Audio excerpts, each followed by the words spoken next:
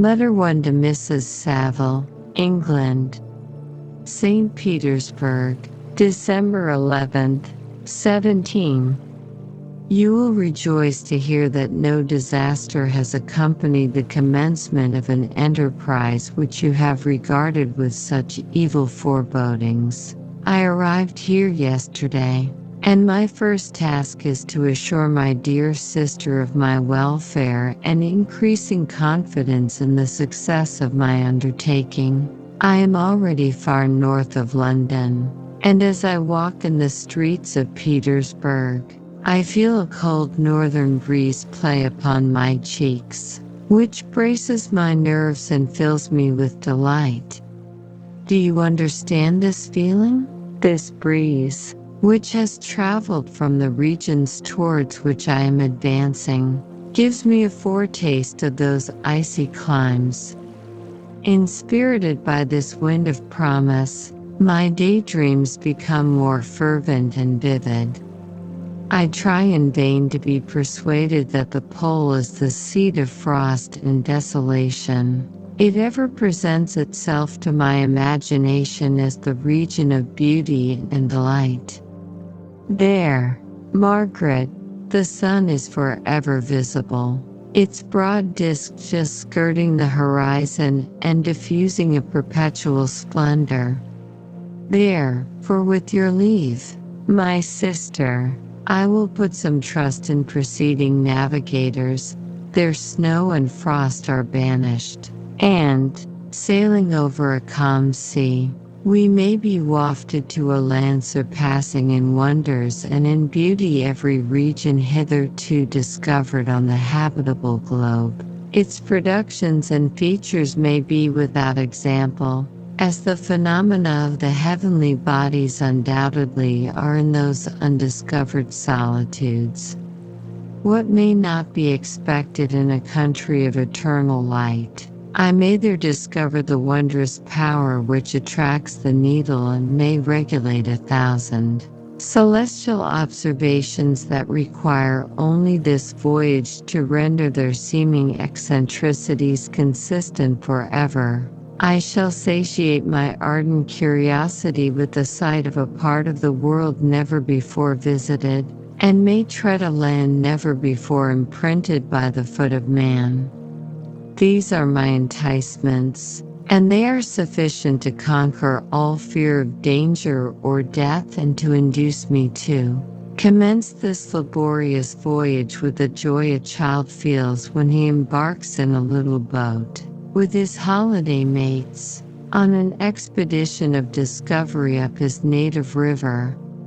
But supposing all these conjectures to be false, you cannot contest the inestimable benefit which I shall confer on all mankind, to the last generation, by discovering a passage near the pole to those countries, to reach which at present so many months are requisite, or by ascertaining the secret of the magnet, which, if at all possible, can only be effected by an undertaking such as mine.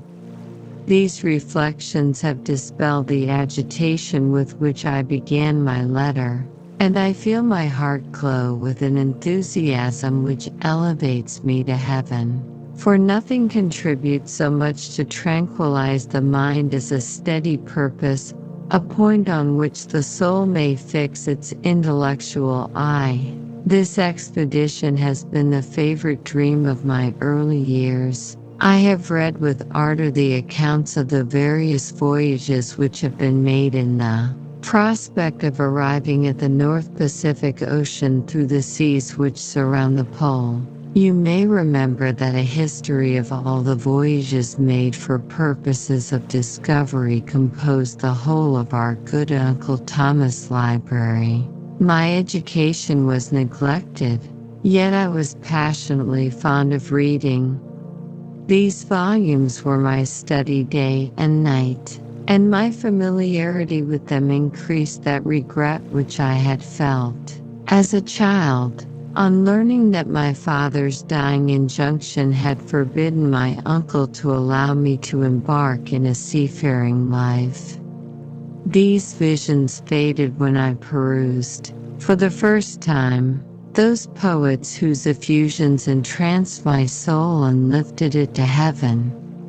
I also became a poet and for 1 year lived in a paradise of my own creation. I imagined that I also might obtain a niche in the temple where the names of Homer and Shakespeare are consecrated.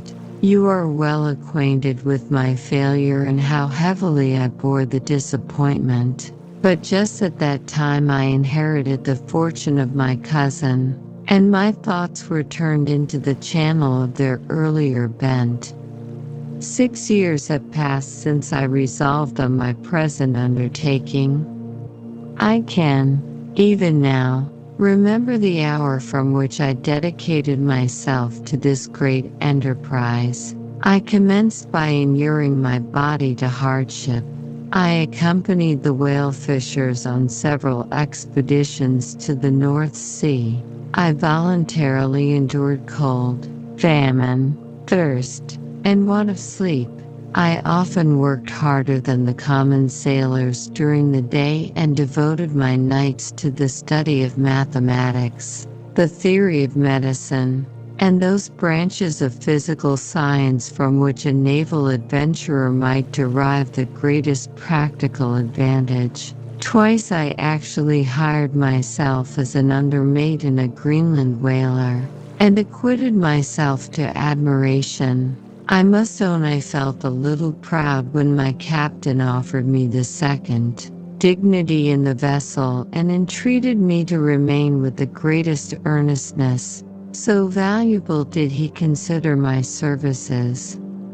And now, dear Margaret, do I not deserve to accomplish some great purpose? My life might have been passed in ease and luxury, but I preferred glory to every enticement that wealth placed in my path. Oh, that some encouraging voice would answer in the affirmative. My courage and my resolution is firm, but my hopes fluctuate, and my spirits are often depressed. I am about to proceed on a long and difficult voyage, the emergencies of which will demand all my fortitude. I am required not only to raise the spirits of others, but sometimes to sustain my own, when theirs are failing. This is the most favorable period for traveling in Russia. They fly quickly over the snow in their sledges. The motion is pleasant, and, in my opinion, far more agreeable than that of an English stagecoach. The cold is not excessive. If you are wrapped in furs, a dress which I have already adopted.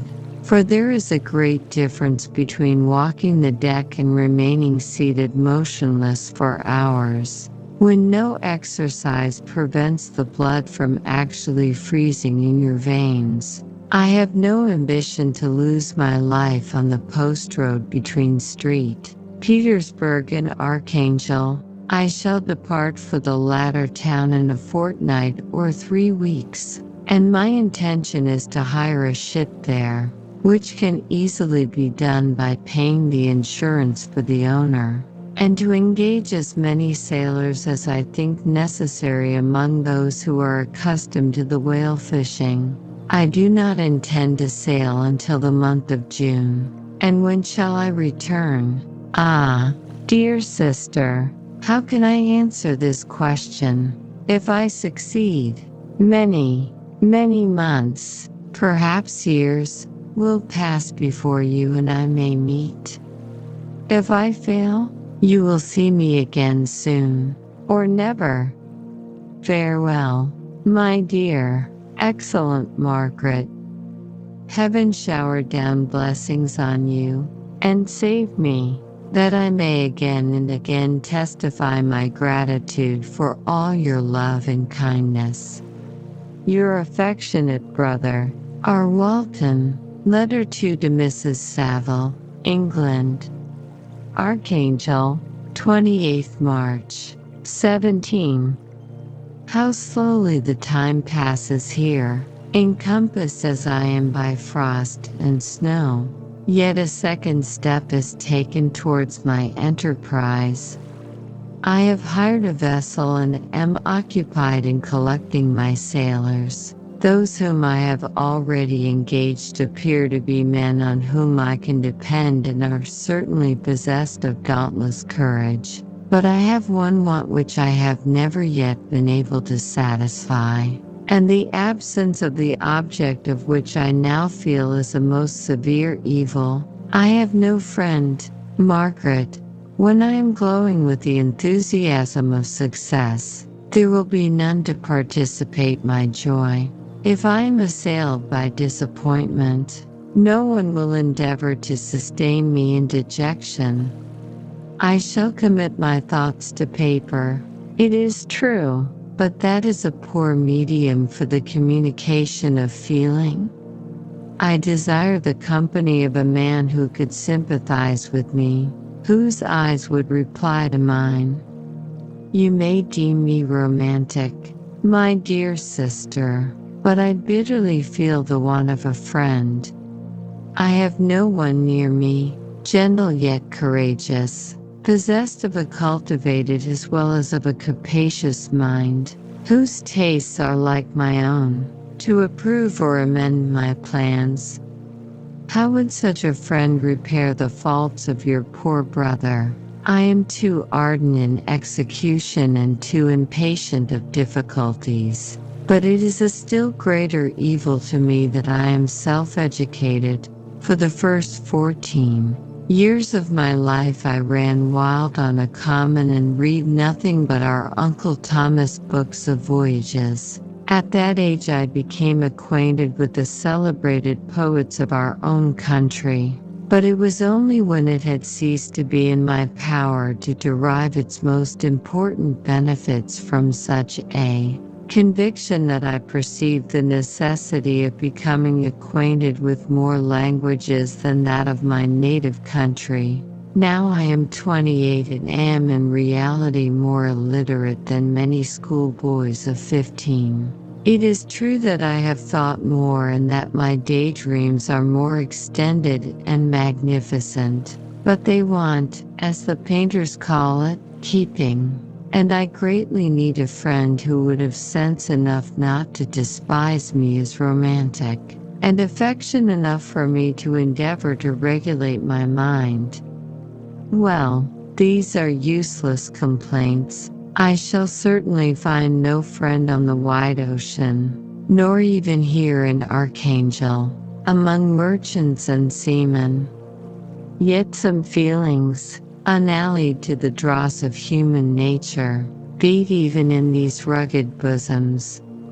My lieutenant, for instance, is a man of wonderful courage and enterprise. He is madly desirous of glory, or rather, to word my phrase more characteristically, of advancement in his profession.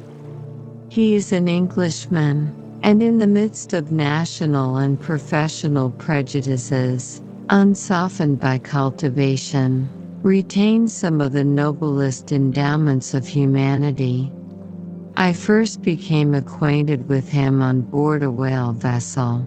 Finding that he was unemployed in this city, I easily engaged him to assist in my enterprise. The master is a person of an excellent disposition and is remarkable in the ship for his gentleness and the mildness of his discipline. This circumstance, added to his well-known integrity and dauntless courage, made me very desirous to engage him. A youth passed in solitude, my best years spent under your gentle and feminine fosterage, has so refined the groundwork of my character that I cannot overcome an intense distaste to the usual brutality exercised on board ship. I have never believed it to be necessary, and when I heard of a mariner equally noted for his kindliness of heart and the respect and obedience paid to him by his crew, I felt myself peculiarly fortunate in being able to secure his services. I heard of him first in rather a romantic manner, from a lady who owes to him the happiness of her life. This, briefly, is his story. Some years ago he loved a young Russian lady of moderate fortune, and having amassed a considerable sum in prize money, the father of the girl consented to the match. He saw his mistress once before the destined ceremony, but she was bathed in tears, and throwing herself at his feet, entreated him to spare her, confessing at the same time that she loved another, but that he was poor, and that her father would never consent to the union. My generous friend reassured the suppliant, and on being informed of the name of her lover, instantly abandoned his pursuit. He had already bought a farm with his money, on which he had designed to pass the remainder of his life, but he bestowed the whole on his rival, together with the remains of his prize money to purchase stock, and then himself solicited the young woman's father to consent to her marriage with her lover. But the old man decidedly refused, thinking himself bound in honor to my friend, who, when he found the father inexorable, quitted his country, nor returned until he heard that his former mistress was married according to her inclinations. What a noble fellow, you will exclaim. He is so, but then he is wholly uneducated. He is as silent as a Turk, and a kind of ignorant carelessness attends him, which, while it renders his conduct the more astonishing, detracts from the interest and sympathy which otherwise he would command. Yet do not suppose, because I complain a little or because I can conceive a consolation for my toils which I may never know, that I am wavering in my resolutions. Those are as fixed as fate, and my voyage is only now delayed until the weather shall permit my embarkation. The winter has been dreadfully severe, but the spring promises well, and it is considered as a remarkably early season, so that perhaps I may sail sooner than I expected. I shall do nothing rashly. You know me sufficiently to confide in my prudence and considerateness whenever the safety of others is committed to my care. I cannot describe to you my sensations on the near prospect of my undertaking. It is impossible to communicate to you a conception of the trembling sensation, half pleasurable and half fearful, with which I am preparing to depart. I am going to unexplored regions, to the land of mist and snow, but I shall kill no albatross. Therefore do not be alarmed for my safety, or if I should come back to you as worn and woeful as the ancient mariner. You will smile at my illusion, but I will disclose a secret. I have often attributed my attachment to, my passionate enthusiasm for, the dangerous mysteries of ocean to that production of the most imaginative of modern poets. There is something at work in my soul which I do not understand. I am practically industrious, painstaking, a workman to execute with perseverance and labor. But besides this there is a love for the marvelous, a belief in the marvelous, intertwined in all my projects, which hurries me out of the common pathways of men, even to the wild sea and unvisited regions I am about to explore. But to return to dearer considerations. Shall I meet you again, after having traversed immense seas, and returned by the most southern cape of Africa or America? I dare not expect such success, yet I cannot bear to look on the reverse of the picture. Continue for the present to write to me by every opportunity. I may. receive your letters on some occasions when I need them most to support my spirits. I love you very tenderly. Remember me with affection, should you never hear from me again. Your affectionate brother, Robert Walton. Letter 3 to Mrs. Saville, England. July 7th, 17. My dear sister, I write a few lines in haste to say that I am safe and well advanced on my voyage. This letter will reach England by a merchantman now on its homeward voyage from Archangel, more fortunate than I, who may not see my native land, perhaps, for many years. I am, however, in good spirits. My men are bold and apparently firm of purpose, nor do the floating sheets of ice that continually pass us, indicating the dangers of the region towards which we are advancing, appear to dismay them. We have already reached a very high latitude, but it is the height of summer, and although not so warm as in England, the southern gales, which blow us speedily towards those shores which I so ardently desire to attain, breathe a degree of renovating warmth which I had not expected.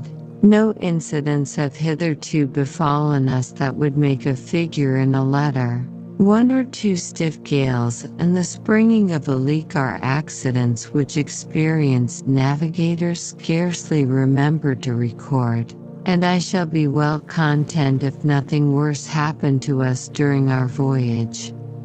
Adieu, my dear Margaret. Be assured that for my own sake, as well as yours, I will not rashly encounter danger. I will be cool, persevering, and prudent, but success shall crown my endeavors. Wherefore not? Thus far I have gone, tracing a secure way over the pathless seas, the very stars themselves being witnesses and testimonies of my triumph. Why not still proceed over the untamed yet obedient element? What can stop the determined heart and resolved will of man? My swelling heart involuntarily pours itself out thus. But I must finish. Heaven bless my beloved sister, R.W. Letter 4 to Mrs. Saville, England. August 5th, 17. So strange an accident has happened to us that I cannot forbear recording it, although it is very probable that you will see me before these papers can come into your possession. Last Monday, July 31st, we were nearly surrounded by ice, which closed in the ship on all sides, scarcely leaving her the sea room in which she floated. Our situation was somewhat dangerous, especially as we were compassed round by a very thick fog. We accordingly lay to, hoping that some change would take place in the atmosphere and weather. About 2 o'clock the mist cleared away, and we beheld, stretched out in every direction, vast and irregular plains of ice, which seemed to have no end. Some of my comrades groaned, and my own mind began to grow watchful with anxious thoughts, when a strange sight suddenly attracted our attention and diverted our solicitude from our own situation. We perceived a low carriage, fixed on a sledge and drawn by dogs, pass on towards the north. At the distance of half a mile, a being which had the shape of a man, but apparently of gigantic stature, sat in the sledge and guided the dogs. We watched the rapid progress of the traveler with our telescopes until he was lost among the distant inequalities of the ice. This appearance excited our unqualified wonder.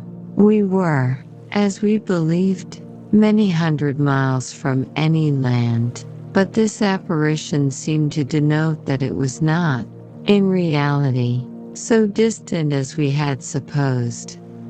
Shut in, however, by ice, it was impossible to follow his track, which we had observed with the greatest attention.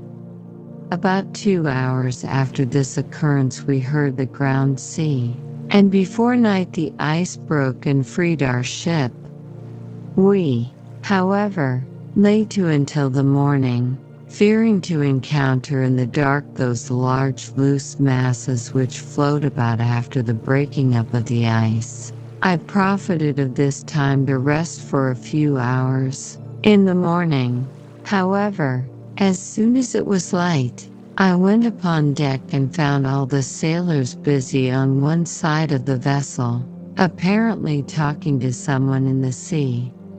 It was, in fact, a sledge, like that we had seen before, which had drifted towards us in the night on a large fragment of ice. Only one dog remained alive, but there was a human being within it whom the sailors were persuading to enter the vessel. He was not, as the other travelers seemed to be, a savage inhabitant of some undiscovered island, but a European. When I appeared on deck, the master said, "Here is our captain, and he will not allow you to perish on the open sea." On perceiving me, the stranger addressed me in English, although with a foreign accent. "Before I come on board your vessel," said he, "will you have the kindness to inform me whither you are bound?" You may conceive my astonishment on hearing such a question addressed to me from a man on the brink of destruction, and to whom I should have supposed that my vessel would have been a resource which he would not have exchanged for the most precious wealth the earth can afford. I replied, however, that we were on a voyage of discovery towards the northern pole. Upon hearing this, he appeared satisfied and consented to come on board. Good God, Margaret, if you had seen the man who thus capitulated for his safety, your surprise would have been boundless. His limbs were nearly frozen, and his body dreadfully emaciated by fatigue and suffering. I never saw a man in so wretched a condition. We attempted to carry him into the cabin, but as soon as he had quitted the fresh air he fainted. We accordingly brought him back to the deck and restored him to animation by rubbing him with brandy and forcing him to swallow a small quantity. As soon as he showed signs of life, we wrapped him up in blankets and placed him near the chimney of the kitchen stove. By slow degrees he recovered and ate a little soup, which restored him wonderfully. 2 days passed in this manner before he was able to speak, and I often feared that his sufferings had deprived him of understanding. When he had in some measure recovered, I removed him to my own cabin and attended on him as much as my duty would permit. I never saw a more interesting creature. His eyes have generally an expression of wildness, and even madness. But there are moments when, if anyone performs an act of kindness towards him or does him any the most trifling service, his whole countenance is lighted up, as it were, with a beam of benevolence and sweetness that I never saw equaled. But he is generally melancholy and despairing, and sometimes he gnashes his teeth, as if impatient of the weight of woes that oppresses him. When my guest was a little recovered, I had great trouble to keep off the men, who wished to ask him 1,000 questions, but I would not allow him to be tormented by their idle curiosity, in a state of body and mind whose restoration evidently depended upon entire repose. Once, however, The lieutenant asked why he had come so far upon the ice in so strange a vehicle. His countenance instantly assumed an aspect of the deepest gloom, and he replied, "To seek one who fled from me." "And did the man whom you pursued travel in the same fashion?" "Yes." "Then I fancy we have seen him. For the day before we picked you up we saw some dogs drawing a sledge, with a man in it, across the ice." This aroused the stranger's attention, and he asked a multitude of questions concerning the route which the demon, as he called him, had pursued. Soon after, when he was alone with me, he said, "I have, doubtless, excited your curiosity, as well as that of these good people, but you are too considerate to make inquiries. Certainly, it would indeed be very impertinent and inhuman in me to trouble you with any inquisitiveness of mine, and yet you rescued me from a strange and perilous situation.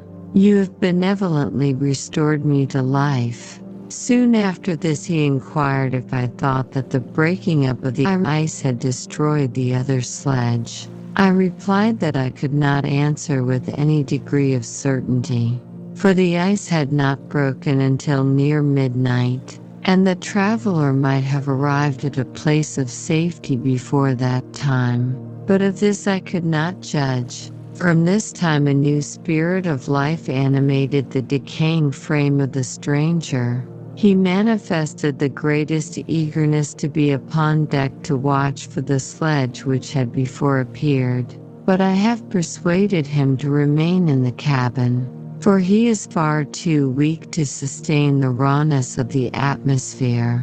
I have promised that someone should watch for him and give him instant notice if any new object should appear in sight. Such is my journal of what relates to this strange occurrence up to the present day. The stranger has gradually improved in health but is very silent and appears uneasy when anyone except myself enters his cabin. Yet his manners are so conciliating and gentle that the sailors are all interested in him, although they have had very little communication with him. For my own part, I begin to love him as a brother, and his constant and deep grief fills me with sympathy and compassion. He must have been a noble creature in his better days, being even now in wreck so attractive and amiable. I said in one of my letters, "My dear Margaret, that I should find no friend on the wide ocean. Yet I have found a man who, before his spirit had been broken by misery, I should have been happy to have possessed as the brother of my heart." I shall continue my journal concerning the stranger at intervals, should I have any fresh incidents to record. August 13th, 17. My affection for my guest increases every day. He excites at once my admiration and my pity to an astonishing degree. How can I see so noble a creature destroyed by misery without feeling the most poignant grief? He is so gentle, yet so wise. His mind is so cultivated, and when he speaks, although his words are called with the choicest art, yet they flow with rapidity and unparalleled eloquence. He is now much recovered from his illness, and is continually on the deck, apparently watching for the sledge that preceded his own. Yet, although unhappy, he is not so utterly occupied by his own misery but that he interests himself deeply in the projects of others. He has frequently conversed with me on mine, which I have communicated to him without disguise. He entered attentively into all my arguments in favor of my eventual success, and into every minute detail of the measures I had taken to secure it. I was easily led by the sympathy which he evinced to use the language of my heart, to give utterance to the burning ardor of my soul and to say, with all the fervor that warmed me, how gladly I would sacrifice my fortune, my existence, my every hope, to the furtherance of my enterprise. One man's life or death were but a small price to pay for the acquirement of the knowledge which I sought, for the dominion I should acquire and transmit over the elemental foes of our race. As I spoke, a dark gloom spread over my listener's countenance. At first I perceived that he tried to suppress his emotion. He placed his hands before his eyes, and my voice quivered and failed me as I beheld tears trickle fast from between his fingers. A groan burst from his heaving breast. I paused. At length he spoke, in broken accents. Unhappy man, do you share my madness? Have you drunk also of the intoxicating draught? Hear me, let me reveal my tale, and you will dash the cup from your lips. Such words, you may imagine, strongly excited my curiosity, but the paroxysm of grief that had seized the stranger overcame his weakened powers, and many hours of repose and tranquil conversation were necessary to restore his composure. Having conquered the violence of his feelings, he appeared to despise himself for being the slave of passion, and quelling the dark tyranny of despair, he led me again to converse concerning myself personally. He asked me the history of my earlier years. The tale was quickly told, but it awakened various trains of reflection.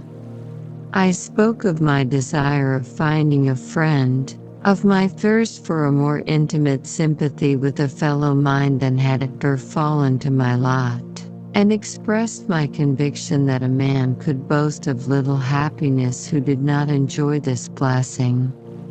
I agree with you, replied the stranger. We are unfashioned creatures, but half made up, if one wiser, better, dearer than ourselves. Such a friend ought to be. Do not lend his aid to perfection at our weak and faulty natures.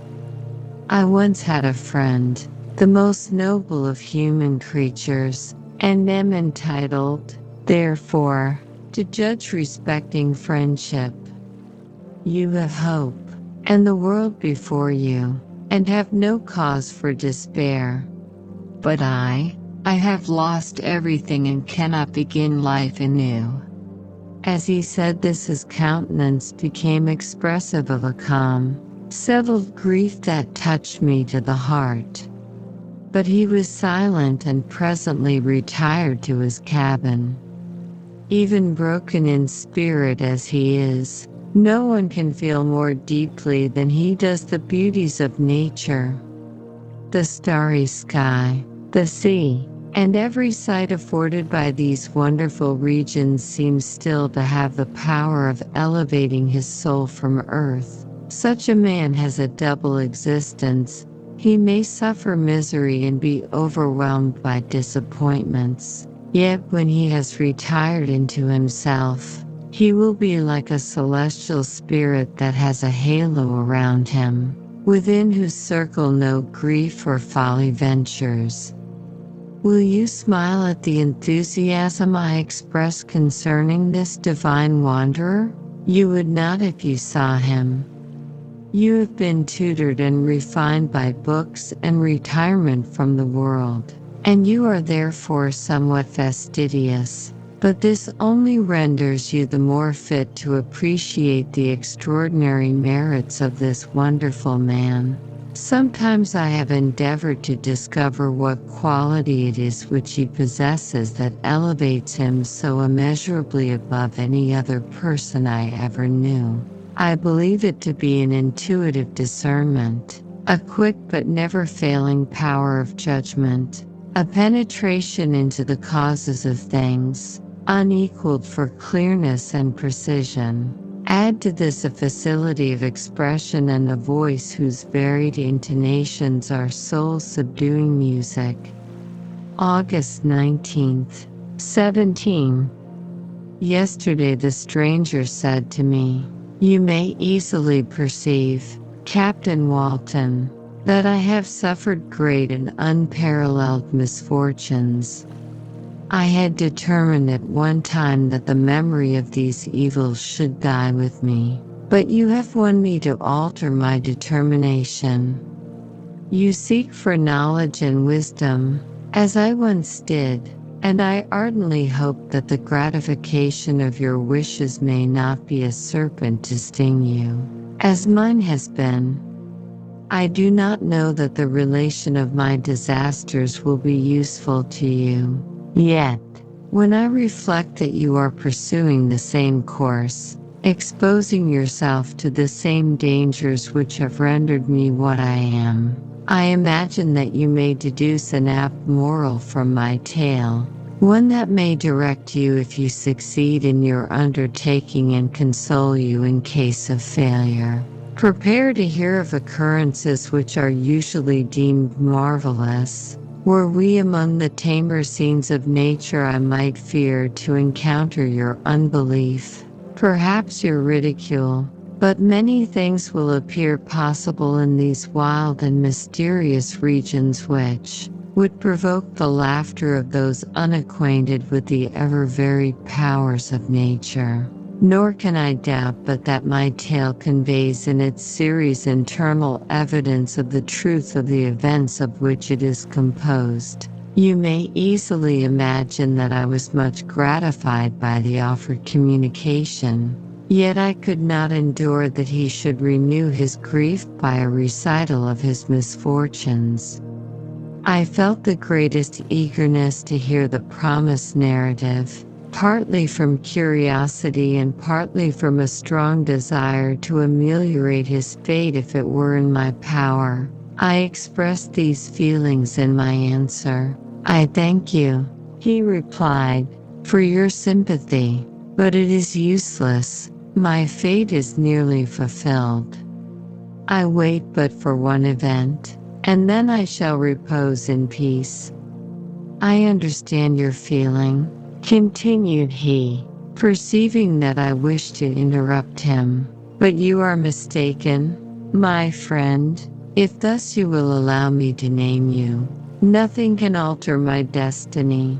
Listen to my history, and you will perceive how irrevocably it is determined." He then told me that he would commence his narrative the next day when I should be at leisure. This promise drew from me the warmest thanks. I have resolved every night, when I am not imperatively occupied by my duties, to record, as nearly as possible in his own words, what he has related during the day. If I should be engaged, I will at least make notes. This manuscript will doubtless afford you the greatest pleasure, but to me, who know him, and you hear it from his own lips, with what interest and sympathy shall I read it in some future day? Even now, as I commence my task, his full-toned voice swells in my ears, his lustrous eyes dwell on me with all their melancholy sweetness. I see his thin hand raised in animation, while the lineaments of his face are irradiated by the soul within. Strange and harrowing must be his story, frightful the storm which embraced the gallant vessel on its course and wrecked it. Thus, Chapter 1. I am by birth a Genovese, and my family is one of the most distinguished of that republic. My ancestors had been for many years counselors and syndics, and my father had filled several public situations with honor and reputation.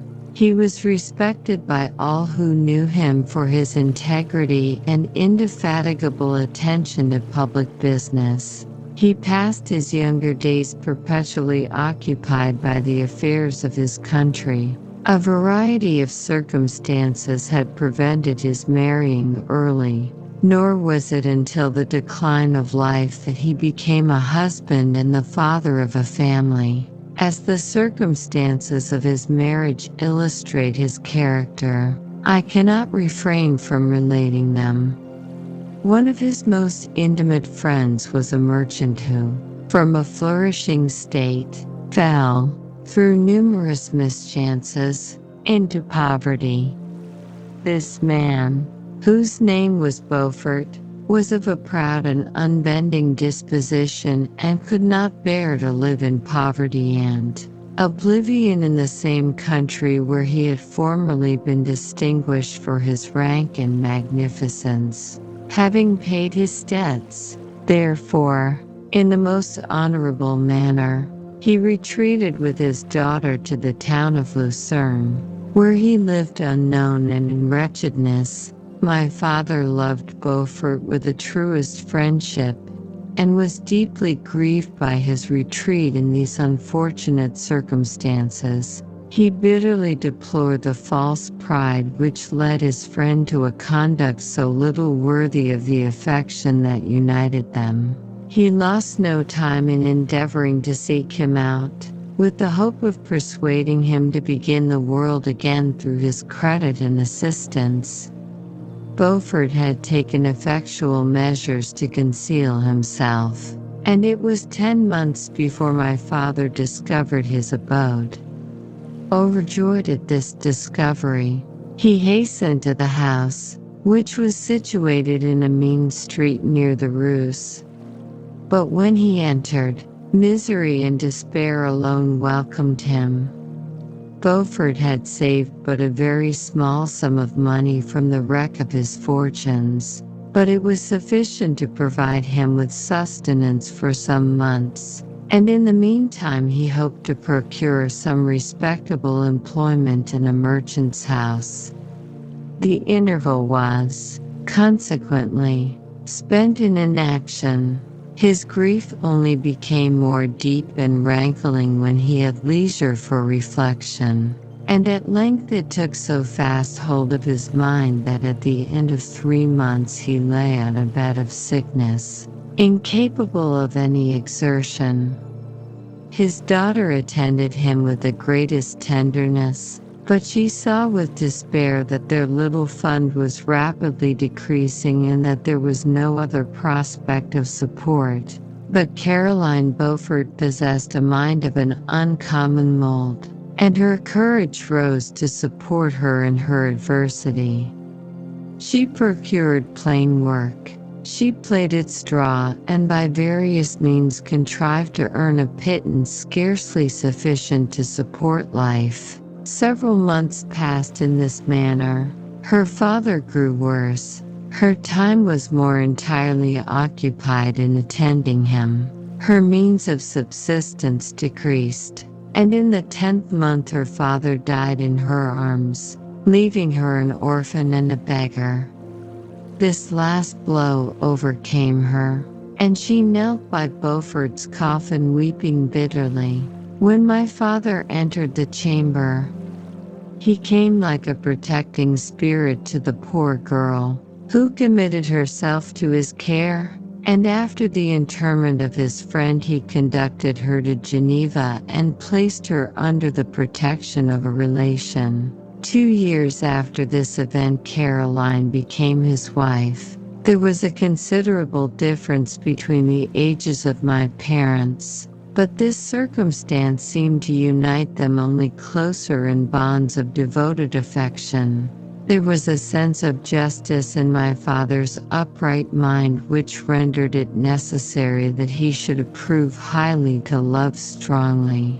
Perhaps during former years he had suffered from the late discovered unworthiness of one beloved and so was disposed to set a greater value on tried worth. There was a show of gratitude and worship in his attachment to my mother, differing wholly from the doting fondness of age. for it was inspired by reverence for her virtues and a desire to be the means of, in some degree, recompensing her for the sorrow she had endured, but which gave inexpressible grace to his behavior to her. Everything was made to yield to her wishes and her convenience. He strove to shelter her, as a fair exotic is sheltered by the gardener, from every rougher wind, and to surround her with all that could tend to excite pleasurable emotion in her soft and benevolent mind. Her health, and even the tranquility of her hitherto constant spirit, had been shaken by what she had gone through. During the 2 years that had elapsed previous to their marriage, my father had gradually relinquished all his public functions, and immediately after their union they sought the pleasant climate of Italy, and the change of scene and interest attendant on a tour through that land of wonders, as a restorative for her weakened frame. From Italy they visited Germany and France. I, their eldest child, was born at Naples, and as an infant accompanied them in their rambles. I remained for several years their only child. Much as they were attached to each other, they seemed to draw inexhaustible stores of affection from a very mine of love to bestow them upon me. My mother's tender caresses and my father's smile of benevolent pleasure while regarding me are my first recollections. I was their plaything and their idol, and something better, their child, the innocent and helpless creature bestowed on them by heaven, whom to bring up to good, and whose future lot it was in their hands to direct to happiness or misery, according as they fulfilled their duties towards me. With this deep consciousness of what they owed towards the being to which they had given life, added to the active spirit of tenderness that animated both, it may be imagined that while during every hour of my infant life I received a lesson of patience, of charity, and of self-control, I was so guided by a silken cord that all seemed but one train of enjoyment to me. For a long time I was their only care. My mother had much desired to have a daughter, but I continued their single offspring. When I was about 5 years old, while making an excursion beyond the frontiers of Italy, they passed a week on the shores of the Lake of Como. Their benevolent disposition often made them enter the cottages of the poor. This, to my mother, was more than a duty, it was a necessity, a passion, remembering what she had suffered, and how she had been relieved, for her to act in her turn the guardian angel to the afflicted. During one of their walks a poor cot in the foldings of a veil attracted their notice as being singularly disconsolate, while the number of half-clothed children gathered about it spoke of penury in its worst shape. One day, when my father had gone by himself to Milan, my mother, accompanied by me, visited this abode. She found a peasant and his wife, hard-working, bent down by care and labor, distributing a scanty meal to 5 hungry babes. Among these there was one which attracted my mother far above all the rest. She appeared of a different stock. The 4 others were dark-eyed, hardy little vagrants. This child was thin and very fair. Her hair was the brightest living gold, and despite the poverty of her clothing, her head seemed to set a crown of distinction on her head. Her brow was clear and ample, her blue eyes cloudless, and her lips and the molding of her face so expressive of sensibility and sweetness that none could behold her without looking on her as of a distinct species, a being heaven-sent. and bearing a celestial stamp in all her features. The peasant woman, perceiving that my mother fixed eyes of wonder and admiration on this lovely girl, eagerly communicated her history. She was not her child, but the daughter of a Milanese nobleman. Her mother was a German and had died on giving her birth. The infant had been placed with these good people to nurse. They were better off then. They had not been long married, and their eldest child was but just born.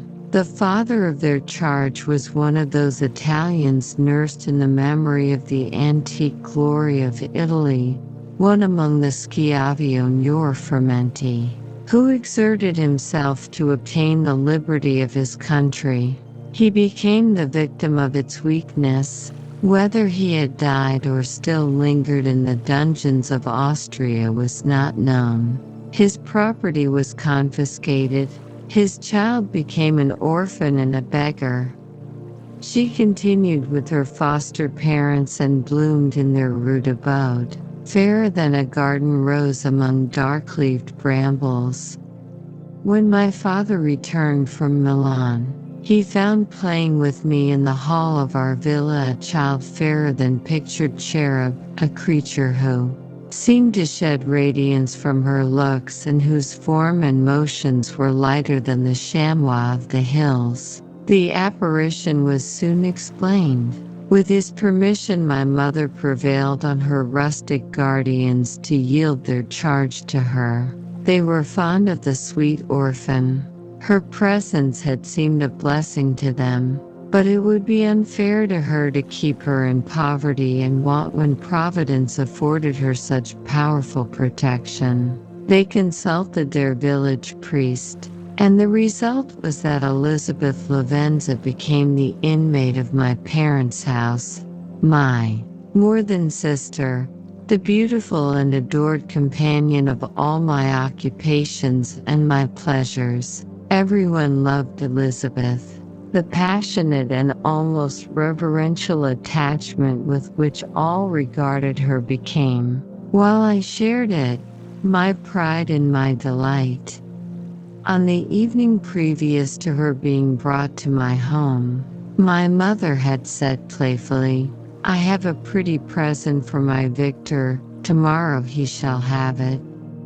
And when, on the morrow, she presented Elizabeth to me as her promised gift, I, with childish seriousness, interpreted her words literally and looked upon Elizabeth as mine to protect, love, and cherish. All praises bestowed on her I received as made to a possession of my own. We called each other familiarly by the name of cousin. No word, no expression could body forth the kind of relation in which she stood to me, my more than sister, since till death she was to be mine only. Chapter 2. We were brought up together. There was not quite a year difference in our ages. I need not say that we were strangers to any species of disunion or dispute. Harmony was the soul of our companionship, and the diversity and contrast that subsisted in our characters drew us nearer together.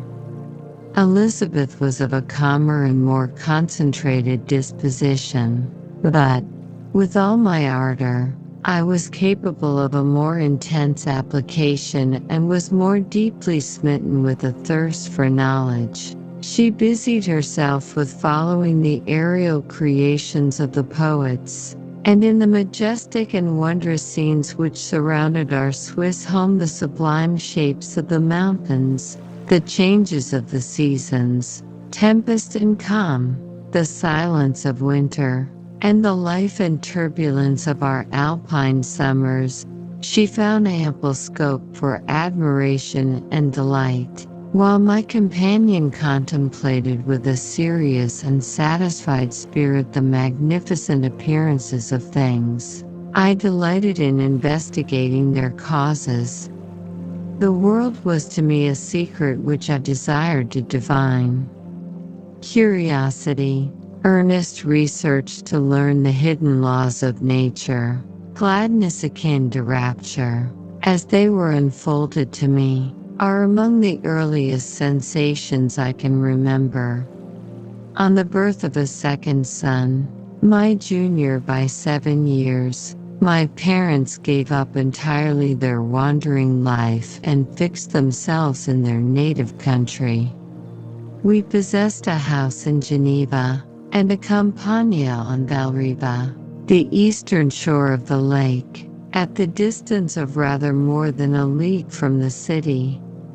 We resided principally in the latter, and the lives of my parents were passed in considerable seclusion. It was my temper to avoid a crowd and to attach myself fervently to a few. I was indifferent, therefore, to my schoolfellows in general, but I united myself in the bonds of the closest friendship to one among them. Henry Clerval was the son of a merchant of Geneva. He was a boy of singular talent and fancy. He loved enterprise, hardship, and even danger for its own sake. He was deeply read in books of chivalry and romance. He composed heroic songs and began to write many a tale of enchantment and knightly adventure.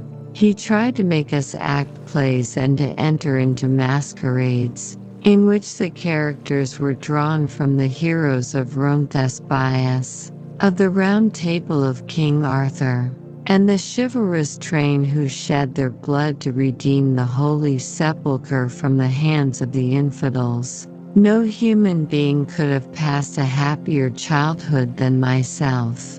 My parents were possessed by the very spirit of kindness and indulgence. We felt that they were not the tyrants to rule our lot according to their caprice, but the agents and creators of all the many delights which we enjoyed.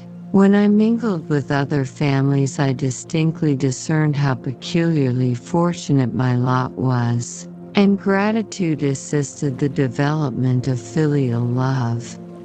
My temper was sometimes violent, and my passions vehement, but by some law in my temperature they were turned not towards childish pursuits but to an eager desire to learn, and not to learn all things indiscriminately.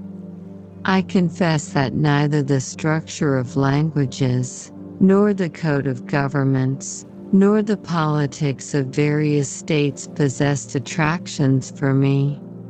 It was the secrets of heaven and earth that I desired to learn, and whether it was the outward substance of things or the inner spirit of nature and the mysterious soul of man that occupied me, still my inquiries were directed to the metaphysical, or in its highest sense, the physical secrets of the world. Meanwhile Clerval occupied himself, so to speak, with the moral relations of things, the busy stage of life, the virtues of heroes, and the actions of men were his theme, and his hope and his dream was to become one among those whose names are recorded in story as the gallant and adventurous benefactors of our species. The saintly soul of Elizabeth shone like a shrine-dedicated lamp in our peaceful home. Her sympathy was ours. Her smile, her soft voice, the sweet glance of her celestial eyes, were ever there to bless and animate us. She was the living spirit of love to soften and attract. I might have become sullen in my study, rough through the ardor of my nature, but that she was there to subdue me to a semblance of her own gentleness.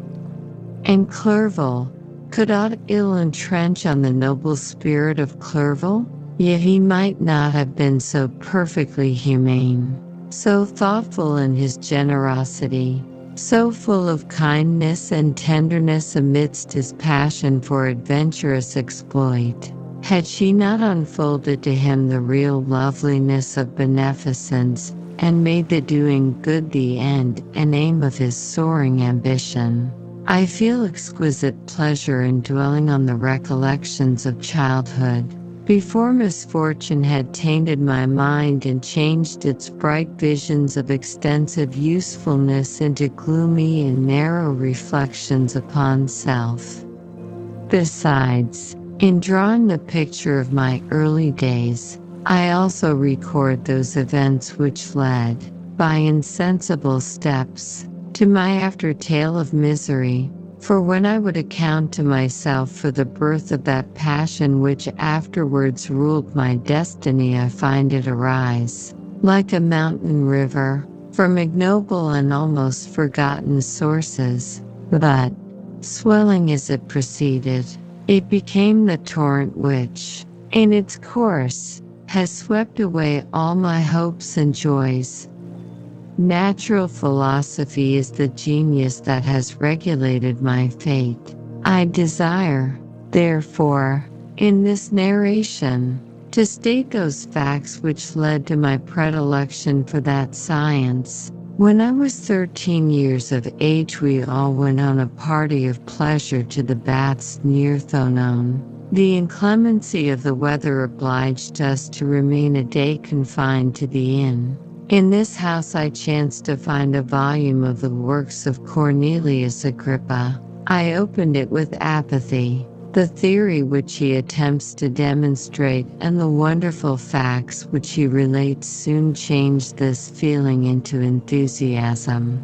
A new light seemed to dawn upon my mind, and bounding with joy, I communicated my discovery to my father.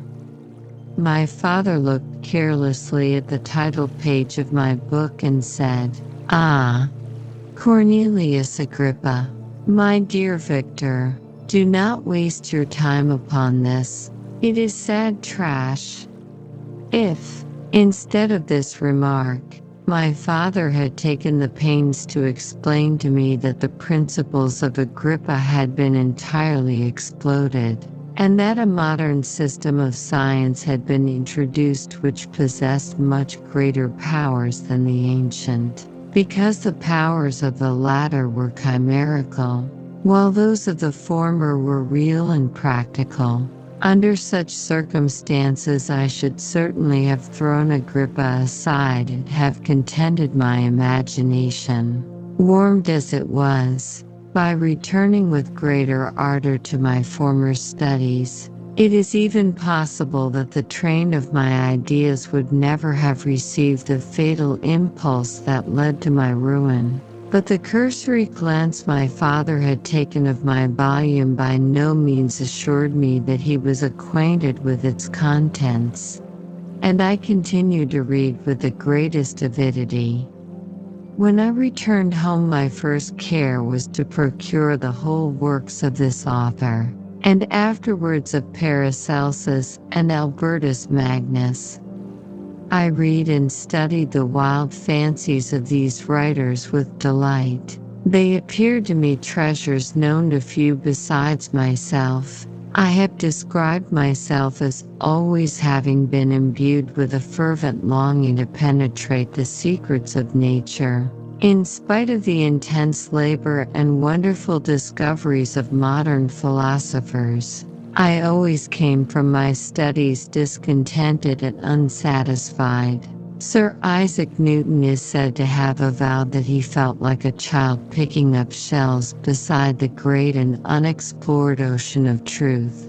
Those of his successors in each branch of natural philosophy with whom I was acquainted appeared even to my boy's apprehensions as Turros engaged in the same pursuit. The untaught peasant beheld the elements around him and was acquainted with their practical uses. The most learned philosopher knew little more. He had partially unveiled the face of nature, but her immortal lineaments were still a wonder and a mystery.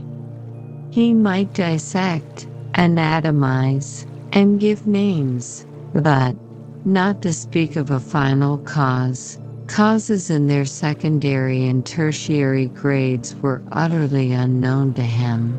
I had gazed upon the fortifications and impediments that seemed to keep human beings from entering the citadel of nature, and rashly and ignorantly I had repined.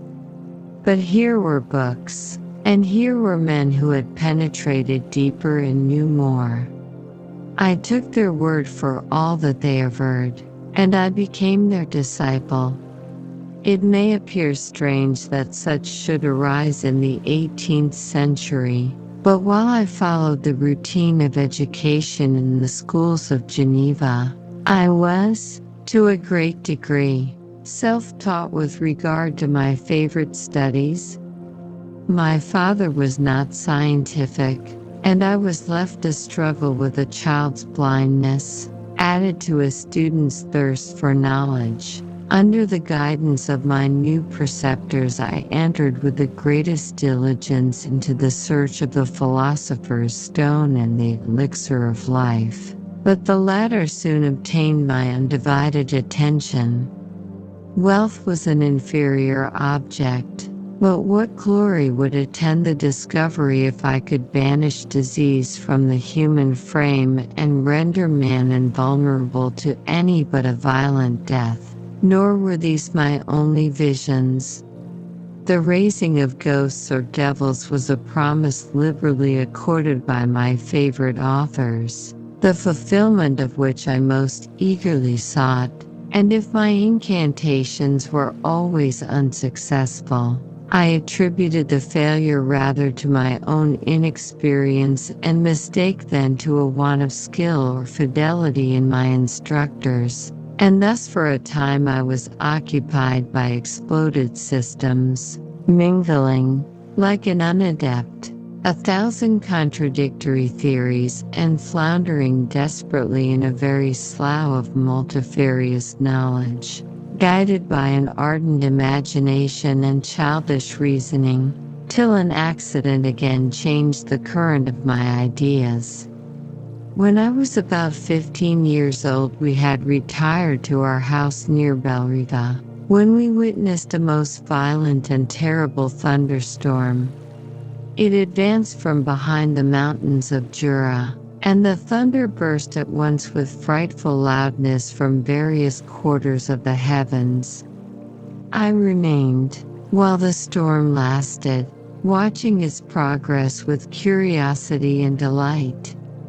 As I stood at the door, on a sudden I beheld a stream of fire issue from an old and beautiful oak which stood about 20 yards from our house, and so soon as the dazzling light vanished, the oak had disappeared, and nothing remained but a blasted stump.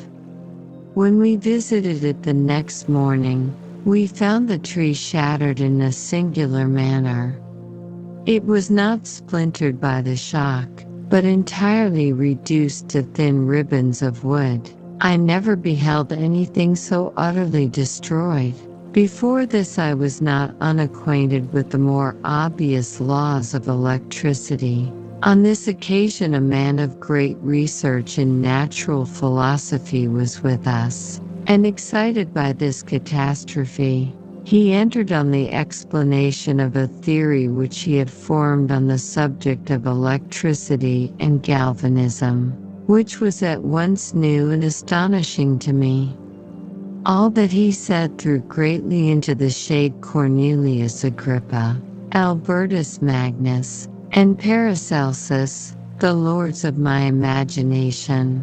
But by some fatality the overthrow of these men disinclined me to pursue my accustomed studies.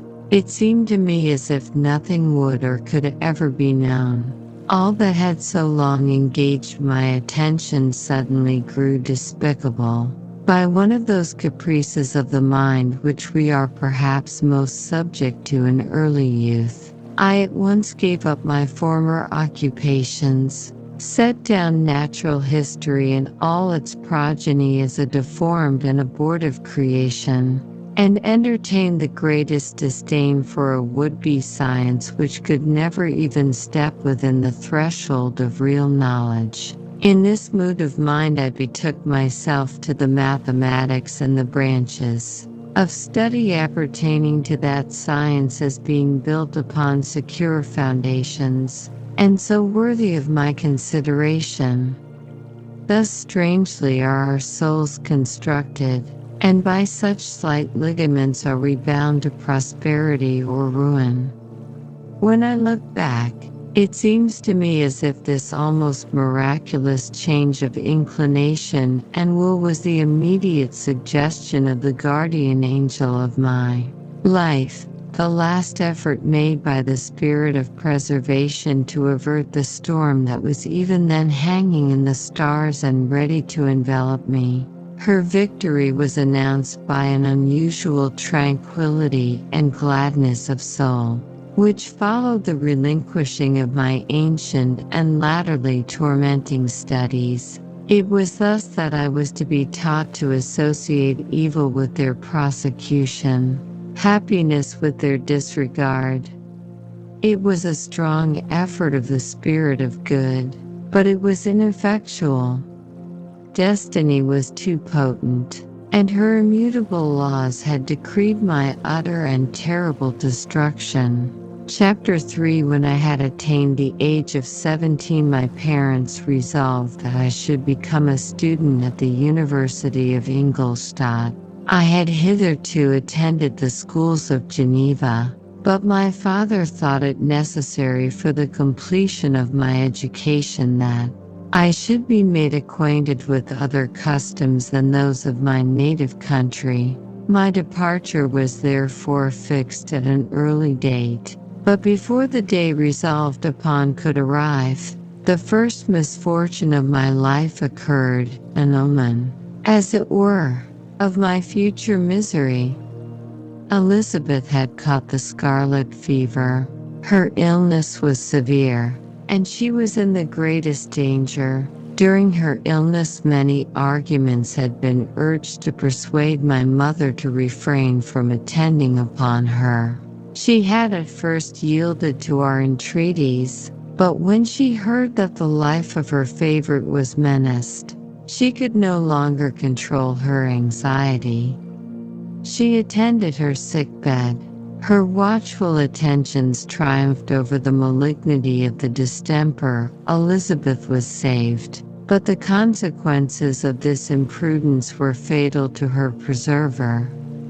On the third day my mother sickened. Her fever was accompanied by the most alarming symptoms, and the looks of her medical attendants prognosticated the worst event. On her deathbed, the fortitude and benignity of this best of women did not desert her.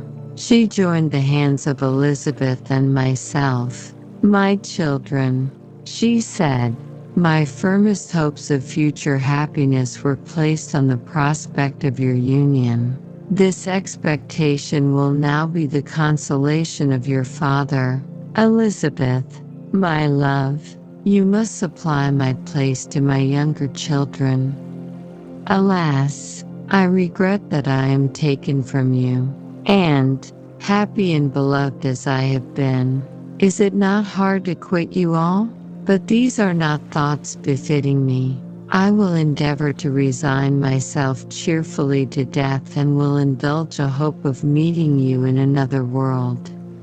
She died calmly, and her countenance expressed affection even in death.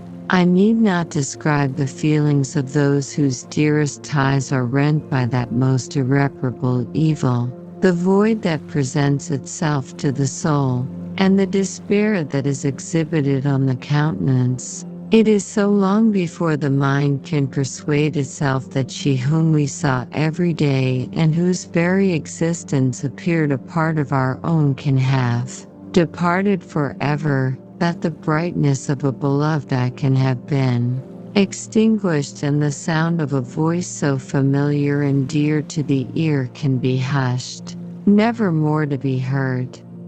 These are the reflections of the first days. But when the lapse of time proves the reality of the evil, then the actual bitterness of grief commences.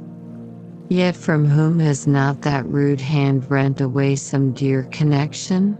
And why should I describe a sorrow which all have felt, and must feel? The time at length arrives when grief is rather an indulgence than a necessity, and the smile that plays upon the lips, although it may be deemed a sacrilege, is not vanished. My mother was dead, but we had still duties which we ought to perform. We must continue our course with the rest and learn to think ourselves fortunate whilst one remains whom the spoiler has not seized. My departure for Ingolstadt, which had been deferred by these events, was now again determined upon. I obtained from my father a respite of some weeks. It appeared to me sacrilege so soon to leave the repose, akin to death, of the house of mourning and to rush into the thick of life. I was new to sorrow, but it did not the less alarm me. I was unwilling to quit the sight of those that remained to me, and above all, I desired to see my sweet Elizabeth in some degree consoled. She indeed veiled her grief and strove to act the comforter to us all. She looked steadily on life and assumed its duties with courage and zeal. She devoted herself to those whom she had been taught to call her uncle and cousins. Never was she so enchanting as at this time, when she recalled the sunshine of her smiles and spent them upon us. She forgot even her own regret in her endeavors to make us forget. The day of my departure at length arrived. Clerval spent the last evening with us. He had endeavored to persuade his father to permit him to accompany me and to become my fellow student, but in vain. His father was a narrow-minded trader and saw idleness and ruin in the aspirations and ambition of his son. Henry deeply felt the misfortune of being debarred from a liberal education. He said little, but when he spoke I read in his kindling eye and in his animated glance a restrained but firm resolve not to be chained to the miserable details of commerce. We sat late. We could not tear ourselves away from each other nor persuade ourselves to say the word farewell. It was said, and we retired under the pretense of seeking repose, each fancying that the other was deceived. But when at morning's dawn I descended to the carriage which was to convey me away, they were all there. My father again to bless me, Clerval to press my hand once more, my Elizabeth to renew her entreaties that I would write often and to bestow the last feminine attentions on her playmate and friend. I threw myself into the chaise that was to convey me away and indulged in the most melancholy reflections. I, who had ever been surrounded by amiable companions, continually engaged in endeavoring to bestow mutual pleasure, I was now alone. In the university whither I was going I must form my own friends and be my own protector. My life had hitherto been remarkably secluded and domestic, and this had given me invincible repugnance to new countenances. I loved my brothers, Elizabeth, and Clerval. These were old familiar faces, but I believed myself totally unfitted for the company of strangers.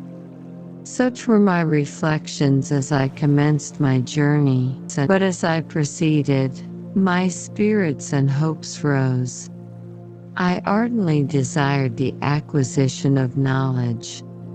I had often, when at home, thought it hard to remain during my youth cooped up in one place and had longed to enter the world and take my station among other human beings. Now my desires were complied with, and it would, indeed, have been folly to repent. I had sufficient leisure for these and many other reflections during my journey to Ingolstadt, which was long and fatiguing. At length the high white steeple of the town met my eyes. I alighted and was conducted to my solitary apartment to spend the evening as I pleased. The next morning I delivered my letters of introduction and paid a visit to some of the principal professors. Chance, or rather the evil influence, the angel of destruction, which asserted omnipotent sway over me from the moment I turned my reluctant steps from my father's door, led me first to M. Kremp, professor of natural philosophy. He was an uncouth man, but deeply imbued in the secrets of his science. He asked me several questions concerning my progress in the different branches of science appertaining to natural philosophy. I replied carelessly, and partly in contempt, mentioned the names of my alchemists as the principal authors I had studied. The professor stared. "Have you," he said, "really spent your time in studying such nonsense?" I replied in the affirmative.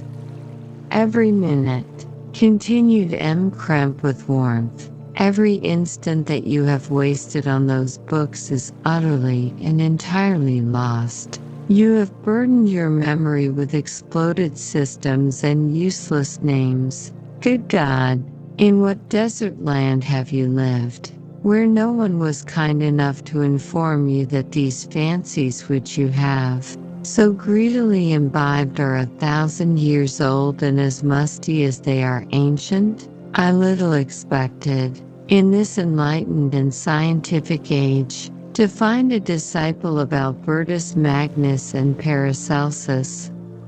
My dear sir, you must begin your studies entirely anew."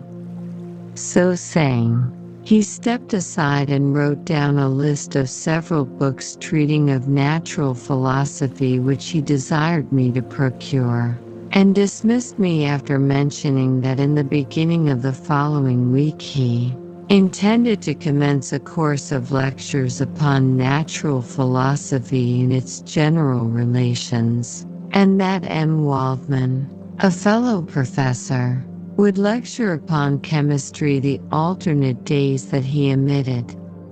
I returned home not disappointed, for I have said that I had long considered those authors useless whom the professor reprobated, but I returned none at all the more inclined to recur to these studies in any shape. M. Kremp was a little squat man with a gruff voice and a repulsive countenance. The teacher, therefore, did not prepossess me in favor of his pursuits.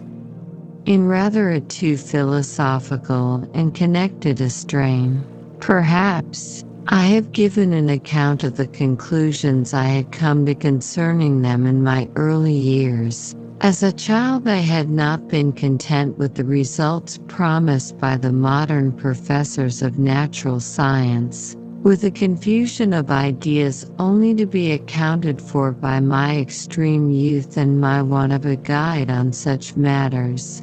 I had retrod the steps of knowledge along the paths of time and exchanged the discoveries of recent inquirers for the dreams of forgotten alchemists. Besides, I had a contempt for the uses of modern natural philosophy.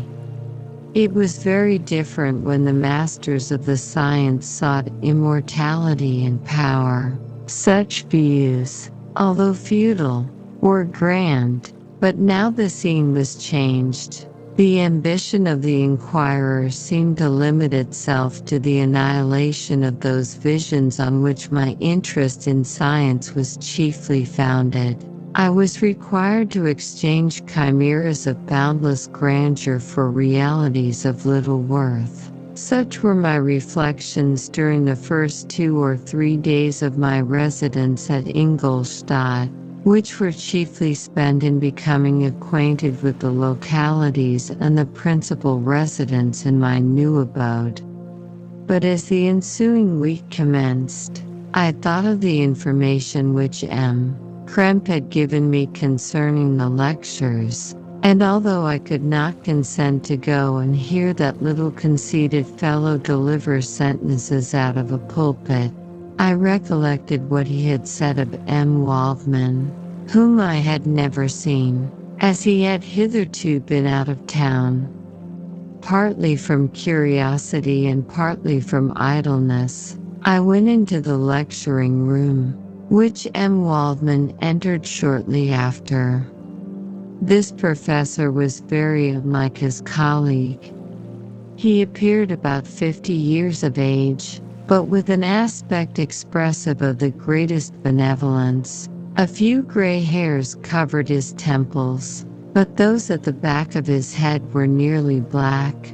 His person was short but remarkably erect, and his voice the sweetest I had ever heard. He began his lecture by a recapitulation of the history of chemistry and the various improvements made by different men of learning, pronouncing with fervor the names of the most distinguished discoverers. He then took a cursory view of the present state of the science and explained many of its elementary terms. After having made a few preparatory experiments, he concluded with a panegyric upon modern chemistry, the terms of which I shall never forget. The ancient teachers of this science, said he, promised impossibilities and performed nothing. The modern masters promise very little.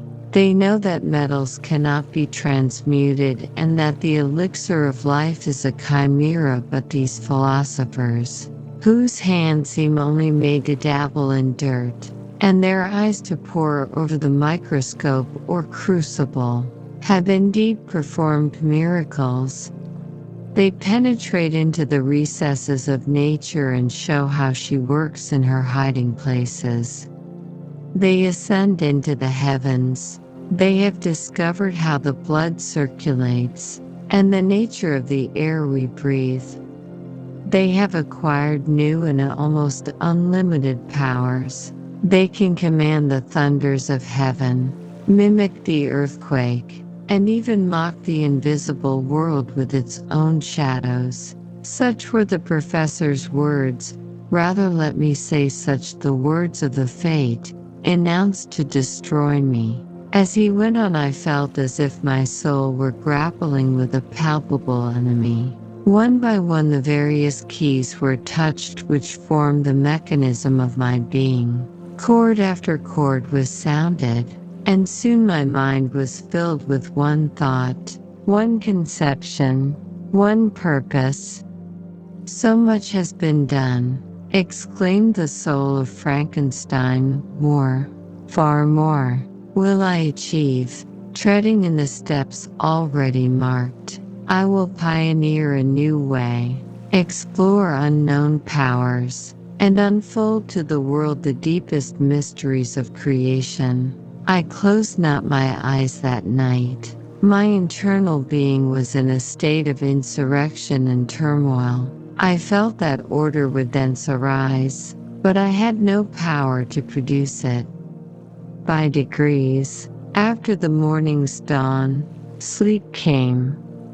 I awoke, and my yesternight's thoughts were as a dream. There only remained a resolution to return to my ancient studies and to devote myself to a science for which I believed myself to possess a natural talent. On the same day I paid M. Waldman a visit. His manners in private were even more mild and attractive than in public, for there was a certain dignity in his mien during his lecture which in his own house was replaced by the greatest affability and kindness. I gave him pretty nearly the same account of my former pursuits as I had given to his fellow professor. He heard with attention the little narration concerning my studies and smiled at the names of Cornelius Agrippa and Paracelsus, but without the contempt that M. Krempe had exhibited. He said that these were men to whose indefatigable zeal modern philosophers were indebted for most of the foundations of their knowledge. They had left to us, as an easier task, to give new names and arrange in connected classifications the facts which they in a great degree had been the instruments of bringing to light. The labors of men of genius, however erroneously directed, scarcely ever fail in ultimately turning to the solid advantage of mankind.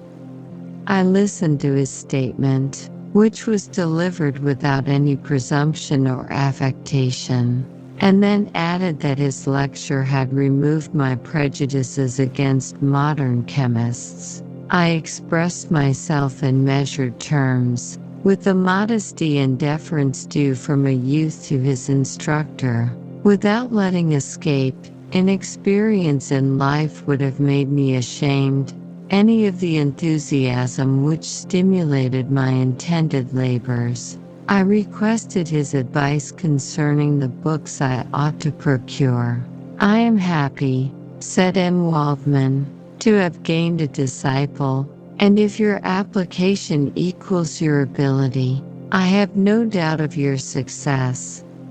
Chemistry is that branch of natural philosophy in which the greatest improvements have been and may be made.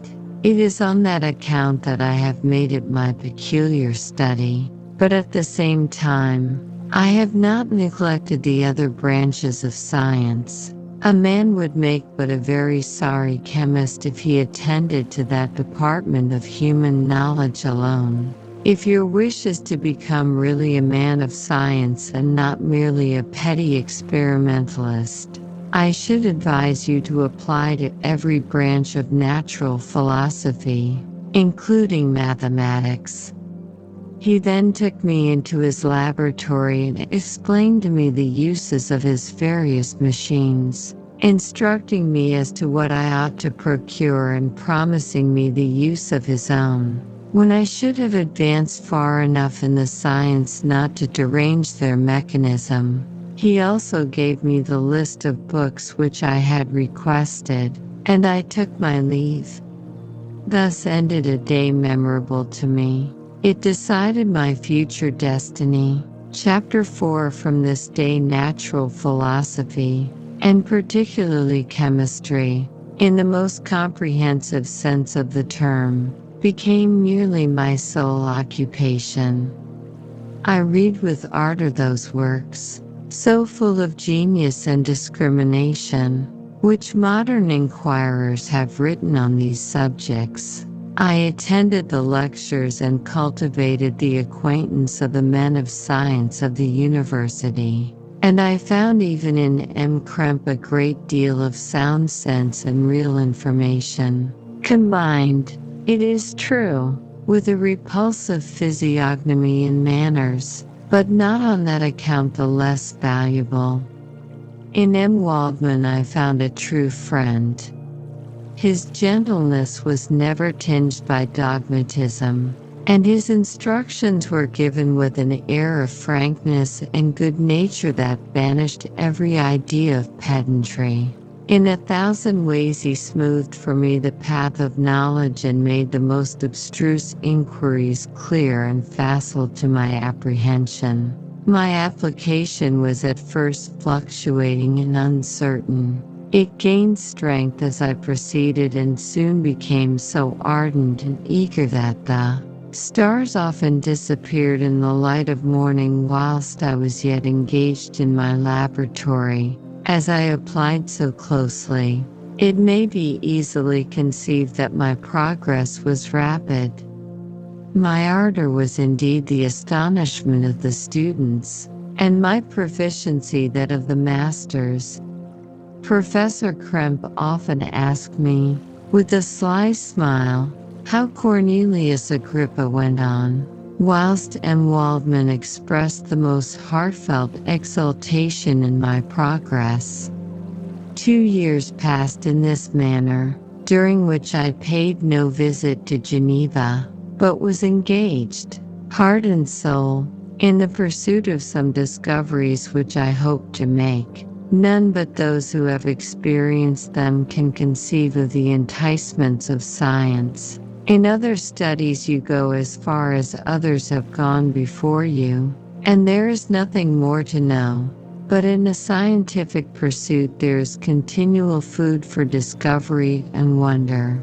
A mind of moderate capacity which closely pursues one study must infallibly arrive at great proficiency in that study. And I, who continually sought the attainment of one object of pursuit and was solely wrapped up in this, improved so rapidly that at the end of 2 years I made some discoveries in the improvement of some chemical instruments, which procured me great esteem and admiration at the university. When I had arrived at this point and had become as well acquainted with the theory and practice of natural philosophy as depended on the lessons of any of the professors at Ingolstadt, my residence there being no longer conducive to my improvements, I thought of returning to my friends and my native town, when an incident happened that protracted my stay. One of the phenomena which had peculiarly attracted my attention was the structure of the human frame, and, indeed, any animal endued with life. Whence, I often ask myself, did the principle of life proceed? It was a bold question, and one which has ever been considered as a mystery. Yet with how many things are we upon the brink of becoming acquainted? If cowardice or carelessness did not restrain our inquiries, I revolved these circumstances in my mind and determined thenceforth to apply myself more particularly to those branches of natural philosophy which relate to physiology. Unless I had been animated by an almost supernatural enthusiasm, my application to this study would have been irksome and almost intolerable. To examine the causes of life, we must first have recourse to death.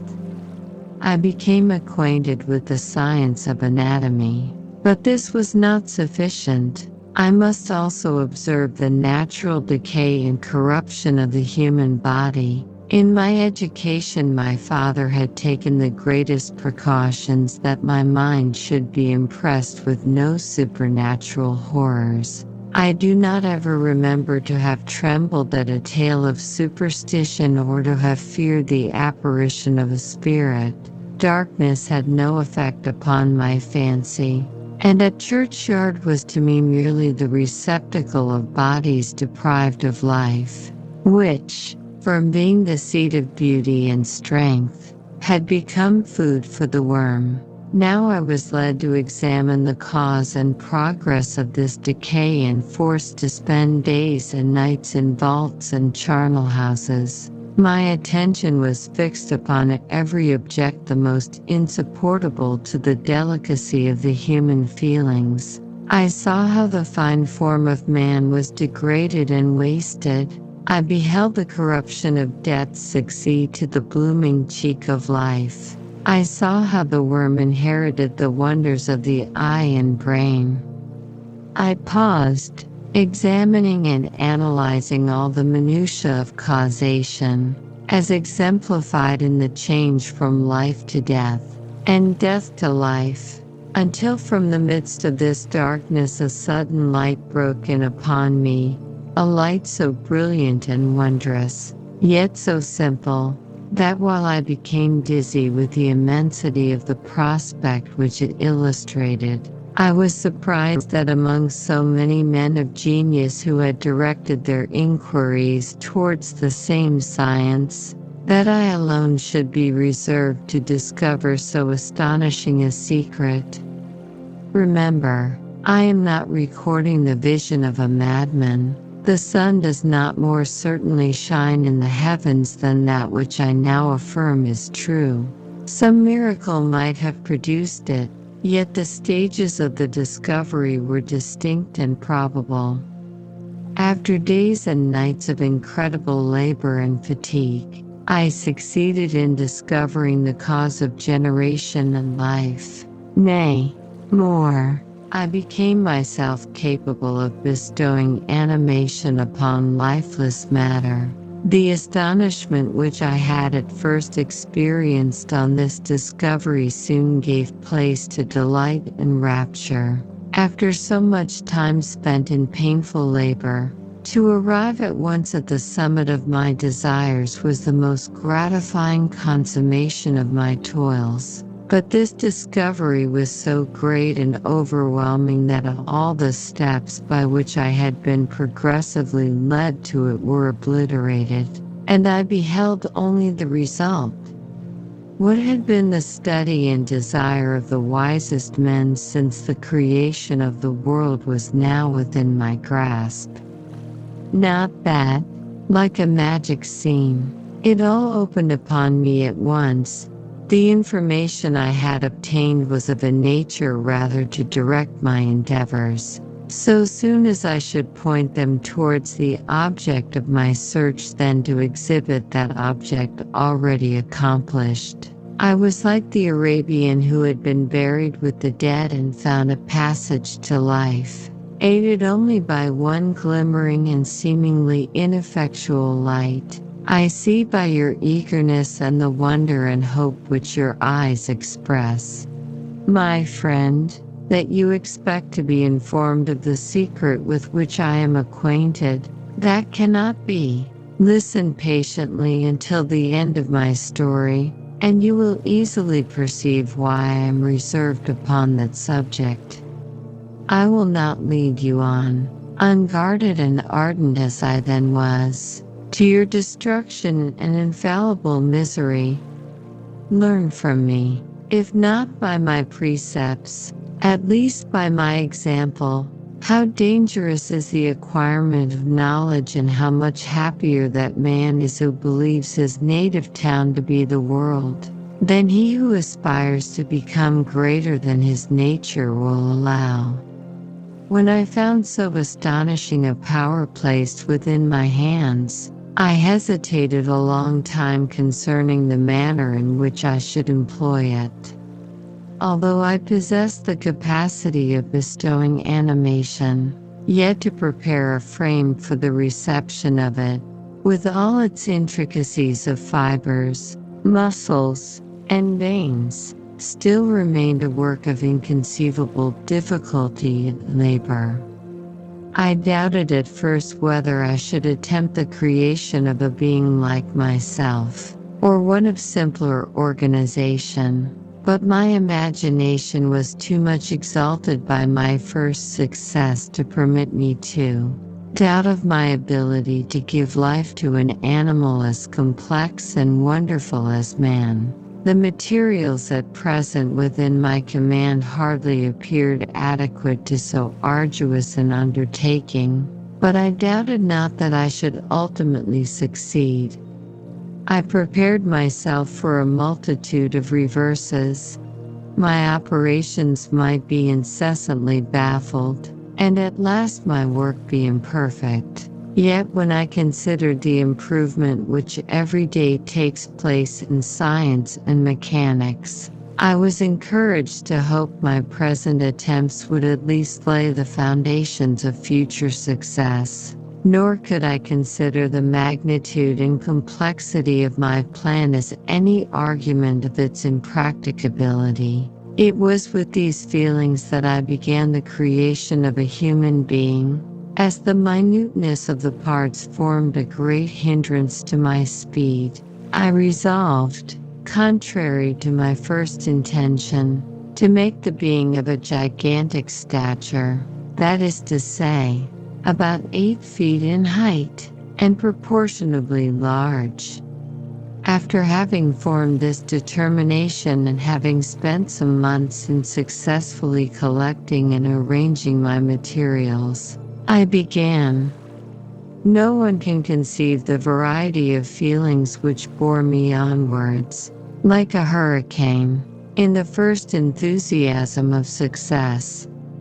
Life and death appeared to me ideal bounds, which I should first break through, and pour a torrent of light into our dark world.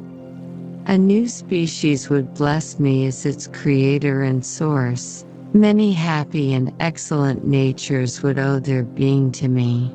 No father could claim the gratitude of his child so completely as I should deserve theirs. Pursuing these reflections, I thought that if I could bestow animation upon lifeless matter, I might in process of time, although I now found it impossible, renew life where death had apparently devoted the body to corruption.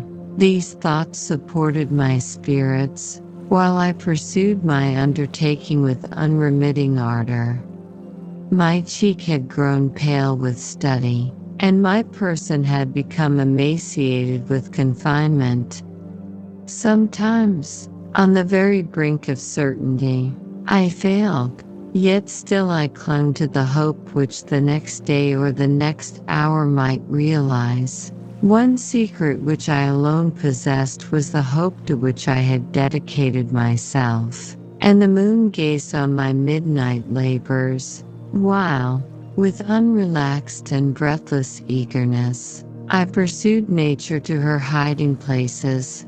Who shall conceive the horrors of my secret toil as I dabbled among the unhallowed damps of the grave or tortured the living animal to animate the lifeless clay? My limbs now tremble, and my eyes swim with the remembrance. But then a resistless and almost frantic impulse urged me forward. I seemed to have lost all soul or sensation but for this one pursuit. It was indeed but a passing trance, that only made me feel with renewed acuteness so soon as, the unnatural stimulus ceasing to operate, I had returned to my old habits.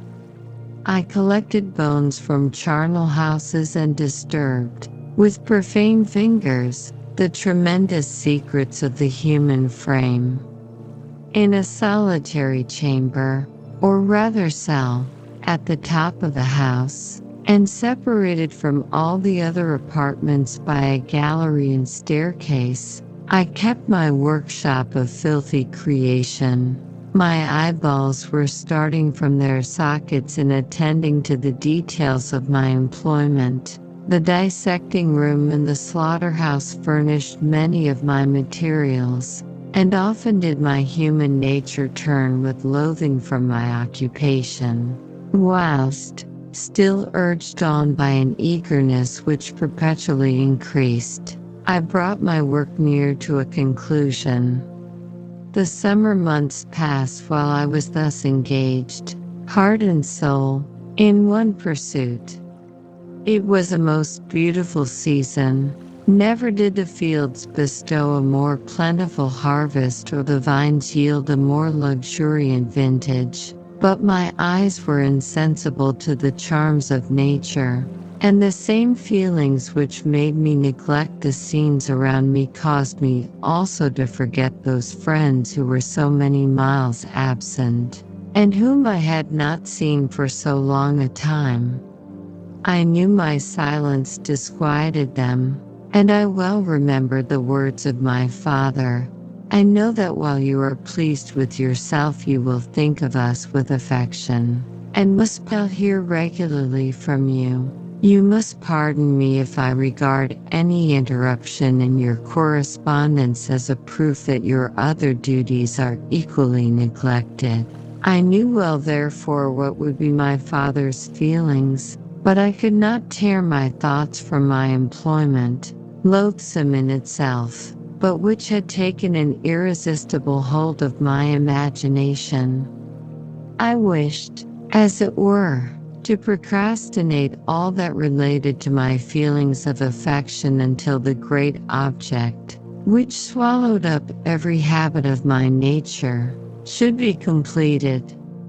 I then thought that my father would be unjust if he ascribed my neglect to vice or faultiness on my part. But I am now convinced that he was justified in conceiving that I should not be altogether free from blame. A human being in perfection ought always to preserve a calm and peaceful, mind and never to allow passion or a transitory desire to disturb his tranquility. I do not think that the pursuit of knowledge is an exception to this rule.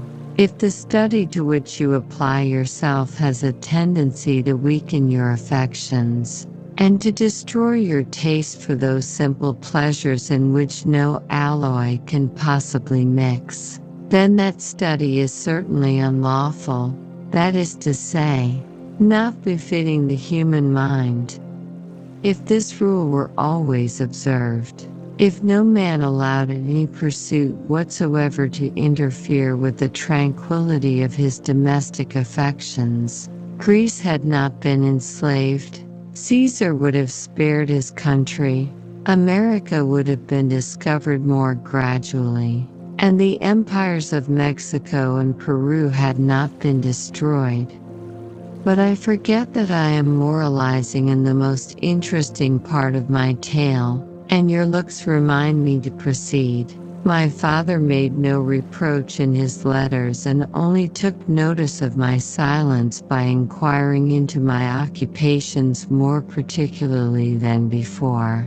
Winter, spring, and summer passed away during my labors, but I did not watch the blossom or the expanding leaves, sights which before always yielded me supreme delight. So deeply was I engrossed in my occupation. The leaves of that year had withered before my work drew near to a close, and now every day showed me more plainly how well I had succeeded.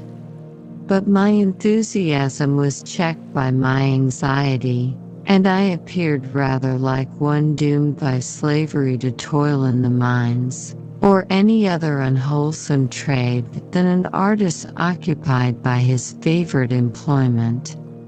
Every night I was oppressed by a slow fever, and I became nervous to a most painful degree. The fall of a leaf startled me, and I shunned my fellow creatures as if I had been guilty of a crime. Sometimes I grew alarmed at the wreck I perceived that I had become. The energy of my purpose alone sustained me. My labors would soon end, and I believed that exercise and amusement would then drive away incipient disease. And I promised myself both of these when my creation should be complete. Chapter 5. It was on a dreary night of November that I beheld the accomplishment of my toils. With an anxiety that almost amounted to agony, I collected the instruments of life around me, that I might infuse a spark of being into the lifeless thing that lay at my feet. It was already 1 a.m. The rain pattered dismally against the panes, and my candle was nearly burnt out, when, by the glimmer of the half-extinguished light, I saw the dull yellow eye of the creature open. It breathed hard, and a convulsive motion agitated its limbs. How can I describe my emotions at this catastrophe, or how delineate the wretch whom with such infinite pains and care I had endeavored to form? His limbs were in proportion, and I had selected his features as beautiful. Beautiful. Great God! His yellow skin scarcely covered the work of muscles and arteries beneath. His hair was of a lustrous black, and flowing, his teeth of a pearly whiteness, but these luxuriances only formed a more horrid contrast with his watery eyes, that seemed almost of the same color as the dun-white sockets in which they were set. His shriveled complexion and straight black lips. The different accidents of life are not so changeable as the feelings of human nature. I had worked hard for nearly 2 years, for the sole purpose of infusing life into an inanimate body. For this I had deprived myself of rest and health. I had desired it with an ardor that far exceeded moderation. But now that I had finished, the beauty of the dream vanished. and breathless horror and disgust filled my heart. Unable to endure the aspect of the being I had created, I rushed out of the room and continued a long time traversing my bedchamber, unable to compose my mind to sleep. At length lassitude succeeded to the tumult I had before endured, and I threw myself on the bed in my clothes, endeavoring to seek a few moments of forgetfulness. But it was in vain. I slept, indeed, but I was disturbed by the wildest dreams. I thought I saw Elizabeth, in the bloom of health, walking in the streets of Ingolstadt. Delighted and surprised, I embraced her, but as I imprinted the first kiss on her lips, they became livid with the hue of death. Her features appeared to change, and I thought that I held the corpse of my dead mother in my arms. A shroud enveloped her form, and I saw the grave worms crawling in the folds of the flannel. I started from my sleep with horror. A cold dew covered my forehead, my teeth chattered, and every limb became convulsed. When, by the dim and yellow light of the moon, as it forced its way through the window shutters, I beheld the wretch, the miserable monster whom I had created. He held up the curtain of the bed, and his eyes, if eyes they may be called, were fixed on me. His jaws opened, and he muttered some inarticulate sounds, while a grin wrinkled his cheeks. He might have spoken, but I did not hear. One hand was stretched out, seemingly to detain me, but I escaped and rushed downstairs. I took refuge in the courtyard belonging to the house which I inhabited, where I remained during the rest of the night, walking up and down in the greatest agitation, listening attentively, catching and fearing each sound as if it were to announce the approach of the demoniacal corpse to which I had so miserably given life. Oh, no mortal could support the horror of that countenance. A mummy again endued with animation could not be so hideous as that wretch. I had gazed on him while unfinished.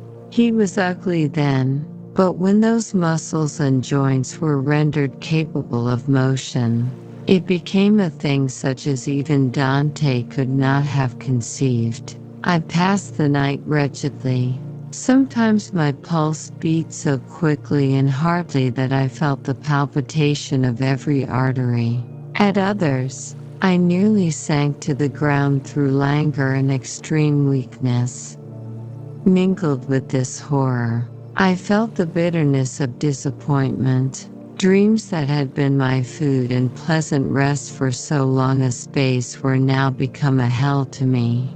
And the change was so rapid, the overthrow so complete. Morning, dismal and wet, at length dawned and discovered to my sleepless and aching eyes the church of Ingolstadt, its white steeple and clock, which indicated the 6th hour. The porter opened the gates of the court, which had that night been my asylum, and I issued into the streets, pacing them with quick steps, as if I sought to avoid the wretch whom I feared every turning of the street would present to my view. I did not dare return to the apartment which I inhabited, but felt impelled to hurry on, although drenched by the rain which poured from a black and comfortless sky. I continued walking in this manner for some time, endeavoring by bodily exercise to ease the load that weighed upon my mind. I traversed the streets without any clear conception of where I was or what I was doing. My heart palpitated in the sickness of fear, and I hurried on with irregular steps, not daring to look about me, like one who, on a lonely road, doth walk in fear and dread.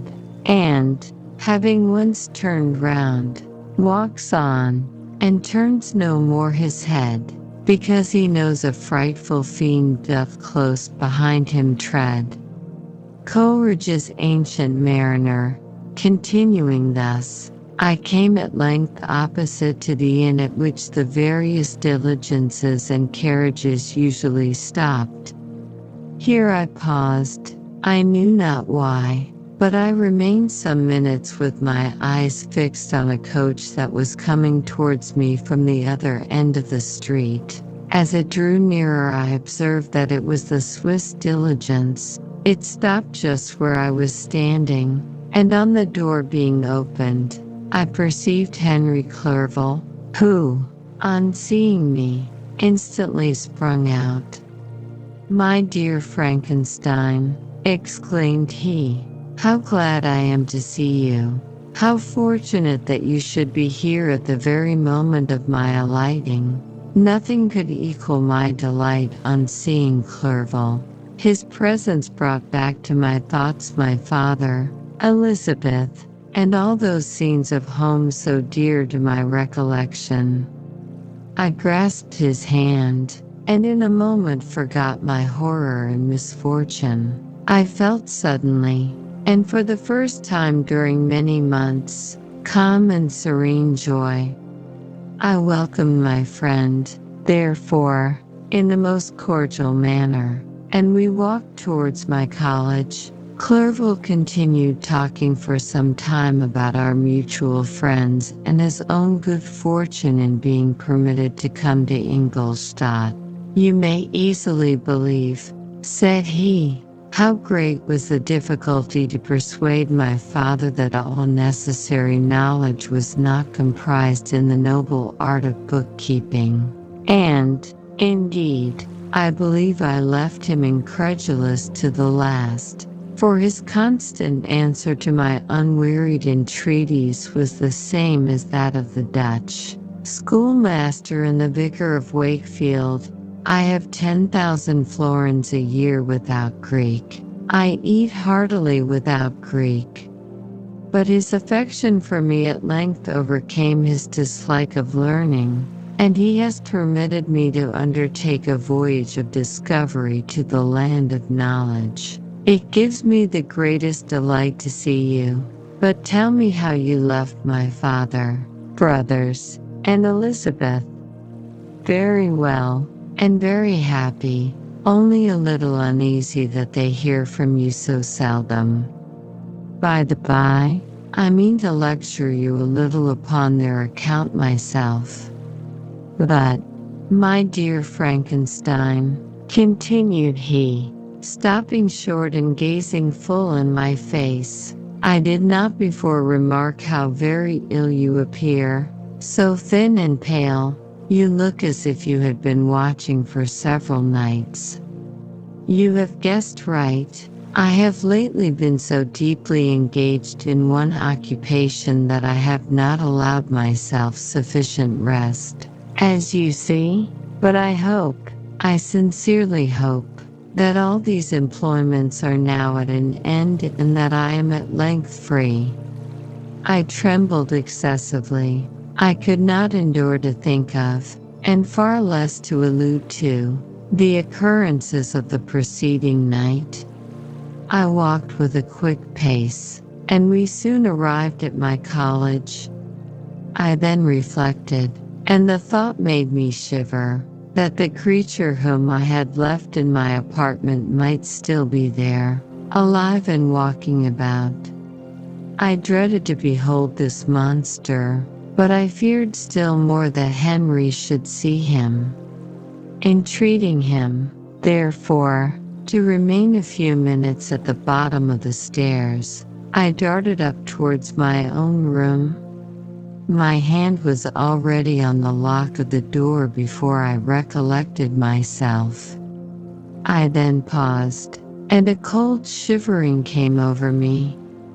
I threw the door forcibly open, as children are accustomed to do when they expect a spectre to stand in waiting for them on the other side, but nothing appeared.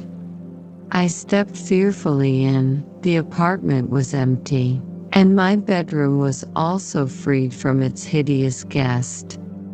I could hardly believe that so great a good fortune could have befallen me, but when I became assured that my enemy had indeed fled, I clapped my hands for joy and ran down to Clerval.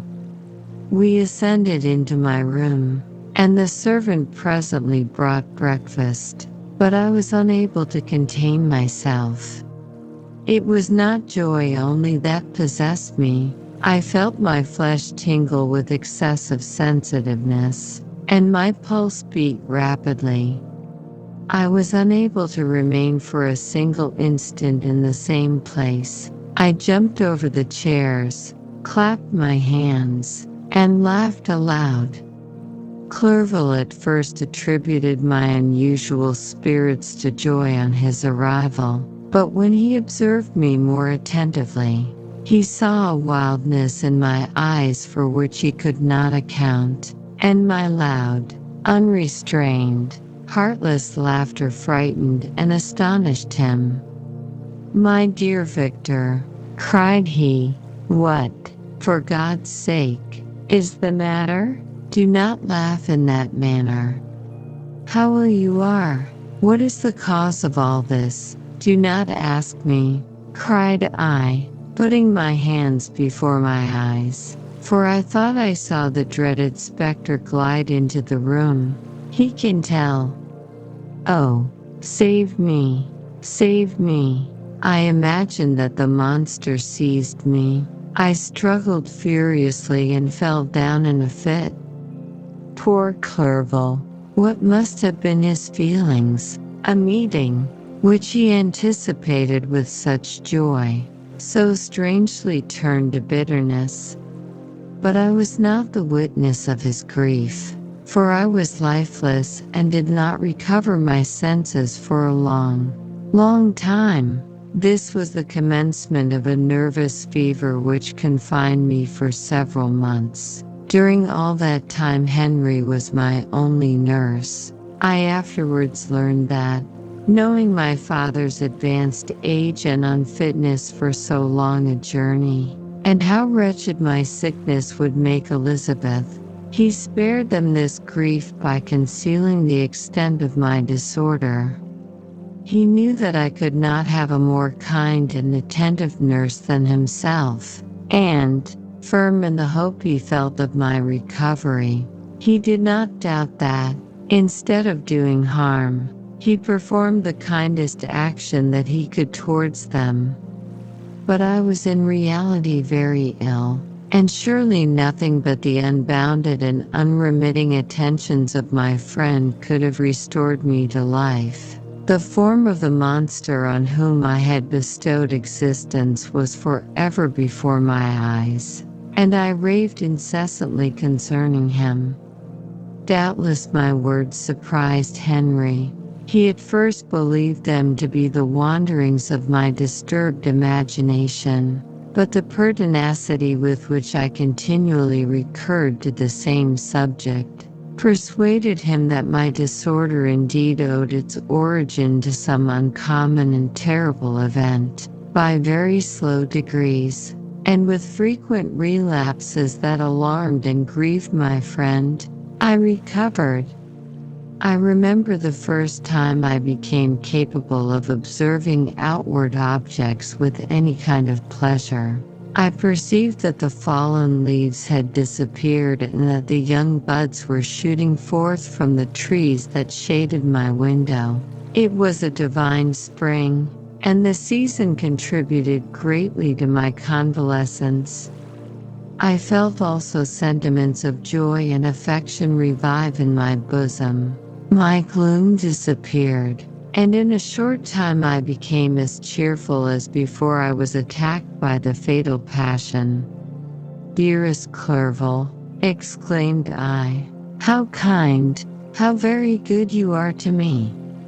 This whole winter, instead of being spent in study, as you promised yourself, has been consumed in my sick room. How shall I ever repay you? I feel the greatest remorse for the disappointment of which I have been the occasion, but you will forgive me. You will repay me entirely if you do not discompose yourself, but get well as fast as you can, and since you appear in such good spirits, I may speak to you on one subject, may I not? I trembled. One subject, what could it be? Could he allude to an object on whom I dared not even think? Compose yourself, said Clerval, who observed my change of color. I will not mention it if it agitates you, but your father and cousin would be very happy if they received a letter from you in your own handwriting. They hardly know how ill you have been and are uneasy at your long silence. Is that all, my dear Henry? How could you suppose that my first thought would not fly towards those dear friends whom I love and who are so deserving of my love? If this is your present temper, my friend, you will perhaps be glad to see a letter that has been lying here some days for you. It is from your cousin, I believe. Chapter 6. Clerval then put the following letter into my hands. It was from my own Elizabeth, my dearest cousin. You have been ill, very ill, and even the constant letters of dear kind Henry are not sufficient to reassure me on your account. You are forbidden to write, to hold a pen. Yet one word from you, dear Victor, is necessary to calm our apprehensions. For a long time I have thought that each post would bring this line, and my persuasions have restrained my uncle from undertaking a journey to Ingolstadt. I have prevented his encountering the inconveniences and perhaps dangers of so long a journey. Yet how often have I regretted not being able to perform it myself. I figure to myself that the task of attending on your sickbed has devolved on some mercenary old nurse, who could never guess your wishes nor minister to them with the care and affection of your poor cousin. Yet that is over now. Clerval writes that indeed you are getting better. I eagerly hope that you will confirm this intelligence soon in your own handwriting. Get well, and return to us. You will find a happy, cheerful home and friends who love you dearly. Your father's health is vigorous, and he asks but to see you, but to be assured that you are well, and not a care will ever cloud his benevolent countenance. How pleased you would be to remark the improvement of our Ernest. He is now 16 and full of activity and spirit. He is desirous to be a true Swiss and to enter into foreign service, but we cannot part with him, at least until his elder brother returns to us. My uncle is not pleased with the idea of a military career in a distant country. But Ernest never had your powers of application. He looks upon study as an odious fetter. His time is spent in the open air, climbing the hills or rowing on the lake. I fear that he will become an idler unless we yield the point and permit him to enter on the profession which he has selected. Little alteration, except the growth of our dear children, has taken place since you left us. The blue lake and snow-clad mountains, they never change, and I think our placid home and our contented hearts are regulated by the same immutable laws. My trifling occupations take up my time and amuse me, and I am rewarded for any exertions by seeing none but happy, kind faces around me. Since you left us, but one change has taken place in our little household. Do you remember on what occasion Justine Moritz entered our family? Probably you do not. I will relate her history, therefore in a few words. Madame Moritz, her mother, was a widow with 4 children, of whom Justine was the third.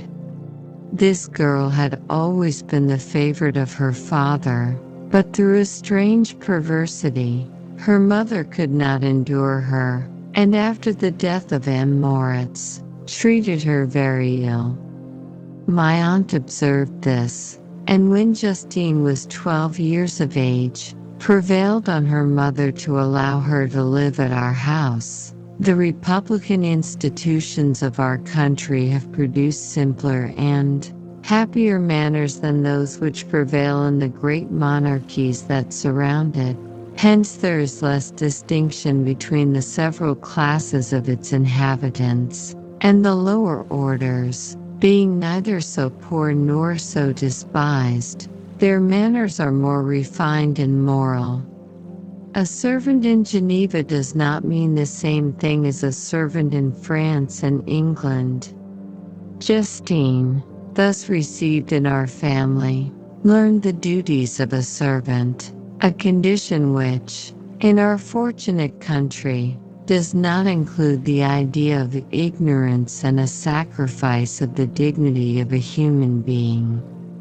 Justine, you may remember, was a great favorite of yours, and I recollect you once remarked that if you were in an ill humor, one glance from Justine could dissipate it, for the same reason that Ariosto gives concerning the beauty of Angelica. She looked so frank-hearted and happy. My aunt conceived a great attachment for her, by which she was induced to give her an education superior to that which she had at first intended. This benefit was fully repaid. Justine was the most grateful little creature in the world. I do not mean that she made any professions. I never heard one pass her lips. But you could see by her eyes that she almost adored her protectress. Although her disposition was gay and in many respects inconsiderate, yet she paid the greatest attention to every gesture of my aunt. She thought her the model of all excellence and endeavored to imitate her phraseology and manners, so that even now she often reminds me of her. When my dearest aunt died, everyone was too much occupied in their own grief to notice poor Justine, who had attended her during her illness with the most anxious affection. Poor Justine was very ill, but other trials were reserved for her. One by one, her brothers and sister died, and her mother, with the exception of her neglected daughter, was left childless. The conscience of the woman was troubled. She began to think that the deaths of her favorites was a judgment from heaven to chastise her partiality. She was a Roman Catholic, and I believe her confessor confirmed the idea which she had conceived. Accordingly, a few months after your departure for Ingolstadt, Justine was called home by her repentant mother. Poor girl, she wept when she quitted our house. She was much altered since the death of my aunt. Grief had given softness and a winning mildness to her manners, which had before been remarkable for vivacity. Nor was her residence at her mother's house of a nature to restore her gaiety. The poor woman was very vacillating in her repentance. She sometimes begged Justine to forgive her unkindness, but much oftener accused her of having caused the deaths of her brothers and sister. Perpetual fretting at length threw Madame Moritz into a decline, which at first increased her irritability, but she is now at peace forever. She died on the first approach of cold weather, at the beginning of this last winter. Justine has just returned to us, and I assure you I love her tenderly. She is very clever and gentle, and extremely pretty. As I mentioned before, Her mien and her expression continually remind me of my dear aunt. I must say also a few words to you, my dear cousin, of little darling William. I wish you could see him. He is very tall of his age, with sweet laughing blue eyes, dark eyelashes, and curling hair. When he smiles, two little dimples appear on each cheek, which are rosy with health. He has already had one or two little wives, but Louisa Barone is his favorite, a pretty little girl of 5 years of age. Now, dear Victor, I dare say you wish to be indulged in a little gossip concerning the good people of Geneva. The pretty Miss Mansfield has already received the congratulatory visits on her approaching marriage with a young Englishman, John Melbourne, Esquire. Her ugly sister, Manon, married M. de Villar, the rich banker, last autumn. Your favorite schoolfellow, Louis Minoir, has suffered several misfortunes since the departure of Clerval from Geneva. But he has already recovered his spirits, and is reported to be on the point of marrying a lively pretty Frenchwoman, Madame Tavernier. She is a widow, and much older than Minoir, but she is very much admired, and a favorite with everybody. I have written myself into better spirits, dear cousin, but my anxiety returns upon me as I conclude. Write, dearest Victor. One line, one word will be a blessing to us. 10,000 thanks to Henry for his kindness, his affection, and his many letters. We are sincerely grateful. Adieu, my cousin. Take care of yourself, and, I entreat you, write. Elizabeth Lavenza, Geneva, March 18th, 17. Dear, dear Elizabeth, I exclaimed, when I had read her letter. I will write instantly and relieve them from the anxiety they must feel. I wrote, and this exertion greatly fatigued me, but my convalescence had commenced, and proceeded regularly. In another fortnight I was able to leave my chamber. One of my first duties on my recovery was to introduce Clerval to the several professors of the university.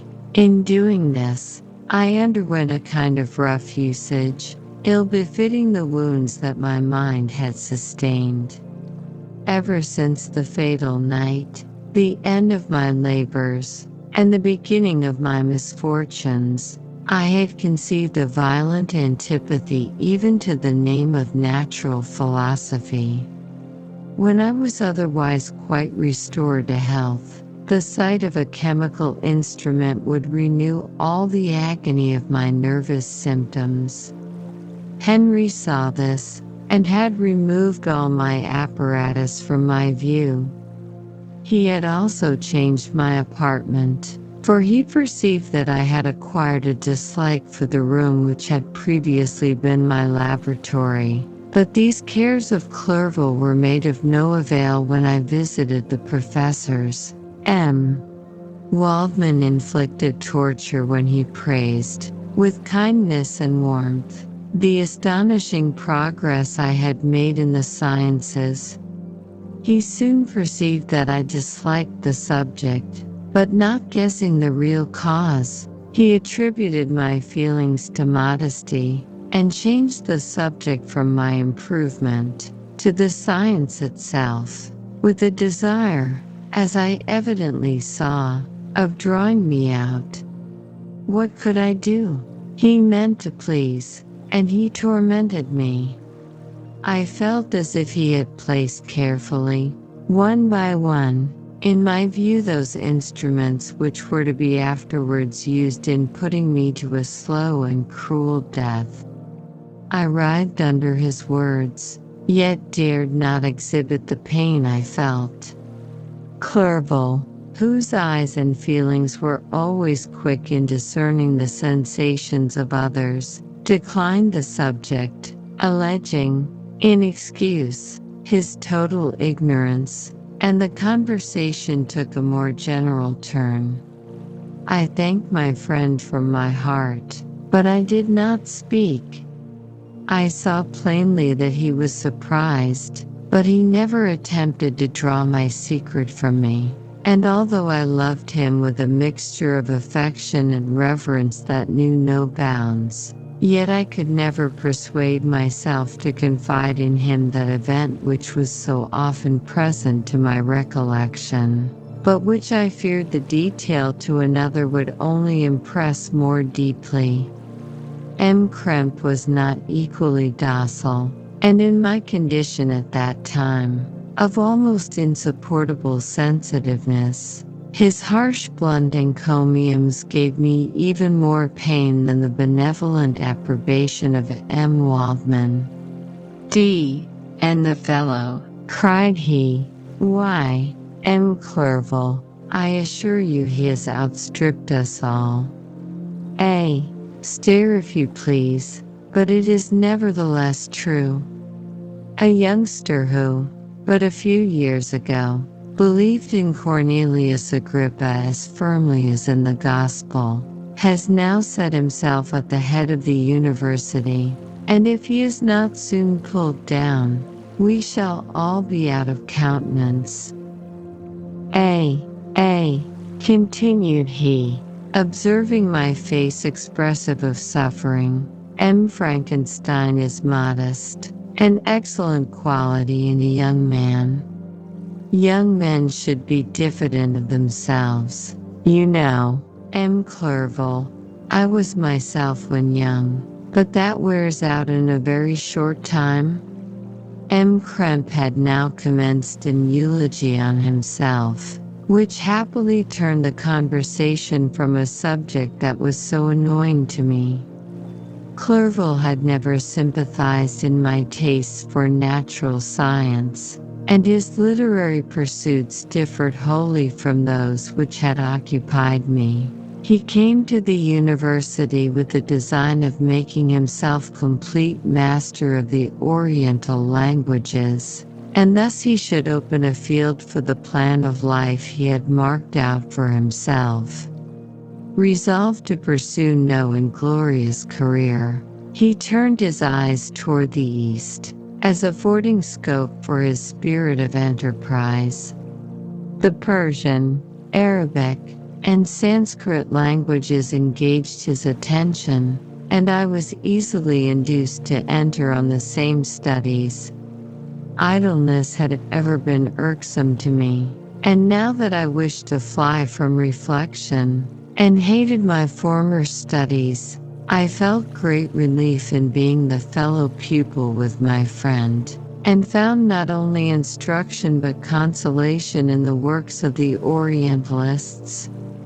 I did not, like him, attempt a critical knowledge of their dialects, for I did not contemplate making any other use of them than temporary amusement.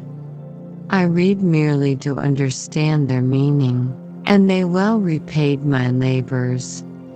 Their melancholy is soothing, and their joy elevating, to a degree I never experienced in studying the authors of any other country. When you read their writings, life appears to consist in a warm sun and a garden of roses, in the smiles and frowns of a fair enemy, and the fire that consumes your own heart. How different from the manly and heroical poetry of Greece and Payton. Summer passed away in these occupations, and my return to Geneva was fixed for the latter end of autumn. But being delayed by several accidents, winter and snow arrived, the roads were deemed impassable, and my journey was retarded until the ensuing spring. I felt this delay very bitterly, for I longed to see my native town and my beloved friends. My return had only been delayed so long, from an unwillingness to leave Clerval in a strange place, before he had become acquainted with any of its inhabitants. The winter, however, was spent cheerfully, and although the spring was uncommonly late, when it came its beauty compensated for its dilatoriness. The month of May had already commenced, and I expected the letter daily which was to fix the date of my departure, when Henry proposed a pedestrian tour in the environs of Ingolstadt, that I might bid a personal farewell to the country I had so long inhabited. I acceded with pleasure to this proposition. I was fond of exercise, and Clerval had always been my favorite companion in the ramble of this nature that I had taken among the scenes of my native country. We passed a fortnight in these perambulations. My health and spirits had long been restored, and they gained additional strength from the salubrious air I breathed, the natural incidents of our progress, and the conversation of my friend. Study had before secluded me from the intercourse of my fellow creatures, and rendered me unsocial, but Clerval called forth the better feelings of my heart. He again taught me to love the aspect of nature, and the cheerful faces of children. Excellent friend, how sincerely you did love me, and endeavor to elevate my mind until it was on a level with your own. A selfish pursuit had cramped and narrowed me, until your gentleness and affection warmed and opened my senses. I became the same happy creature who, a few years ago, loved and beloved by all, had no sorrow or care. When happy, inanimate nature had the power of bestowing on me the most delightful sensations. A serene sky and verdant fields filled me with ecstasy. The present season was indeed divine. The flowers of spring bloomed in the hedges, while those of summer were already in bud. I was undisturbed by thoughts which during the preceding year had pressed upon me, notwithstanding my endeavors to throw them off, with an invincible burden. Henry rejoiced in my gaiety, and sincerely sympathized in my feelings. He exerted himself to amuse me, while he expressed the sensations that filled his soul. The resources of his mind on this occasion were truly astonishing. His conversation was full of imagination, and very often, in imitation of the Persian and Arabic writers, he invented tales of wonderful fancy and passion. At other times he repeated my favorite poems, or drew me out into arguments, which he supported with great ingenuity. We returned to our college on a Sunday afternoon. The peasants were dancing, and everyone we met appeared gay and happy. My own spirits were high, and I bounded along with feelings of unbridled joy and hilarity. Chapter 7. On my return, I found the following letter from my father. My dear Victor, you have probably waited impatiently for a letter to fix the date of your return to us, and I was at first tempted to write only a few lines, merely mentioning the day on which I should expect you. But that would be a cruel kindness, and I dare not do it. What would be your surprise, my son, when you expected a happy and glad welcome, to behold, on the contrary, tears and wretchedness? And how, Victor, can I relate our misfortune? Absence cannot have rendered you callous to our joys and griefs. And how shall I inflict pain on my long absent son? I wish to prepare you for the woeful news, but I know it is impossible. Even now your eye skims over the page to seek the words which are to convey to you the horrible tidings. William is dead. That sweet child, whose smiles delighted and warmed my heart, who was so gentle, yet so gay. Victor, he is murdered. I will not attempt to console you, but will simply relate the circumstances of the transaction. Last Thursday, May 7th, I, my niece, and your two brothers went to walk in Plainpalais. The evening was warm and serene, and we prolonged our walk farther than usual. It was already dusk before we thought of returning, and then we discovered that William and Ernest, who had gone on before, were not to be found. We accordingly rested on a seat until they should return.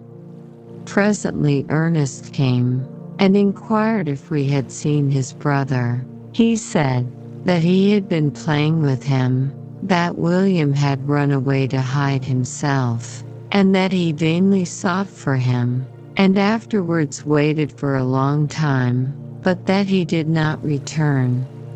This account rather alarmed us, and we continued to search for him until night fell, when Elizabeth conjectured that he might have returned to the house.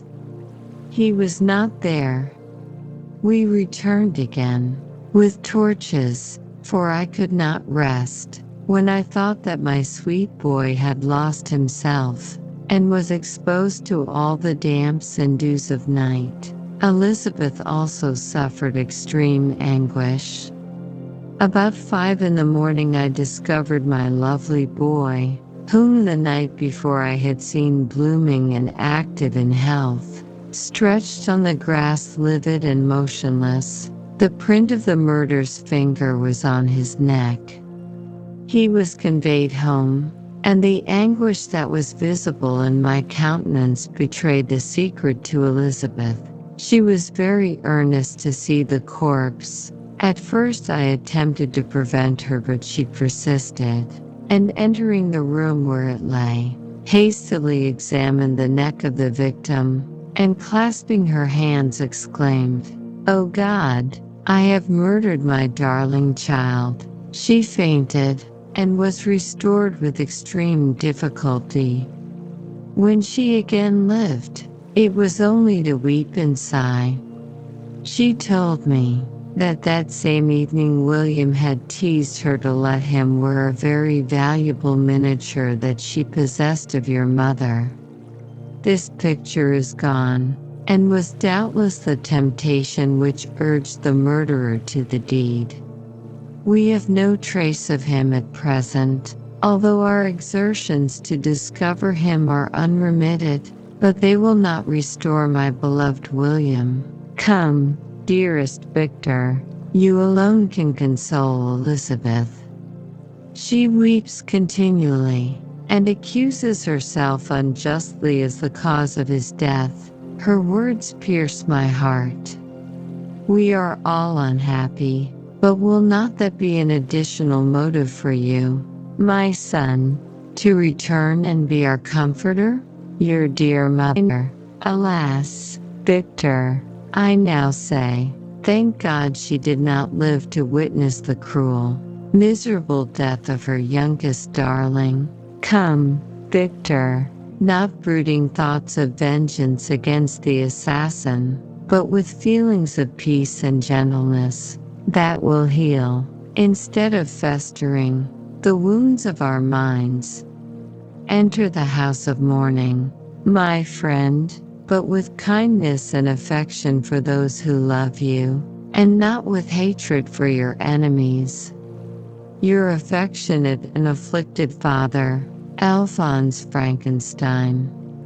Geneva, May 12, 17. Clerval, who had watched my countenance as I read this letter, was surprised to observe the despair that succeeded the joy I had first expressed on receiving news from my friends. I threw the letter on the table, and covered my face with my hands. "My dear Frankenstein," exclaimed Henry, when he perceived me weep with bitterness, "are you always to be unhappy? My dear friend, what has happened?" I motioned him to take up the letter, while I walked up and down the room in the extremest agitation. Tears also gushed from the eyes of Clerval, as he read the account of my misfortune. "I can offer you no consolation, my friend," said he. "Your disaster is irreparable. What do you intend to do?" "To go instantly to Geneva. Come with me, Henry, to order the horses." During our walk, Clerval endeavored to say a few words of consolation. He could only express his heartfelt sympathy. "Poor William," said he, "dear lovely child. He now sleeps with his angel mother, who had seen him bright and joyous in his young beauty, but must weep over his untimely loss, to die so miserably, to feel the murderer's grasp. How much more a murder that could destroy radiant innocence. Poor little fellow, one only consolation have we. His friends mourn and weep, but he is at rest. The pang is over, his sufferings are at an end forever. A sod covers his gentle form, and he knows no pain. He can no longer be a subject for pity. We must reserve that for his miserable survivors." Clerval spoke thus as we hurried through the streets. The words impressed themselves on my mind, and I remembered them afterwards in solitude. But now, as soon as the horses arrived, I hurried into a cabriolet, and bade farewell to my friend. My journey was very melancholy. At first I wished to hurry on, for I longed to console and sympathize with my loved and sorrowing friends. But when I drew near my native town, I slackened my progress. I could hardly sustain the multitude of feelings that crowded into my mind. I passed through scenes familiar to my youth, but which I had not seen for nearly 6 years. How altered everything might be during that time. One sudden and desolating change had taken place, but 1,000 little circumstances might have by degrees worked other alterations, which, although they were done more tranquilly, might not be the less decisive. Fear overcame me. I dared no advance, dreading 1,000 nameless evils that made me tremble, although I was unable to define them. I remained 2 days at Lausanne, in this painful state of mind. I contemplated the lake. The waters were placid, all around was calm, and the snowy mountains, the palaces of nature, were not changed. By degrees the calm and heavenly scene restored me, and I continued my journey towards Geneva. The road ran by the side of the lake, which became narrower as I approached my native town. I discovered more distinctly the black sides of Jura, and the bright summit of Mont Blanc. I wept like a child. Dear mountains, my own beautiful lake, how do you welcome your wanderer? Your summits are clear, the sky and lake are blue and placid. Is this to prognosticate peace, or to mock at my unhappiness? I fear, my friend, that I shall render myself tedious by dwelling on these preliminary circumstances, but they were days of comparative happiness, and I think of them with pleasure. My country, my beloved country, who but a native can tell the delight I took in again beholding thy streams, thy mountains, and, more than all, thy lovely lake. Yet, as I drew nearer home, grief and fear again overcame me. Night also closed around, and when I could hardly see the dark mountains, I felt still more gloomily. The picture appeared a vast and dim scene of evil, and I foresaw obscurely that I was destined to become the most wretched of human beings. Alas, I prophesied truly, and failed only in one single circumstance, that in all the misery I imagined and dreaded, I did not conceive the 100th part of the anguish I was destined to endure. It was completely dark when I arrived in the environs of Geneva. The gates of the town were already shut, and I was obliged to pass the night at Secheron, a village at the distance of half a league from the city. The sky was serene, and, as I was unable to rest, I resolved to visit the spot where my poor William had been murdered.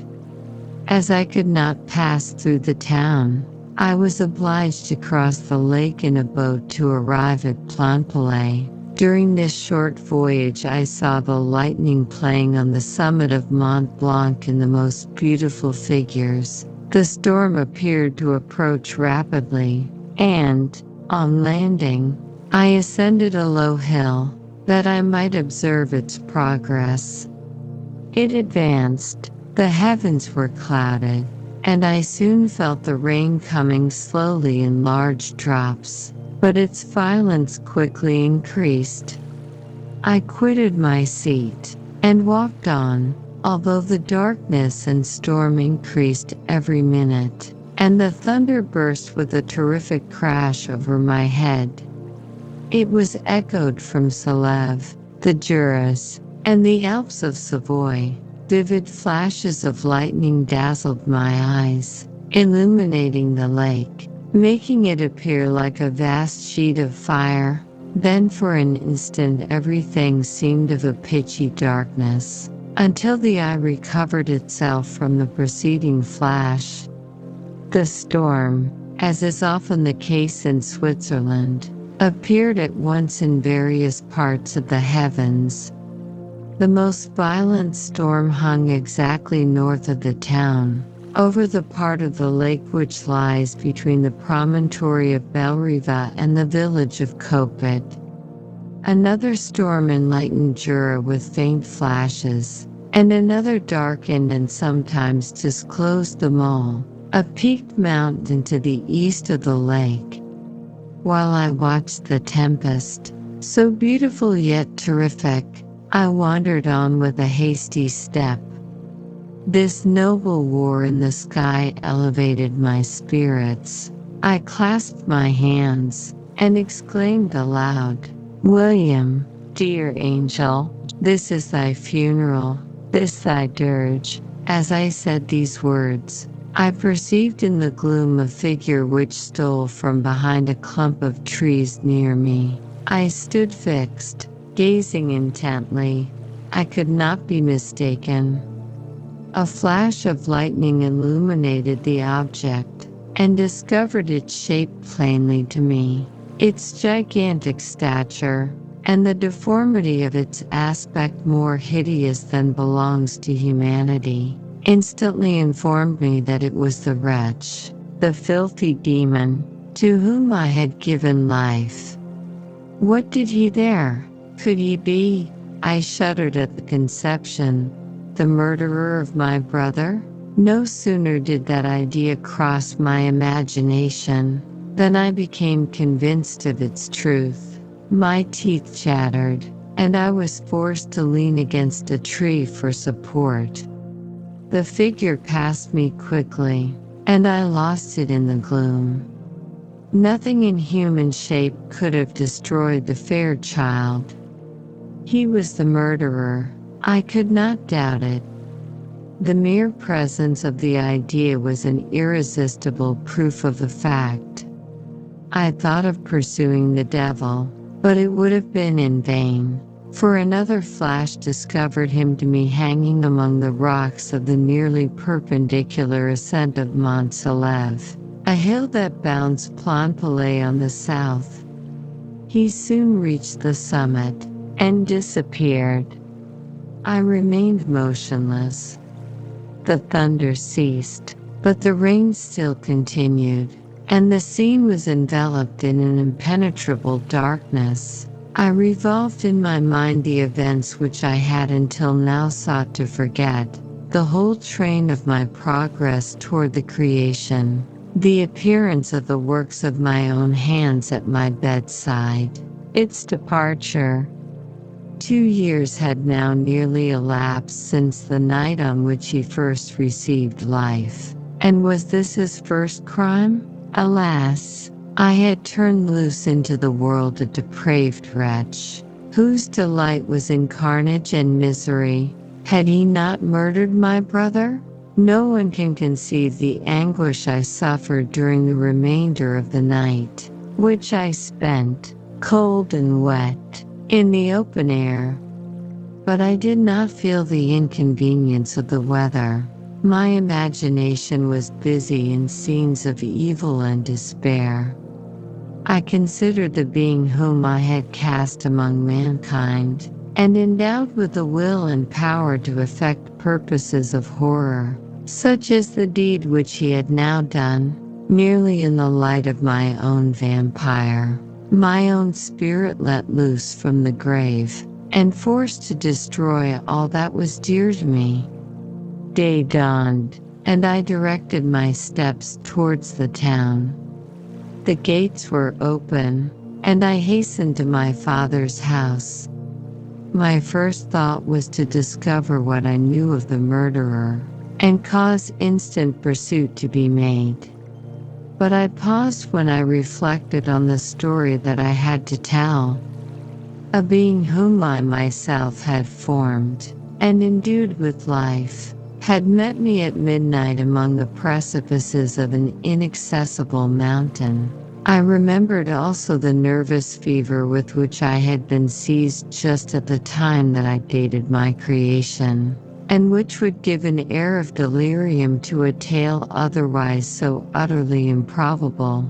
I well knew that if any other had communicated such a relation to me, I should have looked upon it as the ravings of insanity. Besides, the strange nature of the animal would elude all pursuit, even if I were so far credited as to persuade my relatives to commence it. And then of what use would be pursuit? Who could arrest a creature capable of scaling the overhanging sides of Mont Saleve? These reflections determined me, and I resolved to remain silent. It was about 5 in the morning when I entered my father's house. I told the servants not to disturb the family, and went into the library to attend their usual hour of rising.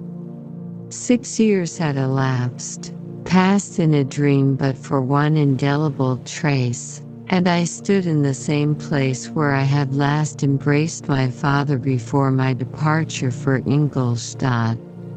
Beloved and venerable parent, he still remained to me.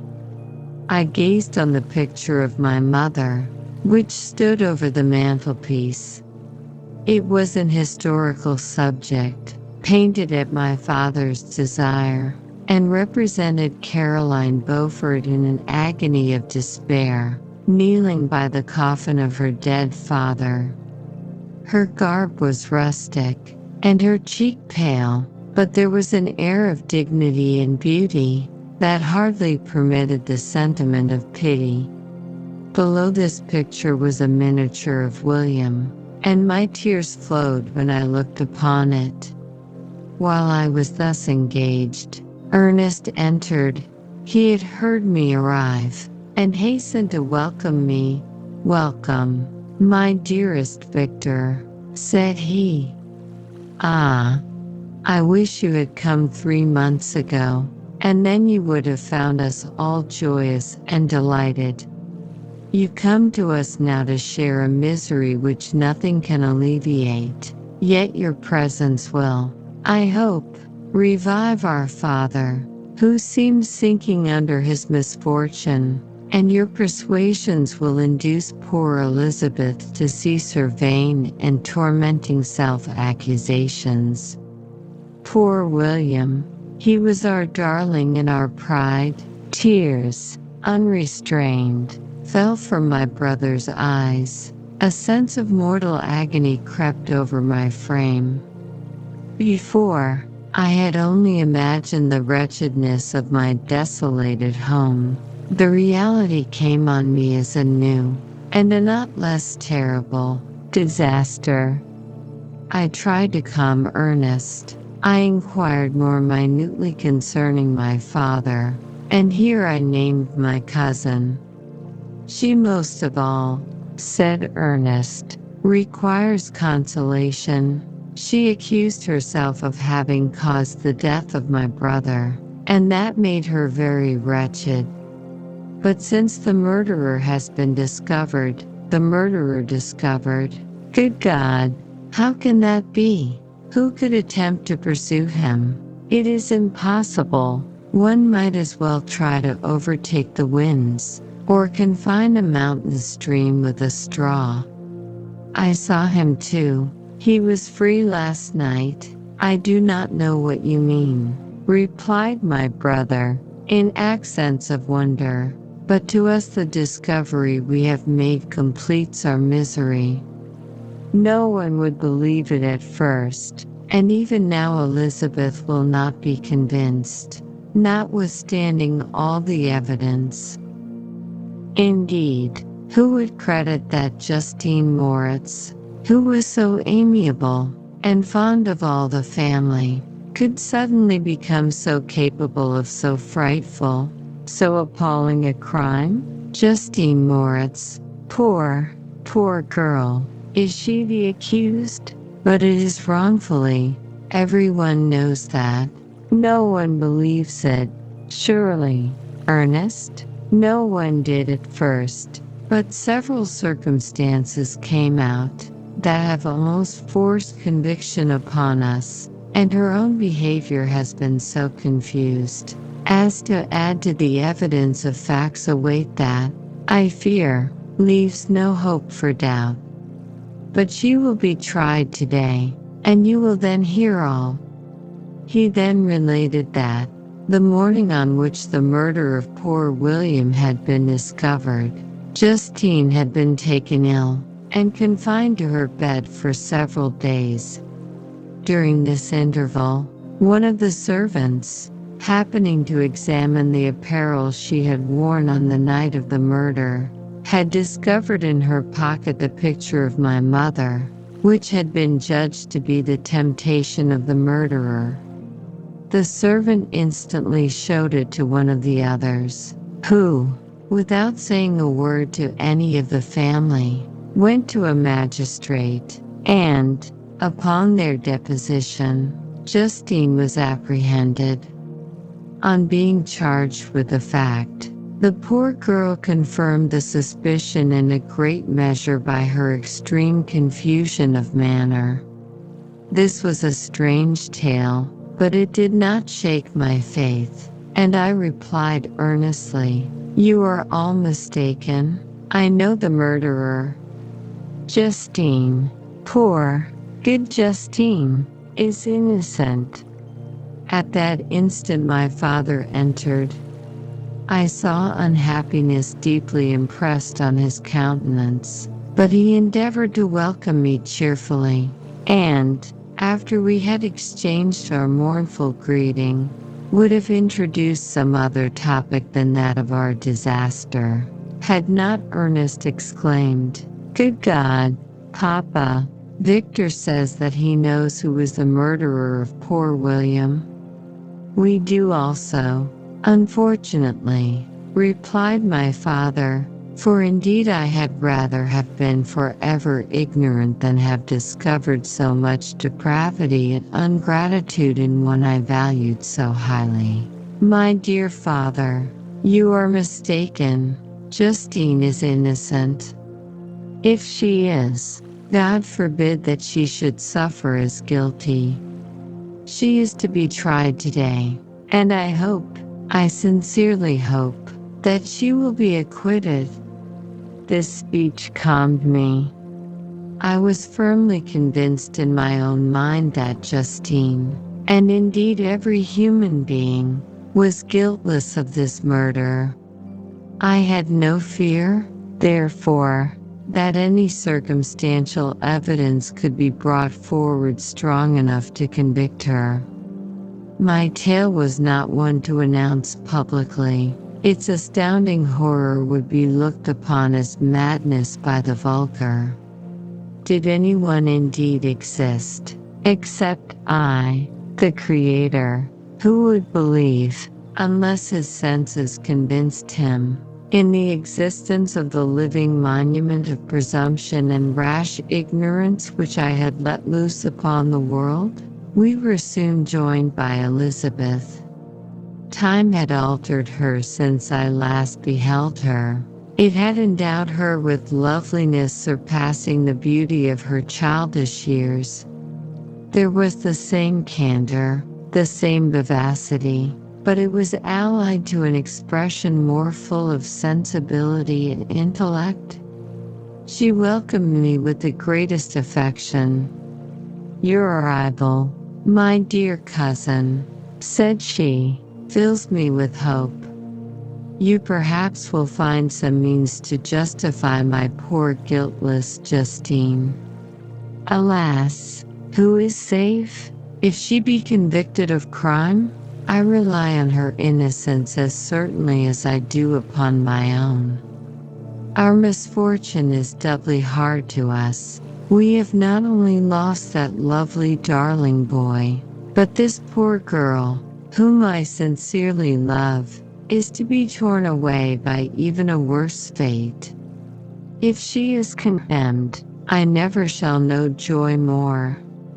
But she will not, I am sure she will not, and then I shall be happy again, even after the sad death of my little William."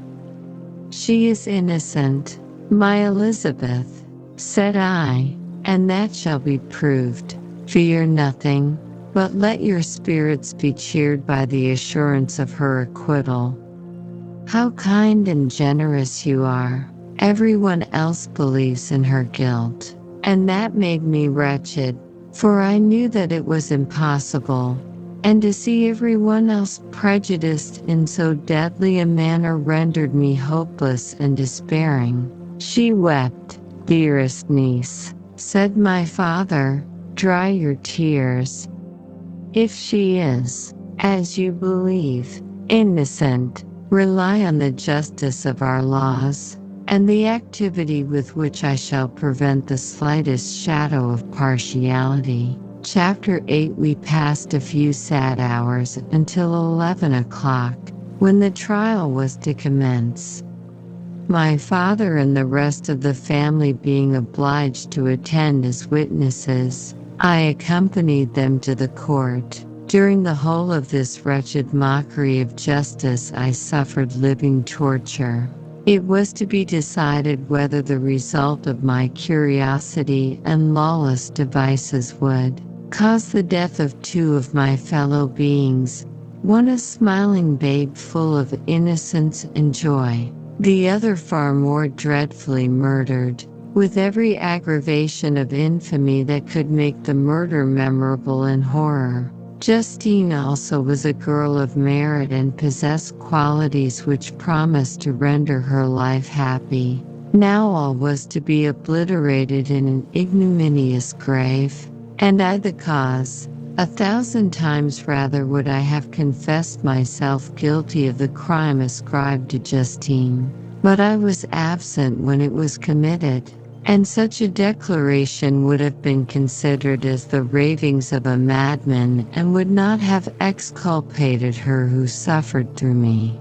The appearance of Justine was calm. She was dressed in mourning, and her countenance, always engaging, was rendered, by the solemnity of her feelings, exquisitely beautiful. Yet she appeared confident in innocence and did not tremble, although gazed on and execrated by thousands, for all the kindness which her beauty might otherwise have excited was obliterated in the minds of the spectators by the imagination of the enormity she was supposed to have committed. She was tranquil, yet her tranquility was evidently constrained, and as her confusion had before been adduced as a proof of her guilt, she worked up her mind to an appearance of courage. When she entered the court, she threw her eyes round it and quickly discovered where we were seated. A tear seemed to dim her eye when she saw us, but she quickly recovered herself, and a look of sorrowful affection seemed to attest her utter guiltlessness. The trial began, and after the advocate against her had stated the charge, several witnesses were called. Several strange facts combined against her, which might have staggered anyone who had not such proof of her innocence as I had. She had been out the whole of the night on which the murder had been committed, and towards morning had been perceived by a market woman not far from the spot where the body of the murdered child had been afterwards found. The woman asked her what she did there, but she looked very strangely and only returned a confused and unintelligible answer. She returned to the house about 8 o'clock, and when one inquired where she had passed the night, she replied that she had been looking for the child and demanded earnestly if anything had been heard concerning him. When shown the body, she fell into violent hysterics and kept her bed for several days. The picture was then produced which the servant had found in her pocket, and when Elizabeth, in a faltering voice, proved that it was the same which, an hour before the child had been missed, she had placed round his neck, a murmur of horror and indignation filled the court. Justine was called on for her defense. As the trial had proceeded, her countenance had altered. Surprise, horror, and misery were strongly expressed. Sometimes she struggled with her tears, but when she was desired to plead, she collected her powers and spoke in an audible although variable voice. "God knows," she said, "how entirely I am innocent. But I do not pretend that my protestations should acquit me. I rest my innocence on a plain and simple explanation of the facts which have been adduced against me, and I hope the character I have always borne will incline my judges to a favorable interpretation where any circumstance appears doubtful or suspicious." She then related that, by the permission of Elizabeth, she had passed the evening of the night on which the murder had been committed at the house of an aunt at Shen, a village situated at about a league from Geneva. On her return, at about 9 o'clock, she met a man who asked her if she had seen anything of the child who was lost. She was alarmed by this account and passed several hours in looking for him. When the gates of Geneva were shut, and she was forced to remain several hours of the night in a barn belonging to a cottage, being unwilling to call up the inhabitants, to whom she was well known. Most of the night she spent here watching. Towards morning she believed that she slept for a few minutes.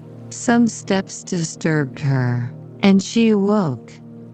It was dawn, and she quitted her asylum, that she might again endeavor to find my brother.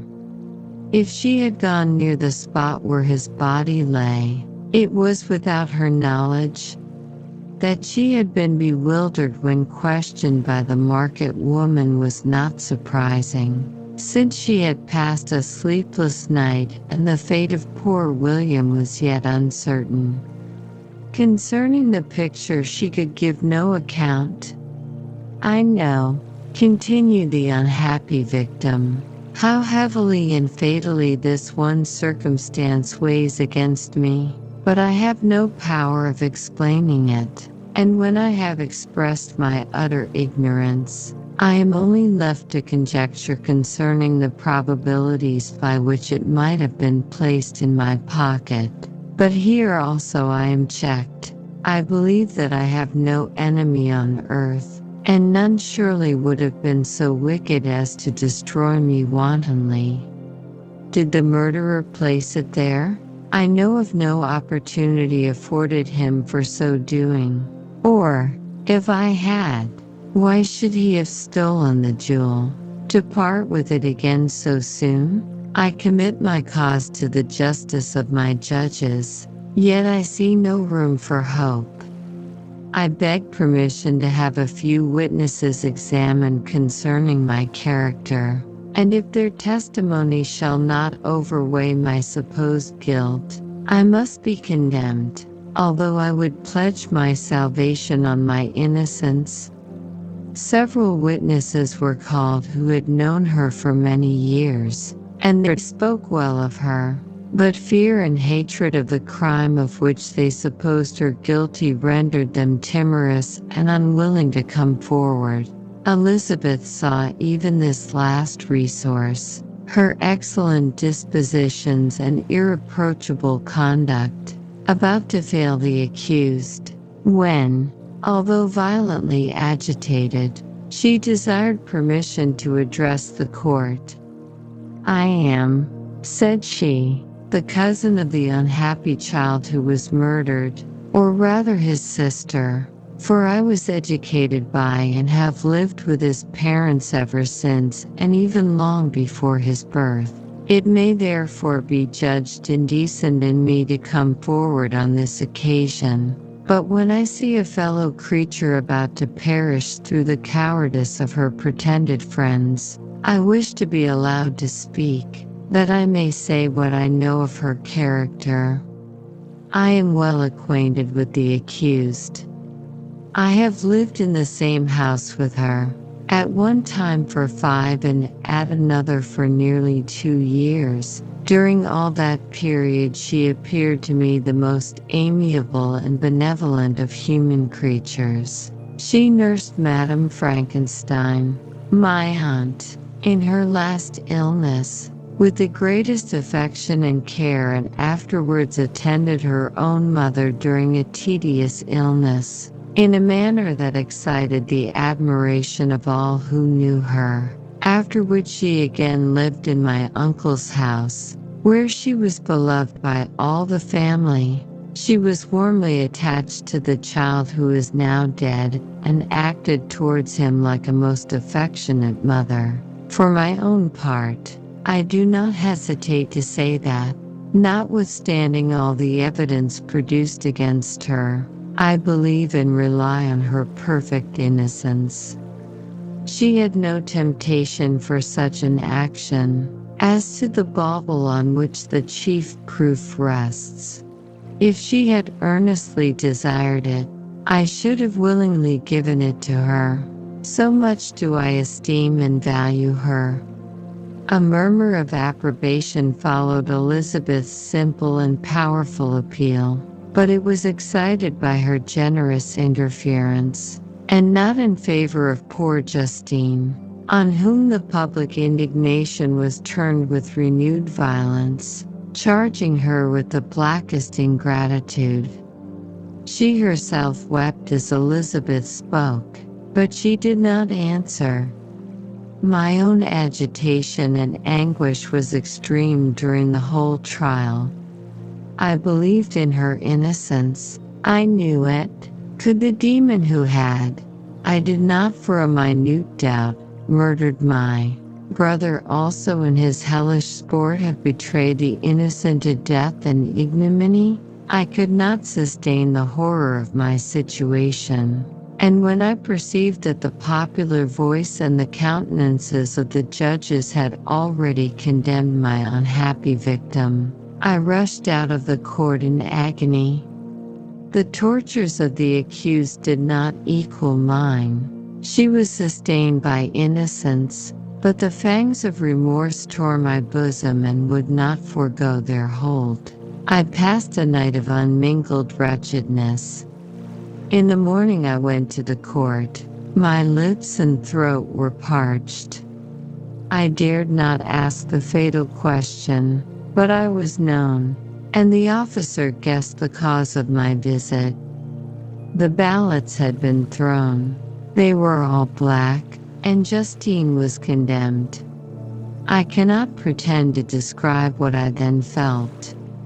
I had before experienced sensations of horror, and I have endeavored to bestow upon them adequate expressions, but words cannot convey an idea of the heart-sickening despair that I then endured.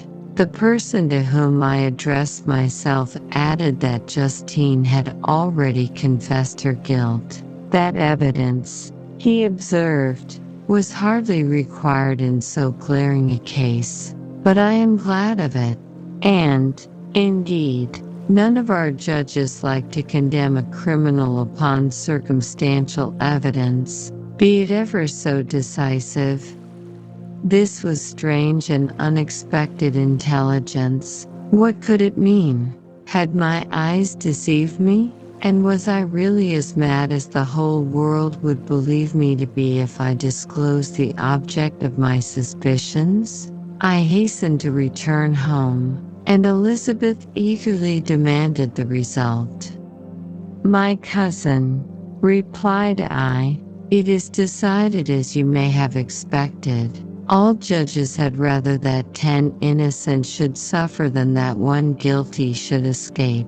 But she has confessed." This was a dire blow to poor Elizabeth, who had relied with firmness upon Justine's innocence. "Alas," said she, "how shall I ever again believe in human goodness? Justine, whom I loved and esteemed as my sister, how could she put on those smiles of innocence only to betray? Her mild eyes seemed incapable of any severity or guile, and yet she has committed a murder." Soon after we heard that the poor victim had expressed a desire to see my cousin. My father wished her not to go but said that he left it to her own judgment and feelings to decide. "Yes," said Elizabeth, "I will go, although she is guilty, and you, Victor, shall accompany me. I cannot go alone." The idea of this visit was torture to me, yet I could not refuse.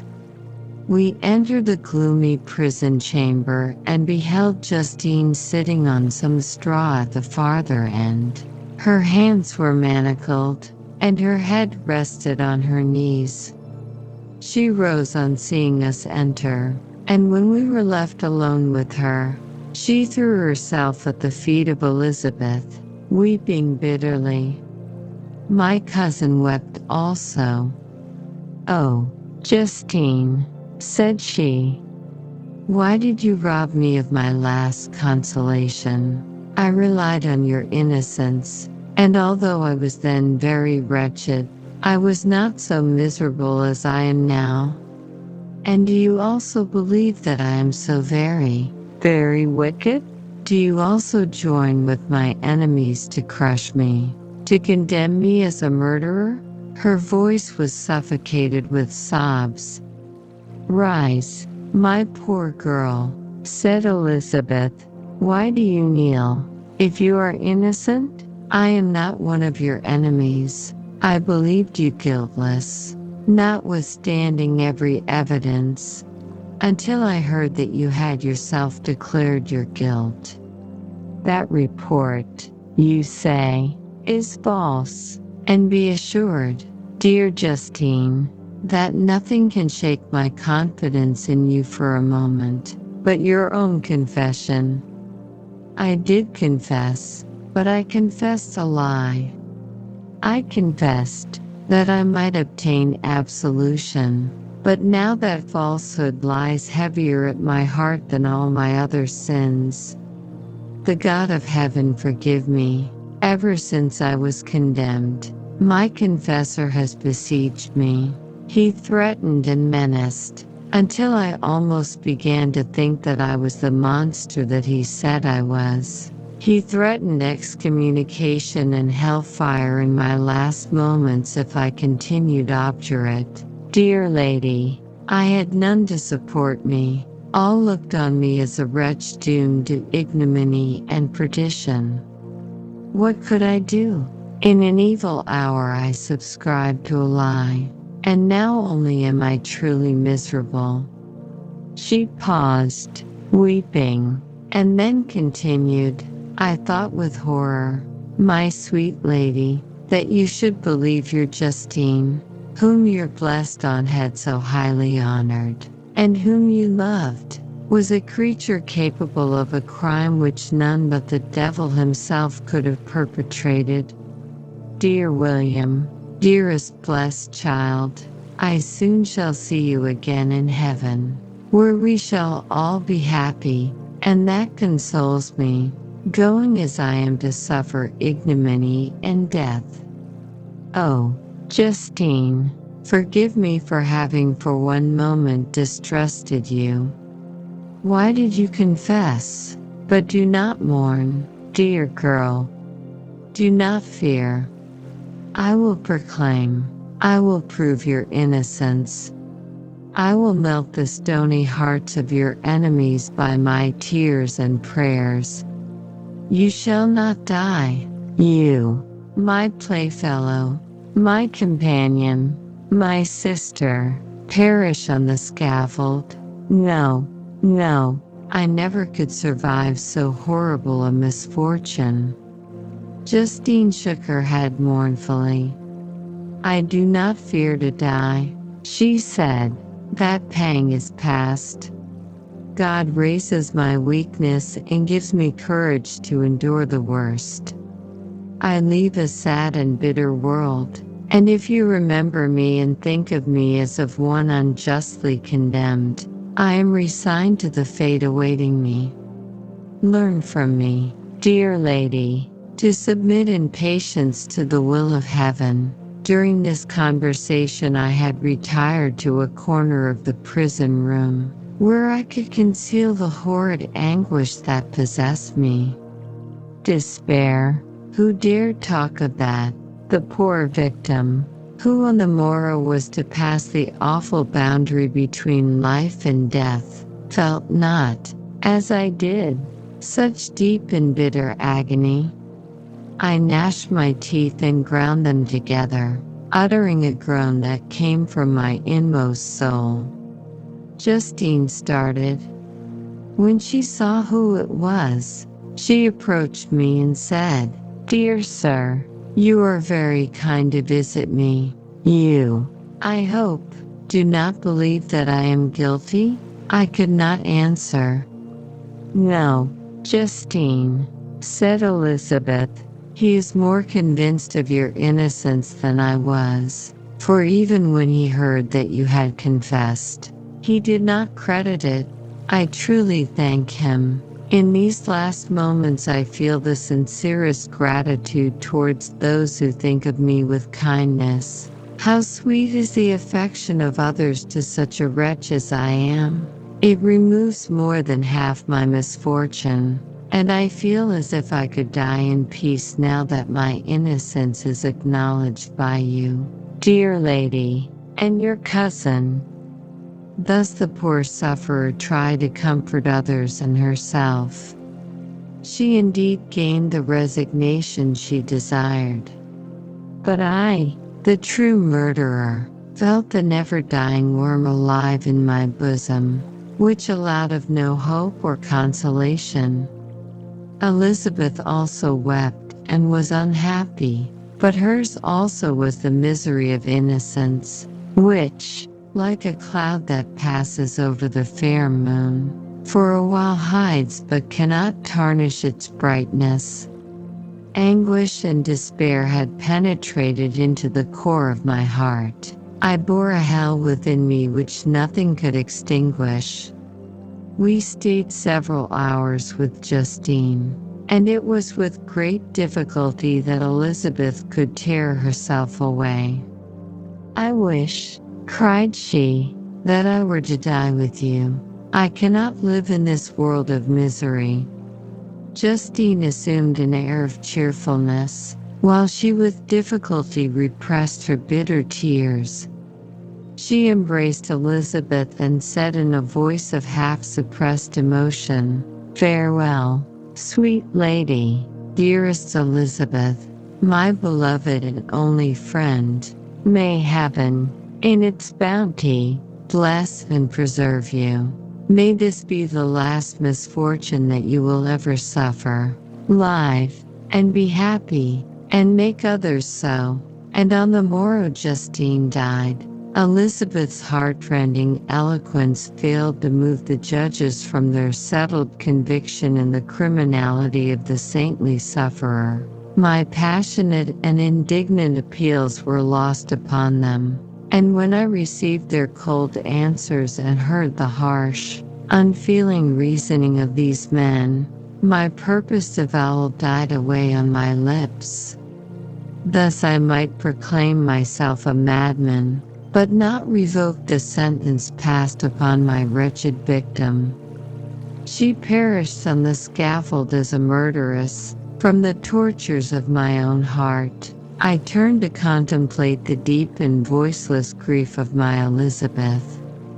This also was my doing, and my father's woe, and the desolation of that late so smiling home. All was the work of my thrice accursed hands. Ye weep, unhappy ones, but these are not your last tears. Again shall you raise the funeral wail, and the sound of your lamentations shall again and again be heard. Frankenstein, your son, your kinsman, your early, much-loved friend, he who would spend each vital drop of blood for your sakes, who has no thought nor sense of joy except as it is mirrored also in your dear countenances, who would fill the air with blessings and spend his life in serving you.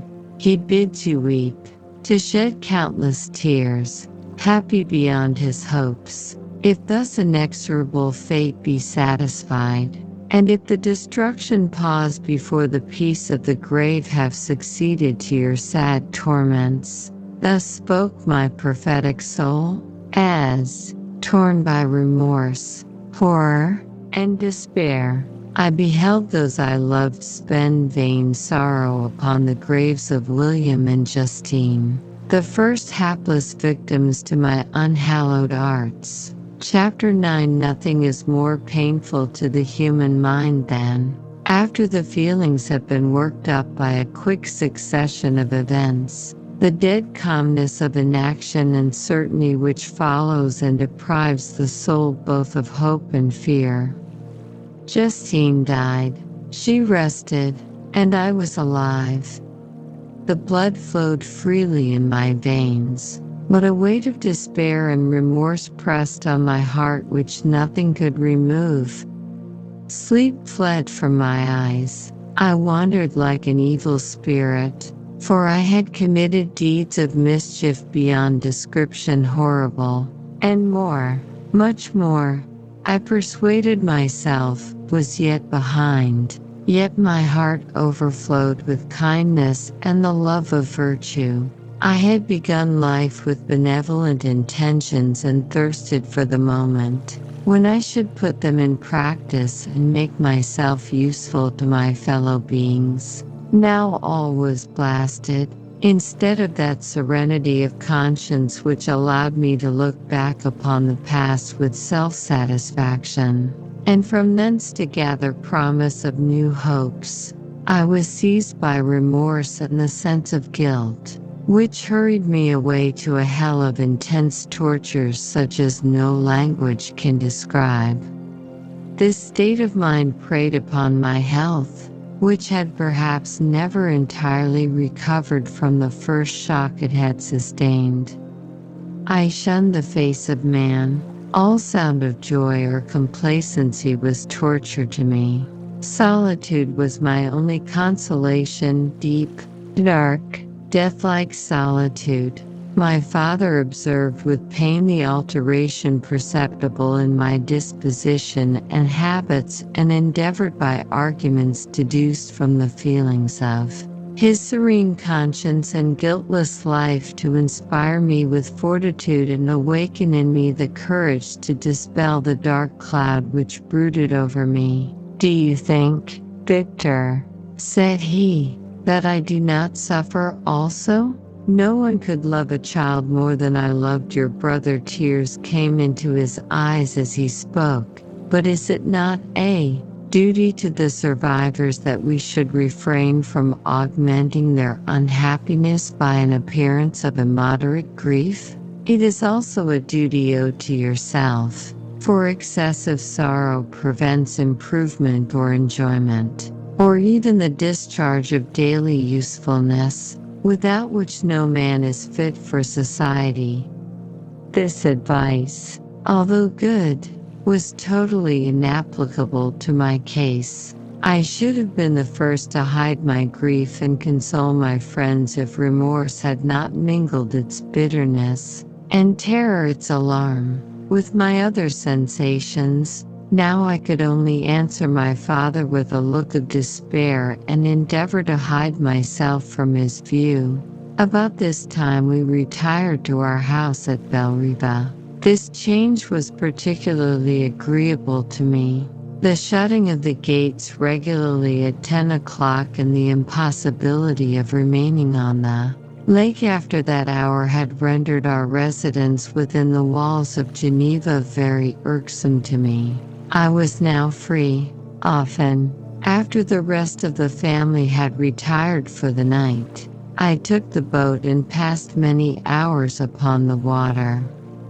Sometimes, with my sails set, I was carried by the wind, and sometimes, after rowing into the middle of the lake, I left the boat to pursue its own course and gave way to my own miserable reflections.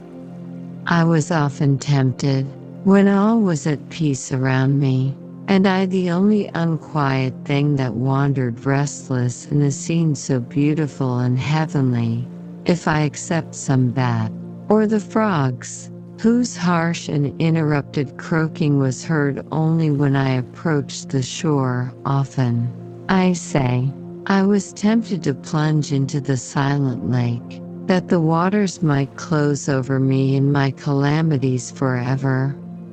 But I was restrained, when I thought of the heroic and suffering Elizabeth, whom I tenderly loved, and whose existence was bound up in mine. I thought also of my father and surviving brother. Should I by my base desertion leave them exposed and unprotected to the malice of the fiend whom I had let loose among them? At these moments I wept bitterly and wished that peace would revisit my mind only that I might afford them consolation and happiness. But that could not be. Remorse extinguished every hope. I had been the author of unalterable evils, and I lived in daily fear lest the monster whom I had created should perpetrate some new wickedness. I had an obscure feeling that all was not over and that he would still commit some signal crime, which by its enormity should almost efface the recollection of the past. There was always scope for fear so long as anything I loved remained behind. My abhorrence of this fiend cannot be conceived. When I thought of him I gnashed my teeth, my eyes became inflamed, and I ardently wished to extinguish that life which I had so thoughtlessly bestowed. When I reflected on his crimes and malice, my hatred and revenge burst all bounds of moderation. I would have made a pilgrimage to the highest peak of the Andes, could I, when there, have precipitated him to their base. I wished to see him again, that I might wreak the utmost extent of abhorrence on his head and avenge the deaths of William and Justine. Our house was the house of mourning. My father's health was deeply shaken by the horror of the recent events. Elizabeth was sad and desponding. She no longer took delight in her ordinary occupations. All pleasure seemed to her sacrilege toward the dead. Eternal woe and tears she then thought was the just tribute she should pay to innocence so blasted and destroyed. She was no longer the happy creature who in earlier youth wandered with me on the banks of the lake and talked with ecstasy of our future prospects. The first of those sorrows which are sent to wean us from the earth had visited her, and its dimming influence quenched her dearest smiles. When I reflect, my dear cousin, said she, on the miserable death of Justine Moritz, I no longer see the world and its works as they before appeared to me. Before, I looked upon the accounts of vice and injustice that I read in books or heard from others as tales of ancient days or imaginary evils. At least they were remote and more familiar to reason than to the imagination. But now misery has come home, and men appear to me as monsters thirsting for each other's blood. Yet I am certainly unjust. Everybody believed that poor girl to be guilty, and if she could have committed the crime for which she suffered, assuredly she would have been the most depraved of human creatures.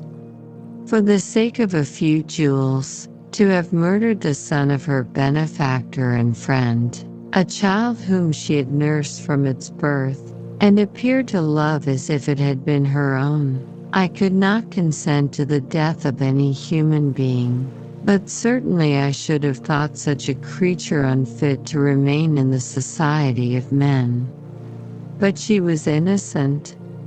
I know, I feel she was innocent. You are of the same opinion, and that confirms me. Alas, Victor, when falsehood can look so like the truth, who can assure themselves of certain happiness? I feel as if I were walking on the edge of a precipice, towards which thousands are crowding and endeavoring to plunge me into the abyss. William and Justine were assassinated, and the murderer escapes. He walks about the world free, and perhaps respected. But even if I were condemned to suffer on the scaffold for the same crimes, I would not change places with such a wretch. I listened to this discourse with the extremest agony. I, not indeed, but in effect, was the true murderer. Elizabeth read my anguish in my countenance, and kindly taking my hand, said, "My dearest friend, you must calm yourself. These events have affected me, God knows how deeply, but I am not so wretched as you are. There is an expression of despair, and sometimes of revenge, in your countenance that makes me tremble. Dear Victor, banish these dark passions. Remember the friends around you, who center all their hopes in you. Have we lost the power of rendering you happy? Ah! While we love, while we are true to each other, here in this land of peace and beauty, your native country, we may reap every tranquil blessing. What can disturb our peace? And could not such words from her whom I fondly prized before every other gift of fortune suffice to chase away the fiend that lurked in my heart? Even as she spoke I drew near to her, as if in terror, lest at that very moment the destroyer had been near to rob me of her. Thus not the tenderness of friendship, nor the beauty of earth, nor of heaven, could redeem my soul from woe. The very accents of love were ineffectual. I was encompassed by a cloud which no beneficial influence could penetrate. the wounded deer dragging its fainting limbs to some untrodden brake, there to gaze upon the arrow which had pierced it, and to die, was but a type of me. Sometimes I could cope with the sullen despair that overwhelmed me, but sometimes the whirlwind passions of my soul drove me to seek, by bodily exercise and by change of place, some relief from my intolerable sensations. It was during an access of this kind that I suddenly left my home, and bending my steps towards the near alpine valleys, sought in the magnificence, the eternity of such scenes, to forget myself and my ephemeral, because human, sorrows. My wanderings were directed towards the valley of Chamonix. I had visited it frequently during my boyhood. 6 years had passed since then. I was a wreck, but naught had changed in those savage and enduring scenes. I performed the first part of my journey on horseback. I afterwards hired a mule, as the more sure-footed and least liable to receive injury on these rugged roads. The weather was fine. It was about the middle of the month of August, nearly 2 months after the death of Justine, that miserable epoch from which I dated all my woe.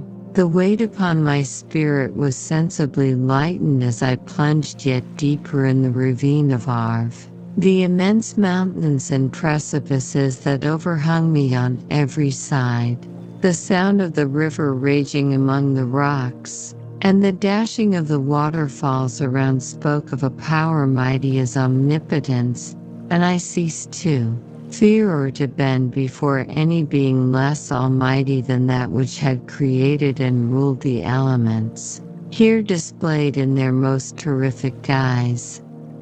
Still, as I ascended higher, the valley assumed a more magnificent and astonishing character.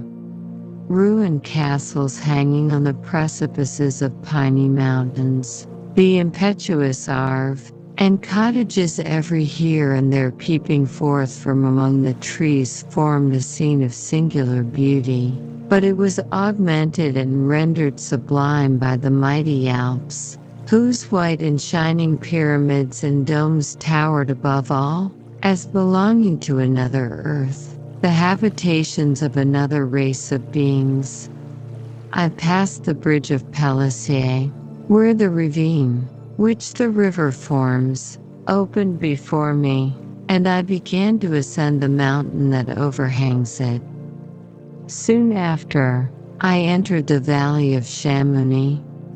This valley is more wonderful and sublime, but not so beautiful and picturesque as that of Servox, through which I had just passed. The high and snowy mountains were its immediate boundaries, but I saw no more ruined castles and fertile fields. Immense glaciers approached the road. I heard the rumbling thunder of the falling avalanche and marked the smoke of its passage.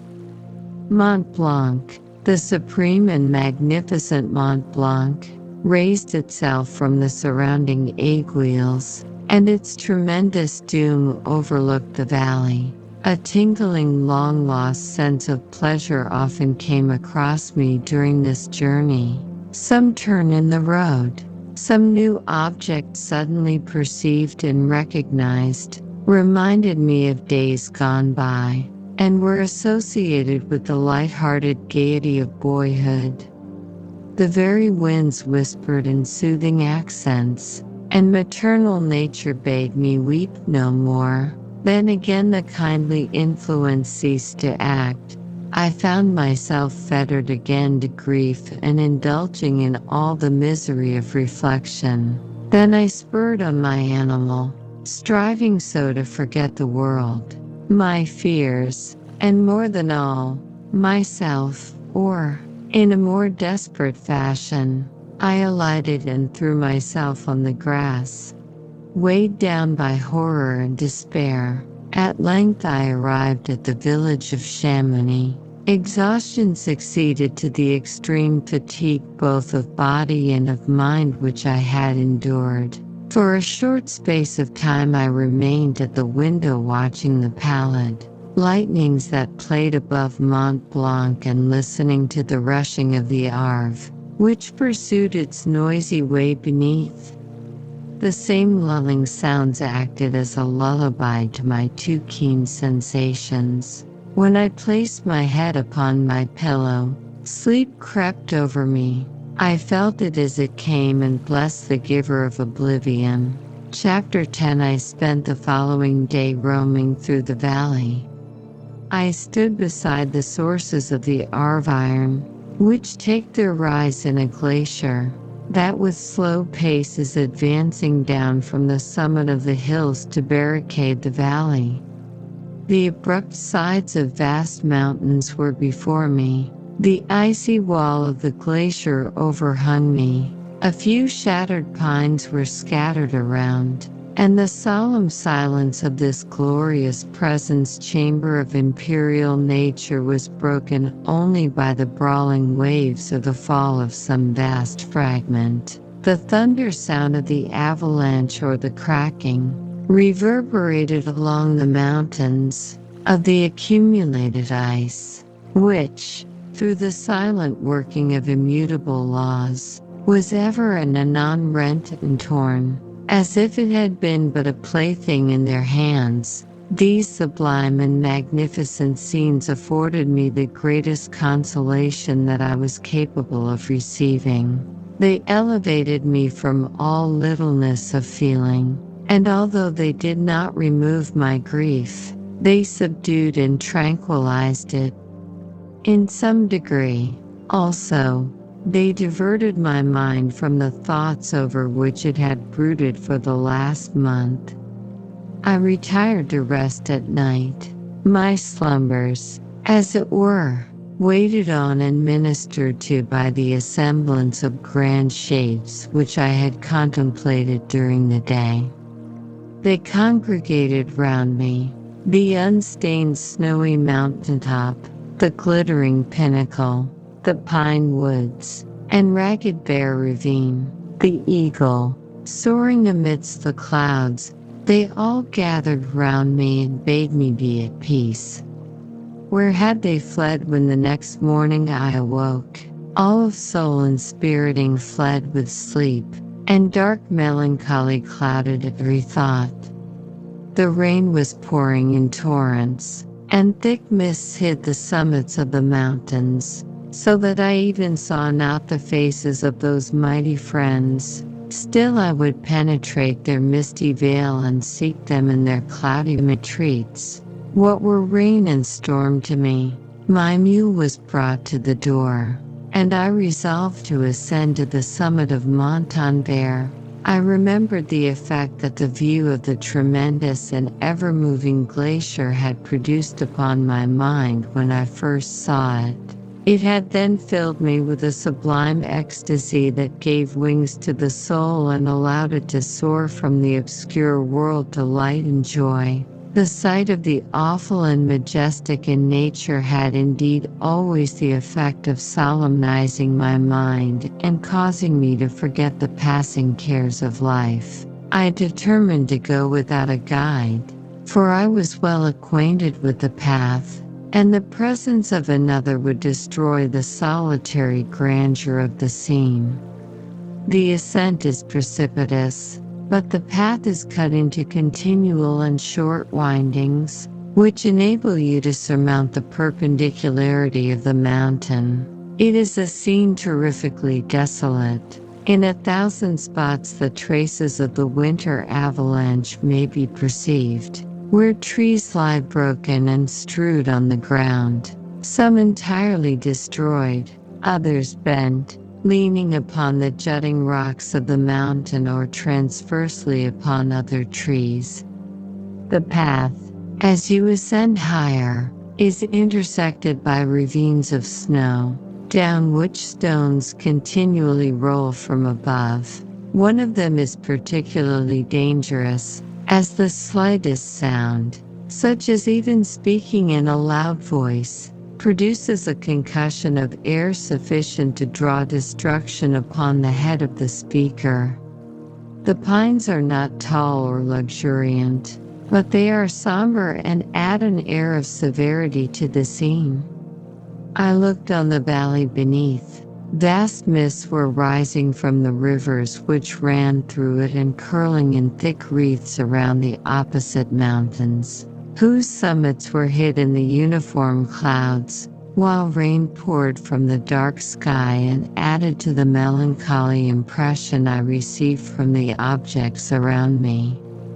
Alas, why does man boast of sensibilities superior to those apparent in the brute? It only renders them more necessary beings.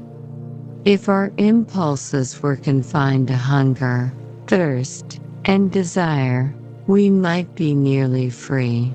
But now we are moved by every wind that blows and a chance word or scene that word may convey to us. We rest. A dream has power to poison sleep. We rise. One wandering thought pollutes the day. We feel, conceive, or reason, laugh or weep, embrace fond woe, or cast our cares away. It is the same, for, be it joy or sorrow, the path of its departure still is free. Man's yesterday may ne'er be like his morrow, naught may endure but mutability. It was nearly noon when I arrived at the top of the ascent. For some time I sat upon the rock that overlooks the sea of ice. A mist covered both that and the surrounding mountains. Presently a breeze dissipated the cloud, and I descended upon the glacier. The surface is very uneven, rising like the waves of a troubled sea, descending low, and interspersed by rifts that sink deep. The field of ice is almost a league in width, but I spent nearly 2 hours in crossing it. The opposite mountain is a bare perpendicular rock. From the side where I now stood, Montanvert was exactly opposite, at the distance of a league, and above it rose Mont Blanc, in awful majesty.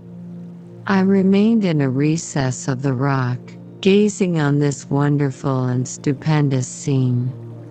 The sea, or rather the vast river of ice, wound among its dependent mountains, whose aerial summits hung over its recesses. Their icy and glittering peaks shone in the sunlight over the clouds. My heart, which was before sorrowful, now swelled with something like joy.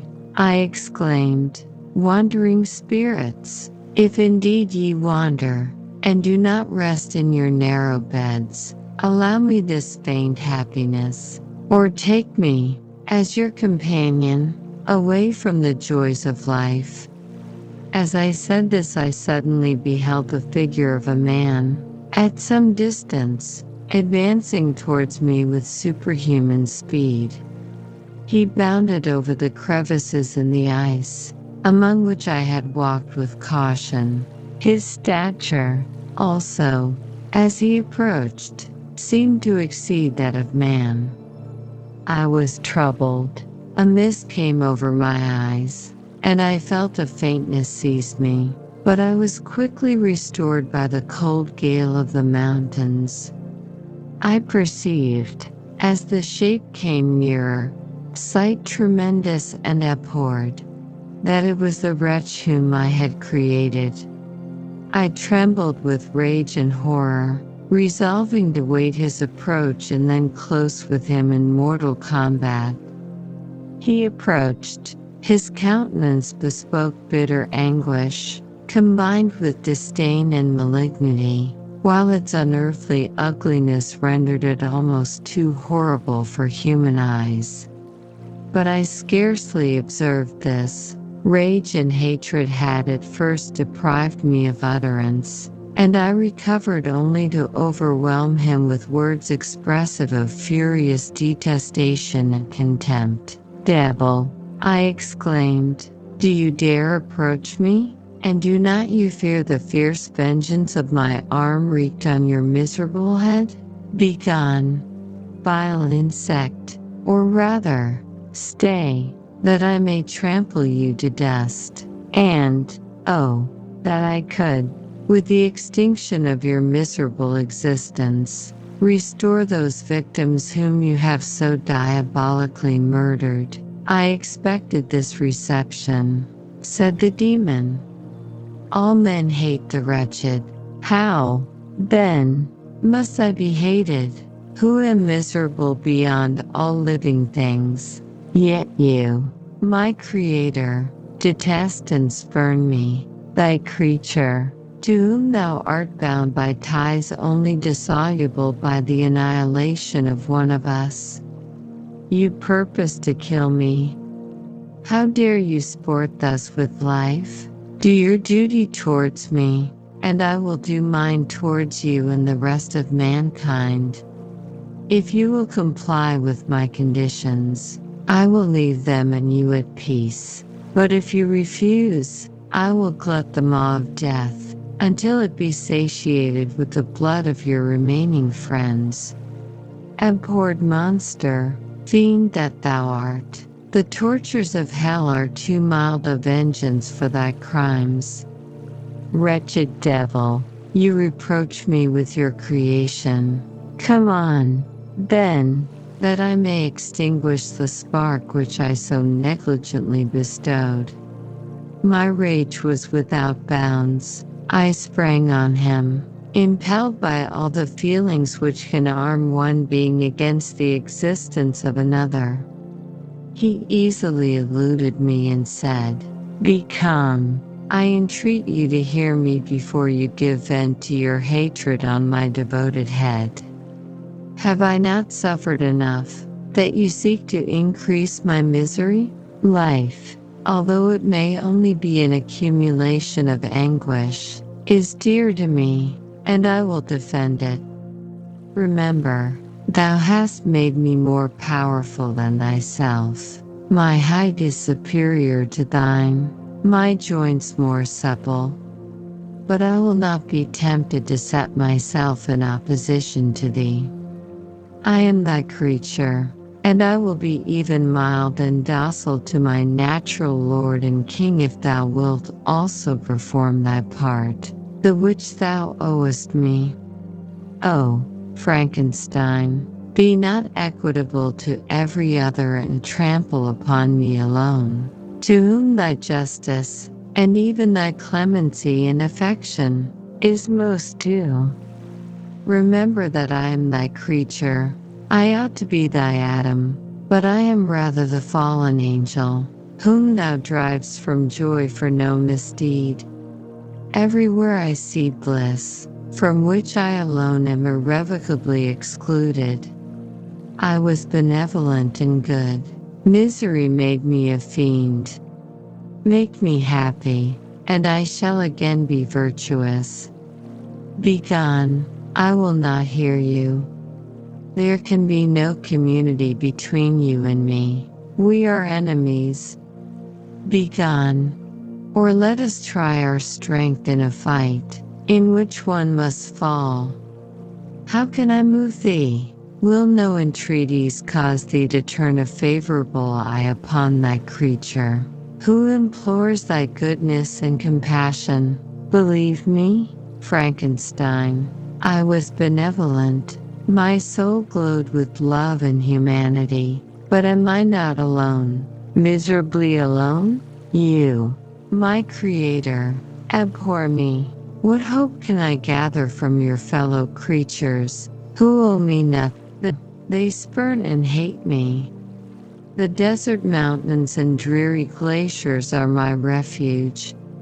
I have wandered here many days. The caves of ice, which I only do not fear, are a dwelling to me, and the only one which man does not grudge. These bleak skies I hail, for they are kinder to me than your fellow beings. If the multitude of mankind knew of my existence, they would do as you do, and arm themselves for my destruction. Shall I not then hate them who abhor me? I will keep no terms with my enemies. I am miserable, and they shall share my wretchedness. Yet it is in your power to recompense me, and deliver them from an evil which it only remains for you to make so great, that not only you and your family, but thousands of others, shall be swallowed up in the whirlwinds of its rage. Let your compassion be moved, and do not disdain me. Listen to my tale. When you have heard that, abandon or commiserate me, as you shall judge that I deserve. But hear me. The guilty are allowed, by human laws, bloody as they are, to speak in their own defense before they are condemned. Listen to me, Frankenstein. You accuse me of murder, and yet you would, with a satisfied conscience, destroy your own creature? Oh, praise the eternal justice of man. Yet I ask you not to spare me. Listen to me, and then, if you can, and if you will, destroy the work of your hands. Why do you call to my remembrance, I rejoined, circumstances of which I shudder to reflect, that I have been the miserable origin and author? Cursed be the day, abhorred devil, in which you first saw light. Cursed, although I curse myself, be the hands that formed you. You have made me wretched beyond expression. You have left me no power to consider whether I am just to you or not. Begone, relieve me from the sight of your detested form. Thus I relieve thee, my Creator, he said, and placed his hated hands before my eyes, which I flung from me with violence. Thus I take from thee a sight which you abhor. Still thou canst listen to me and grant me thy compassion. By the virtues that I once possessed, I demand this from you. Hear my tale. It is long and strange, and the temperature of this place is not fitting to your fine sensations. Come to the hut upon the mountain. The sun is yet high in the heavens. Before it descends to hide itself behind your snowy precipices and illuminate another world, you will have heard my story and can decide. On you it rests, whether I quit forever the neighborhood of man and lead a harmless life, or become the scourge of your fellow creatures and the author of your own speedy ruin. As he said this, he led the way across the ice. I followed. My heart was full, and I did not answer him, but as I proceeded, I weighed the various arguments that he had used and determined at least to listen to his tale. I was partly urged by curiosity, and compassion confirmed my resolution. I had hitherto supposed him to be the murderer of my brother, and I eagerly sought a confirmation or denial of this opinion. For the first time, also, I felt what the duties of a creator towards his creature were, and that I ought to render him happy before I complained of his wickedness. These motives urged me to comply with his demand. We crossed the ice, therefore, and ascended the opposite rock. The air was cold, and the rain again began to descend. We entered the hut, the fiend with an air of exultation, I with a heavy heart and depressed spirits.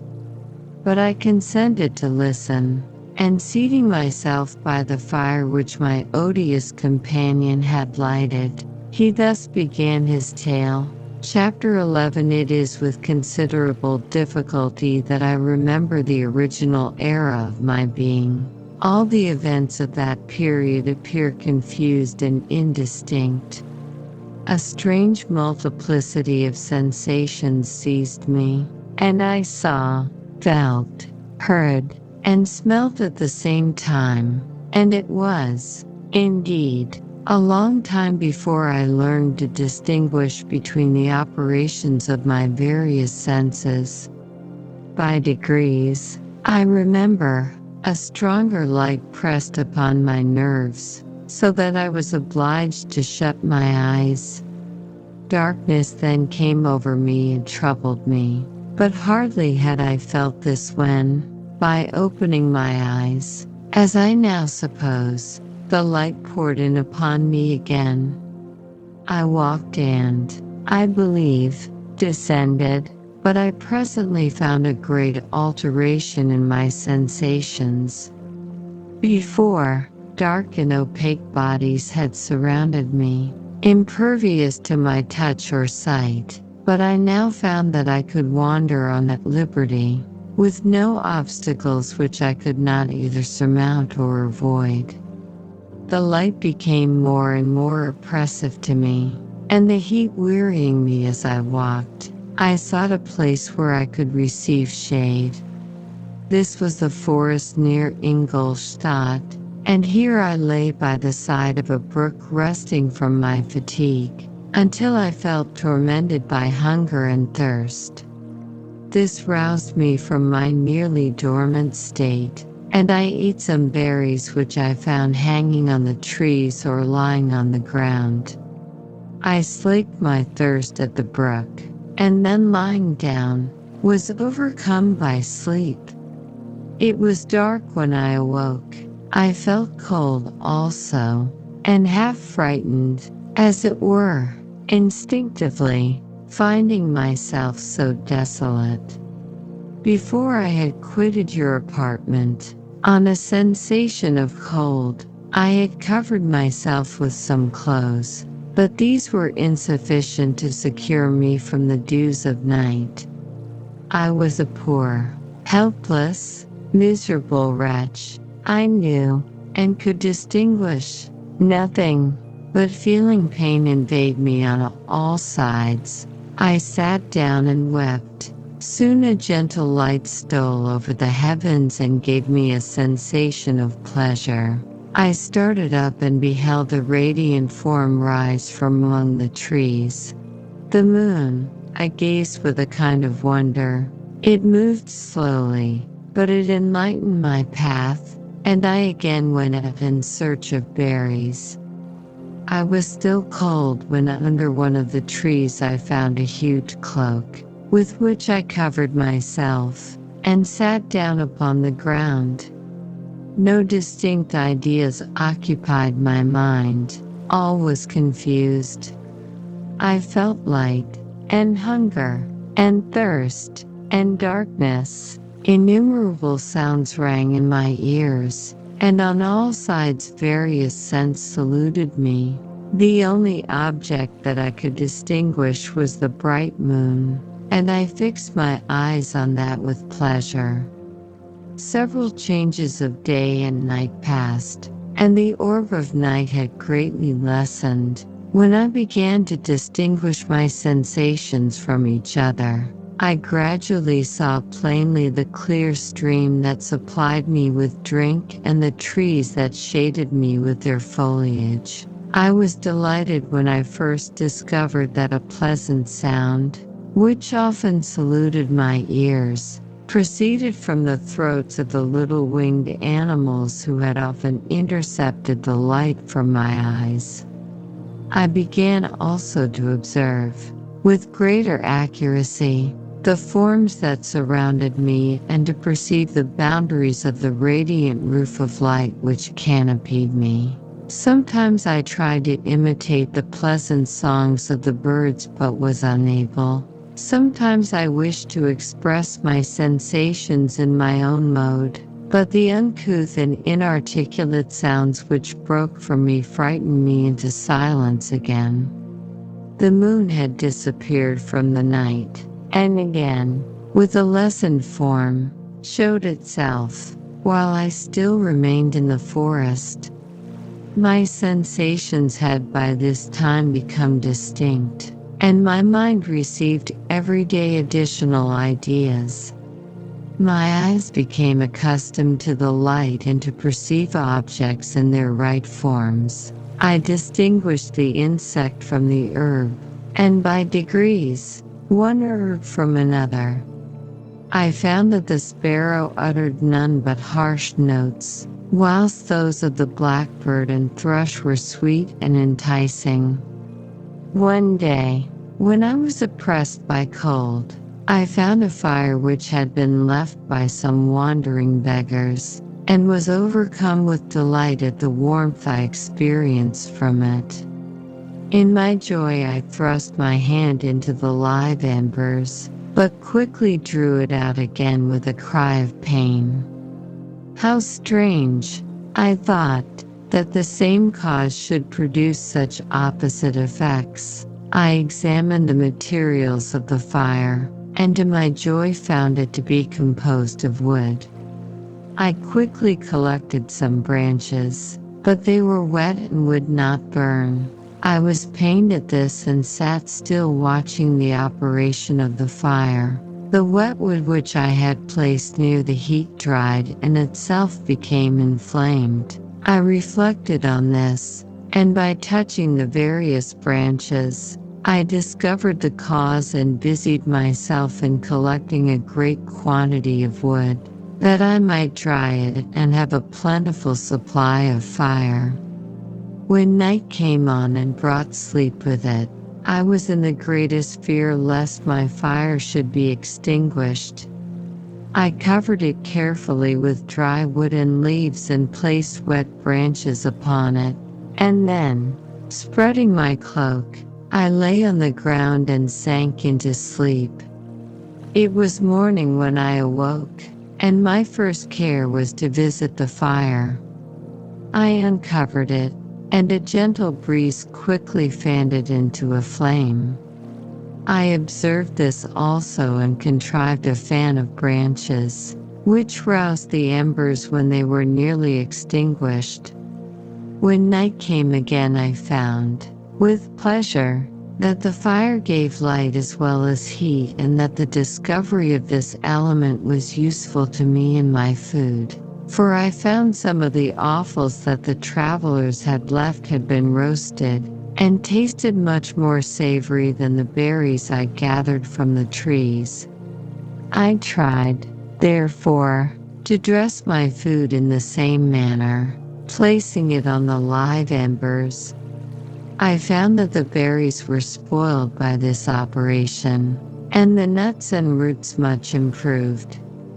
Food, however, became scarce, and I often spent the whole day searching in vain for a few acorns to assuage the pangs of hunger. When I found this, I resolved to quit the place that I had hitherto inhabited, to seek for one where the few wants I experienced would be more easily satisfied. In this emigration I exceedingly lamented the loss of the fire which I had obtained through accident, and knew not how to reproduce it. I gave several hours to the serious consideration of this difficulty, but I was obliged to relinquish all attempt to supply it, and wrapping myself up in my cloak, I struck across the wood towards the setting sun. I passed 3 days in these rambles and at length discovered the open country. A great fall of snow had taken place the night before, and the fields were of one uniform white. The appearance was disconsolate, and I found my feet chilled by the cold damp substance that covered the ground. It was about 7 in the morning, and I longed to obtain food and shelter. At length I perceived a small hut, on a rising ground, which had doubtless been built for the convenience of some shepherd. This was a new sight to me, and I examined the structure with great curiosity. Finding the door open, I entered. An old man sat in it, near a fire, over which he was preparing his breakfast. He turned on hearing a noise, and perceiving me, shrieked loudly, and quitting the hut, ran across the fields with a speed of which his debilitated form hardly appeared capable. His appearance, different from any I had ever before seen, and his flight somewhat surprised me. But I was enchanted by the appearance of the hut. Here the snow and rain could not penetrate. The ground was dry, and it presented to me then as exquisite and divine a retreat as pandemonium appeared to the demons of hell after their sufferings in the lake of fire. I greedily devoured the remnants of the shepherd's breakfast, which consisted of bread, cheese, milk, and wine. The latter, however, I did not like. Then, overcome by fatigue, I lay down among some straw and fell asleep. It was noon when I awoke, and allured by the warmth of the sun, which shone brightly on the white ground, I determined to recommence my travels, and, depositing the remains of the peasant's breakfast in a wallet I found, I proceeded across the fields for several hours, until at sunset I arrived at a village.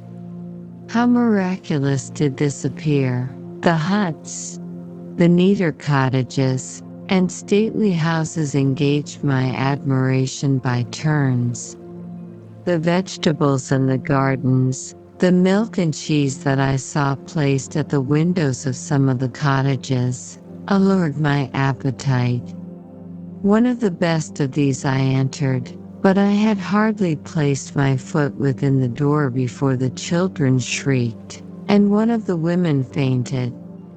The whole village was roused. Some fled, some attacked me, until, grievously bruised by stones and many other kinds of missile weapons, I escaped to the open country and fearfully took refuge in a low hovel, quite bare, and making a wretched appearance after the palaces I had beheld in the village.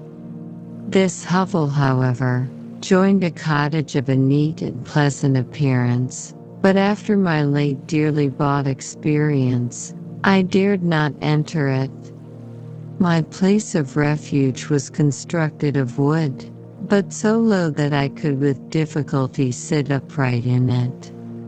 No wood, however, was placed on the earth, which formed the floor, but it was dry, and although the wind entered it by innumerable chinks, I found it an agreeable asylum from the snow and rain. Here, then, I retreated and lay down happy to have found a shelter, however miserable, from the inclemency of the season, and still more from the barbarity of man. As soon as morning dawned I crept from my kennel, that I might view the adjacent cottage and discover if I could remain in the habitation I had found. It was situated against the back of the cottage and surrounded on the sides, which were exposed by a pigsty and a clear pool of water. One part was open, and by that I had crept in, but now I covered every crevice by which I might be perceived with stones and wood, yet in such a manner that I might move them on occasion to pass out. All the light I enjoyed came through the sty, and that was sufficient for me. Having thus arranged my dwelling and carpeted it with clean straw, I retired, for I saw the figure of a man at a distance, and I remembered too well my treatment the night before to trust myself in his power. I at first, however, provided for my sustenance for that day by a loaf of coarse bread, which I purloined, and a cup with which I could drink more conveniently than from my hand of the pure water which flowed by my retreat. The floor was a little raised, so that it was kept perfectly dry, and by its vicinity to the chimney of the cottage it was tolerably warm. Being thus provided, I resolved to reside in this hovel until something should occur which might alter my determination. It was indeed a paradise compared to the bleak forest, my former residence, the rain-dropping branches, and dank earth. I ate my breakfast with pleasure and was about to remove a plank to procure myself a little water when I heard a step, and looking through a small chink, I beheld a young creature, with a pail on her head, passing before my hovel.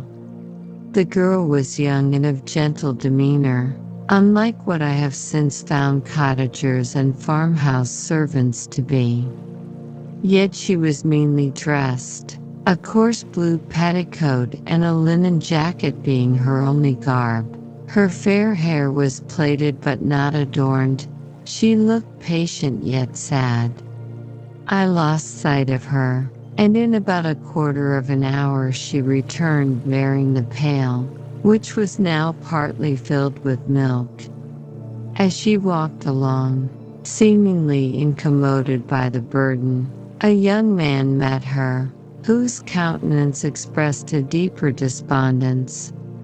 Uttering a few sounds with an air of melancholy, he took the pail from her head and bore it to the cottage himself. She followed, and they disappeared. Presently I saw the young man again, with some tools in his hand, cross the field behind the cottage, and the girl was also busied, sometimes in the house and sometimes in the yard.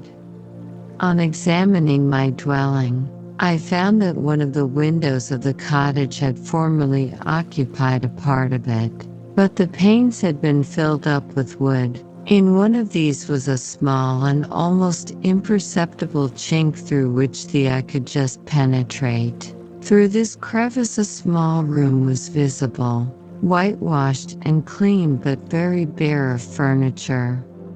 In one corner, near a small fire, sat an old man, leaning his head on his hands in a disconsolate attitude.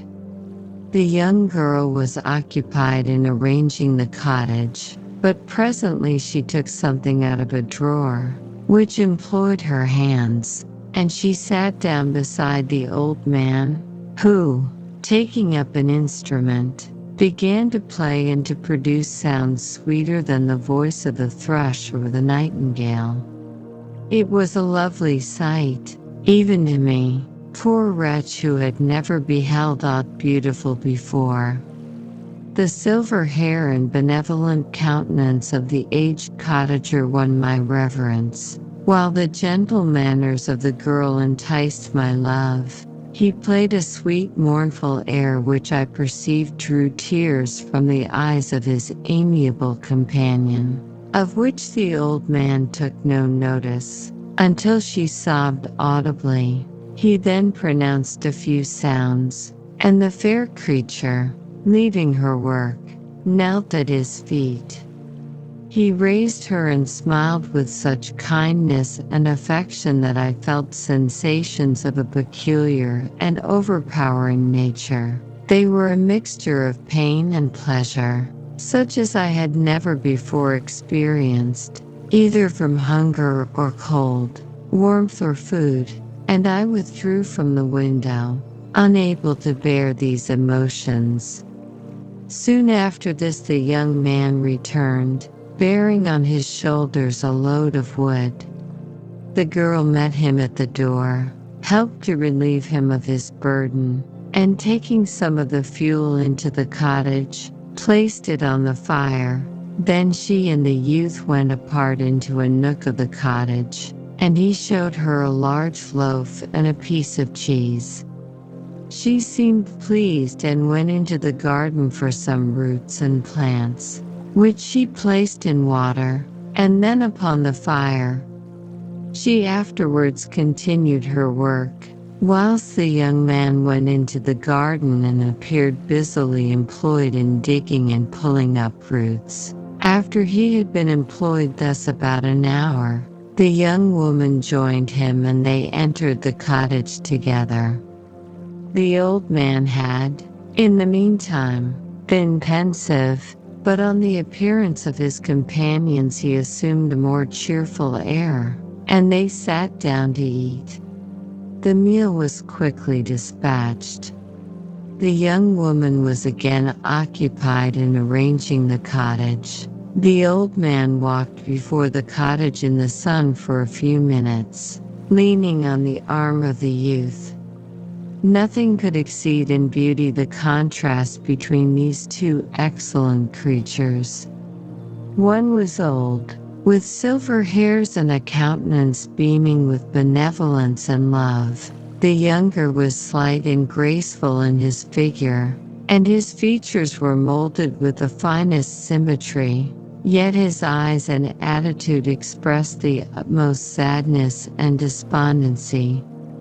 The old man returned to the cottage, and the youth, with tools different from those he had used in the morning, directed his steps across the fields. Night quickly shut in, but to my extreme wonder, I found that the cottagers had a means of prolonging light by the use of tapers, and was delighted to find that the setting of the sun did not put an end to the pleasure I experienced in watching my human neighbors. In the evening the young girl and her companion were employed in various occupations which I did not understand, and the old man again took up the instrument which produced the divine sounds that had enchanted me in the morning. So soon as he had finished, the youth began, not to play, but to utter sounds that were monotonous, and neither resembling the harmony of the old man's instrument nor the songs of the birds. I since found that he read aloud, but at that time I knew nothing of the science of words or letters. The family, after having been thus occupied for a short time, extinguished their lights and retired, as I conjectured, to rest. Chapter 12. I lay on my straw, but I could not sleep. I thought of the occurrences of the day. What chiefly struck me was the gentle manners of these people, and I longed to join them, but dared not. I remembered too well the treatment I had suffered the night before from the barbarous villagers, and resolved, whatever course of conduct I might hereafter think it right to pursue, that for the present I would remain quietly in my hovel, watching and endeavoring to discover the motives which influenced their actions. The cottagers arose the next morning before the sun. The young woman arranged the cottage and prepared the food, and the youth departed after the first meal. This day was passed in the same routine as that which preceded it. The young man was constantly employed out of doors, and the girl in various laborious occupations within. The old man, whom I soon perceived to be blind, employed his leisure hours on his instrument or in contemplation. Nothing could exceed the love and respect which the younger cottagers exhibited towards their venerable companion. They performed towards him every little office of affection and duty with gentleness, and he rewarded them by his benevolent smiles. They were not entirely happy. The young man and his companion often went apart and appeared to weep. I saw no cause for their unhappiness, but I was deeply affected by it. If such lovely creatures were miserable, it was less strange that I, an imperfect and solitary being, should be wretched. Yet why were these gentle beings unhappy? They possessed a delightful house, for such it was in my eyes, and every luxury. They had a fire to warm them when chill and delicious viands when hungry. They were dressed in excellent clothes, and, still more, they enjoyed one another's company and speech, interchanging each day looks of affection and kindness. What did their tears imply? Did they really express pain? I was at first unable to solve these questions, but perpetual attention and time explained to me many appearances which were at first enigmatic. A considerable period elapsed before I discovered one of the causes of the uneasiness of this amiable family. It was poverty, and they suffered that evil in a very distressing degree. Their nourishment consisted entirely of the vegetables of their garden and the milk of one cow, which gave very little during the winter, when its masters could scarcely procure food to support it.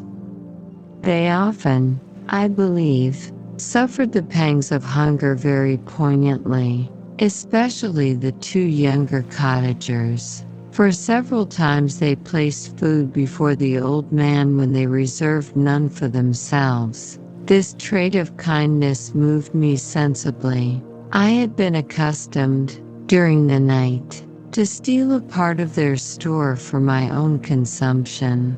But when I found that in doing this I inflicted pain on the cottagers, I abstained and satisfied myself with berries, nuts, and roots which I gathered from a neighboring wood.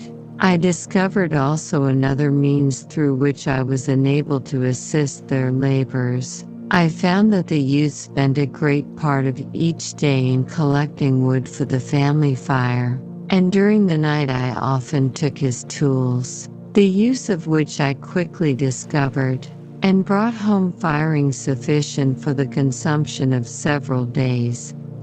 I remember, the first time that I did this, the young woman, when she opened the door in the morning, appeared greatly astonished on seeing a great pile of wood on the outside. She uttered some words in a loud voice, and the youth joined her, who also expressed surprise. I observed, with pleasure, that he did not go to the forest that day, but spent it in repairing the cottage and cultivating the garden. By degrees I made a discovery of still greater moment. I found that these people possessed a method of communicating their experience and feelings to one another by articulate sounds. I perceived that the words they spoke sometimes produced pleasure or pain, smiles or sadness, in the minds and countenances of the hearers. This was indeed a godlike science, and I ardently desired to become acquainted with it. But I was baffled in every attempt I made for this purpose. Their pronunciation was quick, and the words they uttered, not having any apparent connection with visible objects, I was unable to discover any clue by which I could unravel the mystery of their reference.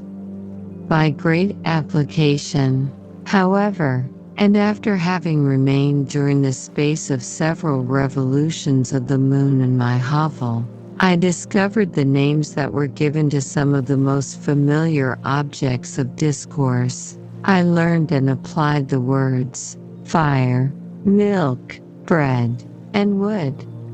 I learned also the names of the cottagers themselves. The youth and his companion had each of them several names, but the old man had only one, which was father. The girl was called sister or Agatha, and the youth Felix, brother, or son. I cannot describe the delight I felt when I learned the ideas appropriated to each of these sounds and was able to pronounce them. I distinguished several other words without being able as yet to understand or apply them, such as good, dearest, unhappy. I spent the winter in this manner. The gentle manners and beauty of the cottagers greatly endeared them to me. When they were unhappy, I felt depressed. When they rejoiced, I sympathized in their joys. I saw few human beings besides them, and if any other happened to enter the cottage, Their harsh manners and rude gait only enhanced to me the superior accomplishments of my friends. The old man, I could perceive, often endeavored to encourage his children, as sometimes I found that he called them, to cast off their melancholy. He would talk in a cheerful accent, with an expression of goodness that bestowed pleasure even upon me.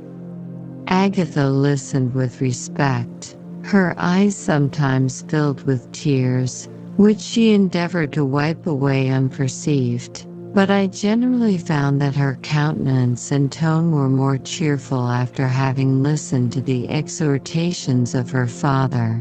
It was not thus with Felix. He was always the saddest of the group, and even to my unpracticed senses, he appeared to have suffered more deeply than his friends. But if his countenance was more sorrowful, his voice was more cheerful than that of his sister, especially when he addressed the old man.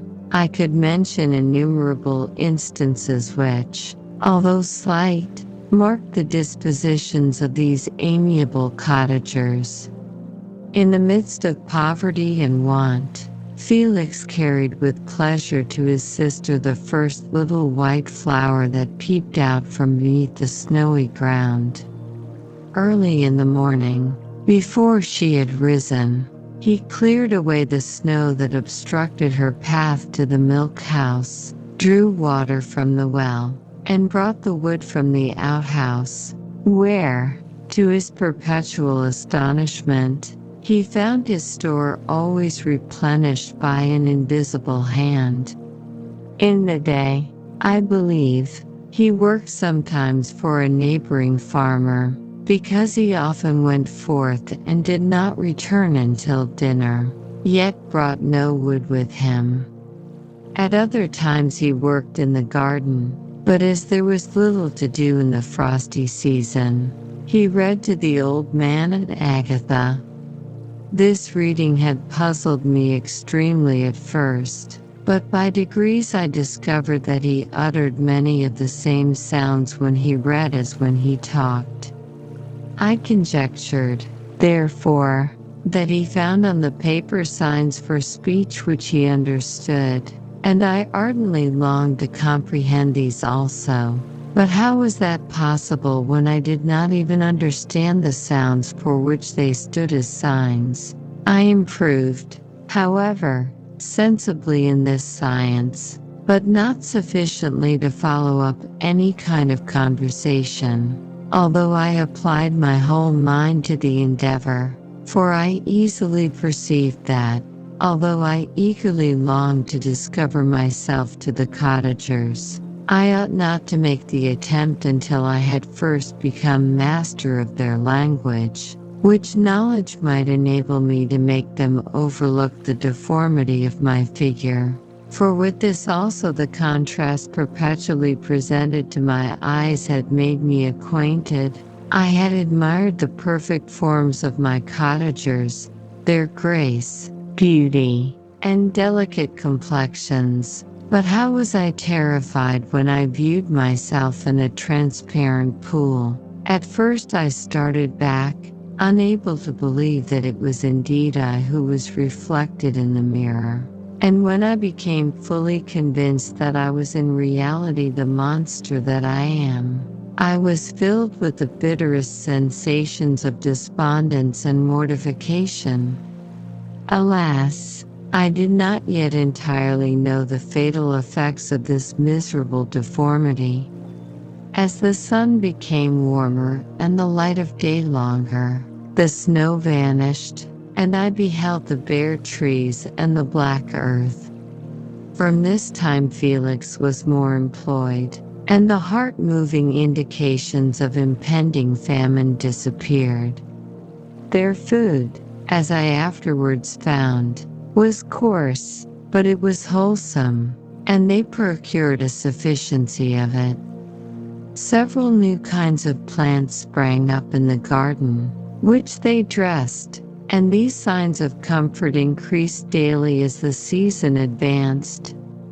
The old man, leaning on his son, walked each day at noon, when it did not rain, as I found it was called when the heavens poured forth its waters.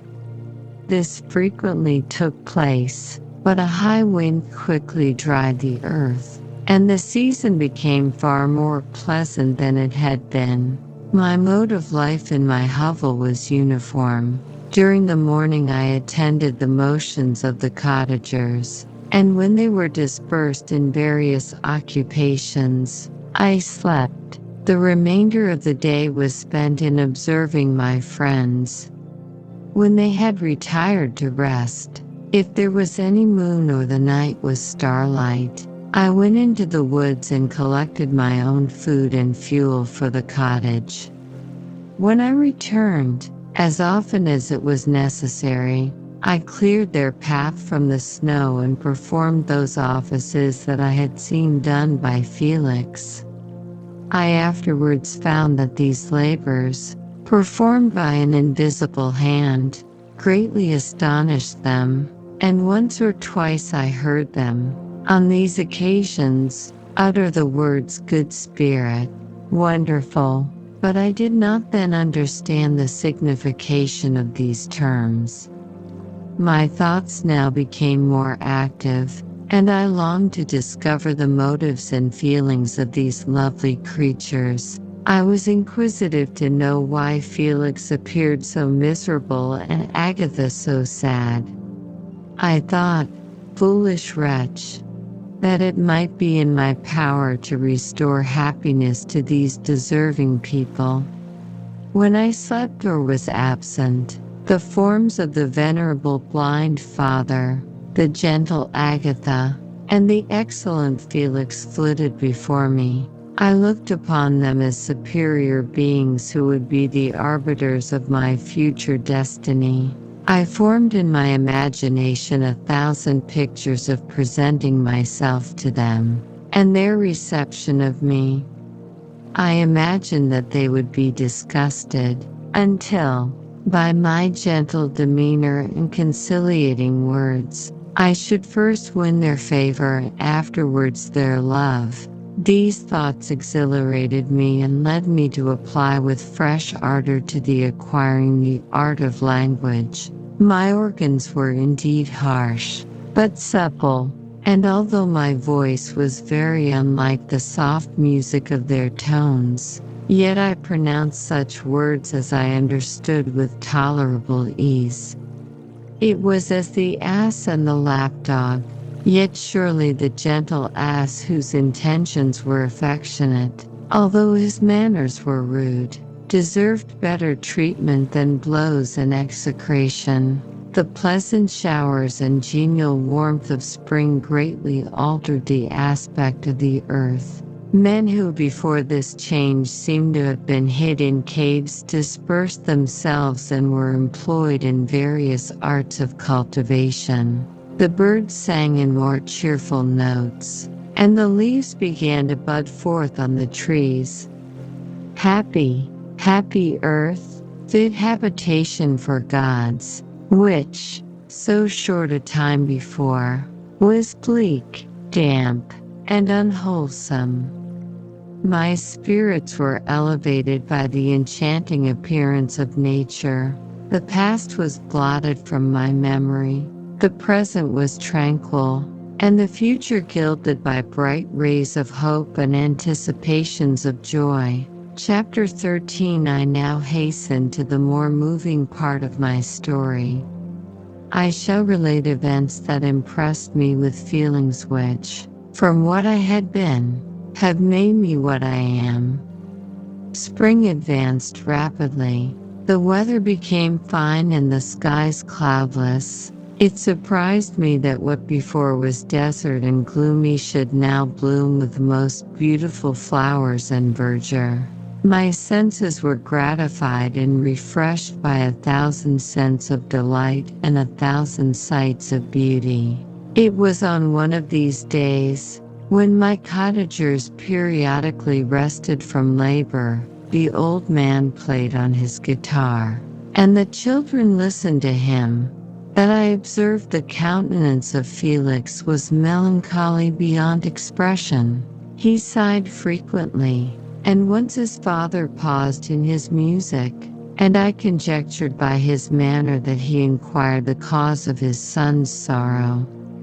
Felix replied in a cheerful accent, and the old man was recommencing his music when someone tapped at the door. It was a lady on horseback, accompanied by a countryman as a guide. The lady was dressed in a dark suit and covered with a thick black veil. Agatha asked a question, to which the stranger only replied by pronouncing, in a sweet accent, the name of Felix. Her voice was musical but unlike that of either of my friends. On hearing this word, Felix came up hastily to the lady, who, when she saw him, threw up her veil, and I beheld a countenance of angelic beauty and expression. Her hair of a shining raven black, and curiously braided, her eyes were dark, but gentle, although animated, her features of a regular proportion, and her complexion wondrously fair, each cheek tinged with a lovely pink. Felix seemed ravished with delight when he saw her. Every trait of sorrow vanished from his face, and it instantly expressed a degree of ecstatic joy, of which I could hardly have believed it capable. His eyes sparkled, as his cheek flushed with pleasure, and at that moment I thought him as beautiful as the stranger. She appeared affected by different feelings. Wiping a few tears from her lovely eyes, she held out her hand to Felix, who kissed it rapturously and called her, as well as I could distinguish, his sweet Arabian. She did not appear to understand him, but smiled. He assisted her to dismount, and dismissing her guide, conducted her into the cottage. Some conversation took place between him and his father, and the young stranger knelt at the old man's feet and would have kissed his hand, but he raised her and embraced her affectionately. I soon perceived that although the stranger uttered articulate sounds and appeared to have a language of her own, she was neither understood by nor herself understood the cottagers. They made many signs which I did not comprehend, but I saw that her presence diffused gladness through the cottage, dispelling their sorrow as the sun dissipates the morning mists. Felix seemed peculiarly happy and with smiles of delight welcomed his Arabian. Agatha, the ever-gentle Agatha, kissed the hands of the lovely stranger, and pointing to her brother, made signs which appeared to me to mean that he had been sorrowful until she came. Some hours passed thus, while they, by their countenances, expressed joy, the cause of which I did not comprehend. Presently I found, by the frequent recurrence of some sound which the stranger repeated after them, that she was endeavoring to learn their language, and the idea instantly occurred to me that I should make use of the same instructions to the same end. The stranger learned about 20 words at the first lesson. Most of them, indeed, were those which I had before understood, but I profited by the others. As night came on, Agatha and the Arabian retired early. When they separated, Felix kissed the hand of the stranger and said, "Good night, sweet Sophie." He sat up much longer, conversing with his father, and by the frequent repetition of her name I conjectured that their lovely guest was the subject of their conversation.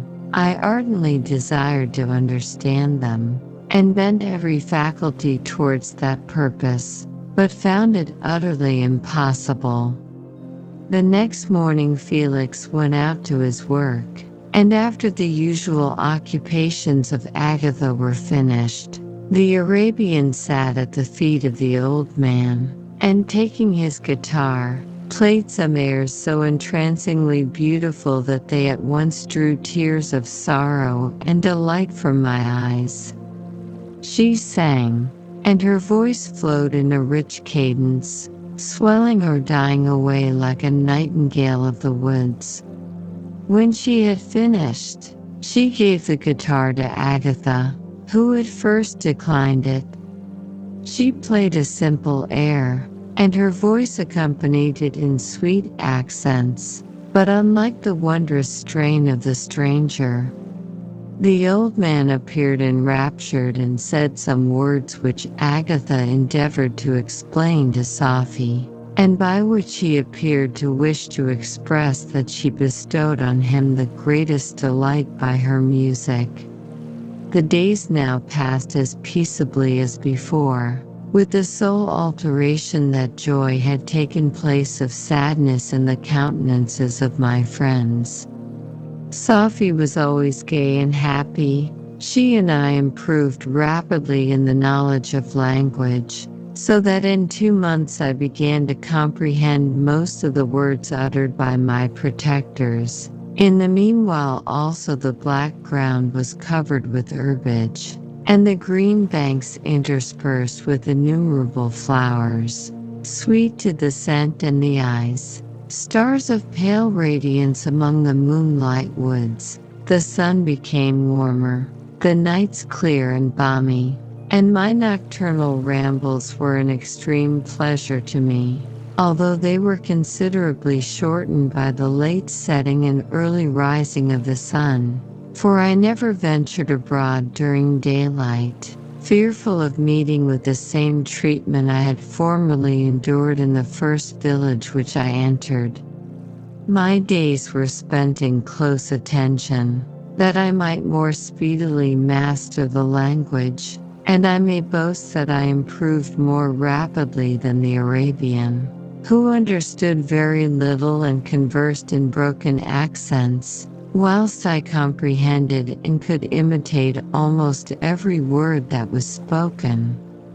While I improved in speech, I also learned the science of letters as it was taught to the stranger, and this opened before me a wide field for wonder and delight. The book from which Felix instructed Sophie was Volney's Ruins of Empires. I should not have understood the purport of this book had not Felix, in reading it, given very minute explanations.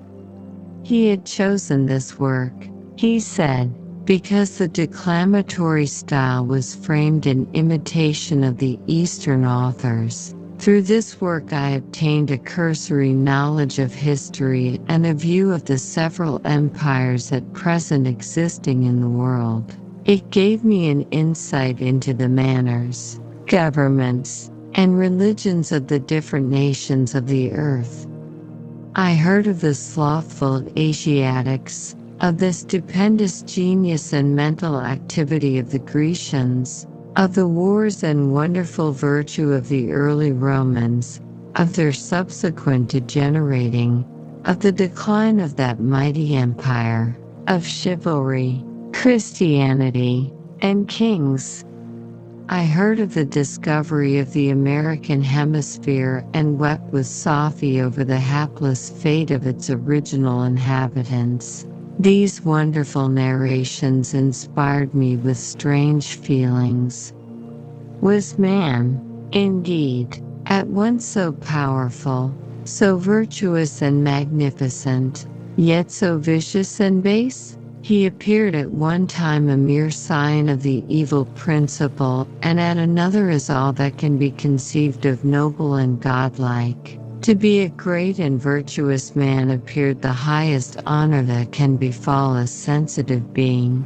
To be base and vicious, as many on record have been, appeared the lowest degradation, a condition more abject than that of the blind mole or harmless worm. For a long time I could not conceive how one man could go forth to murder his fellow, or even why there were laws and governments. But when I heard details of vice and bloodshed, my wonder ceased and I turned away with disgust and loathing. Every conversation of the cottagers now opened new wonders to me, while I listened to the instructions which Felix bestowed upon the Arabian. The strange system of human society was explained to me.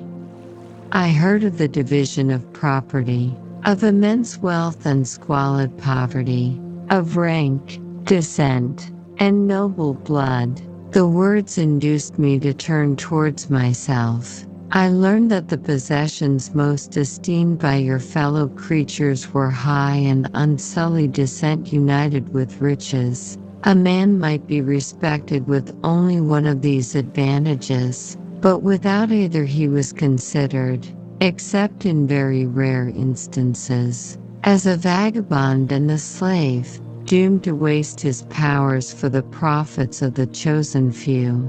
And what was I?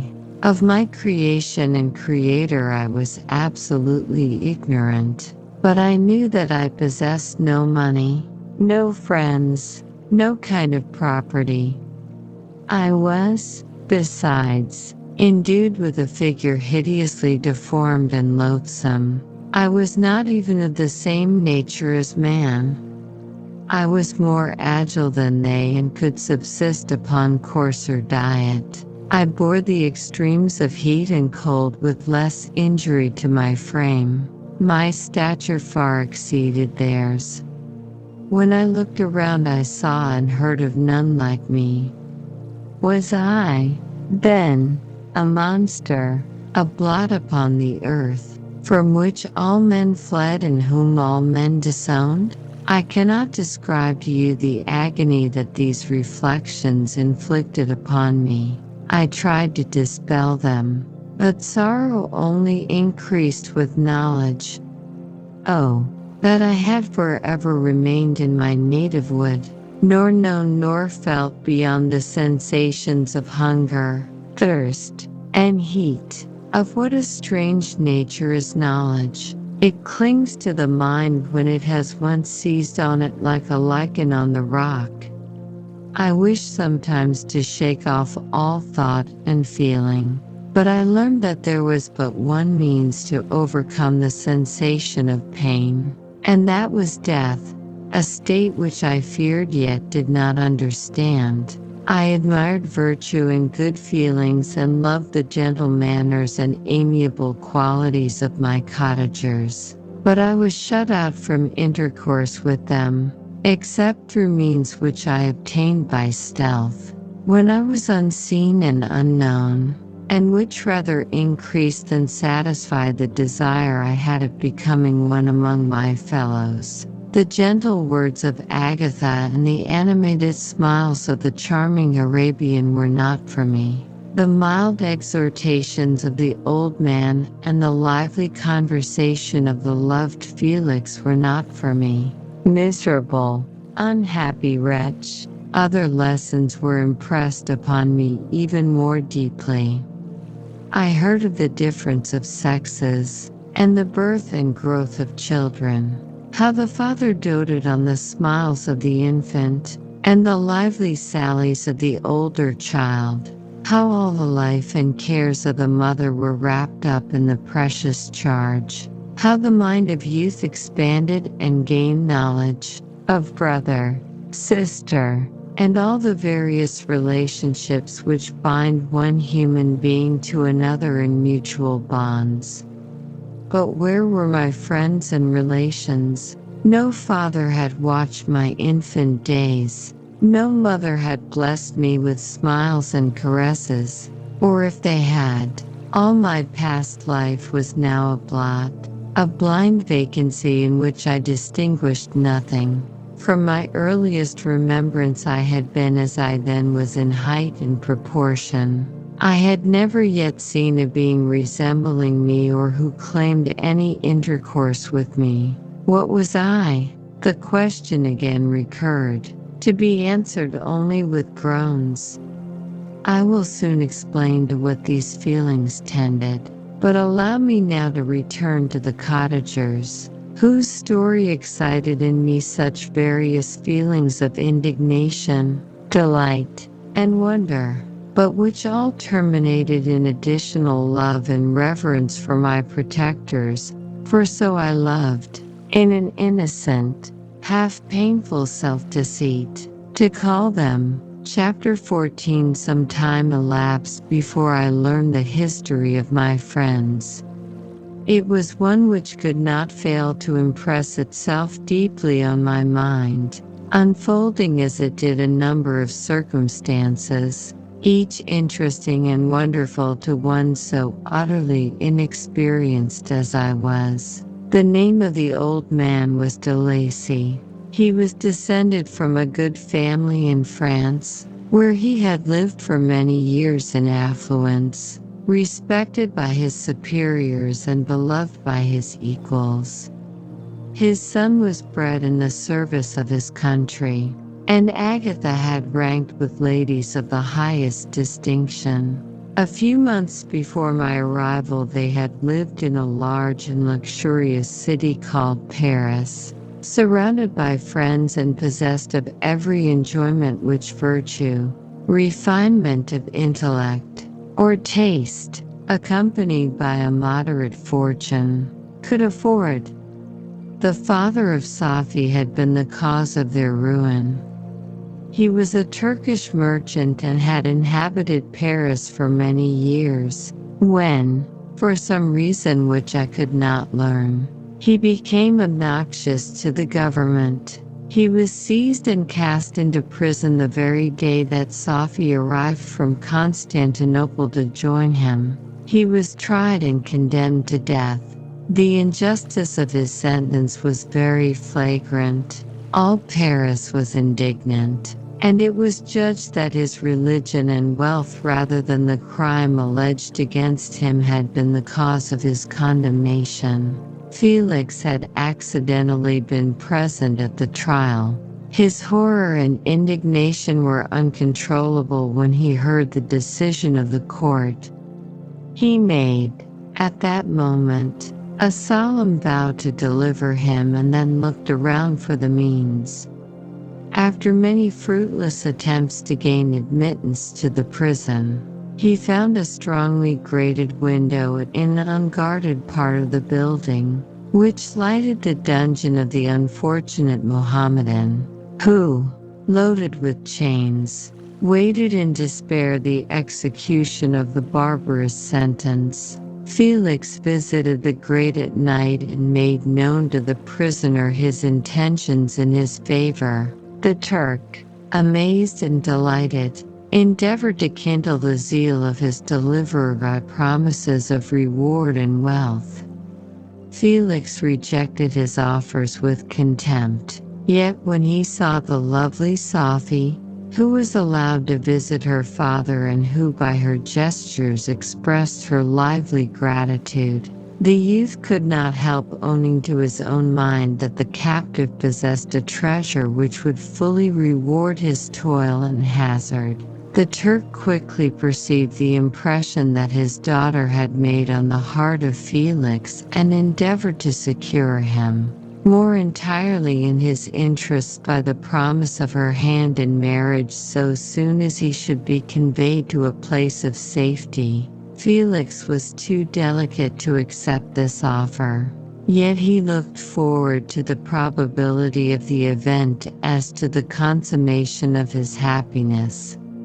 During the ensuing days, while the preparations were going forward for the escape of the merchant, the zeal of Felix was warmed by several letters that he received from this lovely girl, who found means to express her thoughts in the language of her lover by the aid of an old man, a servant of her father who understood French.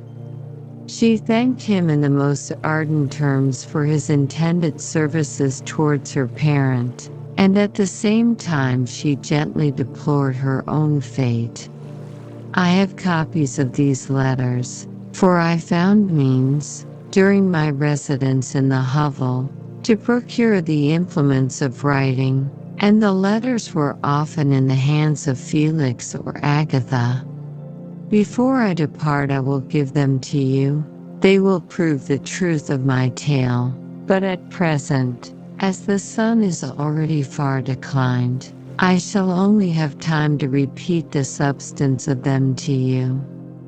Safi related that her mother was a Christian Arab, seized and made a slave by the Turks, recommended by her beauty. She had won the heart of the father of Safi, who married her. The young girl spoke in high and enthusiastic terms of her mother, who, born in freedom, spurned the bondage to which she was now reduced. She instructed her daughter in the tenets of her religion and taught her to aspire to higher powers of intellect and an independence of spirit forbidden to the female followers of Muhammad. This lady died, but her lessons were indelibly impressed on the mind of Safi, who sickened at the prospect of again returning to Asia and being immured within the walls of a harem, allowed only to occupy herself with infantile amusements, ill-suited to the temper of her soul, now accustomed to grand ideas and a noble emulation for virtue. The prospect of marrying a Christian and remaining in a country where women were allowed to take a rank in society was enchanting to her. The day for the execution of the Turk was fixed, but on the night previous to it he quitted his prison and before morning was distant many leagues from Paris. Felix had procured passports in the name of his father, sister, and himself. He had previously communicated his plan to the former, who aided the deceit by quitting his house, under the pretense of a journey and concealed himself, with his daughter, in an obscure part of Paris. Felix conducted the fugitives through France to Lyons and across Mont-Cenis to Leghorn, where the merchant had decided to wait a favorable opportunity of passing into some part of the Turkish dominions. Safi resolved to remain with her father until the moment of his departure, before which time the Turk renewed his promise that she should be united to his deliverer, and Felix remained with them in expectation of that event. And in the meantime he enjoyed the society of the Arabian, who exhibited towards him the simplest and tenderest affection.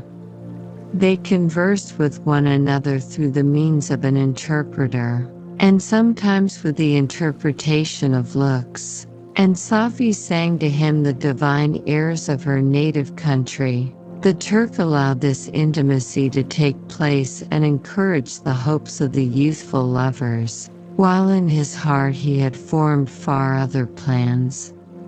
He loathed the idea that his daughter should be united to a Christian, but he feared the resentment of Felix if he should appear lukewarm, for he knew that he was still in the power of his deliverer if he should choose to betray him to the Italian state which they inhabited. He revolved 1,000 plans by which he should be enabled to prolong the deceit until it might be no longer necessary, and secretly to take his daughter with him when he departed. His plans were facilitated by the news which arrived from Paris. The government of France were greatly enraged at the escape of their victim and spared no pains to detect and punish his deliverer. The plot of Felix was quickly discovered, and de Lacy and Agatha were thrown into prison. The news reached Felix and roused him from his dream of pleasure. His blind and aged father and his gentle sister lay in a noisome dungeon while he enjoyed the free air and the society of her whom he loved. This idea was torture to him. He quickly arranged with the Turk that if the latter should find a favorable opportunity for escape before Felix could return to Italy, Safi should remain as a boarder at a convent at Leghorn, and then, Quitting the lovely Arabian, he hastened to Paris and delivered himself up to the vengeance of the law, hoping to free de Lacy and Agatha by this proceeding. He did not succeed. They remained confined for 5 months before the trial took place, the result of which deprived them of their fortune and condemned them to a perpetual exile from their native country. They found a miserable asylum in the cottage in Germany, where I discovered them. Felix soon learned that the treacherous Turk, for whom he and his family endured such unheard-of oppression, on discovering that his deliverer was thus reduced to poverty and ruin, became a traitor to good feeling and honor and had quitted Italy with his daughter, insultingly sending Felix a pittance of money to aid him, as he said, in some plan of future maintenance. Such were the events that preyed on the heart of Felix and rendered him, when I first saw him, the most miserable of his family. He could have endured poverty, and while this distress had been the meed of his virtue, he gloried in it, but the ingratitude of the Turk and the loss of his beloved Sophie were misfortunes more bitter and irreparable. The arrival of the Arabian now infused new life into his soul. When the news reached Leghorn that Felix was deprived of his wealth and rank, the merchant commanded his daughter to think no more of her lover, but to prepare to return to her native country. The generous nature of Sophie was outraged by this command. She attempted to expostulate with her father, but he left her angrily, reiterating his tyrannical mandate.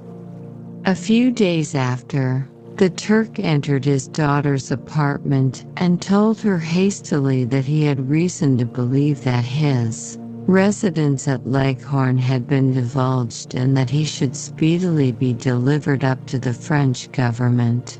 He had consequently hired a vessel to convey him to Constantinople, for which city he should sail in a few hours. He intended to leave his daughter under the care of a confidential servant, to follow at her leisure with the greater part of his property, which had not yet arrived at Leghorn. When alone, Sophie resolved in her own mind the plan of conduct that it would become her to pursue in this emergency. A residence in Turkey was abhorrent to her. Her religion and her feelings were alike averse to it. By some papers of her father which fell into her hands she heard of the exile of her lover and learnt the name of the spot where he then resided. She hesitated some time, but at length she formed her determination. Taking with her some jewels that belonged to her and a sum of money, she quitted Italy with an attendant, a native of Leghorn, but who understood the common language of Turkey, and departed for Germany. She arrived in safety at a town about 20 leagues from the cottage of de Lacy, when her attendant fell dangerously ill. Sophie nursed her with the most devoted affection, but the poor girl died, and the Arabian was left alone, unacquainted with the language of the country and utterly ignorant of the customs of the world. She fell, however, into good hands. The Italian had mentioned the name of the spot for which they were bound, and after her death the woman of the house in which they had lived took care that Sophie should arrive in safety at the cottage of her lover. Chapter 15. Such was the history of my beloved cottagers. It impressed me deeply. I learned, from the views of social life which it developed, to admire their virtues and to deprecate the vices of mankind.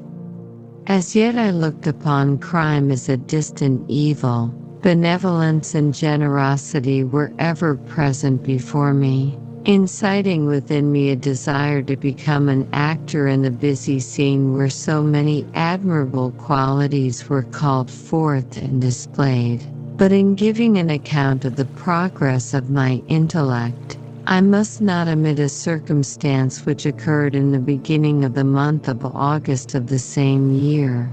One night during my accustomed visit to the neighboring wood where I collected my own food and brought home firing for my protectors, I found on the ground a leathern portmanteau containing several articles of dress and some books. I eagerly seized the prize and returned with it to my hovel. Fortunately, the books were written in the language, the elements of which I had acquired at the cottage. They consisted of Paradise Lost, a volume of Plutarch's Lives, and The Sorrows of Werther.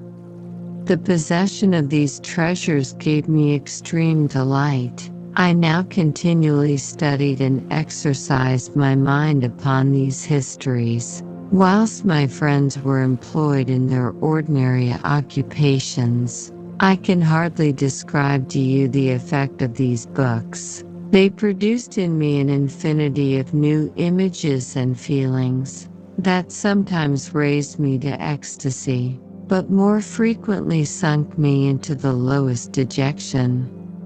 In The Sorrows of Werther, besides the interest of its simple and affecting story, so many opinions are canvassed and so many lights thrown upon what had hitherto been to me obscure subjects that I found in it a never-ending source of speculation and astonishment. The gentle and domestic manners it described, combined with lofty sentiments and feelings, which had for their object something out of self, accorded well with my experience among my protectors and with the wants which were forever alive in my own bosom. But I thought Werther himself a more divine being than I had ever beheld or imagined. His character contained no pretension, but it sank deep.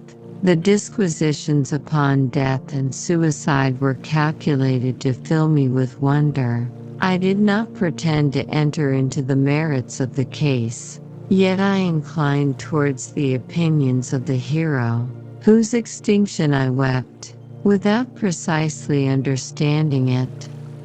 As I read, however, I applied much personally to my own feelings and condition. I found myself similar yet at the same time strangely unlike to the beings concerning whom I read and to whose conversation I was a listener. I sympathized with and partly understood them, but I was unformed in mind. I was dependent on none and related to none. The path of my departure was free, and there was none to lament my annihilation. My person was hideous and my stature gigantic. What did this mean? Who was I? What was I? Whence did I come? What was my destination? These questions continually recurred, but I was unable to solve them. The volume of Plutarch's Lives which I possessed contained the histories of the first founders of the ancient republics. This book had a far different effect upon me from The Sorrows of Werther.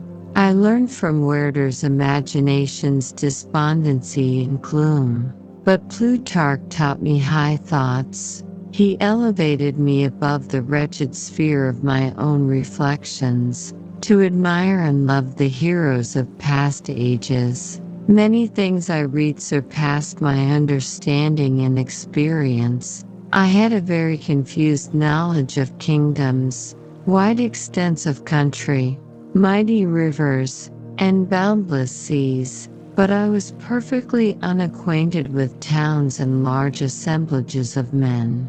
The cottage of my protectors had been the only school in which I had studied human nature, but this book developed new and mightier scenes of action. I read of men concerned in public affairs, governing or massacring their species.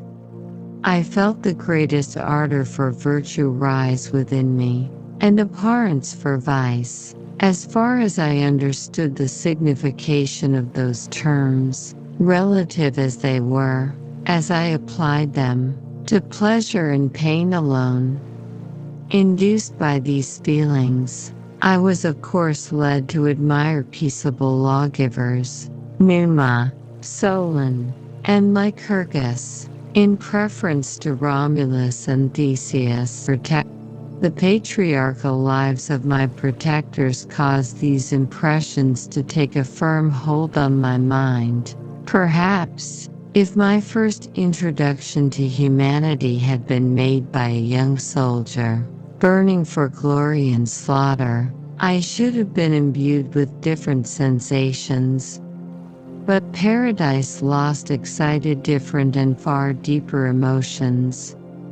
I read it, as I had read the other volumes which had fallen into my hands, as a true history. It moved every feeling of wonder and awe that the picture of an omnipotent God warring with his creatures was capable of exciting. I often referred the several situations, as their similarity struck me, to my own. Like Adam, I was apparently united by no link to any other being in existence, but his state was far different from mine in every other respect.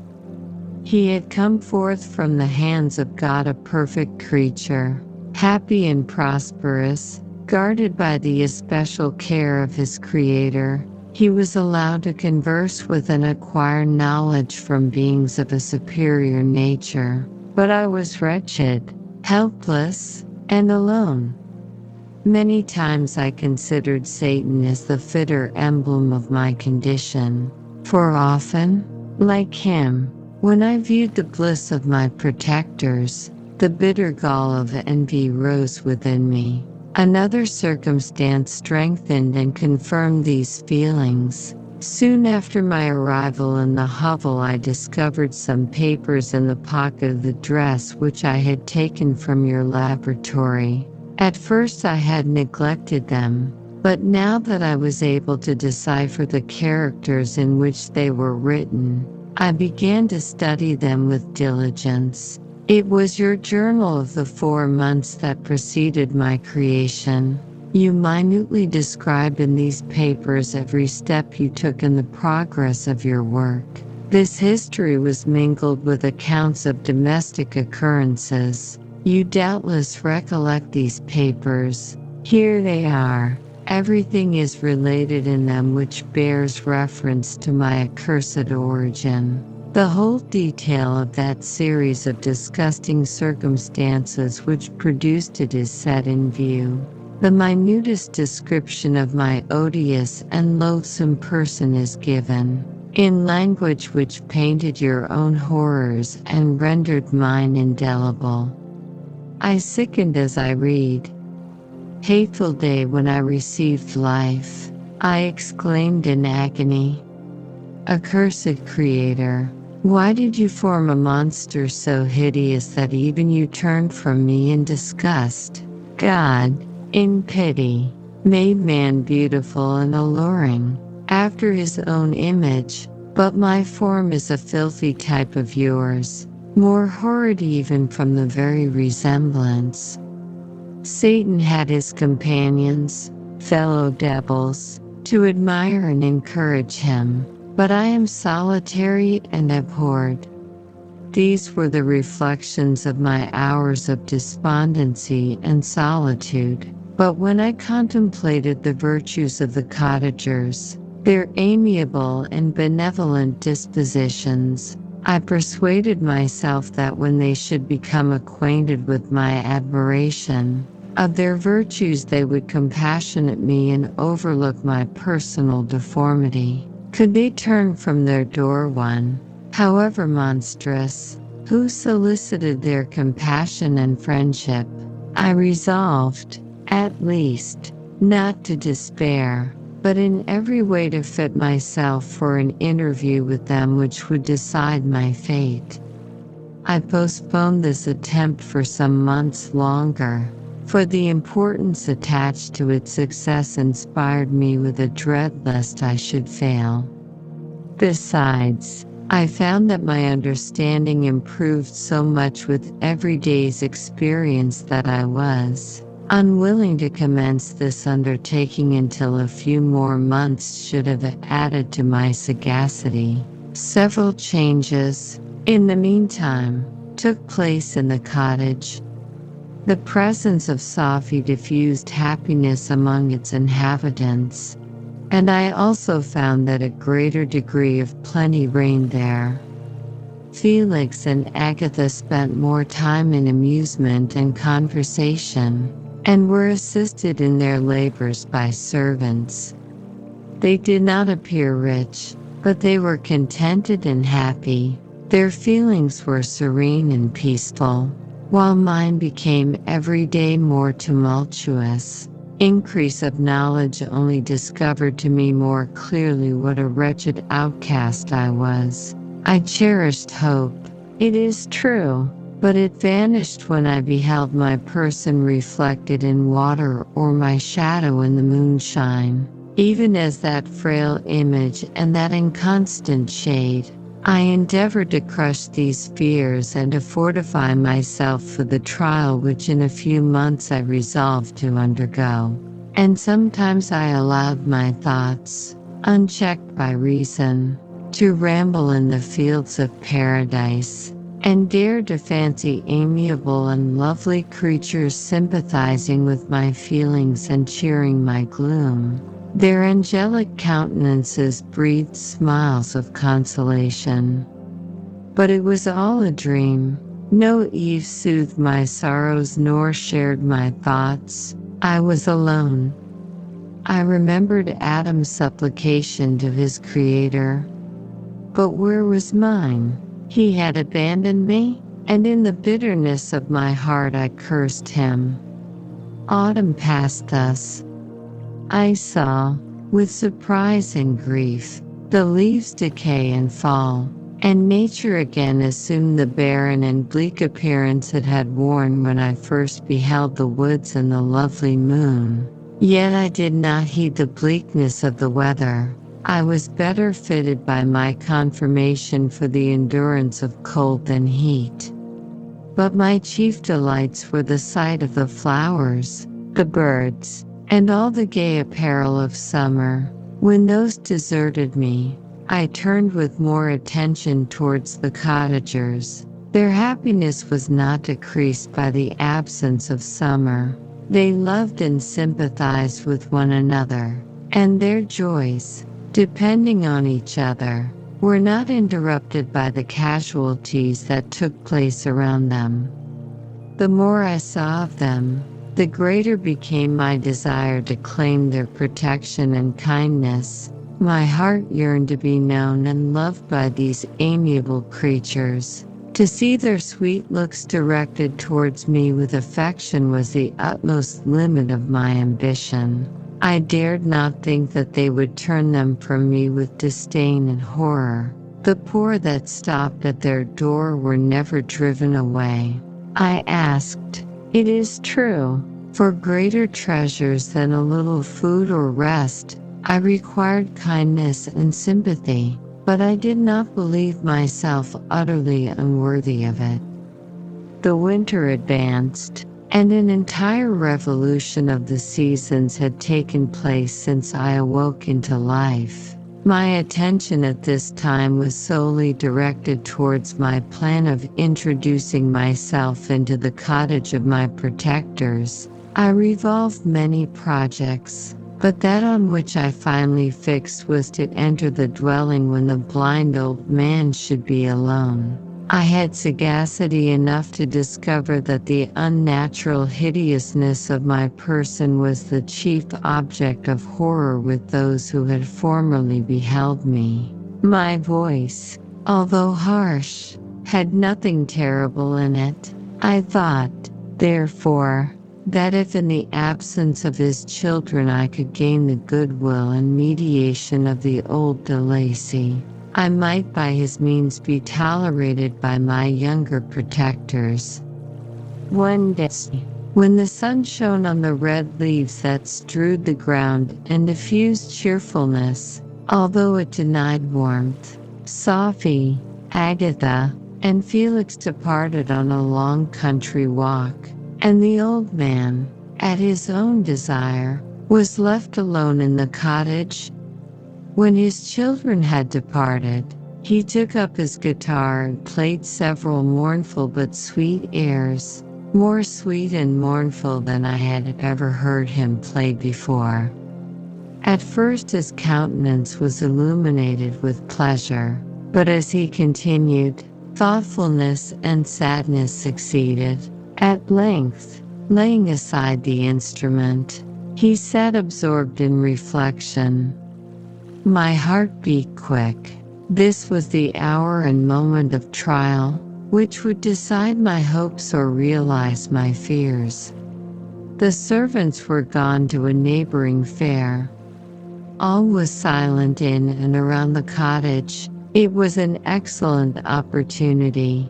Yet, when I proceeded to execute my plan, my limbs failed me and I sank to the ground.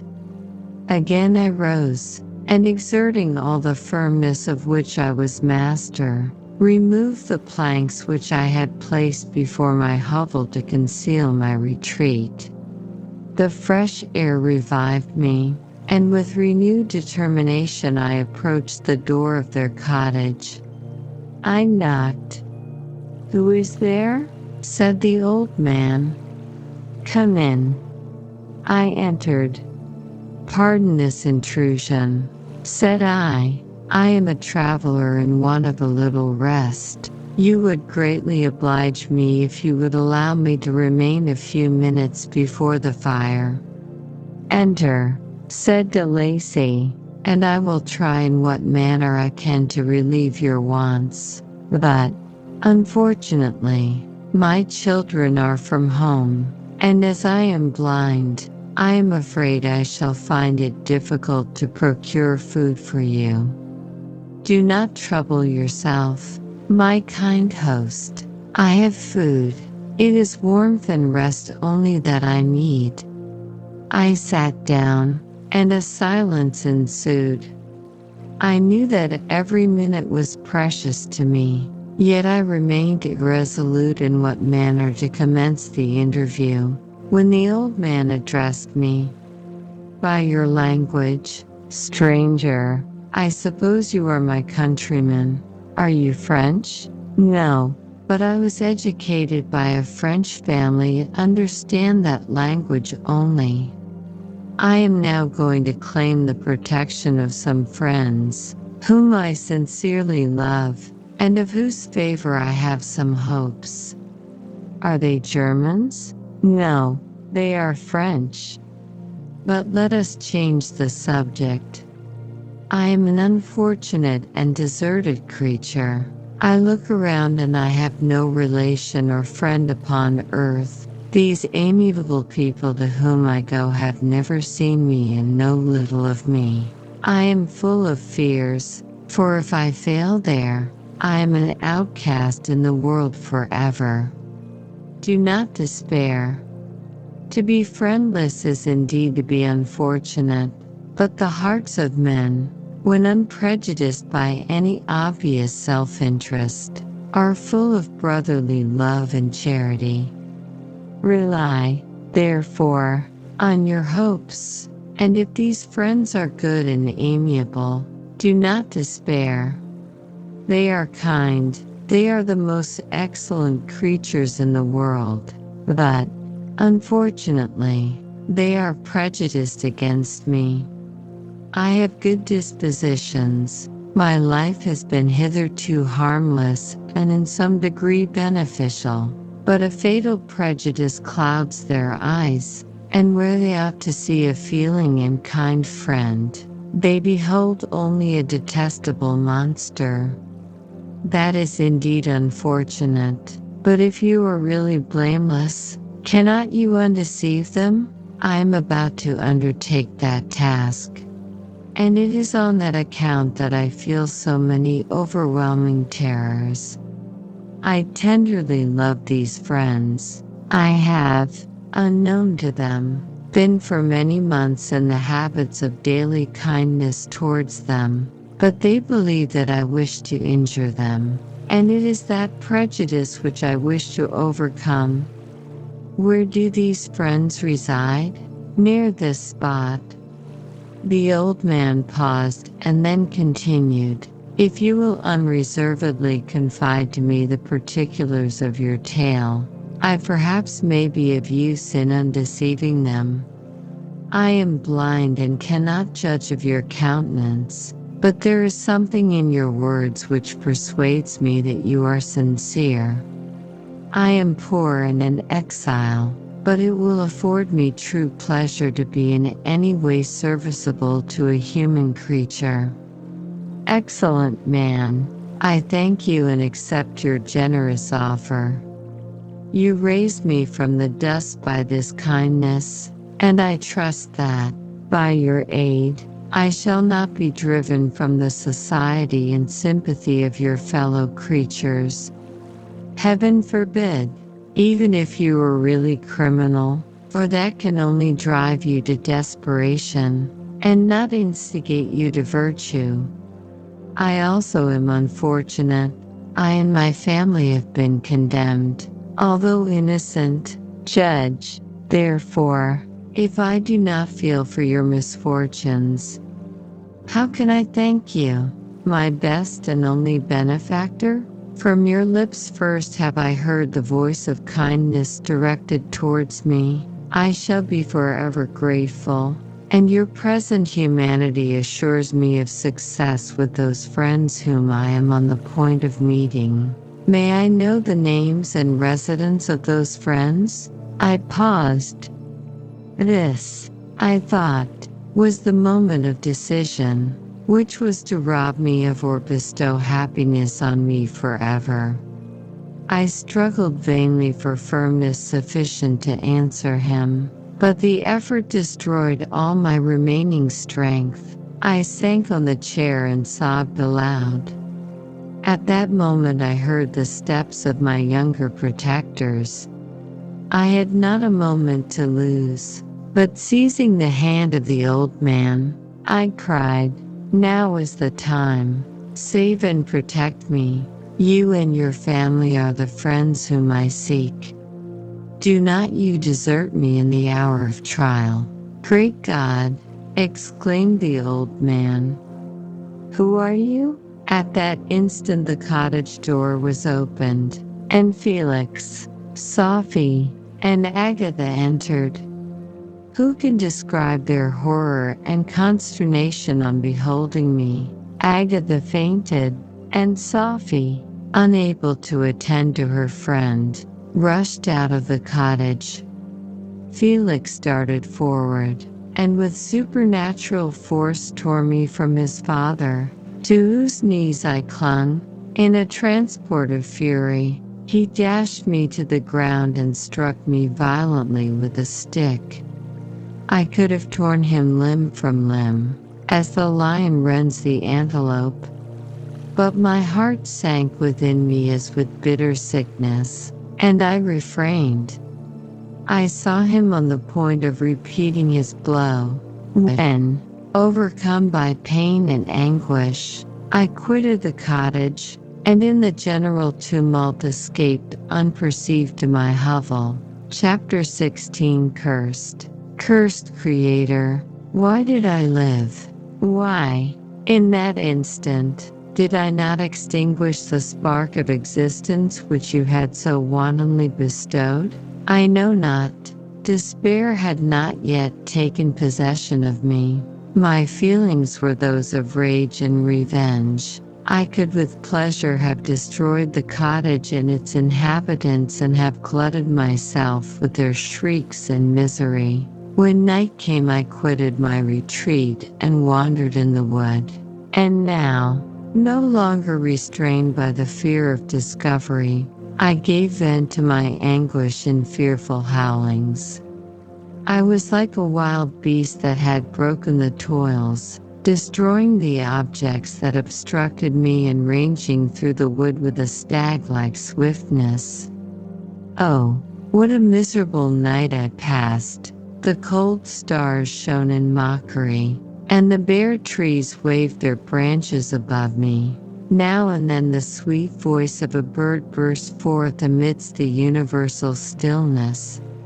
All, save I, were at rest or in enjoyment. I, like the archfiend, bore a hell within me, and finding myself unsympathized with, wished to tear up the trees, spread havoc and destruction around me, and then to have sat down and enjoyed the ruin. But this was a luxury of sensation that could not endure. I became fatigued with excessive bodily exertion and sank on the damp grass in the sick impotence of despair. There was none among the myriads of men that existed who would pity or assist me. And should I feel kindness towards my enemies? No, from that moment I declared everlasting war against the species, and more than all, against him who had formed me and sent me forth to this insupportable misery. The sun rose. I heard the voices of men and knew that it was impossible to return to my retreat during that day. Accordingly, I hid myself in some thick underwood, determining to devote the ensuing hours to reflection on my situation. The pleasant sunshine and the pure air of day restored me to some degree of tranquility, and when I considered what had passed at the cottage, I could not help believing that I had been too hasty in my conclusions. I had certainly acted imprudently. It was apparent that my conversation had interested the father in my behalf, and I was a fool in having exposed my person to the horror of his children. I ought to have familiarized the old de Lacy to me, and by degrees to have discovered myself to the rest of his family, when they should have been prepared for my approach. But I did not believe my errors to be irretrievable, and after much consideration I resolved to return to the cottage, seek the old man, and by my representations win him to my party. These thoughts calmed me, and in the afternoon I sank into a profound sleep, but the fever of my blood did not allow me to be visited by peaceful dreams. The horrible scene of the preceding day was forever acting before my eyes. The females were flying and the enraged Felix tearing me from his father's feet. I awoke exhausted, and finding that it was already night, I crept forth from my hiding place and went in search of food.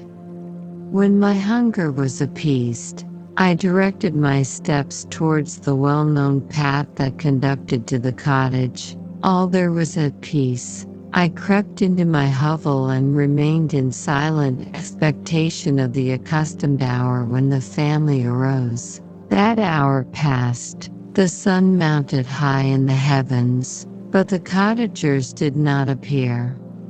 I trembled violently, apprehending some dreadful misfortune. The inside of the cottage was dark, and I heard no motion. I cannot describe the agony of this suspense. Presently 2 countrymen passed by, but pausing near the cottage, they entered into conversation, using violent gesticulations, but I did not understand what they said, as they spoke the language of the country, which differed from that of my protectors. Soon after, however, Felix approached with another man. I was surprised, as I knew that he had not quitted the cottage that morning, and waited anxiously to discover from his discourse the meaning of these unusual appearances. "Do you consider," said his companion to him, "that you will be obliged to pay 3 months' rent and to lose the produce of your garden? I do not wish to take any unfair advantage, and I beg therefore that you will take some days to consider of your determination." "It is utterly useless," replied Felix. "We can never again inhabit your cottage. The life of my father is in the greatest danger, owing to the dreadful circumstance that I have related. My wife and my sister will never recover from their horror. I entreat you not to reason with me any more. Take possession of your tenement and let me fly from this place." Felix trembled violently as he said this. He and his companion entered the cottage, in which they remained for a few minutes, and then departed. I never saw any of the family of de Lacy more. I continued for the remainder of the day in my hovel in a state of utter and stupid despair. My protectors had departed and had broken the only link that held me to the world. For the first time the feelings of revenge and hatred filled my bosom, and I did not strive to control them, but allowing myself to be borne away by the stream, I bent my mind towards injury and death. When I thought of my friends, of the mild voice of de Lacy, the gentle eyes of Agatha, and the exquisite beauty of the Arabian, these thoughts vanished and a gush of tears somewhat soothed me. But again when I reflected that they had spurned and deserted me, anger returned, a rage of anger, and unable to injure anything human, I turned my fury towards inanimate objects. As night advanced, I placed a variety of combustibles around the cottage, and after having destroyed every vestige of cultivation in the garden, I waited with forced impatience until the moon had sunk to commence my operations. As the night advanced, a fierce wind arose from the woods and quickly dispersed the clouds that had loitered in the heavens. The blast tore along like a mighty avalanche and produced a kind of insanity in my spirits that burst all bounds of reason and reflection. I lighted the dry branch of a tree and danced with fury around the devoted cottage, my eyes still fixed on the western horizon, the edge of which the moon nearly touched. A part of its orb was at length hid, and I waved my brand. It sank, and with a loud scream I fired the straw, and heath, and bushes, which I had collected. The wind fanned the fire, and the cottage was quickly enveloped by the flames, which clung to it and licked it with their forked and destroying tongues. As soon as I was convinced that no assistance could save any part of the habitation, I quitted the scene and sought for refuge in the woods. And now, with the world before me, whither should I bend my steps? I resolved to fly far from the scene of my misfortunes. But to me, hated and despised, every country must be equally horrible. At length the thought of you crossed my mind. I learned from your papers that you were my father, my creator, and to whom could I apply with more fitness than to him who had given me life? Among the lessons that Felix had bestowed upon Sophie, geography had not been omitted. I had learned from these the relative situations of the different countries of the earth. You had mentioned Geneva as the name of your native town, and towards this place I resolved to proceed. But how was I to direct myself? I knew that I must travel in a southwesterly direction to reach my destination, but the sun was my only guide. I did not know the names of the towns that I was to pass through, nor could I ask information from a single human being, but I did not despair. From you only could I hope for succor, although towards you I felt no sentiment but that of hatred. Unfeeling, heartless creator, you had endowed me with perceptions and passions and then cast me abroad an object for the scorn and horror of mankind. But on you only had I any claim for pity and redress, and from you I determined to seek that justice which I vainly attempted to gain from any other being that wore the human form. My travels were long and the sufferings I endured intense. It was late in autumn when I quitted the district where I had so long resided. I traveled only at night, fearful of encountering the visage of a human being. Nature decayed around me, and the sun became heatless. Rain and snow poured around me. Mighty rivers were frozen. The surface of the earth was hard and chill, and bare, and I found no shelter. Oh, earth, how often did I imprecate curses on the cause of my being? The mildness of my nature had fled, and all within me was turned to gall and bitterness. The nearer I approached to your habitation, the more deeply did I feel the spirit of revenge enkindled in my heart. Snow fell, and the waters were hardened, but I rested not. A few incidents now and then directed me, and I possessed a map of the country, but I often wandered wide from my path. The agony of my feelings allowed me no respite. No incident occurred from which my rage and misery could not extract its food, but a circumstance that happened when I arrived on the confines of Switzerland, when the sun had recovered its warmth and the earth again began to look green, confirmed in an especial manner the bitterness and horror of my feelings. I generally rested during the day and traveled only when I was secured by night from the view of man. One morning, however, finding that my path lay through a deep wood, I ventured to continue my journey after the sun had risen. The day, which was one of the first of spring, cheered even me by the loveliness of its sunshine and the balminess of the air. I felt emotions of gentleness and pleasure, that had long appeared dead, revive within me.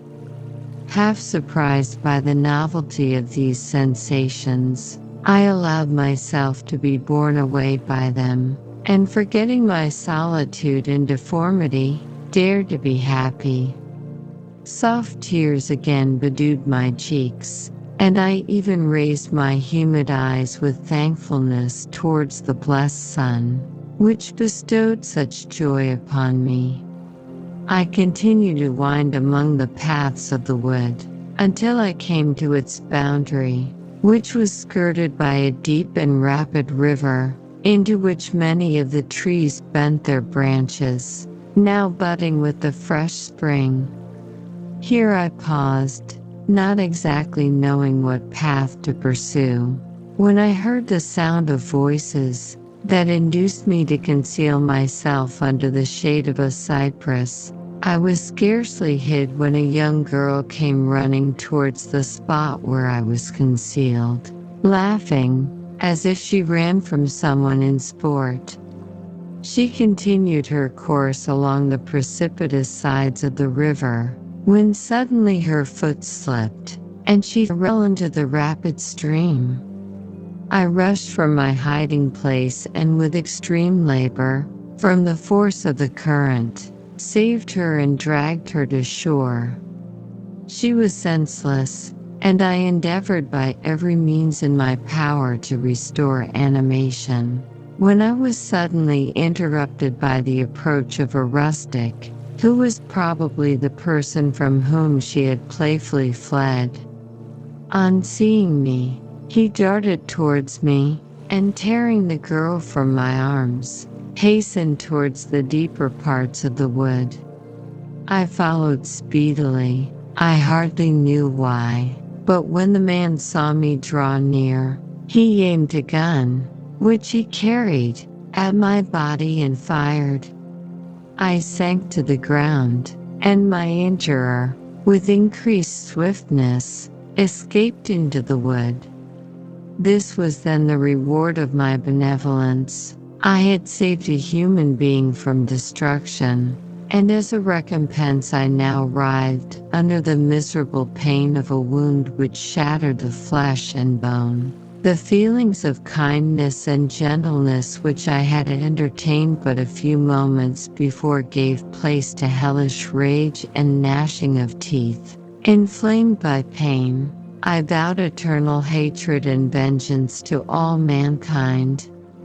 But the agony of my wound overcame me. My pulses paused, and I fainted. For some weeks I led a miserable life in the woods, endeavoring to cure the wound which I had received. The ball had entered my shoulder, and I knew not whether it had remained there or passed through. At any rate, I had no means of extracting it. My sufferings were augmented also by the oppressive sense of the injustice and ingratitude of their infliction. My daily vows rose for revenge, a deep and deadly revenge, such as would alone compensate for the outrages and anguish I had endured. After some weeks my wound healed, and I continued my journey. The labors I endured were no longer to be alleviated by the bright sun or gentle breezes of spring. All joy was but a mockery which insulted my desolate state and made me feel more painfully that I was not made for the enjoyment of pleasure. But my toils now drew near a close, and in 2 months from this time I reached the environs of Geneva. It was evening when I arrived, and I retired to a hiding place among the fields that surrounded to meditate in what manner I should apply to you. I was oppressed by fatigue and hunger and far too unhappy to enjoy the gentle breezes of evening or the prospect of the sun setting behind the stupendous mountains of Jura. At this time a slight sleep relieved me from the pain of reflection, which was disturbed by the approach of a beautiful child, who came running into the recess I had chosen, with all the sportiveness of infancy. Suddenly, as I gazed on him, an idea seized me that this little creature was unprejudiced and had lived too short a time to have imbibed a horror of deformity. If, therefore, I could seize him and educate him as my companion and friend, I should not be so desolate in this peopled earth. Urged by this impulse, I seized on the boy as he passed and drew him towards me. As soon as he beheld my form, he placed his hands before his eyes and uttered a shrill scream. I drew his hand forcibly from his face and said, "Child, what is the meaning of this? I do not intend to hurt you. Listen to me." He struggled violently. "Let me go," he cried. "Monster, ugly wretch, you wish to eat me and tear me to pieces. You are an ogre. Let me go, or I will tell my papa. Boy, you will never see your father again. You must come with me. Hideous monster, let me go. My papa is a syndic. He is Frankenstein. He will punish you. You dare not keep me. Frankenstein, you belong then to my enemy, to him towards whom I have sworn eternal revenge. You shall be my first victim." The child still struggled and loaded me with epithets which carried despair to my heart. I grasped his throat to silence him, and in a moment he lay dead at my feet. I gazed on my victim, and my heart swelled with exultation and hellish triumph. Clapping my hands, I exclaimed, "I too can create desolation. My enemy is not invulnerable. This death will carry despair to him, and 1,000 other miseries shall torment and destroy him." As I fixed my eyes on the child, I saw something glittering on his breast. I took it. It was a portrait of a most lovely woman.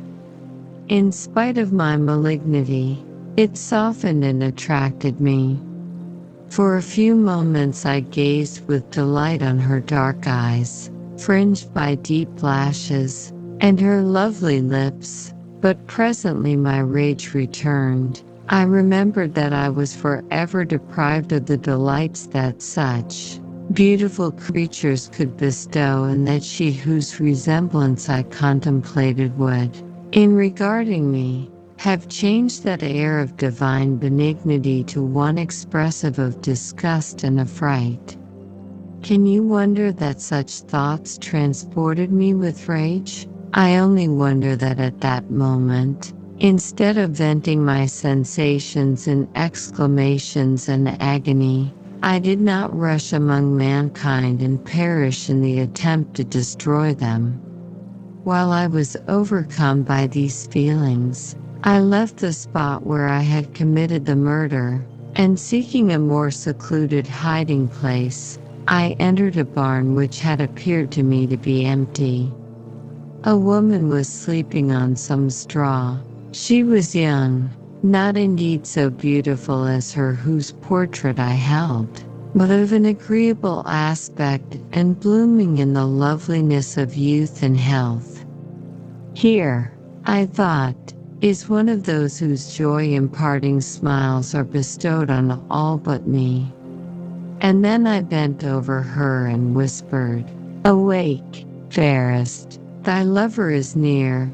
He who would give his life but to obtain one look of affection from thine eyes. My beloved, awake." The sleeper stirred. A thrill of terror ran through me. Should she indeed awake, and see me, and curse me, and denounce the murderer? Thus would she assuredly act if her darkened eyes opened and she beheld me. The thought was madness. It stirred the fiend within me. Not I, but she, shall suffer. The murder I have committed because I am forever robbed of all that she could give me. She shall atone. The crime had its source in her. Be hers the punishment, thanks to the lessons of Felix and the sanguinary laws of man. I had learned now to work mischief. I bent over her and placed the portrait securely in one of the folds of her dress. She moved again, and I fled. For some days I haunted the spot where these scenes had taken place, sometimes wishing to see you, sometimes resolved to quit the world and its miseries forever. At length I wandered towards these mountains, and have ranged through their immense recesses, consumed by a burning passion which you alone can gratify. We may not part until you have promised to comply with my requisition. I am alone and miserable. Man will not associate with me, but one as deformed and horrible as myself would not deny herself to me. My companion must be of the same species and have the same defects. This being you must create. Chapter 17. The being finished speaking and fixed his looks upon me in the expectation of a reply. But I was bewildered, perplexed, and unable to arrange my ideas sufficiently to understand the full extent of his proposition. He continued, "You must create a female for me with whom I can live in the interchange of those sympathies necessary for my being. This you alone can do, and I demand it of you as a right which you must not refuse to concede." The latter part of his tale had kindled anew in me the anger that had died away while he narrated his peaceful life among the cottagers. And as he said this I could no longer suppress the rage that burned within me. "I do refuse it," I replied, "and no torture shall ever extort a consent from me. You may render me the most miserable of men, but you shall never make me base in my own eyes. Shall I create another like yourself, whose joint wickedness might desolate the world? Begone, I have answered you. You may torture me, but I will never consent. You are in the wrong, replied the fiend, and instead of threatening, I am content to reason with you. I am malicious because I am miserable. Am I not shunned and hated by all mankind? You, my Creator, would tear me to pieces and triumph. Remember that, and tell me why I should pity man more than he pities me? You would not call it murder if you could precipitate me into one of those ice rifts and destroy my frame, the work of your own hands. Shall I respect man when he condemns me? Let him live with me in the interchange of kindness, and instead of injury I would bestow every benefit upon him with tears of gratitude at his acceptance. But that cannot be. The human senses are insurmountable barriers to our union. Yet mine shall not be the submission of abject slavery. I will revenge my injuries. If I cannot inspire love, I will cause fear, and chiefly towards you, my archenemy, because my Creator, do I swear inextinguishable hatred. Have a care. I will work at your destruction, nor finish until I desolate your heart, so that you shall curse the hour of your birth. A fiendish rage animated him as he said this. His face was wrinkled into contortions too horrible for human eyes to behold, but presently he calmed himself and proceeded, I intended to reason. This passion is detrimental to me, for you do not reflect that you are the cause of its excess. If any being felt emotions of benevolence towards me, I should return them 100 and 100-fold. For that one creature's sake I would make peace with the whole kind, but I now indulge in dreams of bliss that cannot be realized. What I ask of you is reasonable and moderate. I demand a creature of another sex, but as hideous as myself. The gratification is small, but it is all that I can receive, and it shall content me. It is true, we shall be monsters, cut off from all the world, but on that account we shall be more attached to one another. Our lives will not be happy, but they will be harmless and free from the misery I now feel. Oh, my Creator, make me happy. Let me feel gratitude towards you for this benefit. Let me see that I excite the sympathy of some existing thing. Do not deny me my request. I was moved. I shuddered when I thought of the possible consequences of my consent, but I felt that there was some justice in his argument. His tale and the feelings he now expressed proved him to be a creature of fine sensations, and did I not as his maker owe him all the portion of happiness that it was in my power to bestow? He saw my change of feeling and continued, If you consent, neither you nor any other human being shall ever see us again. I will go to the vast wilds of South America. My food is not that of man. I do not destroy the lamb and the kid to glut my appetite. Acorns and berries afford me sufficient nourishment. My companion will be of the same nature as myself and will be content with the same fare. We shall make our bed of dried leaves. The sun will shine on us as on man and will ripen our food. The picture I present to you is peaceful and human, and you must feel that you could deny it only in the wantonness of power and cruelty. Pitiless as you have been towards me, I now see compassion in your eyes. Let me seize the favorable moment and persuade you to promise what I so ardently desire.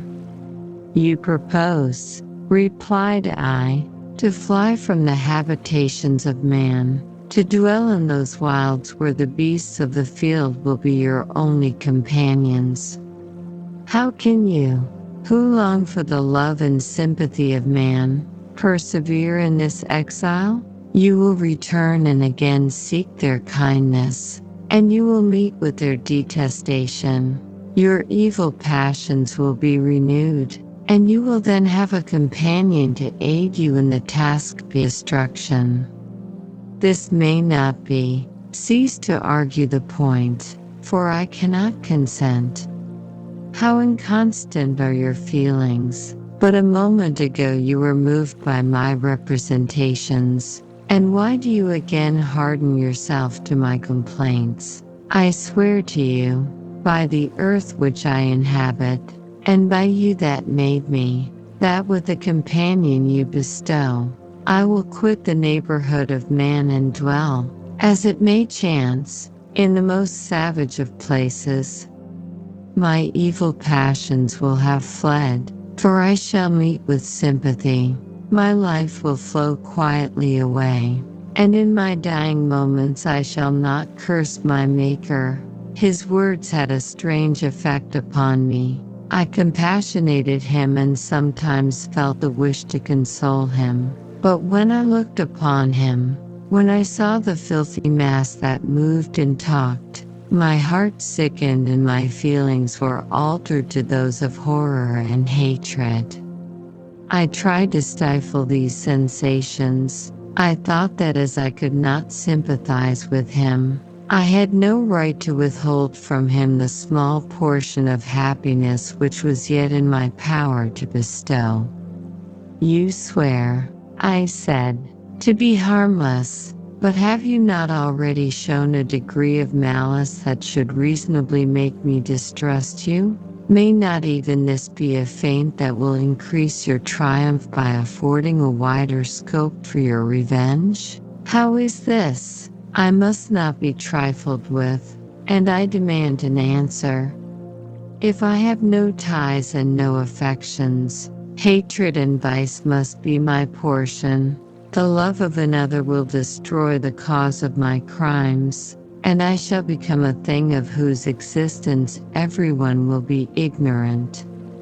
My vices are the children of a forced solitude that I abhor, and my virtues will necessarily arise when I live in communion with an equal. I shall feel the affections of a sensitive being and become linked to the chain of existence and events from which I am now excluded. I paused some time to reflect on all he had related and the various arguments which he had employed. I thought of the promise of virtues which he had displayed on the opening of his existence and the subsequent blight of all kindly feeling by the loathing and scorn which his protectors had manifested towards him. His power and threats were not omitted in my calculations.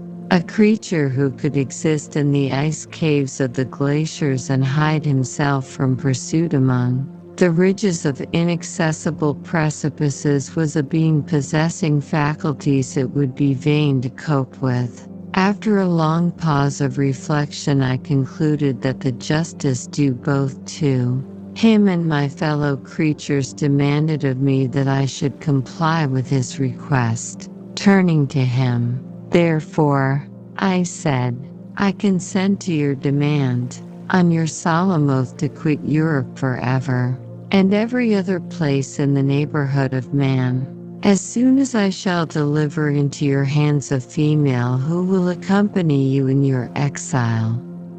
I swear, he cried, by the sun, and by the blue sky of heaven, and by the fire of love that burns my heart, that if you grant my prayer, while they exist you shall never behold me again. Depart to your home and commence your labors. I shall watch their progress with unutterable anxiety, and fear not but that when you are ready I shall appear. Saying this, he suddenly quitted me, fearful, perhaps, of any change in my sentiments. I saw him descend the mountain with greater speed than the flight of an eagle, and quickly lost among the undulations of the sea of ice. His tail had occupied the whole day, and the sun was upon the verge of the horizon when he departed. I knew that I ought to hasten my descent towards the valley, as I should soon be encompassed in darkness, but my heart was heavy, and my steps slow. The labor of winding among the little paths of the mountain and fixing my feet firmly as I advanced perplexed me, occupied as I was by the emotions which the occurrences of the day had produced. Night was far advanced when I came to the halfway resting place and seated myself beside the fountain. The stars shone at intervals as the clouds passed from over them. The dark pines rose before me, and every here and there a broken tree lay on the ground. It was a scene of wonderful solemnity and stirred strange thoughts within me. I wept bitterly, and clasping my hands in agony, I exclaimed, "Oh, stars and clouds and winds, ye are all about to mock me. If ye really pity me, crush sensation and memory. Let me become as naught, but if not, depart, depart, and leave me in darkness."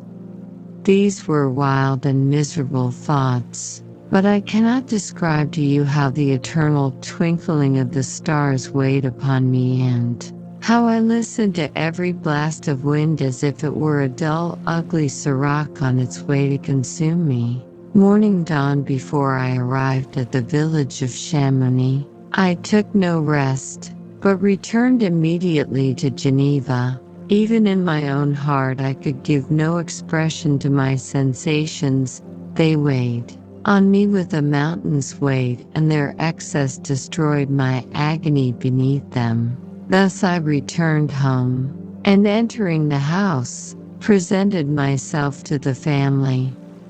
My haggard and wild appearance awoke intense alarm, but I answered no question. Scarcely did I speak. I felt as if I were placed under a ban, as if I had no right to claim their sympathies, as if never more might I enjoy companionship with them. Yet even thus I loved them to adoration, and to save them, I resolved to dedicate myself to my most abhorred task. The prospect of such an occupation made every other circumstance of existence pass before me like a dream, and that thought only had to me the reality of life. Chapter 18. Day after day, week after week, passed away on my return to Geneva, and I could not collect the courage to recommence my work. I feared the vengeance of the disappointed fiend, yet I was unable to overcome my repugnance to the task which was enjoined me. I found that I could not compose a female without again devoting several months to profound study and laborious disquisition. I had heard of some discoveries having been made by an English philosopher, the knowledge of which was material to my success, and I sometimes thought of obtaining my father's consent to visit England for this purpose. But I clung to every pretense of delay and shrank from taking the first step in an undertaking whose immediate necessity began to appear less absolute to me. A change indeed had taken place in me. My health, which had hitherto declined, was now much restored, and my spirits, when unchecked by the memory of my unhappy promise, rose proportionably. My father saw this change with pleasure, and he turned his thoughts towards the best method of eradicating the remains of my melancholy, which every now and then would return by fits, and with a devouring blackness overcast the approaching sunshine. At these moments I took refuge in the most perfect solitude. I passed whole days on the lake alone in a little boat, watching the clouds and listening to the rippling of the waves, silent and listless. But the fresh air and bright sun seldom failed to restore me to some degree of composure, and on my return I met the salutations of my friends with a readier smile and a more cheerful heart. It was after my return from one of these rambles that my father, calling me aside, thus addressed me. "I am happy to remark, my dear son, that you have resumed your former pleasures and seem to be returning to yourself, and yet you are still unhappy and still avoid our society." For some time I was lost in conjecture as to the cause of this, but yesterday an idea struck me, and if it is well founded, I conjure you to avow it. Reserve on such a point would be not only useless, but draw down treble misery on us all. I trembled violently at his exordium, and my father continued, "I confess, my son, that I have always looked forward to your marriage with our dear Elizabeth as the tie of our domestic comfort and the stay of my declining years. You were attached to each other from your earliest infancy.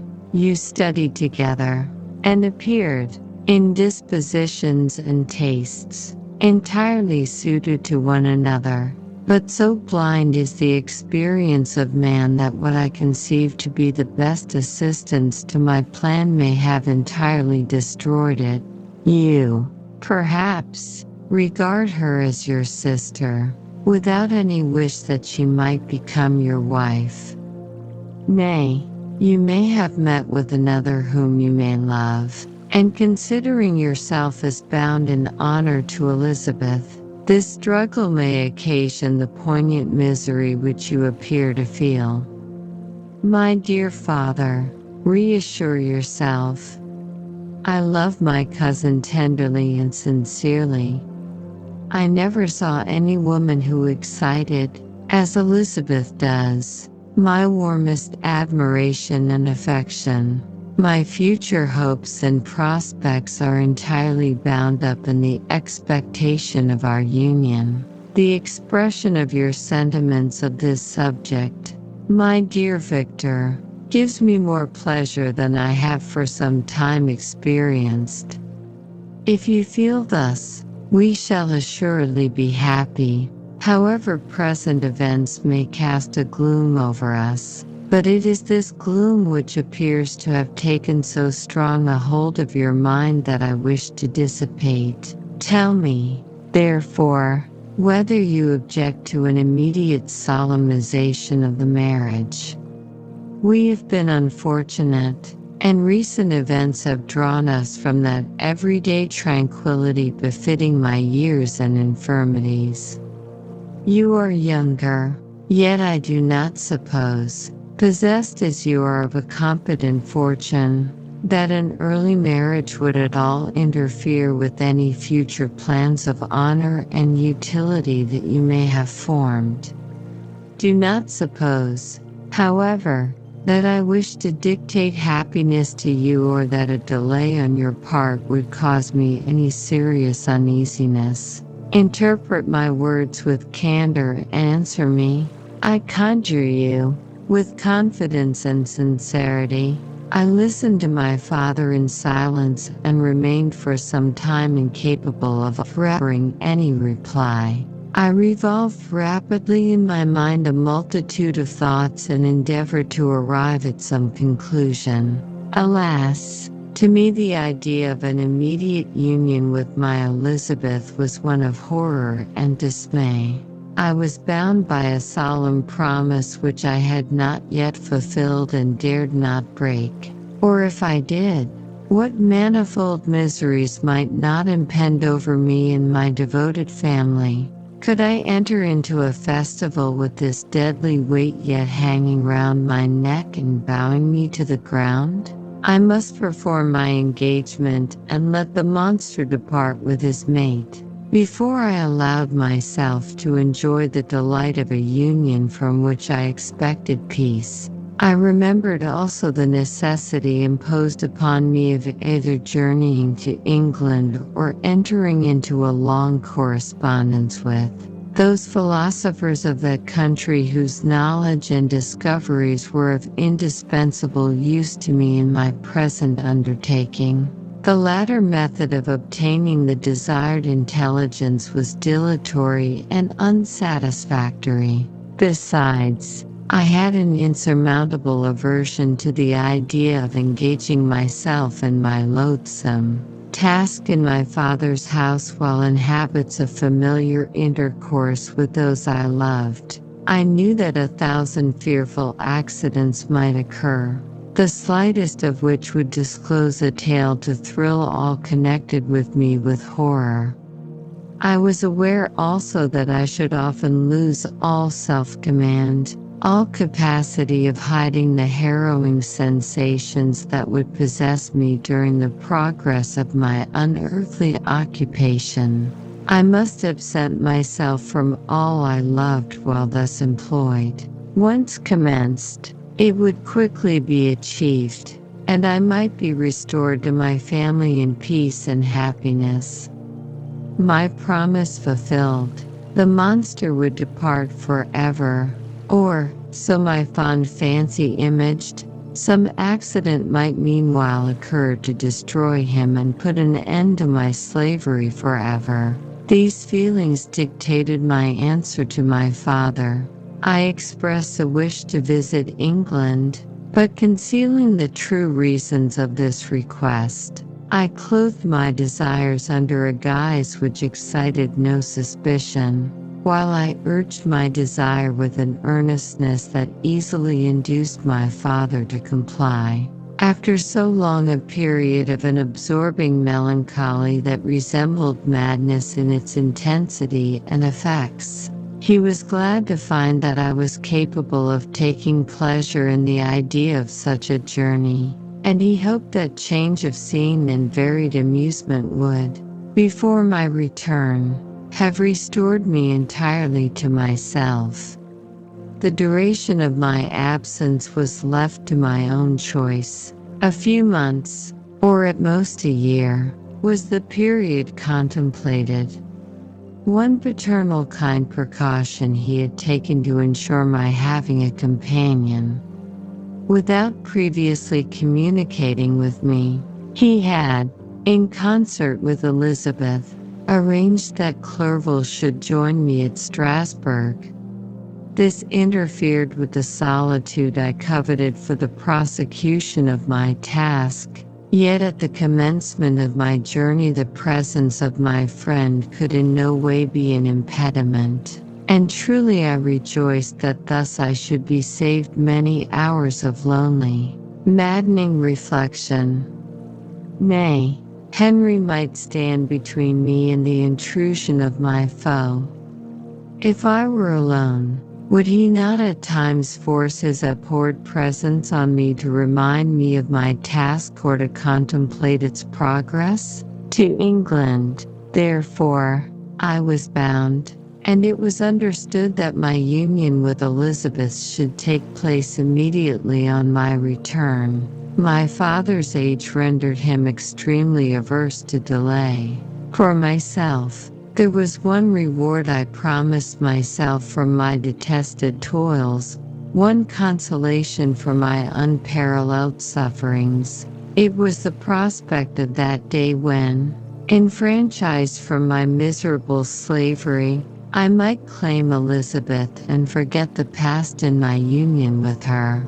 I now made arrangements for my journey, but one feeling haunted me which filled me with fear and agitation. During my absence I should leave my friends unconscious of the existence of their enemy and unprotected from his attacks, exasperated as he might be by my departure. But he had promised to follow me wherever I might go, and would he not accompany me to England? This imagination was dreadful in itself, but soothing inasmuch as it supposed the safety of my friends. I was agonized with the idea of the possibility that the reverse of this might happen. But through the whole period during which I was the slave of my creature, I allowed myself to be governed by the impulses of the moment, and my present sensations strongly intimated that the fiend would follow me and exempt my family from the danger of his machinations. It was in the latter end of September that I again quitted my native country. My journey had been my own suggestion, and Elizabeth therefore acquiesced, but she was filled with disquiet at the idea of my suffering. Away from her, the inroads of misery and grief, it had been her care which provided me a companion in Clerval, and yet a man is blind to 1,000 circumstances which call forth a woman's sedulous attention. She longed to bid me hasten my return. 1,000 conflicting emotions rendered her mute as she bade me a tearful, silent farewell. I threw myself into the carriage that was to convey me away, hardly knowing whither I was going, and careless of what was passing around. I remembered only, and it was with a bitter anguish that I reflected on it, to order that my chemical instruments should be packed to go with me. Filled with dreary imaginations, I passed through many beautiful and majestic scenes, but my eyes were fixed and unobserving. I could only think of the bourne of my travels and the work which was to occupy me whilst they endured. After some days spent in listless indolence, during which I traversed many leagues, I arrived at Strasbourg, where I waited 2 days for Clerval. He came. Alas, how great was the contrast between us! He was alive to every new scene, joyful when he saw the beauties of the setting sun, and more happy when he beheld it rise and recommence a new day. He pointed out to me the shifting colors of the landscape and the appearances of the sky. "This is what it is to live," he cried. "Now I enjoy existence, but you, my dear Frankenstein, wherefore are you desponding and sorrowful?" In truth, I was occupied by gloomy thoughts and neither saw the descent of the evening star nor the golden sunrise reflected in the Rhine. And you, my friend, would be far more amused with the journal of Clerval, who observed the scenery with an eye of feeling and delight, than in listening to my reflections. I, a miserable wretch, haunted by a curse that shut up every avenue to enjoyment. We had agreed to descend the Rhine in a boat from Strasbourg to Rotterdam, whence we might take shipping for London. During this voyage we passed many willowy islands and saw several beautiful towns. We stayed a day at Mannheim, and on the 5th from our departure from Strasbourg, arrived at Mainz. The course of the Rhine below Mainz becomes much more picturesque. The river descends rapidly and winds between hills, not high, but steep, and of beautiful forms. We saw many ruined castles standing on the edges of precipices, surrounded by black woods, high and inaccessible. This part of the Rhine, indeed, presents a singularly variegated landscape. In one spot you view rugged hills, ruined castles overlooking tremendous precipices, with the dark Rhine rushing beneath, and on the sudden turn of a promontory, flourishing vineyards with green sloping banks and a meandering river and populous towns occupy the scene. We traveled at the time of the vintage and heard the song of the laborers as we glided down the stream. Even I, depressed in mind, and my spirits continually agitated by gloomy feelings, even I was pleased. I lay at the bottom of the boat, and as I gazed on the cloudless blue sky, I seemed to drink in a tranquility to which I had long been a stranger. And if these were my sensations, who can describe those of Henry? He felt as if he had been transported to fairyland and enjoyed a happiness seldom tasted by man. "I have seen," he said, "the most beautiful scenes of my own country. I have visited the lakes of Lucerne and Uri, where the snowy mountains descend almost perpendicularly to the water, casting black and impenetrable shades, which would cause a gloomy and mournful appearance were it not for the most verdant islands that relieve the eye by their gay appearance. I have seen this lake agitated by a tempest, when the wind tore up whirlwinds of water and gave you an idea of what the waterspout must be on the great ocean, and the waves dash with fury the base of the mountain, where the priest and his mistress were overwhelmed by an avalanche and where their dying voices are still said to be heard amid the pauses of the nightly wind. I have seen the mountains of La Vallée and the Pays de Vaud, but this country, Victor, pleases me more than all those wonders. The mountains of Switzerland are more majestic and strange, but there is a charm in the banks of this divine river that I never before saw equaled. Look at that castle which overhangs yon precipice, and that also on the island, almost concealed amongst the foliage of those lovely trees, and now that group of laborers coming from among their vines, and that village half hid in the recess of the mountain. Oh, surely the spirit that inhabits and guards this place has a soul more in harmony with man than those who pile the glacier or retire to the inaccessible peaks of the mountains of our own country.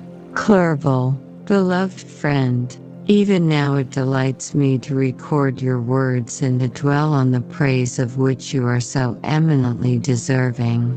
He was a being formed in the very poetry of nature. His wild and enthusiastic imagination was chastened by the sensibility of his heart. His soul overflowed with ardent affections, and his friendship was of that devoted and wondrous nature that the worldly minded teach us to look for only in the imagination. But even human sympathies were not sufficient to satisfy his eager mind. The scenery of external nature, which others regard only with admiration, he loved with ardor. The sounding cataract haunted him like a passion. The tall rock, the mountain, and the deep and gloomy wood, their colors and their forms, were then to him an appetite, a feeling, and a love that had no need of a remoter charm, by thought supplied, or any interest unborrowed from the eye. Wordsworth's Tintern Abbey, and where does he now exist? Is this gentle and lovely being lost forever? Has this mind, so replete with ideas, imaginations fanciful and magnificent, which formed a world, whose existence depended on the life of its creator? Has this mind perished? Does it now only exist in my memory? No, it is not thus. Your form so divinely wrought, and beaming with beauty, has decayed, but your spirit still visits and consoles your unhappy friend. Pardon this gush of sorrow. These ineffectual words are but a slight tribute to the unexampled worth of Henry, but they soothe my heart, overflowing with the anguish which his remembrance creates. I will proceed with my tale. Beyond Cologne we descended to the plains of Holland, and we resolved to post the remainder of our way. For the wind was contrary and the stream of the river was too gentle to aid us. Our journey here lost the interest arising from beautiful scenery, but we arrived in a few days at Rotterdam, whence we proceeded by sea to England. It was on a clear morning, in the latter days of December, that I first saw the white cliffs of Britain. The banks of the Thames presented a new scene. They were flat but fertile, and almost every town was marked by the remembrance of some story. We saw Tilbury Fort and remembered the Spanish Armada, Gravesend, Woolwich, and Greenwich, places which I had heard of even in my country.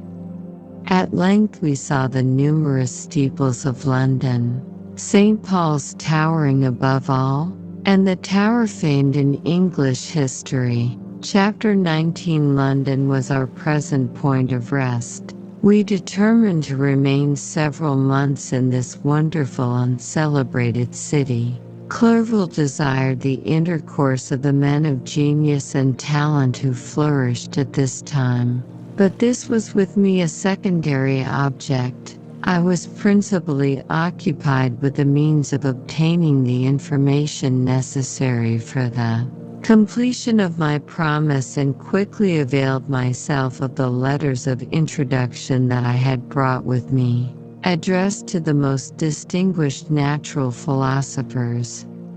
If this journey had taken place during my days of study and happiness, it would have afforded me inexpressible pleasure. But a blight had come over my existence, and I only visited these people for the sake of the information they might give me on the subject in which my interest was so terribly profound. Company was irksome to me.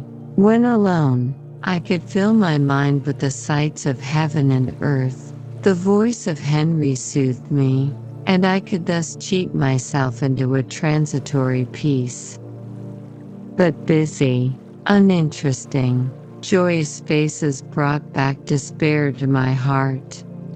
I saw an insurmountable barrier placed between me and my fellow men. This barrier was sealed with the blood of William and Justine, and to reflect on the events connected with those names filled my soul with anguish. But in Clerval I saw the image of my former self. He was inquisitive and anxious to gain experience and instruction. The difference of manners which he observed was to him an inexhaustible source of instruction and amusement. He was also pursuing an object he had long had in view.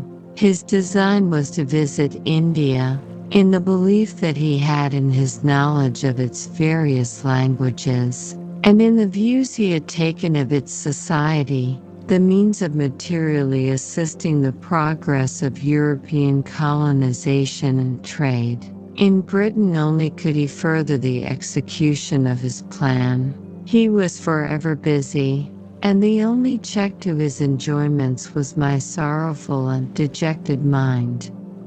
I tried to conceal this as much as possible, that I might not debar him from the pleasures natural to one who was entering on a new scene of life, undisturbed by any care or bitter recollection. I often refused to accompany him, alleging another engagement, that I might remain alone.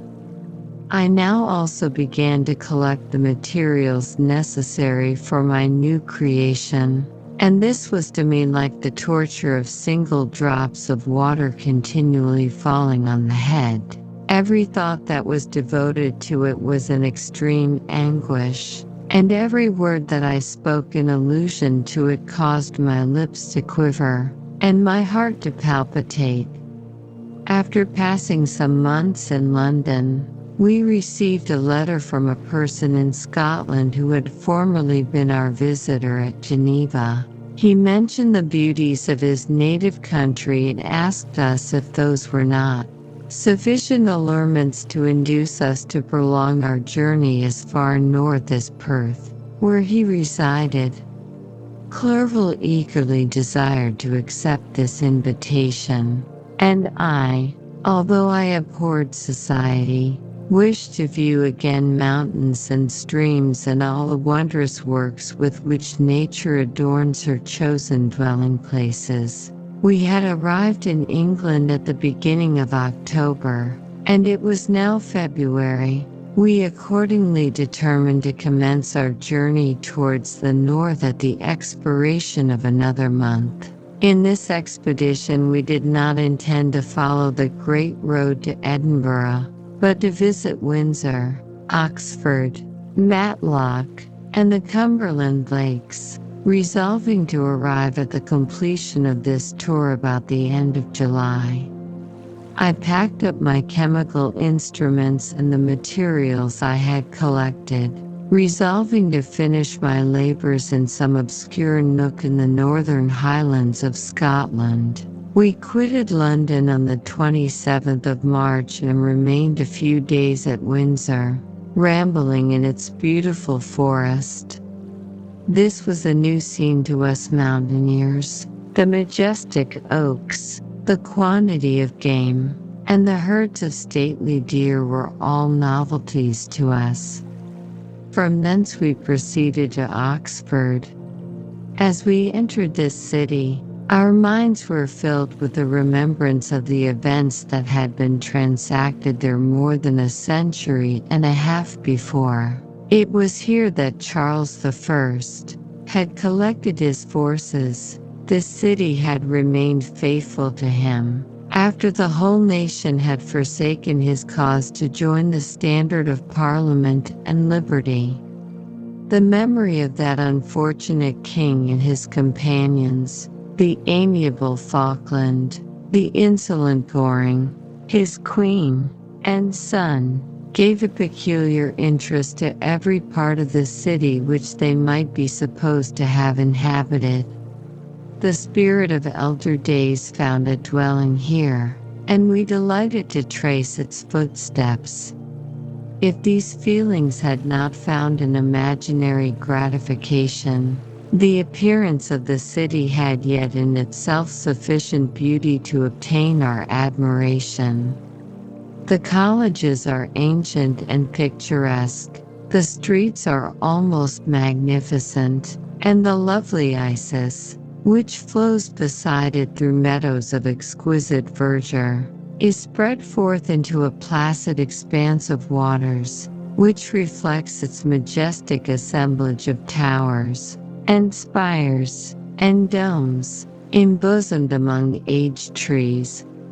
I enjoyed this scene, and yet my enjoyment was embittered both by the memory of the past and the anticipation of the future.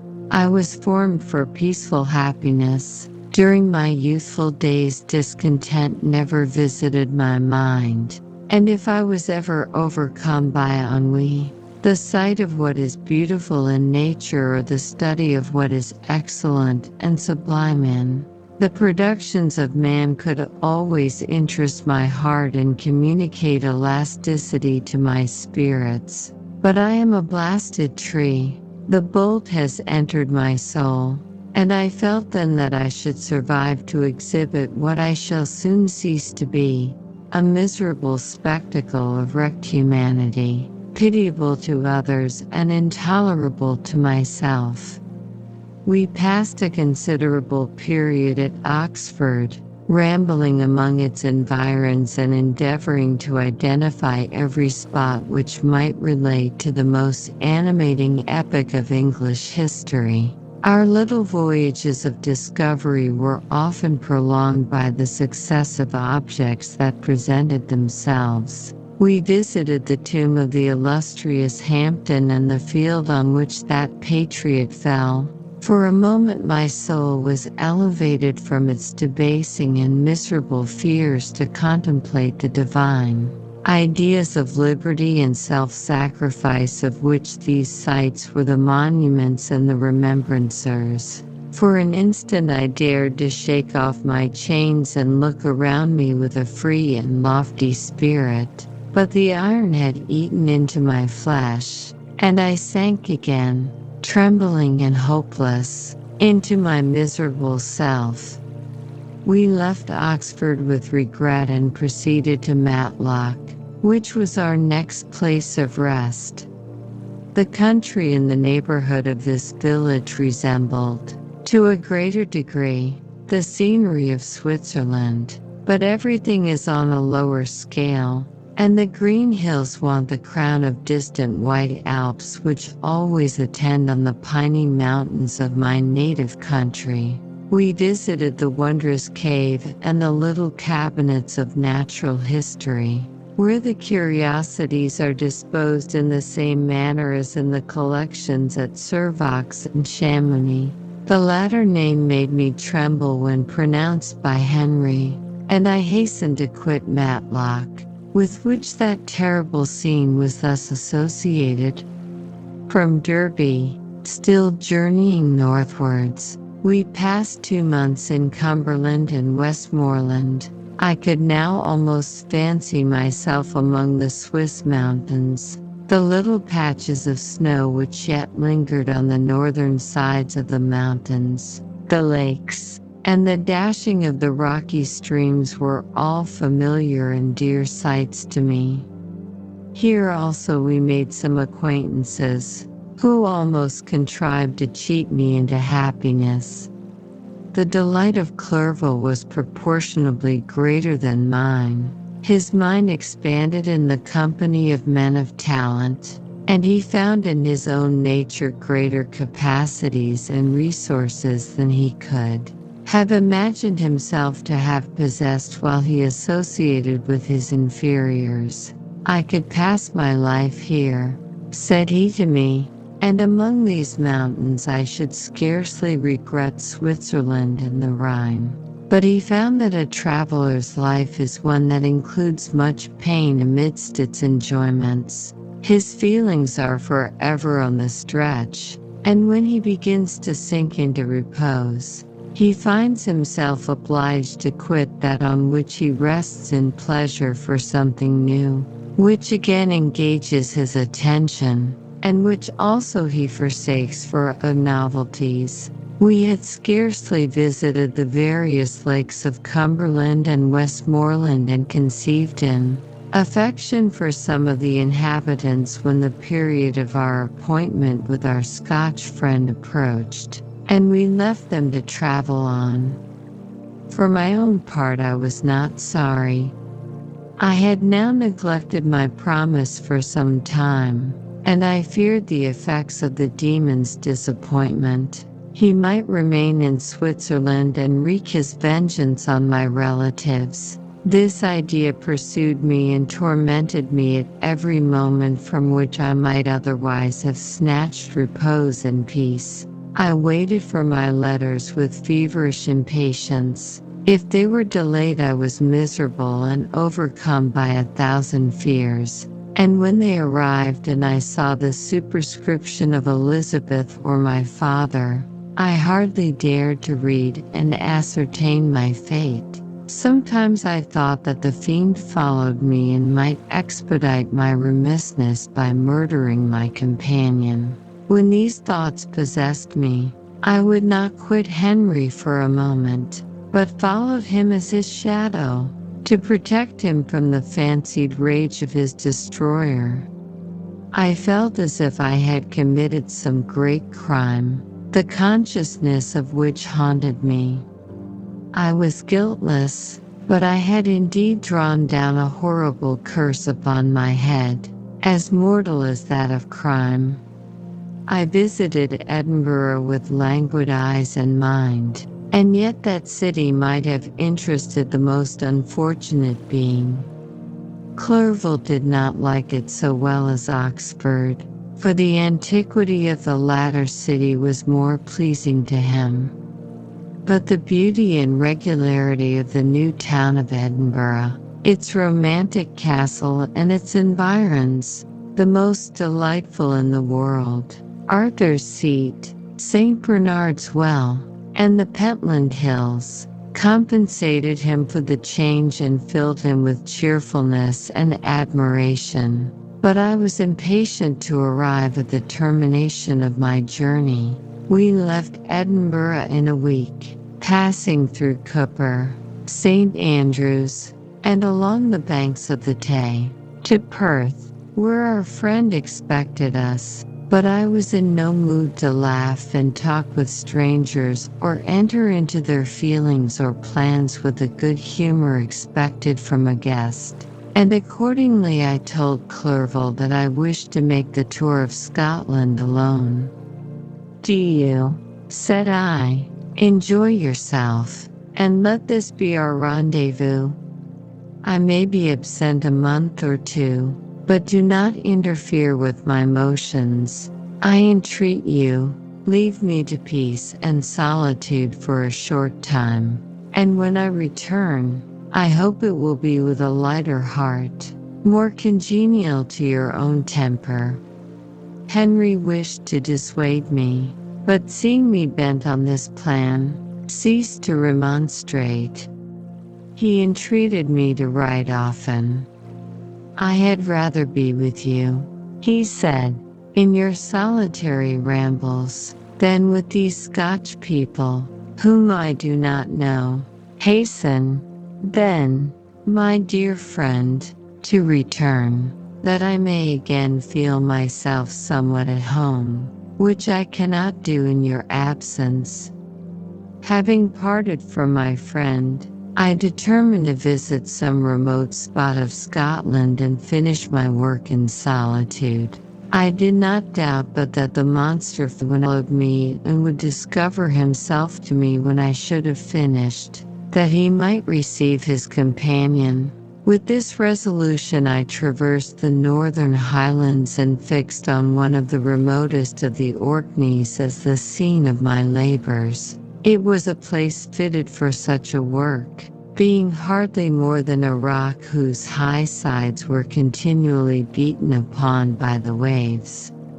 The soil was barren, scarcely affording pasture for a few miserable cows, and oatmeal for its inhabitants, which consisted of 5 persons, whose gaunt and scraggy limbs gave tokens of their miserable fare.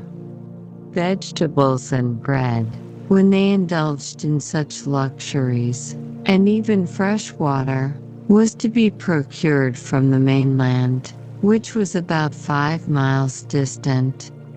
On the whole island there were but 3 miserable huts, and one of these was vacant when I arrived. This I hired. It contained but 2 rooms, and these exhibited all the squalidness of the most miserable penury. The thatch had fallen in, the walls were unplastered, and the door was off its hinges. I ordered it to be repaired, bought some furniture, and took possession, an incident which would doubtless have occasioned some surprise had not all the senses of the cottagers been benumbed by want and squalid poverty. As it was, I lived ungazed at and unmolested, hardly thanked for the pittance of food and clothes which I gave. So much does suffering blunt even the coarsest sensations of men. In this retreat I devoted the morning to labor, but in the evening, when the weather permitted, I walked on the stony beach of the sea to listen to the waves as they roared and dashed at my feet. It was a monotonous yet ever-changing scene. I thought of Switzerland. It was far different from this desolate and appalling landscape. Its hills are covered with vines, and its cottages are scattered thickly in the plains. Its fair lakes reflect a blue and gentle sky, and when troubled by the winds, their tumult is but as the play of a lively infant when compared to the roarings of the giant ocean. In this manner I distributed my occupations when I first arrived, but as I proceeded in my labor, it became every day more horrible and irksome to me. Sometimes I could not prevail on myself to enter my laboratory for several days, and at other times I toiled day and night in order to complete my work. It was, indeed, a filthy process in which I was engaged. During my first experiment, a kind of enthusiastic frenzy had blinded me to the horror of my employment. My mind was intently fixed on the consummation of my labor, and my eyes were shut to the horror of my proceedings. But now I went to it in cold blood, and my heart often sickened at the work of my hands. Thus situated, employed in the most detestable occupation, immersed in a solitude where nothing could for an instant call my attention from the actual scene in which I was engaged, my spirits became unequal. I grew restless and nervous. Every moment I feared to meet my persecutor. Sometimes I sat with my eyes fixed on the ground, fearing to raise them lest they should encounter the object which I so much dreaded to behold. I feared to wander from the sight of my fellow creatures lest when alone he should come to claim his companion. In the meantime I worked on, and my labor was already considerably advanced. I looked towards its completion with a tremulous and eager hope, which I dared not trust myself to question, but which was intermixed with obscure forebodings of evil that made my heart sicken in my bosom. Chapter 20. I sat one evening in my laboratory. The sun had set, and the moon was just rising from the sea. I had not sufficient light for my employment, and I remained idle, in a pause of consideration of whether I should leave my labor for the night or hasten its conclusion by an unremitting attention to it. As I sat, a train of reflection occurred to me which led me to consider the effects of what I was now doing. 3 years before, I was engaged in the same manner and had created a fiend whose unparalleled barbarity had desolated my heart and filled it forever with the bitterest remorse. I was now about to form another being of whose dispositions I was alike ignorant. She might become 10,000 times more malignant than her mate in delight, for its own sake, in murder and wretchedness. He had sworn to quit the neighborhood of man and hide himself in deserts. But she had not, and she, who in all probability was to become a thinking and reasoning animal, might refuse to comply with a compact made before her creation. They might even hate each other. The creature who already lived loathed his own deformity, and might he not conceive a greater abhorrence for it when it came before his eyes in the female form? She also might turn with disgust from him to the superior beauty of man. She might quit him, and he be again alone, exasperated by the fresh provocation of being deserted by one of his own species, even if they were to leave Europe and inhabit the deserts of the New World. Yet one of the first results of those sympathies for which the demon thirsted would be children, and a race of devils would be propagated upon the earth who might make the very existence of the species of man a condition precarious and full of terror.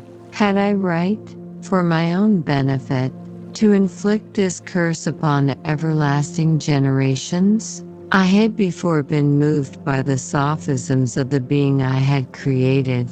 I had been struck senseless by his fiendish threats. But now, for the first time, the wickedness of my promise burst upon me. I shuddered to think that future ages might curse me as their pest, whose selfishness had not hesitated to buy its own peace at the price, perhaps, of the existence of the whole human race. I trembled and my heart failed within me. When, on looking up, I saw by the light of the moon the demon at the casement. A ghastly grin wrinkled his lips as he gazed on me, where I sat fulfilling the task which he had allotted to me. Yes, he had followed me in my travels. He had loitered in forests, hid himself in caves, or taken refuge in wide and desert heaths, and he now came to mark my progress and claim the fulfillment of my promise. As I looked on him, his countenance expressed the utmost extent of malice and treachery. I thought with a sensation of madness on my promise of creating another like to him, and trembling with passion, tore to pieces the ring on which I was engaged. The wretch saw me destroy the creature on whose future existence he depended for happiness, and with a howl of devilish despair and revenge, withdrew. I left the room, and locking the door, made a solemn vow in my own heart never to resume my labors, and then, with trembling steps, I sought my own apartment. I was alone. None were near me to dissipate the gloom and relieve me from the sickening oppression of the most terrible reveries. Several hours passed, and I remained near my window gazing on the sea. It was almost motionless, for the winds were hushed, and all nature reposed under the eye of the quiet moon. A few fishing vessels alone specked the water, and now and then the gentle breeze wafted the sound of voices as the fishermen called to one another. I felt the silence, although I was hardly conscious of its extreme profundity, until my ear was suddenly arrested by the paddling of oars near the shore, and a person landed close to my house. In a few minutes after, I heard the creaking of my door, as if someone endeavored to open it softly. I trembled from head to foot. I felt a presentiment of who it was and wished to rouse one of the peasants who dwelt in a cottage not far from mine. But I was overcome by the sensation of helplessness, so often felt in frightful dreams, when you in vain endeavor to fly from an impending danger, and was rooted to the spot. Presently I heard the sound of footsteps along the passage. The door opened, and the wretch whom I dreaded appeared. Shutting the door, he approached me and said in a smothered voice, "You have destroyed the work which you began. What is it that you intend? Do you dare to break your promise? I have endured toil and misery. I left Switzerland with you. I crept along the shores of the Rhine, among its willow islands and over the summits of its hills. I have dwelt many months in the heaths of England and among the deserts of Scotland. I have endured incalculable fatigue, and cold, and hunger. Do you dare destroy my hopes? Begone. I do break my promise. Never will I create another like yourself, equal in deformity and wickedness." Slave, I before reasoned with you, but you have proved yourself unworthy of my condescension. Remember that I have power. You believe yourself miserable, but I can make you so wretched that the light of day will be hateful to you. You are my creator, but I am your master. Obey. The hour of my irresolution is past, and the period of your power is arrived. Your threats cannot move me to do an act of wickedness, but they confirm me in a determination of not creating you a companion in vice.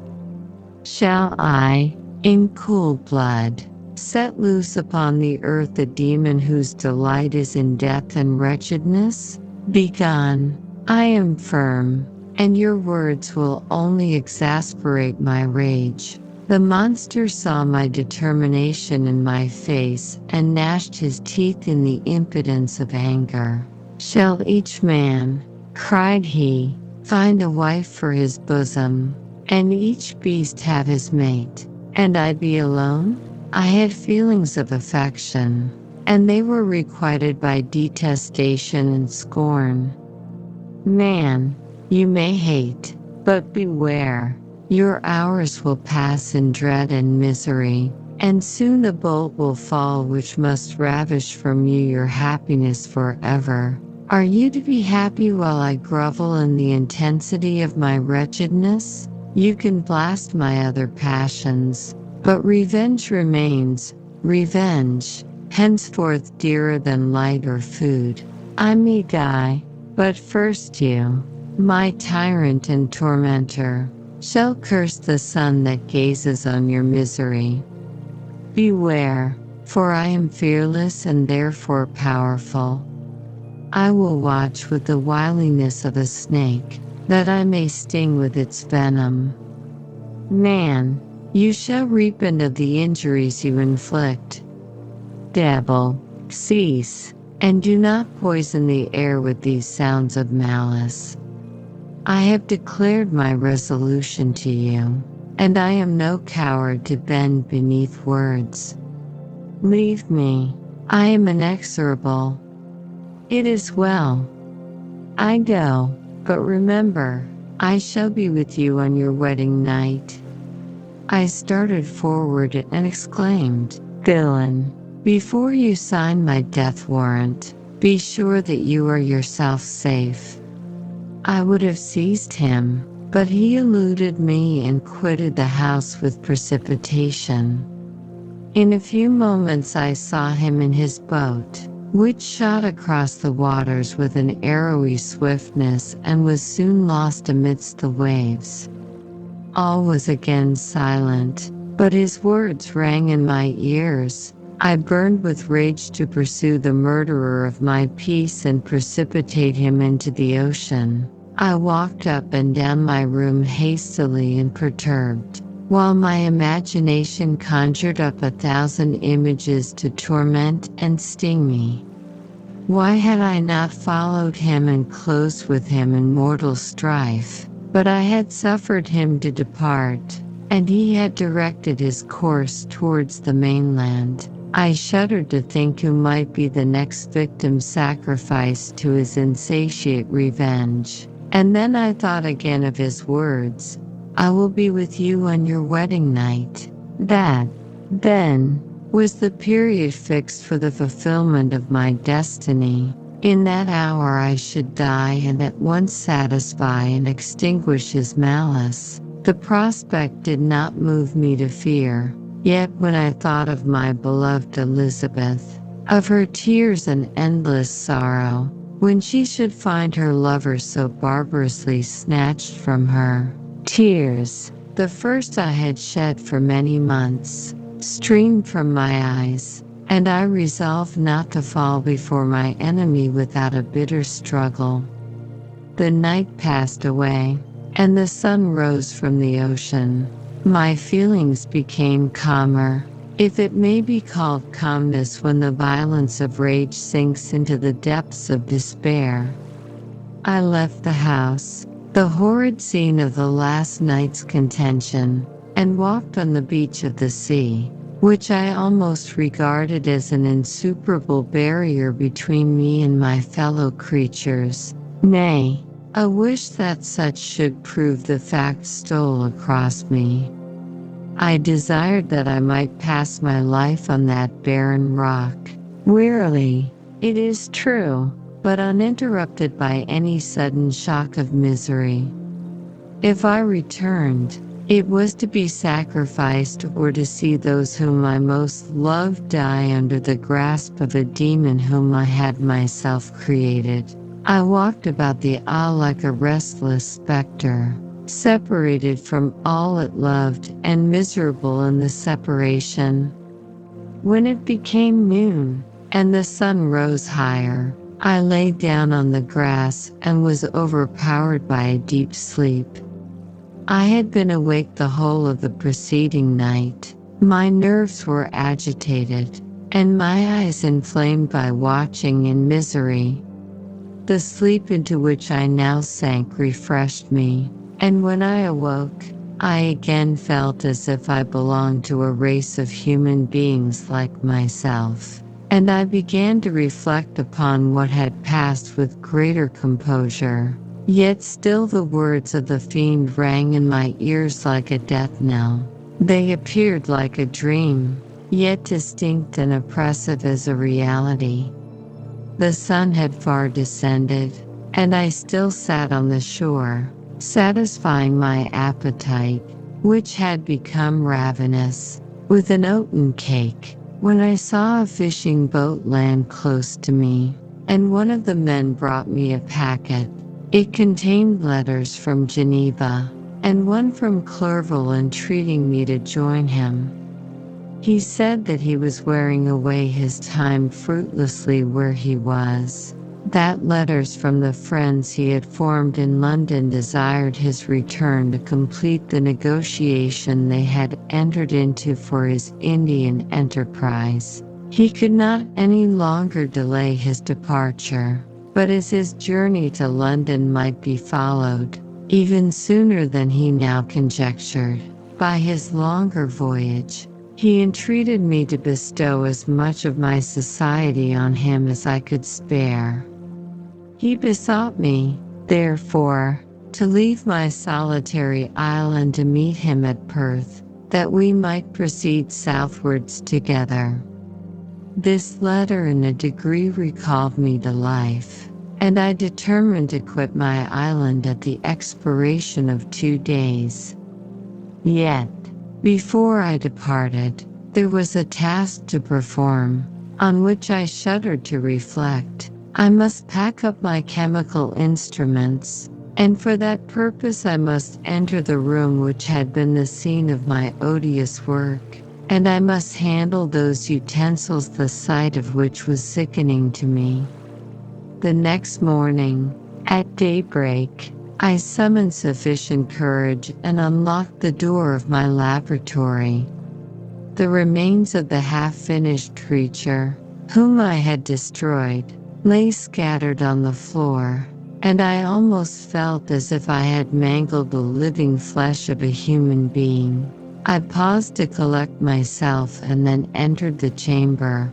With trembling hand I conveyed the instruments out of the room, but I reflected that I ought not to leave the relics of my work to excite the horror and suspicion of the peasants, and I accordingly put them into a basket, with a great quantity of stones, and laying them up, determined to throw them into the sea that very night. And in the meantime I sat upon the beach, employed in cleaning and arranging my chemical apparatus.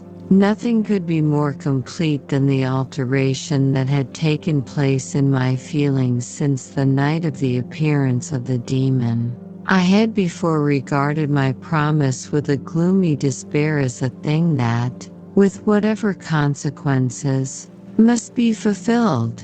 But I now felt as if a film had been taken from before my eyes and that I for the first time saw clearly. The idea of renewing my labors did not for one instant occur to me. The threat I had heard weighed on my thoughts, but I did not reflect that a voluntary act of mine could avert it.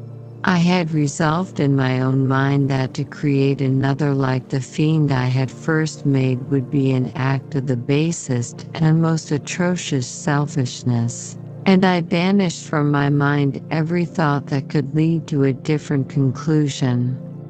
Between 2 and 3 in the morning the moon rose, and I then, putting my basket aboard a little skiff, sailed out about 4 miles from the shore. The scene was perfectly solitary. A few boats were returning towards land, but I sailed away from them. I felt as if I was about the commission of a dreadful crime and avoided with shuddering anxiety any encounter with my fellow creatures. At one time the moon which had before been clear, was suddenly overspread by a thick cloud, and I took advantage of the moment of darkness and cast my basket into the sea. I listened to the gurgling sound as it sank and then sailed away from the spot. The sky became clouded, but the air was pure, although chilled by the northeast breeze that was then rising. But it refreshed me and filled me with such agreeable sensations that I resolved to prolong my stay on the water, and fixing the rudder in a direct position, stretched myself at the bottom of the boat. Clouds hid the moon, everything was obscure, and I heard only the sound of the boat as its keel cut through the waves. The murmur lulled me, and in a short time I slept soundly. I do not know how long I remained in this situation, but when I awoke I found that the sun had already mounted considerably. The wind was high, and the waves continually threatened the safety of my little skiff. I found that the wind was northeast and must have driven me far from the coast from which I had embarked. I endeavored to change my course but quickly found that if I again made the attempt the boat would be instantly filled with water. Thus situated, my only resource was to drive before the wind. I confess that I felt a few sensations of terror. I had no compass with me and was so slenderly acquainted with the geography of this part of the world that the sun was of little benefit to me. I might be driven into the wide Atlantic and feel all the tortures of starvation or be swallowed up in the immeasurable waters that roared and buffeted around me. I had already been out many hours and felt the torment of a burning thirst, a prelude to my other sufferings. I looked on the heavens, which were covered by clouds that flew before the wind, only to be replaced by others. I looked upon the sea. It was to be my grave. Fiend, I exclaimed, your task is already fulfilled.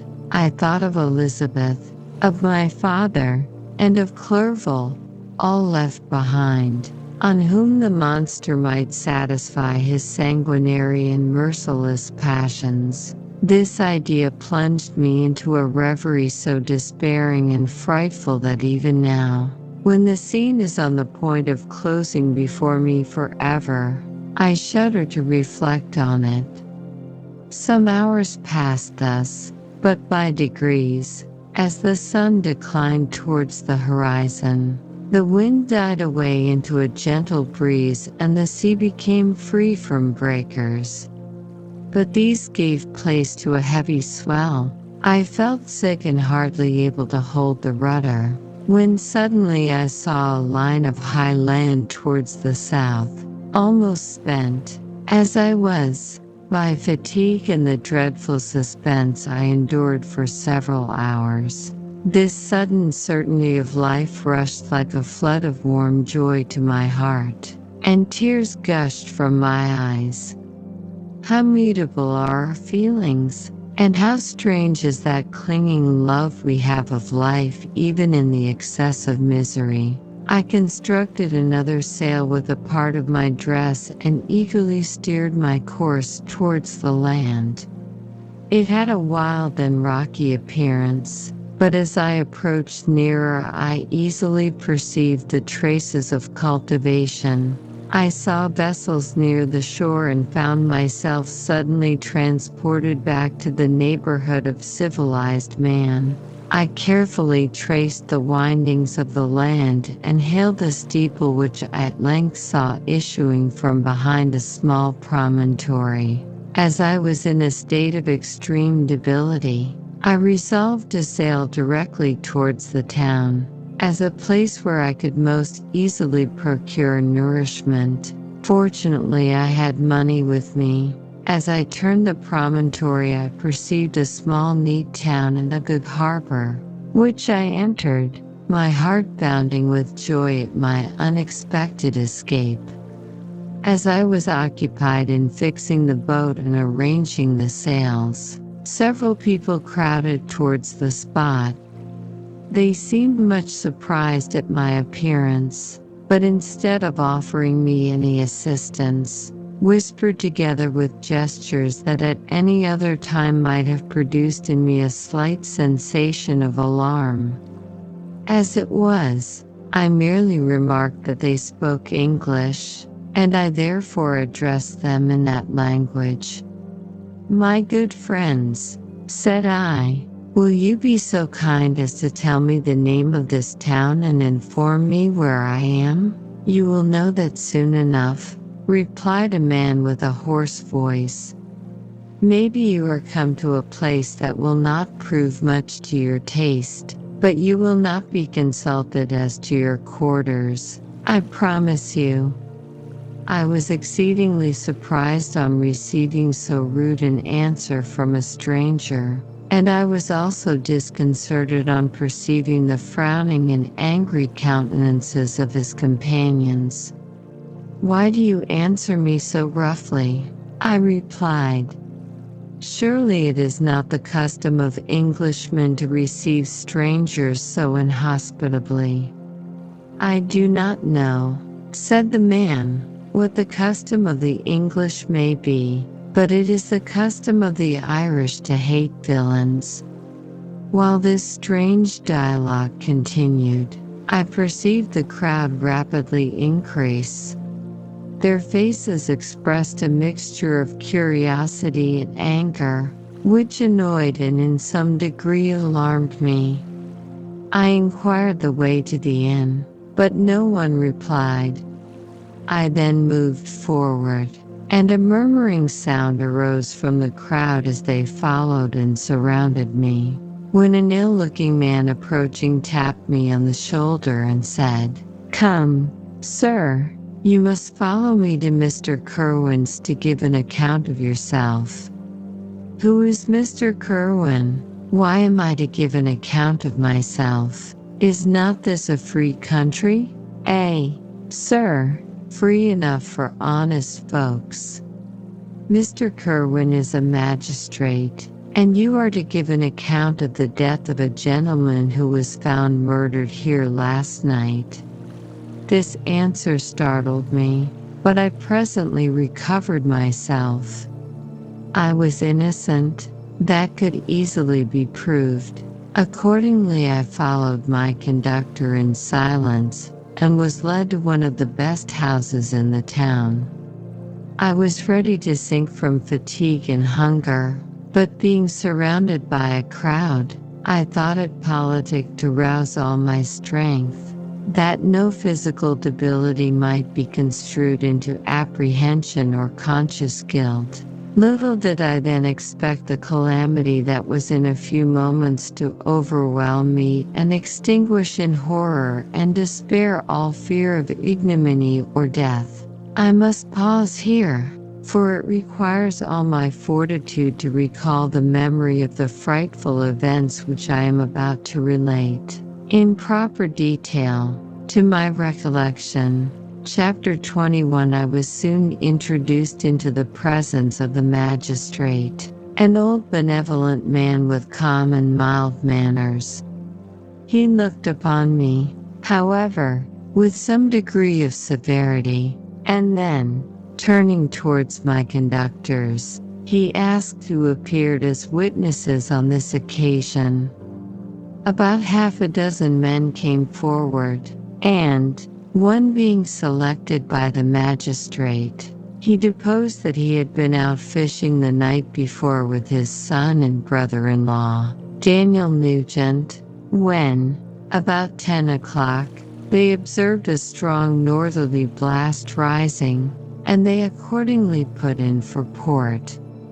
It was a very dark night, as the moon had not yet risen. They did not land at the harbor, but, as they had been accustomed, at a creek about 2 miles below. He walked on first, carrying a part of the fishing tackle, and his companions followed him at some distance. As he was proceeding along the sands, he struck his foot against something and fell at his length on the ground. His companions came up to assist him, and by the light of their lantern they found that he had fallen on the body of a man, who was to all appearance dead. Their first supposition was that it was the corpse of some person who had been drowned and was thrown on shore by the waves.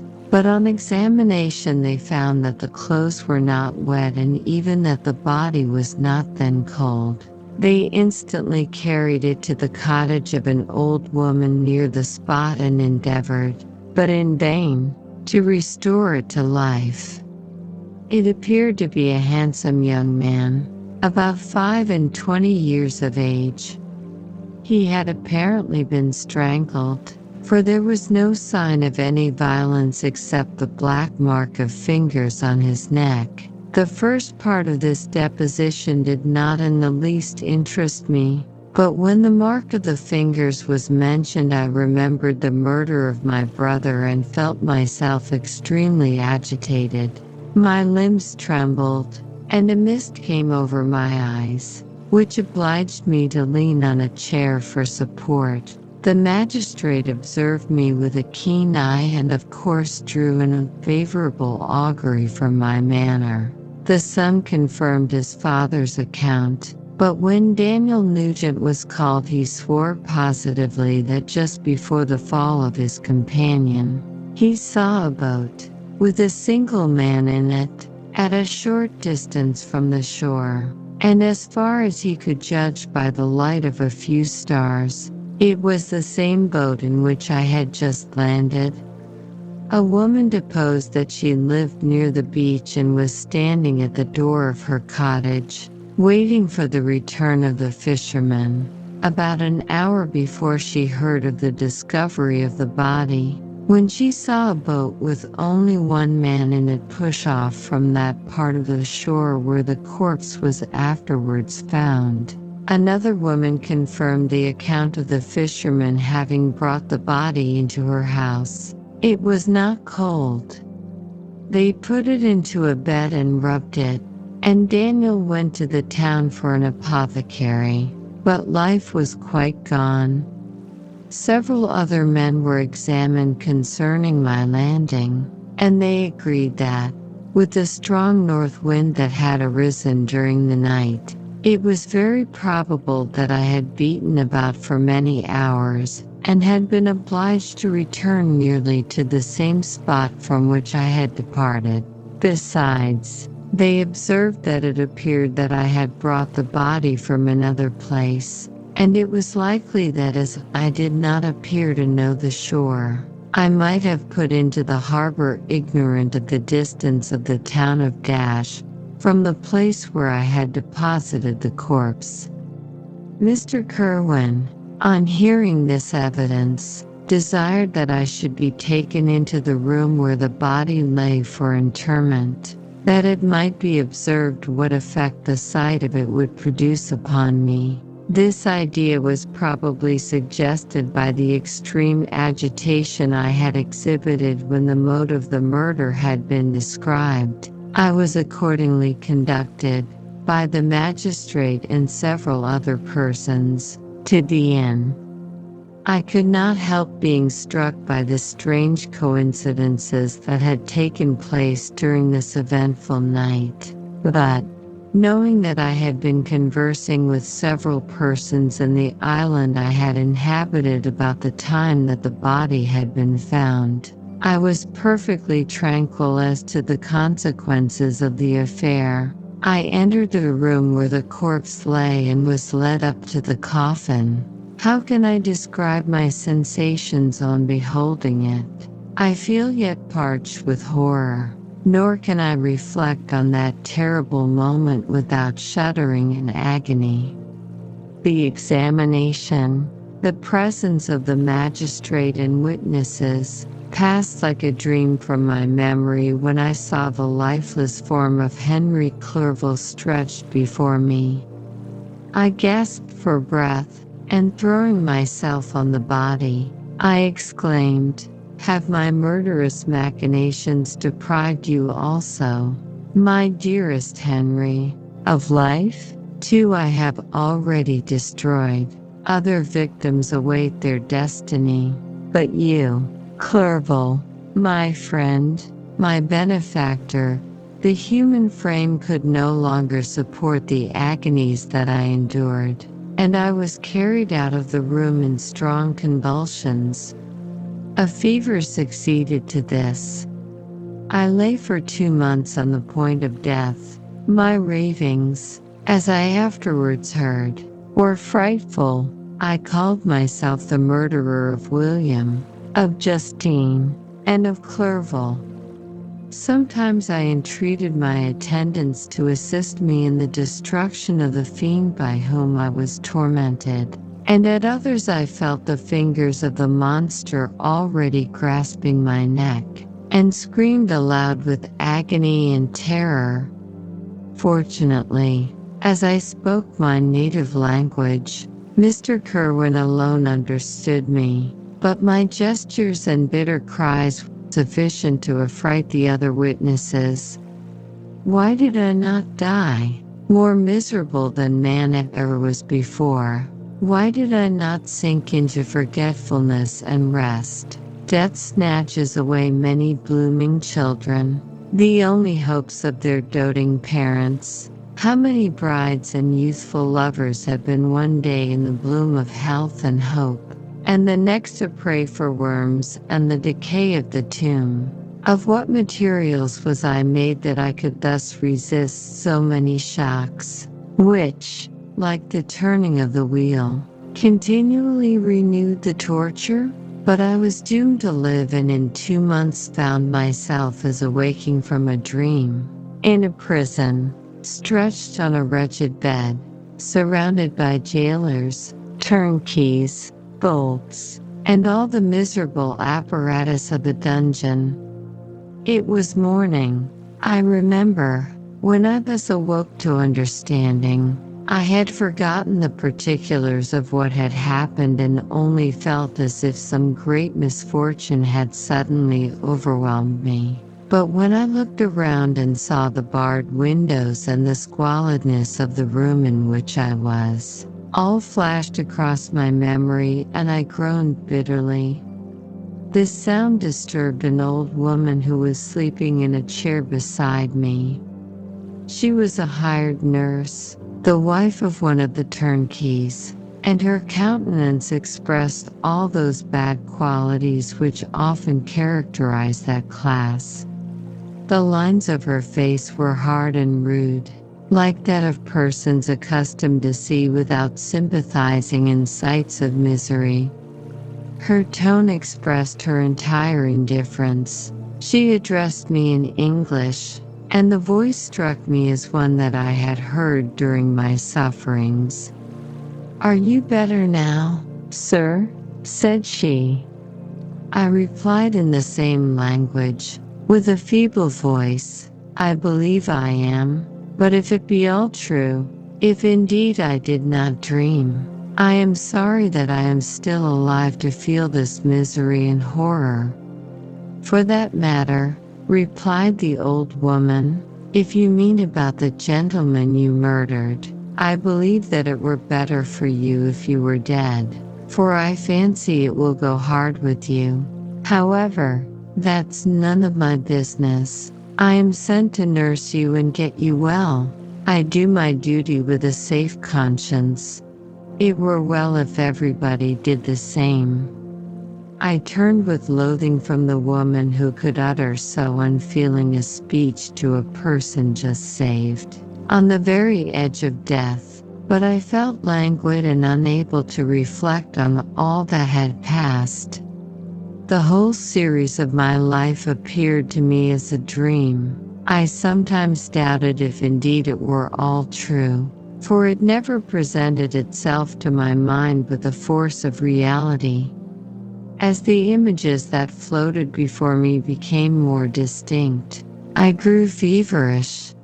A darkness pressed around me. No one was near me who soothed me with the gentle voice of love. No dear hand supported me. The physician came and prescribed medicines, and the old woman prepared them for me. But utter carelessness was visible in the first, and the expression of brutality was strongly marked in the visage of the second. Who could be interested in the fate of a murderer but the hangman who would gain his fee? These were my first reflections, but I soon learned that Mr. Kerwin had shown me extreme kindness. He had caused the best room in the prison to be prepared for me. Wretched indeed was the best, and it was he who had provided a physician and a nurse. It is true, he seldom came to see me, for although he ardently desired to relieve the sufferings of every human creature, he did not wish to be present at the agonies and miserable ravings of a murderer. He came, therefore, sometimes to see that I was not neglected, but his visits were short and with long intervals. One day, while I was gradually recovering, I was seated in a chair, my eyes half open and my cheeks livid like those in death. I was overcome by gloom and misery and often reflected I had better seek death than desire to remain in a world which to me was replete with wretchedness. At one time I considered whether I should not declare myself guilty and suffer the penalty of the law, less innocent than poor Justine had been. Such were my thoughts when the door of my apartment was opened and Mr. Kerwin entered. His countenance expressed sympathy and compassion. He drew a chair close to mine and addressed me in French. I fear that this place is very shocking to you. Can I do anything to make you more comfortable? I thank you, but all that you mention is nothing to me. On the whole earth there is no comfort which I am capable of receiving. I know that the sympathy of a stranger can be but of little relief to one borne down as you are by so strange a misfortune. But you will, I hope, soon quit this melancholy abode, for doubtless evidence can easily be brought to free you from the criminal charge. That is my least concern. I am, by a course of strange events, become the most miserable of mortals. Persecuted and tortured as I am and have been, can death be any evil to me? Nothing indeed could be more unfortunate and agonizing than the strange chances that have lately occurred. You were thrown, by some surprising accident, on this shore, renowned for its hospitality, seized immediately, and charged with murder. The first sight that was presented to your eyes was the body of your friend, murdered in so unaccountable a manner and placed, as it were, by some fiend across your path. As Mr. Kerwin said this, notwithstanding the agitation I endured on this retrospect of my sufferings, I also felt considerable surprise at the knowledge he seemed to possess concerning me. I suppose some astonishment was exhibited in my countenance, for Mr. Kerwin hastened to say, immediately upon your being taken ill, all the papers that were on your person were brought me, and I examined them that I might discover some trace by which I could send to your relations an account of your misfortune and illness. I found several letters, and, among others, one which I discovered from its commencement to be from your father. I instantly wrote to Geneva. Nearly 2 months have elapsed since the departure of my letter. But you are ill. Even now you tremble. You are unfit for agitation of any kind.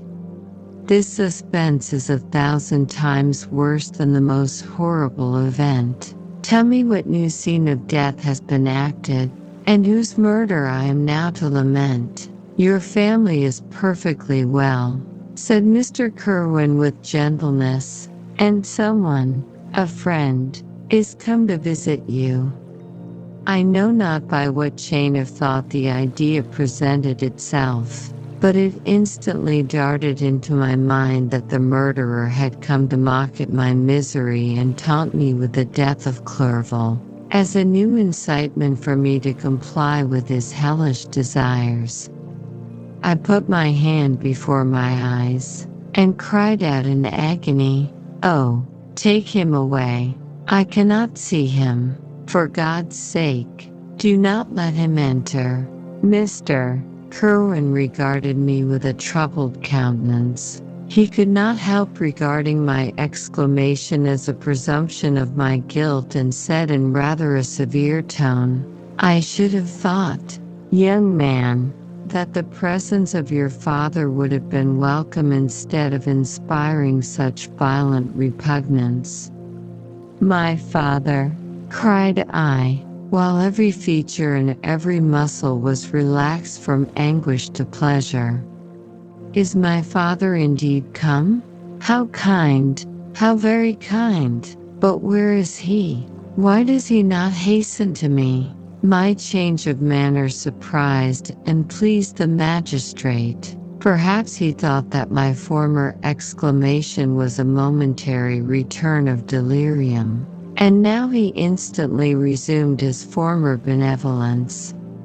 He rose and quitted the room with my nurse, and in a moment my father entered it.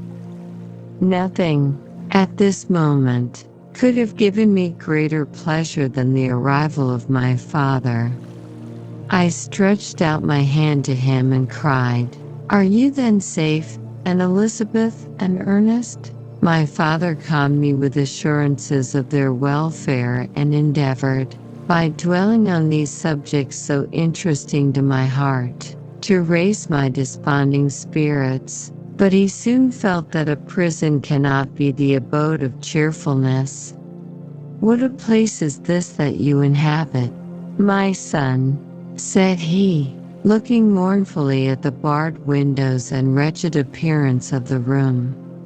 "You travel to seek happiness, but a fatality seems to pursue you, and poor Clerval, the name of my unfortunate and murdered friend, was an agitation too great to be endured in my weak state." I shed tears. "Alas, yes, my father," replied I, "some destiny of the most horrible kind hangs over me, and I must live to fulfill it, or surely I should have died on the coffin of Henry." We were not allowed to converse for any length of time, for the precarious state of my health rendered every precaution necessary that could ensure tranquility. Mr. Kerwin came in and insisted that my strength should not be exhausted by too much exertion, but the appearance of my father was to me like that of my good angel, and I gradually recovered my health. As my sickness quitted me, I was absorbed by a gloomy and black melancholy that nothing could dissipate. The image of Clerval was forever before me, ghastly and murdered. More than once the agitation into which these reflections threw me made my friends dread a dangerous relapse. Alas, why did they preserve so miserable and detested a life? It was surely that I might fulfill my destiny, which is now drawing to a close. Soon, oh, very soon, will death extinguish these throbbings and relieve me from the mighty weight of anguish that bears me to the dust, and, in executing the award of justice, I shall also sink to rest. Then the appearance of death was distant, although the wish was ever present to my thoughts, and I often sat for hours motionless and speechless, wishing for some mighty revolution that might bury me and my destroyer in its ruins. The season of the assizes approached. I had already been 3 months in prison. and although I was still weak and in continual danger of a relapse, I was obliged to travel nearly 100 miles to the country town where the court was held. Mr. Kerwin charged himself with every care of collecting witnesses and arranging my defense. I was spared the disgrace of appearing publicly as a criminal, as the case was not brought before the court that decides on life and death. The grand jury rejected the bill, on its being proved that I was on the Orkney Islands at the hour the body of my friend was found, and a fortnight after my removal I was liberated from prison. My father was enraptured on finding me freed from the vexations of a criminal charge, that I was again allowed to breathe the fresh atmosphere and permitted to return to my native country. I did not participate in these feelings, for to me the walls of a dungeon or a palace were alike hateful. The cup of life was poisoned forever, and although the sun shone upon me, as upon the happy and gay of heart, I saw around me nothing but a dense and frightful darkness, penetrated by no light but the glimmer of two eyes that glared upon me. Sometimes they were the expressive eyes of Henry, languishing in death, the dark orbs nearly covered by the lids and the long black lashes that fringed them. Sometimes it was the watery, clouded eyes of the monster, as I first saw them in my chamber at Ingolstadt. My father tried to awaken in me the feelings of affection. He talked of Geneva, which I should soon visit, of Elizabeth and Ernest, but these words only drew deep groans from me. Sometimes, indeed, I felt a wish for happiness and thought with melancholy delight of my beloved cousin, or longed, with a devouring maladie du pays, to see once more the blue lake and rapid Rhone, that had been so dear to me in early childhood. But my general state of feeling was a torpor in which a prison was as welcome a residence as the divinest scene in nature. And these fits were seldom interrupted but by paroxysms of anguish and despair. At these moments I often endeavored to put an end to the existence I loathed, and it required unceasing attendance and vigilance to restrain me from committing some dreadful act of violence. Yet one duty remained to me, the recollection of which finally triumphed over my selfish despair. It was necessary that I should return without delay to Geneva, there to watch over the lives of those I so fondly loved and to lie in wait for the murderer, that if any chance led me to the place of his concealment, or if he dared again to blast me by his presence, I might, with unfailing aim, put an end to the existence of the monstrous image which I had endued with the mockery of a soul still more monstrous. My father still desired to delay our departure, fearful that I could not sustain the fatigues of a journey, for I was a shattered wreck, the shadow of a human being. My strength was gone. I was a mere skeleton, and fever night and day preyed upon my wasted frame.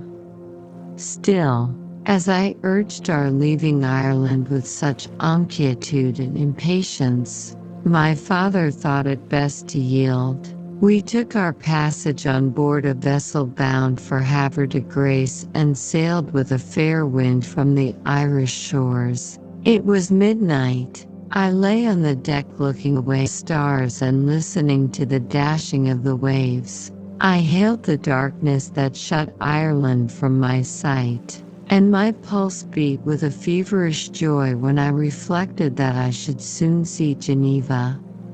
The past appeared to me in the light of a frightful dream, yet the vessel in which I was, the wind that blew me from the detested shore of Ireland, and the sea which surrounded me, told me too forcibly that I was deceived by no vision and that Clerval, my friend and dearest companion, had fallen a victim to me and the monster of my creation. I repassed, in my memory, my whole life, my quiet happiness while residing with my family in Geneva, the death of my mother, and my departure for Ingolstadt. I remembered, shuddering, the mad enthusiasm that hurried me on to the creation of my hideous enemy, and I called to mind the night in which he first lived. I was unable to pursue the train of thought. 1,000 feelings pressed upon me, and I wept bitterly. Ever since my recovery from the fever, I had been in the custom of taking every night a small quantity of laudanum, for it was by means of this drug only that I was enabled to gain the rest necessary for the preservation of life. Oppressed by the recollection of my various misfortunes, I now swallowed double my usual quantity and soon slept profoundly. But sleep did not afford me respite from thought and misery. My dreams presented 1,000 objects that scared me.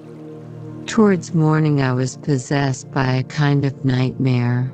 I felt the fiend's grasp in my neck and could not free myself from it. Groans and cries rang in my ears. My father, who was watching over me, perceiving my restlessness, awoke me. The dashing waves were around, the cloudy sky above. The fiend was not here. A sense of security, a feeling that a truce was established between the present hour and the irresistible, disastrous future imparted to me a kind of calm forgetfulness, of which the human mind is by its structure peculiarly susceptible. Chapter 22. The voyage came to an end. We landed and proceeded to Paris. I soon found that I had overtaxed my strength and that I must repose before I could continue my journey. My father's care and attentions were indefatigable, but he did not know the origin of my sufferings and sought erroneous methods to remedy the incurable ill. He wished me to seek amusement in society. I abhorred the face of man.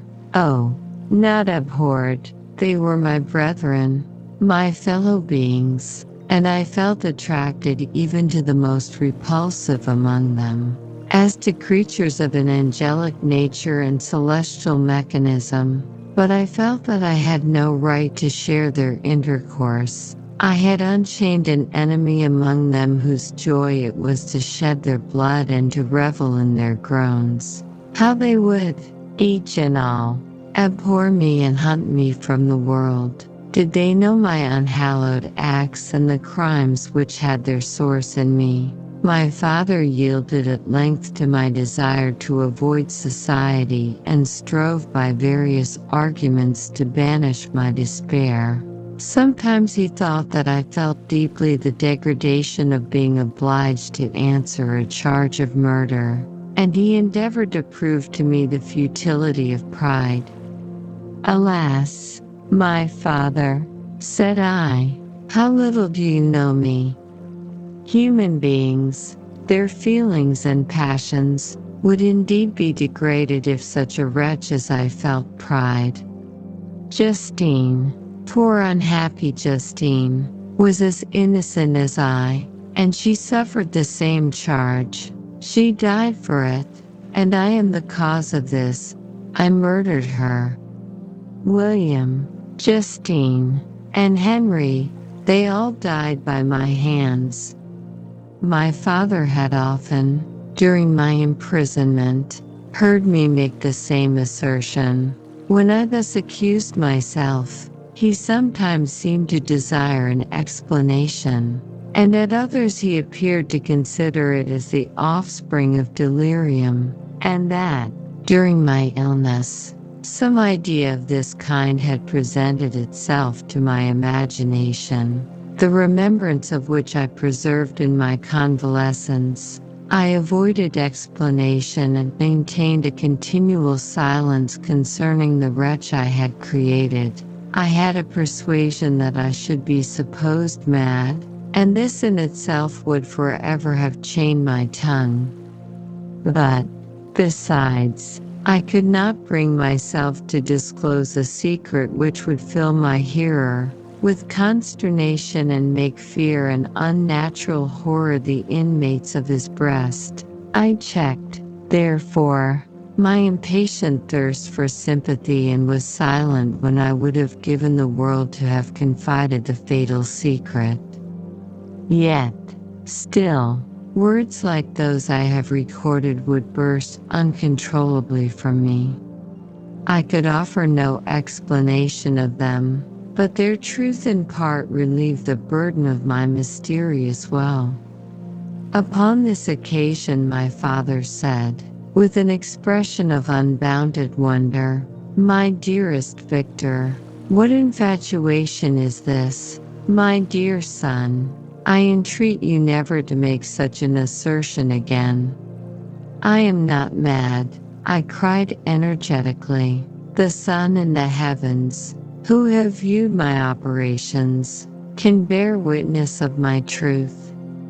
I am the assassin of those most innocent victims. They died by my machinations. 1,000 times would I have shed my own blood, drop by drop, to have saved their lives, but I could not, my father.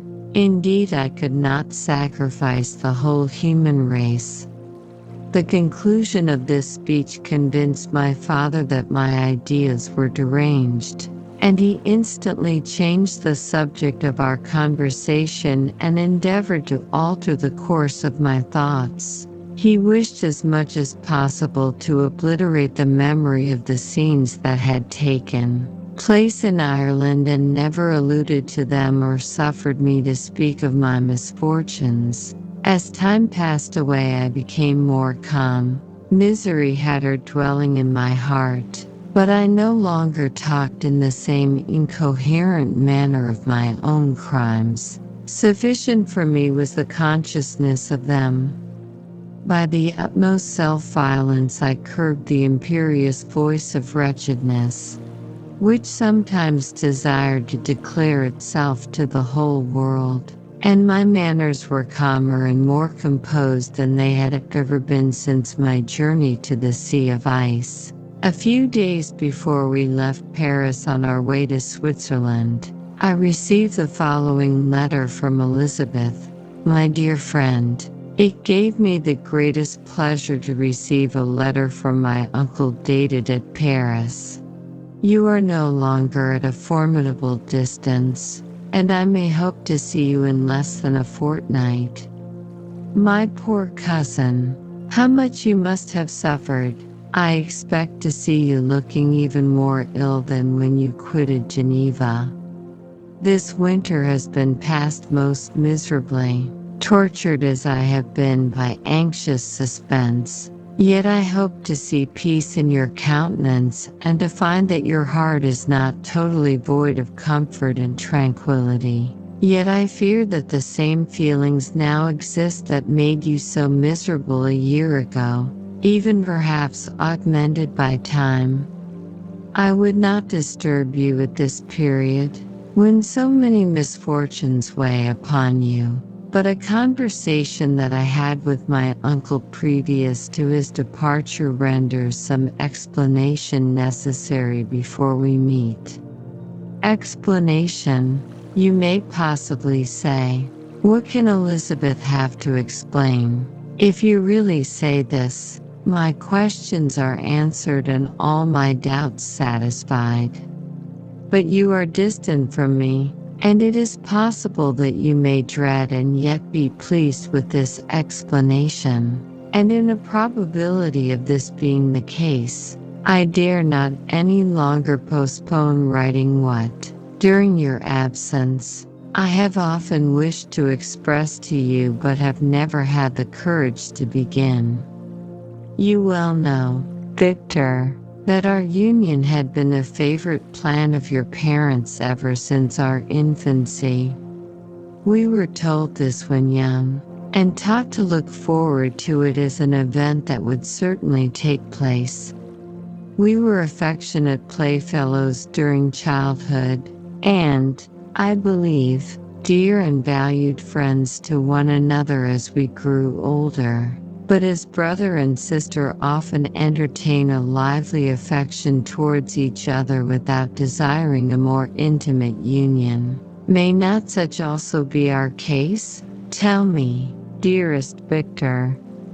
Answer me, I conjure you by our mutual happiness. With simple truth, do you not love another? You have traveled. You have spent several years of your life at Ingolstadt. And I confess to you, my friend, that when I saw you last autumn so unhappy, flying to solitude from the society of every creature, I could not help supposing that you might regret our connection and believe yourself bound in honor to fulfill the wishes of your parents, although they opposed themselves to your inclinations. But this is false reasoning.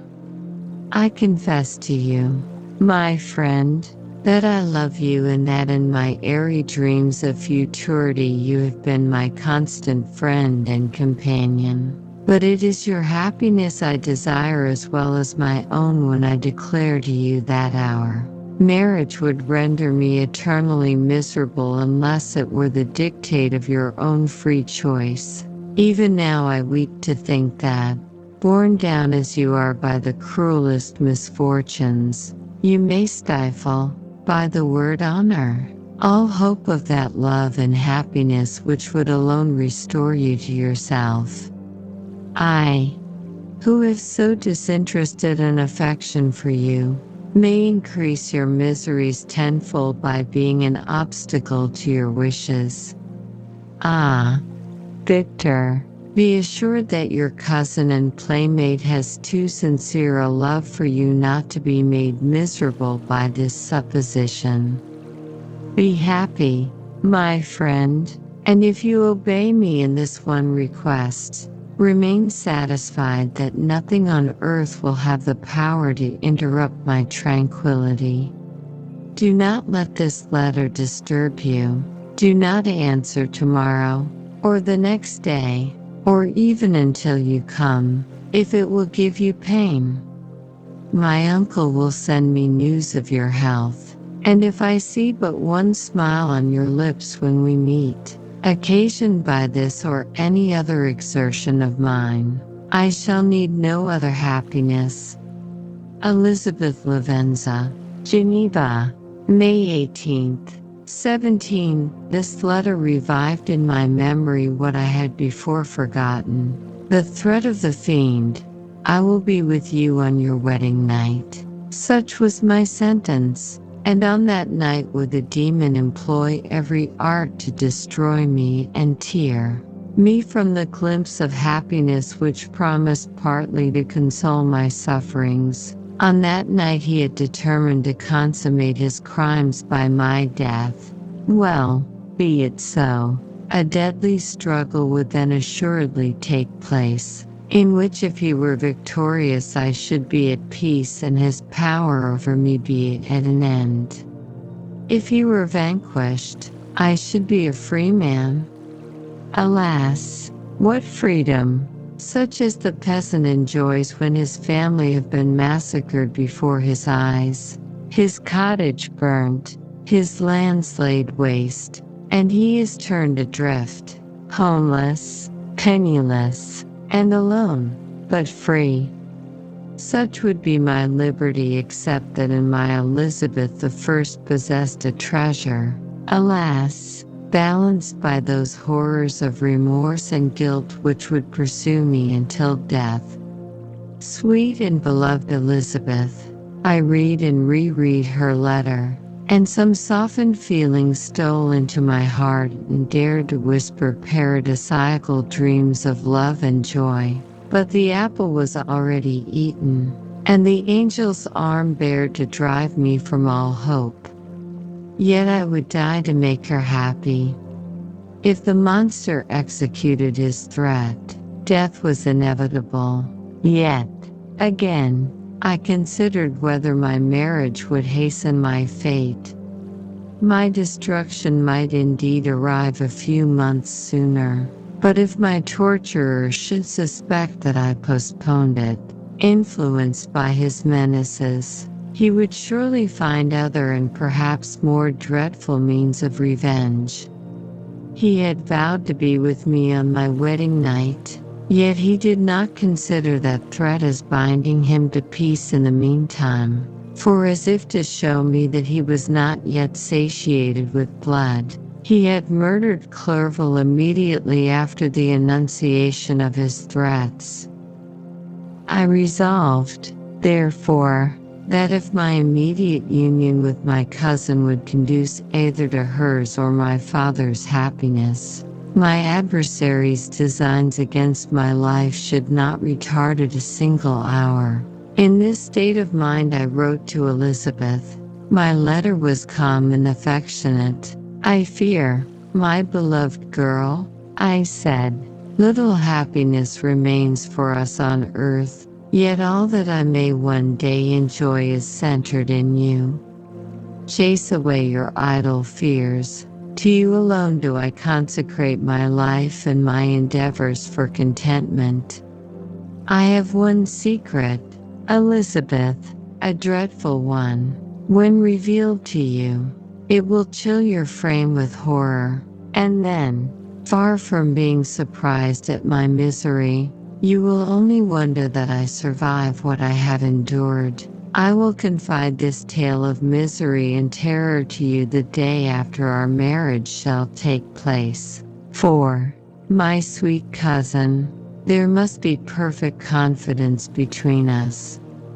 But until then, I conjure you, do not mention or allude to it. This I most earnestly entreat, and I know you will comply." In about a week after the arrival of Elizabeth's letter we returned to Geneva. The sweet girl welcomed me with warm affection. Yet tears were in her eyes as she beheld my emaciated frame and feverish cheeks. I saw a change in her also. She was thinner and had lost much of that heavenly vivacity that had before charmed me, but her gentleness and soft looks of compassion made her a more fit companion for one blasted and miserable as I was. The tranquility which I now enjoyed did not endure. Memory brought madness with it, and when I thought of what had passed, a real insanity possessed me. Sometimes I was furious and burnt with rage, sometimes low and despondent. I neither spoke nor looked at anyone, but sat motionless, bewildered by the multitude of miseries that overcame me.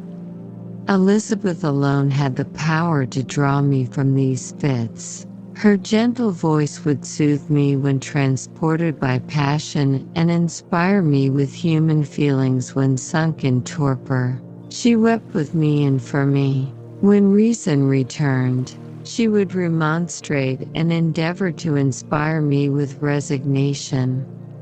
Ah, it is well for the unfortunate to be resigned, but for the guilty there is no peace. The agonies of remorse poison the luxury there is otherwise sometimes found in indulging the excess of grief. Soon after my arrival my father spoke of my immediate marriage with Elizabeth. I remained silent. "Have you, then, some other attachment?" "None on earth. I love Elizabeth and look forward to our union with delight. Let the day therefore be fixed, and on it I will consecrate myself, in life or death, to the happiness of my cousin." My dear Victor, do not speak thus. Heavy misfortunes have befallen us, but let us only cling closer to what remains and transfer our love for those whom we have lost to those who yet live. Our circle will be small but bound close by the ties of affection and mutual misfortune. And when time shall have softened your despair, new and dear objects of care will be born to replace those of whom we have been so cruelly deprived. Such were the lessons of my father, but to me the remembrance of the threat returned. Nor can you wonder that, omnipotent as the fiend had yet been in his deeds of blood, I should almost regard him as invincible, and that when he had pronounced the words, "I shall be with you on your wedding night," I should regard the threatened fate as unavoidable. But death was no evil to me if the loss of Elizabeth were balanced with it, and I therefore, with a contented and even cheerful countenance, agreed with my father that if my cousin would consent, the ceremony should take place in 10 days, and thus put, as I imagined, the seal to my fate. Great God, if for one instant I had thought what might be the hellish intention of my fiendish adversary, I would rather have banished myself forever from my native country and wandered, a friendless outcast over the earth, than have consented to this miserable marriage. But, as if possessed of magic powers, the monster had blinded me to his real intentions, and when I thought that I had prepared only my own death, I hastened that of a far dearer victim. As the period fixed for our marriage drew nearer, whether from cowardice or a prophetic feeling, I felt my heart sink within me. But I concealed my feelings by an appearance of hilarity that brought smiles and joy to the countenance of my father, but hardly deceived the ever watchful and nicer eye of Elizabeth. She looked forward to our union with placid contentment, not unmingled with a little fear, which past misfortunes had impressed, that what now appeared certain and tangible happiness might soon dissipate into an airy dream and leave no trace but deep and everlasting regret. Preparations were made for the event, congratulatory visits were received, and all wore a smiling appearance. I shut up, as well as I could, in my own heart the anxiety that preyed there, and entered with seeming earnestness into the plans of my father, although they might only serve as the decorations of my tragedy. Through my father's exertions, a part of the inheritance of Elizabeth had been restored to her by the Austrian government. A small possession on the shores of Como belonged to her. It was agreed that, immediately after our union, we should proceed to Villa Lavenza and spend our first days of happiness beside the beautiful lake near which it stood. In the meantime, I took every precaution to defend my person in case the fiend should openly attack me. I carried pistols and a dagger constantly about me, and was ever on the watch to prevent artifice, and by these means gained a greater degree of tranquility. Indeed, as the period approached, the threat appeared more as a delusion, not to be regarded as worthy to disturb my peace, while the happiness I hoped for in my marriage wore a greater appearance of certainty as the day fixed for its solemnization drew nearer, and I heard it continually spoken of as an occurrence which no accident could possibly prevent. Elizabeth seemed happy. My tranquil demeanor contributed greatly to calm her mind. But on the day that was to fulfill my wishes and my destiny, she was melancholy, and a presentiment of evil pervaded her. And perhaps also she thought of the dreadful secret which I had promised to reveal to her on the following day. My father was in the meantime overjoyed, and, in the bustle of preparation, only recognized in the melancholy of his niece the diffidence of a bride. After the ceremony was performed, a large party assembled at my father's, but it was agreed that Elizabeth and I should commence our journey by water, sleeping that night at Evian and continuing our voyage on the following day. The day was fair, the wind favorable, all smiled on our nuptial embarkation. Those were the last moments of my life during which I enjoyed the feeling of happiness. We passed rapidly along. The sun was hot, but we were sheltered from its rays by a kind of canopy while we enjoyed the beauty of the scene. Sometimes on one side of the lake, where we saw Mont Saleve, the pleasant banks of Montalegre, and at a distance, surmounting all, the beautiful Mont Blanc, and the assemblage of snowy mountains that in vain endeavor to emulate her. Sometimes coasting the opposite banks, we saw the mighty Jura opposing its dark side to the ambition that would quit its native country, and an almost insurmountable barrier to the invader who should wish to enslave it. I took the hand of Elizabeth. "You are sorrowful, my love. Ah, if you knew what I have suffered and what I may yet endure, you would endeavor to let me taste the quiet and freedom from despair that this one day at least permits me to enjoy." "Be happy, my dear Victor," replied Elizabeth. "There is, I hope, nothing to distress you. And be assured that if a lively joy is not painted in my face, my heart is contented. Something whispers to me not to depend too much on the prospect that is open before us. But I will not listen to such a sinister voice. Observe how fast we move along and how the clouds, which sometimes obscure and sometimes rise above the dome of Mont Blanc, render this scene of beauty still more interesting. Look also at the innumerable fish that are swimming in the clear waters, where we can distinguish every pebble that lies at the bottom. What a divine day! How happy and serene all nature appears." Thus Elizabeth endeavored to divert her thoughts and mind from all reflection upon melancholy subjects. But her temper was fluctuating. Joy for a few instants shone in her eyes, but it continually gave place to distraction and reverie.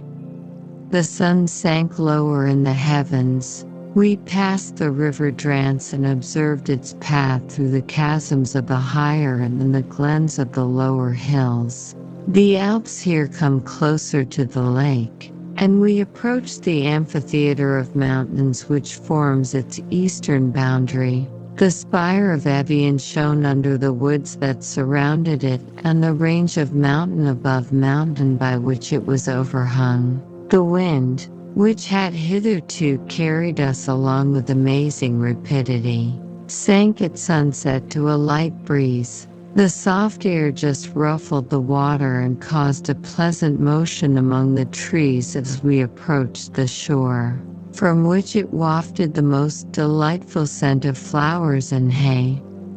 The sun sank beneath the horizon as we landed, and as I touched the shore I felt those cares and fears revive which soon were to clasp me and cling to me forever. Chapter 23. It was 8 o'clock when we landed. We walked for a short time on the shore, enjoying the transitory light, and then retired to the inn and contemplated the lovely scene of waters, woods, and mountains, obscured in darkness, yet still displaying their black outlines. The wind, which had fallen in the south, now rose with great violence in the west. The moon had reached her summit in the heavens and was beginning to descend. The clouds swept across it swifter than the flight of the vulture and dimmed her rays, while the lake reflected the scene of the busy heavens. rendered still busier by the restless waves that were beginning to rise. Suddenly a heavy storm of rain descended. I had been calm during the day, but so soon as night obscured the shapes of objects, 1,000 fears arose in my mind. I was anxious and watchful, while my right hand grasped a pistol which was hidden in my bosom. Every sound terrified me, but I resolved that I would sell my life dearly and not shrink from the conflict until my own life or that of my adversary was extinguished. Elizabeth observed my agitation for some time in timid and fearful silence, but there was something in my glance which communicated terror to her, and trembling, she asked, "What is it that agitates you, my dear Victor? What is it you fear?" "Oh, peace, peace, my love," replied I. "This night, and all will be safe. But this night is dreadful, very dreadful." I passed an hour in this state of mind, when suddenly I reflected how fearful the combat which I momentarily expected would be to my wife, and I earnestly entreated her to retire, resolving not to join her until I had obtained some knowledge as to the situation of my enemy. She left me, and I continued some time walking up and down the passages of the house and inspecting every corner that might afford a retreat to my adversary. But I discovered no trace of him and was beginning to conjecture that some fortunate chance had intervened to prevent the execution of his menaces when suddenly I heard a shrill and dreadful scream. It came from the room into which Elizabeth had retired. As I heard it, the whole truth rushed into my mind. My arms dropped. The motion of every muscle and fiber was suspended.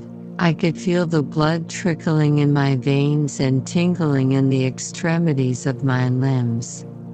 This state lasted but for an instant. The scream was repeated, and I rushed into the room. Great God! Why did I not then expire? Why am I here to relate the destruction of the best hope and the purest creature on earth? She was there, lifeless and inanimate, thrown across the bed, her head hanging down and her pale and distorted features half covered by her hair. Everywhere I turn I see the same figure, her bloodless arms and relaxed form flung by the murderer on its bridal bier. Could I behold this and live? Alas, life is obstinate and clings closest where it is most hated. For a moment only did I lose recollection. I fell senseless on the ground. When I recovered, I found myself surrounded by the people of the inn. Their countenances expressed a breathless terror, but the horror of others appeared only as a mockery, a shadow of the feelings that oppressed me. I escaped from them to the room where lay the body of Elizabeth, my love, my wife, so lately living, so dear, so worthy.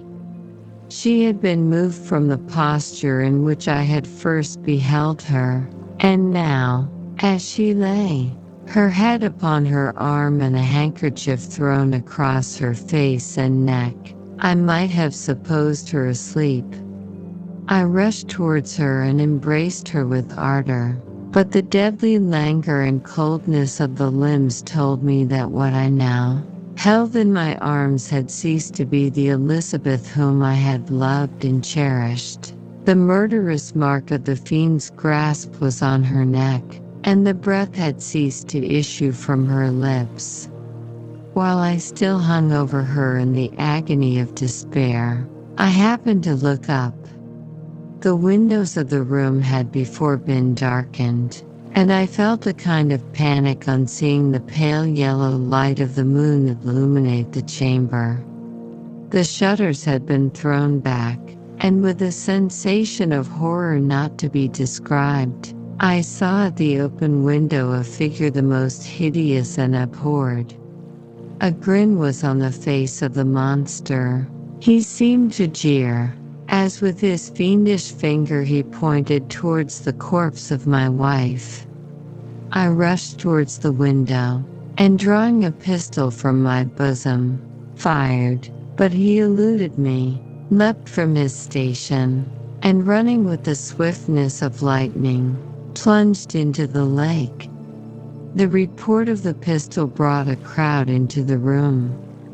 I pointed to the spot where he had disappeared, and we followed the track with boats. Nets were cast, but in vain. After passing several hours, we returned hopeless, most of my companions believing it to have been a form conjured up by my fancy. After having landed, they proceeded to search the country, parties going in different directions among the woods and vines. I attempted to accompany them and proceeded a short distance from the house, but my head whirled round. My steps were like those of a drunken man. I fell at last in a state of utter exhaustion. A film covered my eyes, and my skin was parched with the heat of fever. In this state I was carried back and placed on a bed, hardly conscious of what had happened. My eyes wandered round the room as if to seek something that I had lost.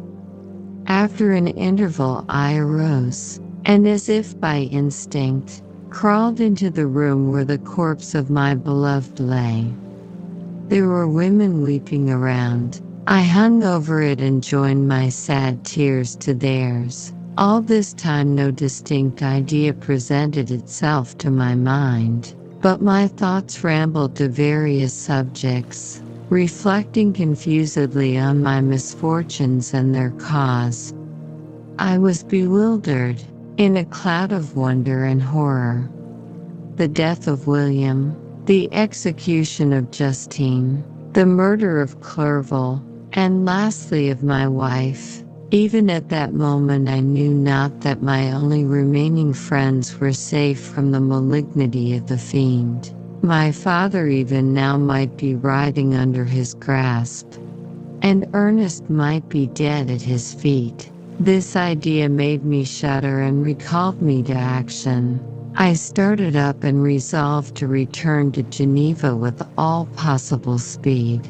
There were no horses to be procured, and I must return by the lake. But the wind was unfavorable, and the rain fell in torrents. However, it was hardly morning, and I might reasonably hope to arrive by night. I hired men to row and took an oar myself, for I had always experienced relief from mental torment in bodily exercise. But the overflowing misery I now felt, and the excessive agitation that I endured rendered me incapable of any exertion. I threw down the oar, and leaning my head upon my hands, gave way to every gloomy idea that arose.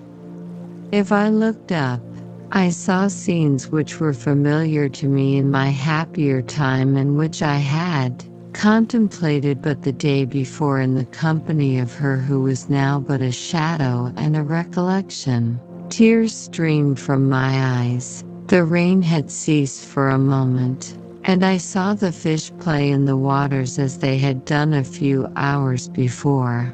They had then been observed by Elizabeth.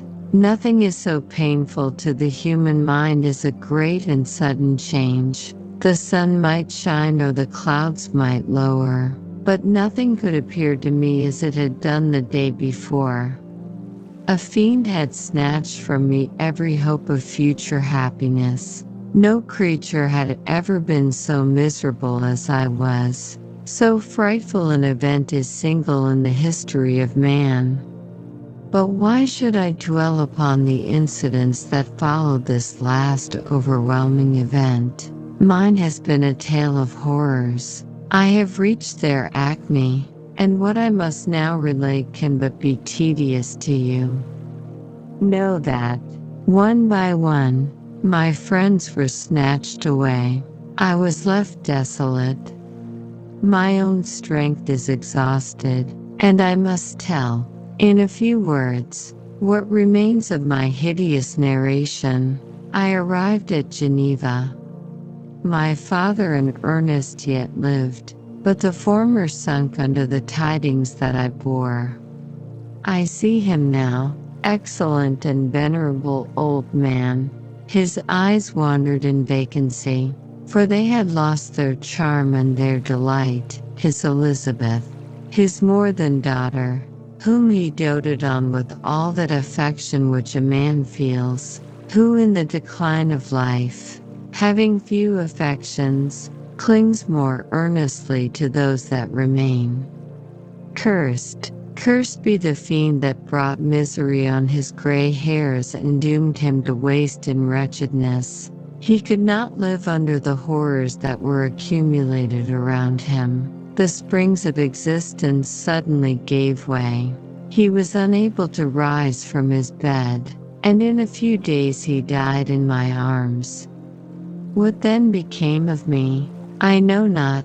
I lost sensation, and chains and darkness were the only objects that pressed upon me. Sometimes, indeed, I dreamt that I wandered in flowery meadows and pleasant vales with the friends of my youth. But I awoke and found myself in a dungeon. Melancholy followed, but by degrees I gained a clear conception of my miseries and situation and was then released from my prison. For they had called me mad, and during many months, as I understood, a solitary cell had been my habitation. Liberty, however, had been a useless gift to me, had I not, as I awakened to reason, at the same time awakened to revenge. As the memory of past misfortunes pressed upon me, I began to reflect on their cause, the monster whom I had created, the miserable demon whom I had sent abroad into the world for my destruction. I was possessed by a maddening rage when I thought of him, and desired and ardently prayed that I might have him within my grasp to wreak a great and signal revenge on his cursed head. Nor did my hate long confine itself to useless wishes. I began to reflect on the best means of securing him, and for this purpose, about a month after my release, I repaired to a criminal judge in the town and told him that I had an accusation to make, that I knew the destroyer of my family, and that I required him to exert his whole authority for the apprehension of the murderer. The magistrate listened to me with attention and kindness. "Be assured, sir," said he, "no pains or exertions on my part shall be spared to discover the villain." "I thank you," replied I. "Listen, therefore, to the deposition that I have to make. It is indeed a tale so strange that I should fear you would not credit it were there not something in truth which, however wonderful, forces conviction. The story is too connected to be mistaken for a dream, and I have no motive for falsehood." My manner as I thus addressed him was impressive but calm. I had formed in my own heart a resolution to pursue my destroyer to death, and this purpose quieted my agony and for an interval reconciled me to life. I now related my history briefly but with firmness and precision, marking the dates with accuracy and never deviating into invective or exclamation.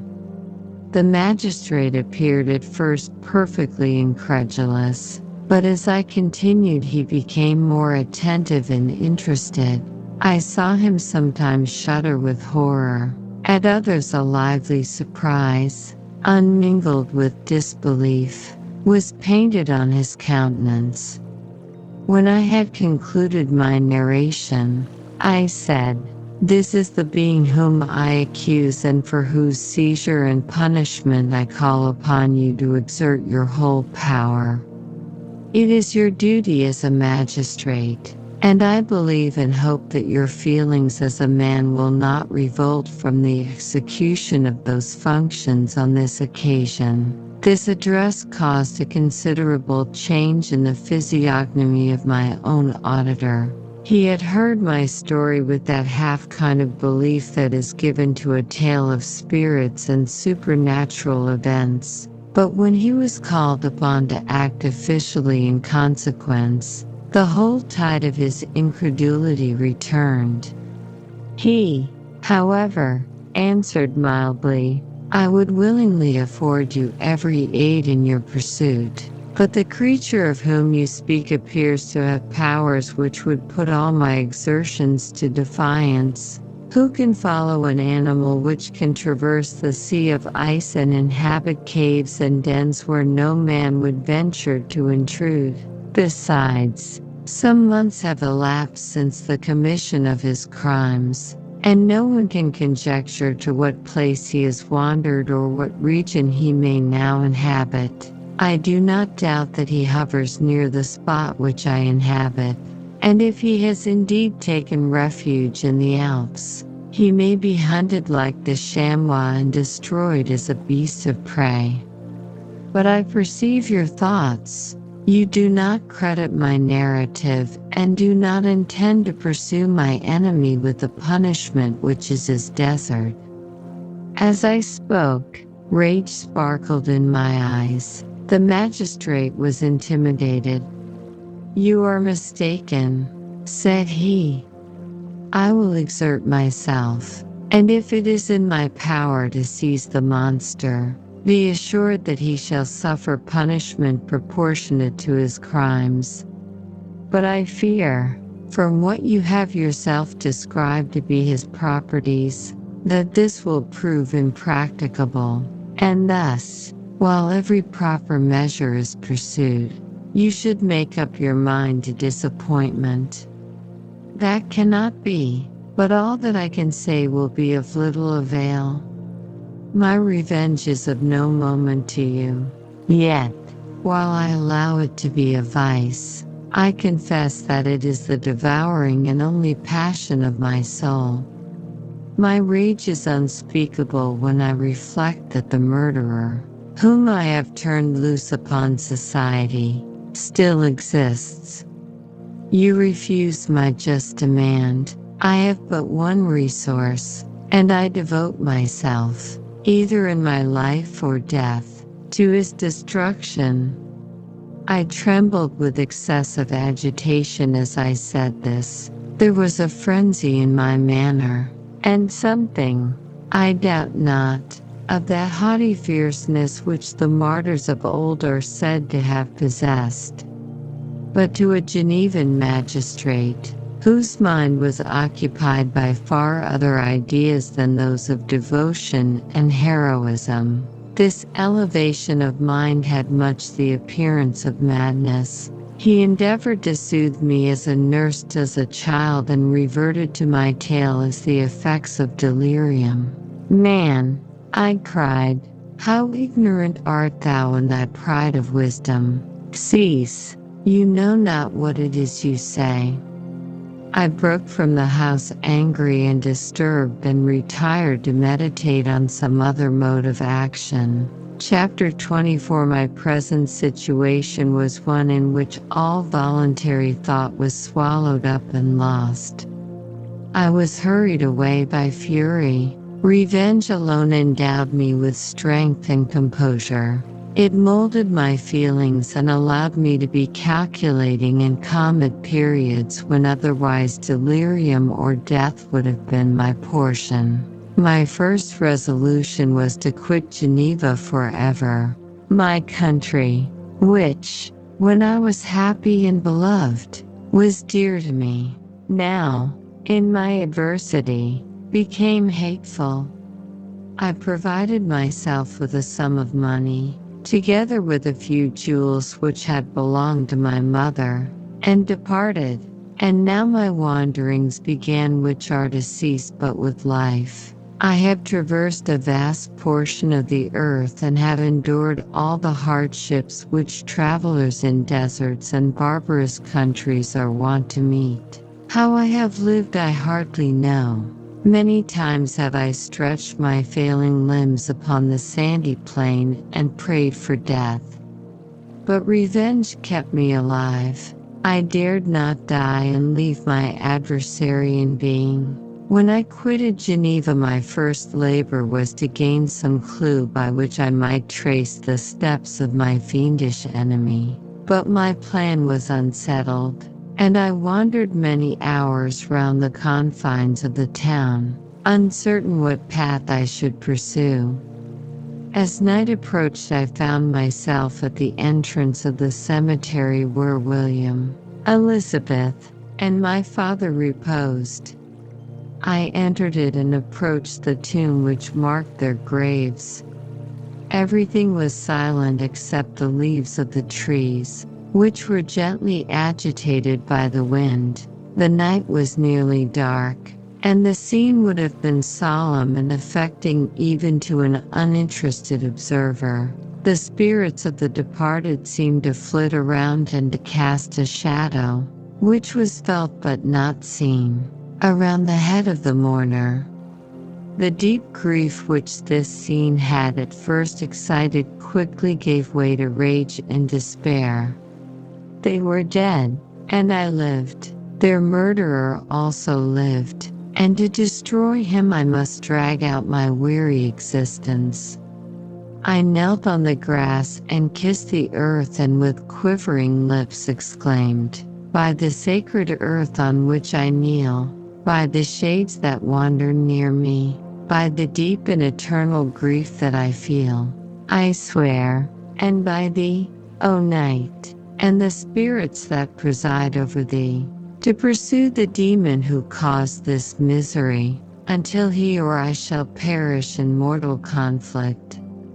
For this purpose I will preserve my life. To execute this dear revenge will I again behold the sun and tread the green herbage of earth, which otherwise should vanish from my eyes forever.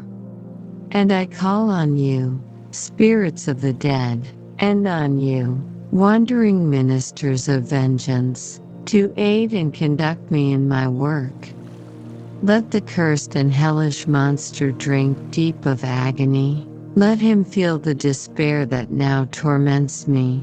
I had begun my adjuration with solemnity and an awe which almost assured me that the shades of my murdered friends heard and approved my devotion. But the furies possessed me as I concluded, and rage choked my utterance. I was answered through the stillness of night by a loud and fiendish laugh. It rang on my ears long and heavily. The mountains re-echoed it, and I felt as if all hell surrounded me with mockery and laughter. Surely in that moment I should have been possessed by frenzy and have destroyed my miserable existence, but that my vow was heard and that I was reserved for vengeance. The laughter died away, when a well-known and abhorred voice, apparently close to my ear, addressed me in an audible whisper. "I am satisfied, miserable wretch. You have determined to live, and I am satisfied." I darted towards the spot from which the sound proceeded, but the devil eluded my grasp. Suddenly the broad disk of the moon arose and shone full upon his ghastly and distorted shape as he fled with more than mortal speed. I pursued him, and for many months this has been my task. Guided by a slight clue, I followed the windings of the Rhone, but vainly. The blue Mediterranean appeared, and by a strange chance, I saw the fiend enter by night and hide himself in a vessel bound for the Black Sea. I took my passage in the same ship, but he escaped, I know not how. amidst the wilds of Tartary and Russia. Although he still evaded me, I have ever followed in his track. Sometimes the peasants, scared by this horrid apparition, informed me of his path. Sometimes he himself, who feared that if I lost all trace of him I should despair and die, left some mark to guide me. The snows descended on my head, and I saw the print of his huge step on the white plain. To you first entering on life, to whom care is new and agony unknown, how can you understand what I have felt and still feel? Cold, want, and fatigue were the least pains which I was destined to endure. I was cursed by some devil and carried about with me my eternal hell. Yet still a spirit of good followed and directed my steps, and when I most murmured would suddenly extricate me from seemingly insurmountable difficulties. Sometimes, when nature, overcome by hunger, sank under the exhaustion, a repast was prepared for me in the desert that restored and inspirited me. The fare was, indeed, coarse, such as the peasants of the country ate, but I will not doubt that it was set there by the spirits that I had invoked to aid me. Often, when all was dry, the heavens cloudless, and I was parched by thirst, a slight cloud would bedim the sky, shed the few drops that revived me, and vanish. I followed, when I could, the courses of the rivers, but the demon generally avoided these, as it was here that the population of the country chiefly collected. In other places human beings were seldom seen, and I generally subsisted on the wild animals that crossed my path. I had money with me and gained the friendship of the villagers by distributing it, or I brought with me some food that I had killed, which, after taking a small part, I always presented to those who had provided me with fire and utensils for cooking. My life, as it passed thus, was indeed hateful to me, and it was during sleep alone that I could taste joy. Oh, blessed sleep! Often, when most miserable, I sank to repose, and my dreams lulled me even to rapture. The spirits that guarded me had provided these moments, or rather hours, of happiness that I might retain strength to fulfill my pilgrimage. Deprived of this respite, I should have sunk under my hardships. During the day I was sustained and inspirited by the hope of night, for in sleep I saw my friends, my wife, and my beloved country. Again I saw the benevolent countenance of my father, heard the silver tones of my Elizabeth's voice, and beheld Clerval enjoying health and youth. Often, when wearied by a toilsome march, I persuaded myself that I was dreaming until night should come and that I should then enjoy reality in the arms of my dearest friends. What agonizing fondness did I feel for them? How did I cling to their dear forms, as sometimes they haunted even my waking hours, and persuade myself that they still lived. At such moments vengeance, that burned within me, died in my heart, and I pursued my path towards the destruction of the demon more as a task enjoined by heaven, as the mechanical impulse of some power of which I was unconscious, than as the ardent desire of my soul. What his feelings were whom I pursued I cannot know. Sometimes, indeed, he left marks in writing on the barks of the trees or cut in stone that guided me and instigated my fury. My reign is not yet over. These words were legible in one of these inscriptions: "You live, and my power is complete.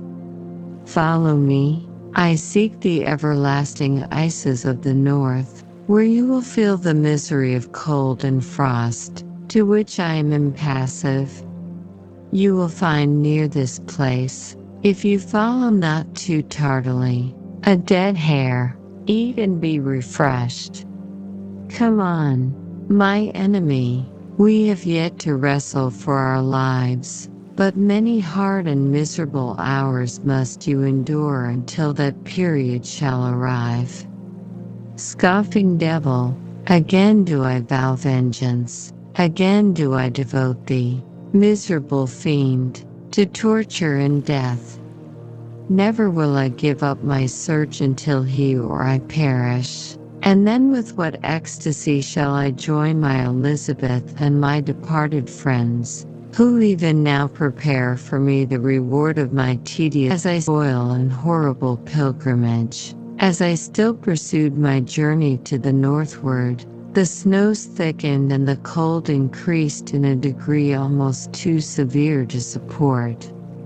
The peasants were shut up in their hovels, and only a few of the most hardy ventured forth to seize the animals whom starvation had forced from their hiding places to seek for prey. The rivers were covered with ice, and no fish could be procured, and thus I was cut off from my chief article of maintenance. The triumph of my enemy increased with the difficulty of my labors. One inscription that he left was in these words: "Prepare. Your toils only begin. Wrap yourself in furs and provide food, for we shall soon enter upon a journey where your sufferings will satisfy my everlasting hatred."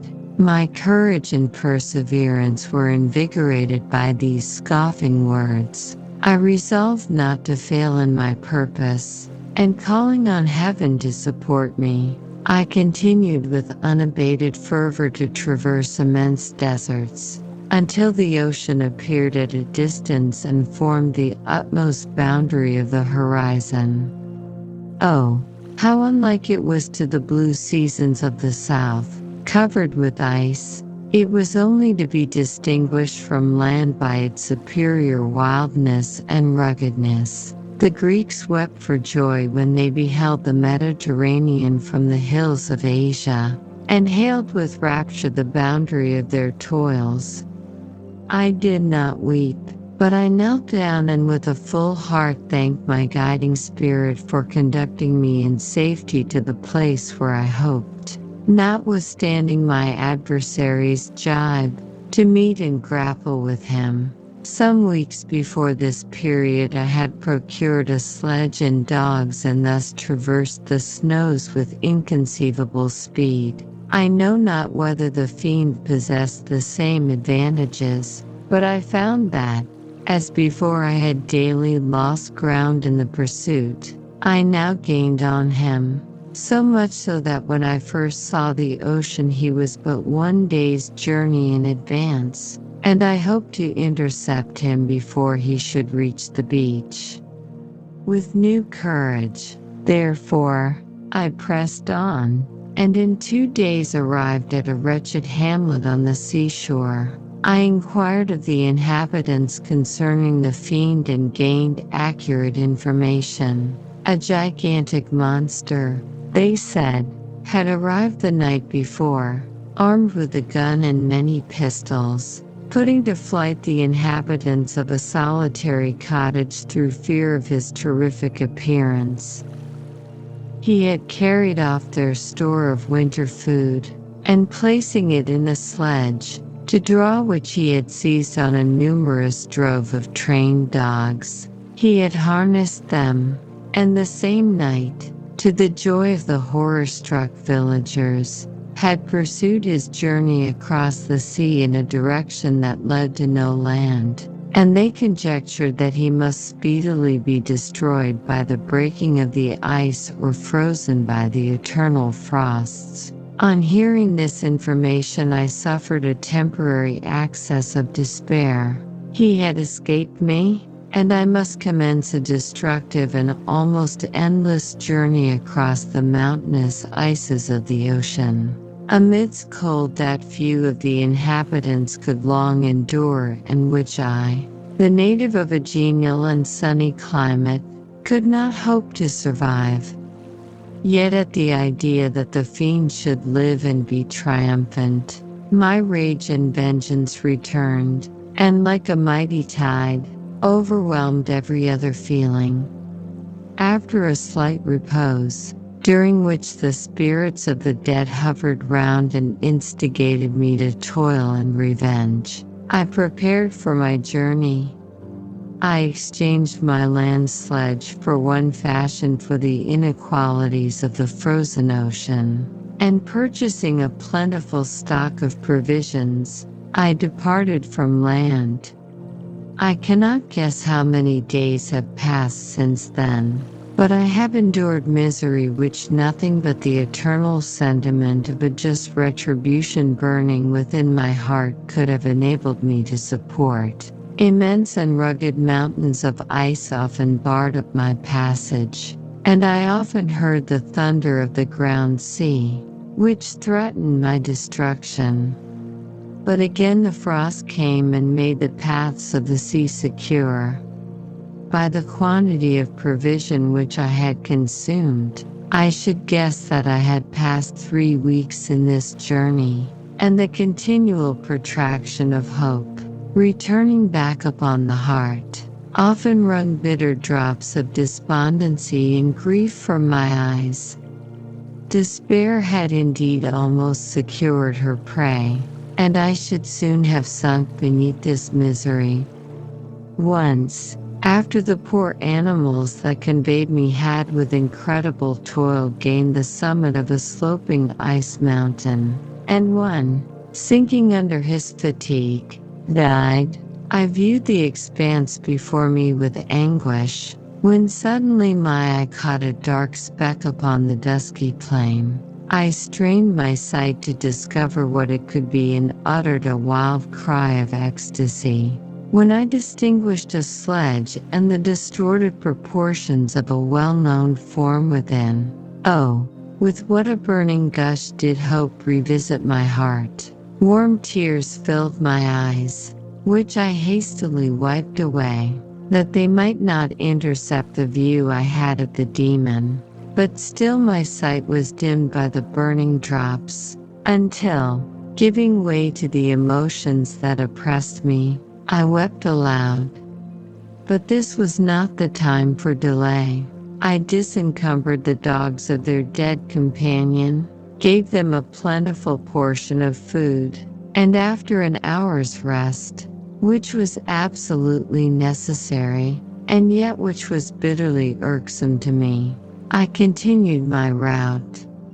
The sledge was still visible, nor did I again lose sight of it except at the moments when for a short time some ice rock concealed it with its intervening crags. I indeed perceptibly gained on it, and when, after nearly 2 days' journey, I beheld my enemy at no more than a mile distant, my heart bounded within me.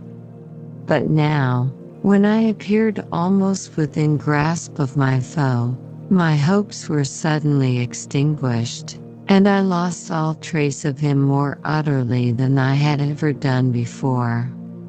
A ground sea was heard, the thunder of its progress, as the waters rolled and swelled beneath me, became every moment more ominous and terrific. I pressed on, but in vain.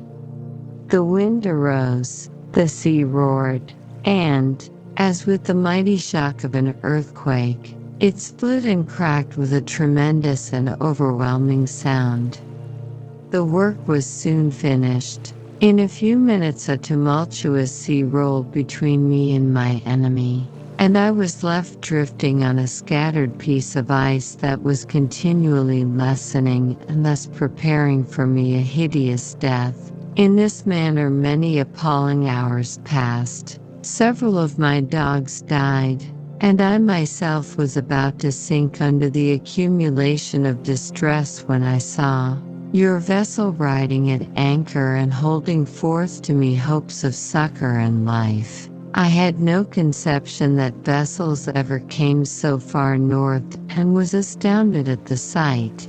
I quickly destroyed part of my sledge to construct oars, and by these means was enabled, with infinite fatigue, to move my ice raft in the direction of your ship. I had determined, if you were going southwards, still to trust myself to the mercy of the seas rather than abandon my purpose. I hoped to induce you to grant me a boat with which I could pursue my enemy. But your direction was northwards. You took me on board when my vigor was exhausted, and I should soon have sunk under my multiplied hardships into a death which I still dread, for my task is unfulfilled. Oh, when will my guiding spirit, in conducting me to the demon, allow me the rest I so much desire? Or must I die, and he yet live? If I do, swear to me, Walton, that he shall not escape, that you will seek him and satisfy my vengeance in his death. And do I dare to ask of you to undertake my pilgrimage, to endure the hardships that I have undergone? No, I am not so selfish. Yet, when I am dead, if he should appear, if the ministers of vengeance should conduct him to you, swear that he shall not live. Swear that he shall not triumph over my accumulated woes and survive to add to the list of his dark crimes. He is eloquent and persuasive, and once his words had even power over my heart. But trust him not. His soul is as hellish as his form, full of treachery and fiend-like malice. Hear him not. Call on the names of William, Justine, Clerval, Elizabeth, my father, and of the wretched Victor, and thrust your sword into his heart. I will hover near and direct the steel aright. Walton, in continuation. August 26, 17. You have read this strange and terrific story, Margaret, and do you not feel your blood congeal with horror, like that which even now curdles mine? Sometimes, seized with sudden agony, he could not continue his tale. At others, his voice broken, yet piercing, uttered with difficulty the words so replete with anguish. His fine and lovely eyes were now lighted up with indignation, now subdued to downcast sorrow and quenched in infinite wretchedness. Sometimes he commanded his countenance and tones and related the most horrible incidents with a tranquil voice, suppressing a remark of agitation. Then, like a volcano bursting forth, his face would suddenly change to an expression of the wildest rage as he shrieked out imprecations on his persecutor. His tale is connected and told with an appearance of the simplest truth. Yet I own to you that the letters of Felix and Sophy, which he showed me, and the apparition of the monster seen from our ship, brought to me a greater conviction of the truth of his narrative than his asseverations, however earnest and connected. Such a monster has, then, really existence. I cannot doubt it, yet I am lost in surprise and admiration. Sometimes I endeavored to gain from Frankenstein the particulars of his creature's formation, but on this point he was impenetrable. "Are you mad, my friend?" said he. "Or whither does your senseless curiosity lead you? Would you also create for yourself and the world a demoniacal enemy? Peace, peace. Learn my miseries and do not seek to increase your own." Frankenstein discovered that I made notes concerning his history. He asked to see them and then himself corrected and augmented them in many places. but principally in giving the life and spirit to the conversations he held with his enemy. "Since you have preserved my narration," said he, "I would not that a mutilated one should go down to posterity." Thus has a week passed away, while I have listened to the strangest tale that ever imagination formed. My thoughts and every feeling of my soul have been drunk up by the interest. For my guest which this tale and his own elevated and gentle manners have created, I wish to soothe him, yet can I counsel one so infinitely miserable, so destitute of every hope of consolation, to live? Oh, no. The only joy that he can now know will be when he composes his shattered spirit to peace and death. Yet he enjoys one comfort, the offspring of solitude and delirium. He believes that when in dreams he holds converse with his friends and derives from that communion consolation for his miseries or excitements to his vengeance, that they are not the creations of his fancy, but the beings themselves who visit him from the regions of a remote world. This faith gives a solemnity to his reveries that render them to me almost as imposing and interesting as truth. Our conversations are not always confined to his own history and misfortunes. On every point of general literature he displays unbounded knowledge and a quick and piercing apprehension. His eloquence is forcible and touching, nor can I hear him, when he relates a pathetic incident or endeavors to move the passions of pity or love, without tears. What a glorious creature must he have been in the days of his prosperity, when he is thus noble and godlike in ruin. He seems to feel his own worth and the greatness of his fall. "When younger," said he, "I believed myself destined for some great enterprise.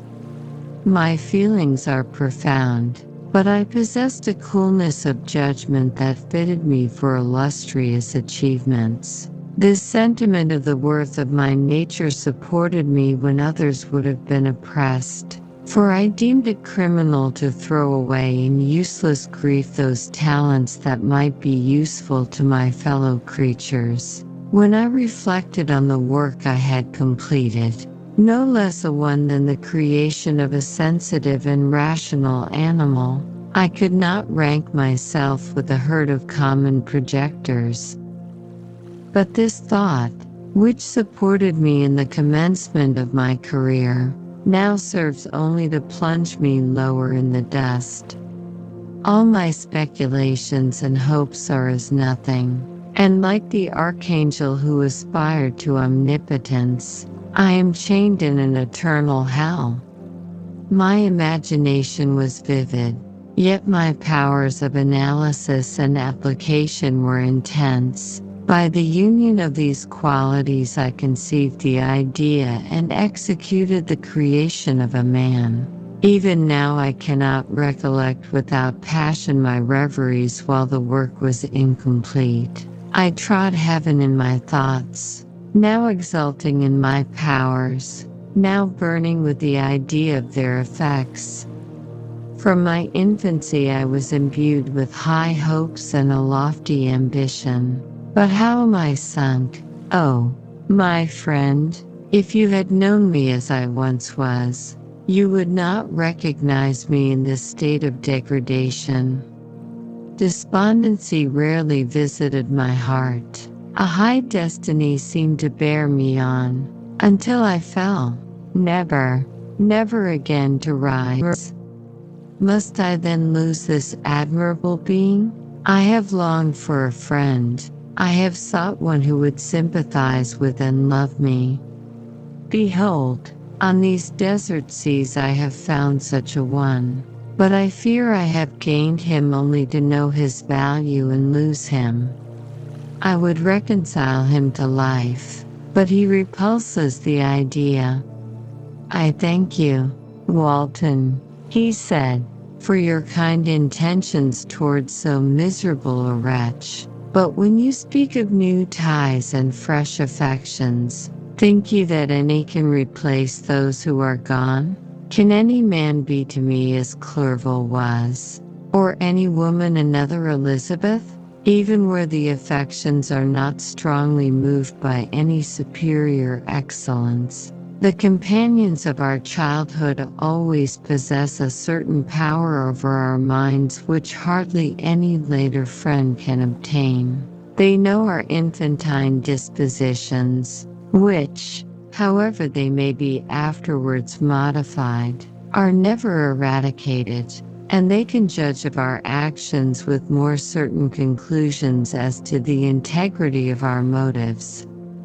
A sister or a brother can never, unless indeed such symptoms have been shown early, suspect the other of fraud or false dealing, when another friend, however strongly he may be attached, may, in spite of himself, be contemplated with suspicion.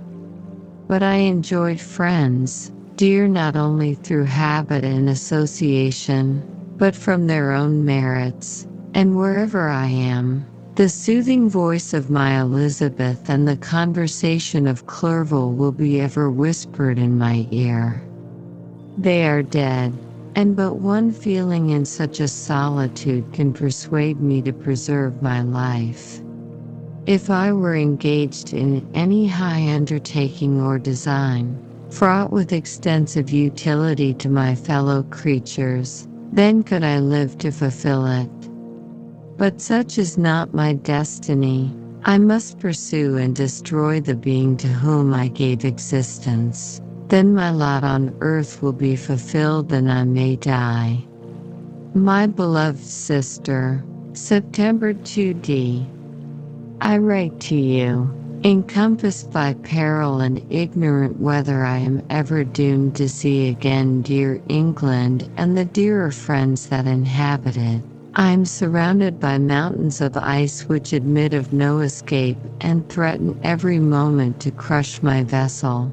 The brave fellows whom I have persuaded to be my companions look towards me for aid, but I have none to bestow. There is something terribly appalling in our situation, yet my courage and hopes do not desert me. Yet it is terrible to reflect that the lives of all these men are endangered through me. If we are lost, my mad schemes are the cause. And what, Margaret, will be the state of your mind? You will not hear of my destruction, and you will anxiously await my return. Years will pass, and you will have visitings of despair and yet be tortured by hope. Oh, my beloved sister, the sickening failing of your heartfelt expectations is, in prospect, more terrible to me than my own death. But you have a husband and lovely children. You may be happy. Heaven bless you and make you so. My unfortunate guest regards me with the tenderest compassion. He endeavors to fill me with hope and talks as if life were a possession which he valued. He reminds me how often the same accidents have happened to other navigators who have attempted this sea, and in spite of myself, he fills me with cheerful auguries. Even the sailors feel the power of his eloquence. When he speaks, they no longer despair. He rouses their energies, and while they hear his voice they believe these vast mountains of ice are molehills which will vanish before the resolutions of man. These feelings are transitory. Each day of expectation delayed fills them with fear, and I almost dread a mutiny caused by this despair. September 5th. A scene has just passed of such uncommon interest that, although it is highly probable that these papers may never reach you, yet I cannot forbear recording it. We are still surrounded by mountains of ice. still in imminent danger of being crushed in their conflict. The cold is excessive, and many of my unfortunate comrades have already found a grave amidst this scene of desolation. Frankenstein has daily declined in health. A feverish fire still glimmers in his eyes, but he is exhausted, and when suddenly roused to any exertion, he speedily sinks again into apparent lifelessness. I mentioned in my last letter the fears I entertained of a mutiny. This morning, as I sat watching the wan countenance of my friend, his eyes half closed and his limbs hanging listlessly, I was roused by half a dozen of the sailors, who demanded admission into the cabin. They entered, and their leader addressed me. He told me that he and his companions had been chosen by the other sailors to come in deputation to me to make me a requisition which, in justice, I could not refuse. We were immured in ice and should probably never escape, but they feared that if, as was possible, the ice should dissipate and a free passage be opened, I should be rash enough to continue my voyage and lead them into fresh dangers, after they might happily have surmounted this. They insisted, therefore, that I should engage with a solemn promise that if the vessel should be freed I would instantly direct my course southwards. This speech troubled me. I had not despaired, nor had I yet conceived the idea of returning if set free. Yet could I, in justice, or even in possibility, refuse this demand? I hesitated before I answered, when Frankenstein, who had at first been silent, and indeed appeared hardly to have force enough to attend, now roused himself. His eyes sparkled, and his cheeks flushed with momentary vigor. Turning towards the men, he said, "What do you mean? What do you demand of your captain? Are you, then, so easily turned from your design? Did you not call this a glorious expedition?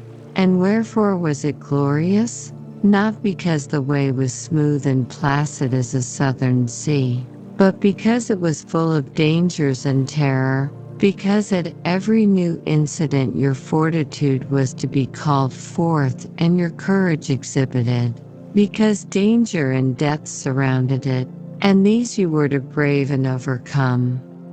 For this was it an honorable undertaking? You were hereafter to be hailed as the benefactors of your species, your names adored as belonging to brave men who encountered death for honor and the benefit of mankind.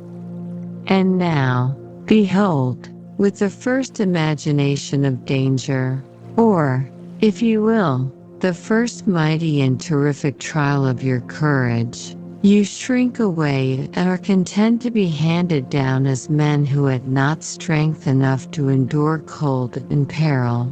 And so, poor souls, they were chilly and returned to their warm firesides. Why, that requires not this preparation. Ye need not have come thus far and dragged your captain to the shame of a defeat merely to prove yourselves cowards. Oh, be men, or be more than men. Be steady to your purposes and firm as a rock. This ice is not made of such stuff as your hearts may be. It is mutable and cannot withstand you if you say that it shall not. Do not return to your families with the stigma of disgrace marked on your brows. Return as heroes who have fought and conquered and who know not what it is to turn their backs on the foe. He spoke this with a voice so modulated to the different feelings expressed in his speech, with an eye so full of lofty design and heroism, that can you wonder that these men were moved? They looked at one another and were unable to reply.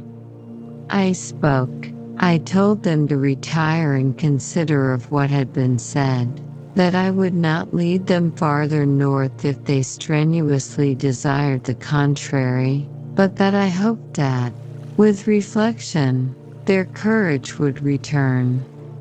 They retired and I turned towards my friend, but he was sunk in languor and almost deprived of life.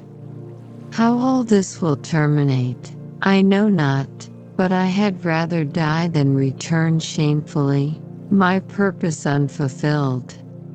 Yet I fear such will be my fate. The men, unsupported by ideas of glory and honor, can never willingly continue to endure their present hardships.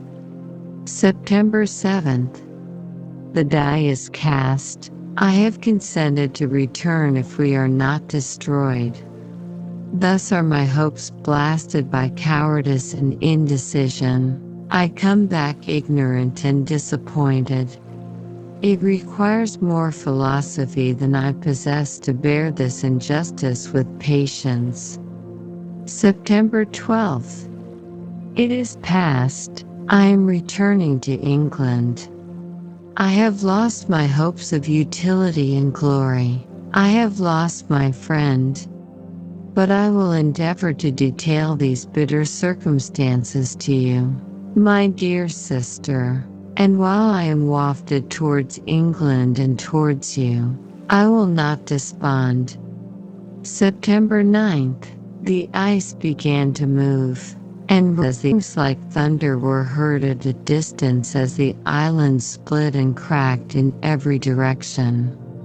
We were in the most imminent peril, but as we could only remain passive, my chief attention was occupied by my unfortunate guest whose illness increased in such a degree that he was entirely confined to his bed. The ice cracked behind us and was driven with force towards the north. A breeze sprang from the west, and on the 11th the passage towards the south became perfectly free. When the sailors saw this and that their return to their native country was apparently assured, a shout of tumultuous joy broke from them, loud and long continued.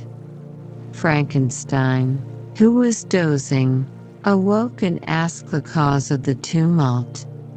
They shout, I said, because they will soon return to England.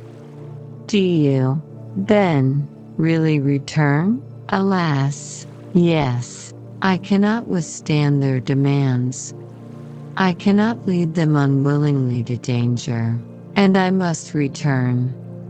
Do so, if you will, but I will not. You may give up your purpose, but mine is assigned to me by heaven, and I dare not. I am weak, but surely the spirits who assist my vengeance will endow me with sufficient strength. Saying this, he endeavored to spring from the bed, but the exertion was too great for him. He fell back and fainted. It was long before he was restored, and I often thought that life was entirely extinct. At length he opened his eyes. He breathed with difficulty and was unable to speak. The surgeon gave him a composing draught and ordered us to leave him undisturbed. In the meantime he told me that my friend had certainly not many hours to live. His sentence was pronounced, and I could only grieve and be patient. I sat by his bed, watching him. His eyes were closed, and I thought he slept, but presently he called me in a feeble voice, and bidding me come near, said, Alas, the strength I relied on is gone. I feel that I shall soon die, and he, my enemy and persecutor, may still be in being. Think not, Walton, that in the last moments of my existence I feel that burning hatred and ardent desire of revenge I once expressed. but I feel myself justified in desiring the death of my adversary. During these last days I have been occupied in examining my past conduct, nor do I find it blamable.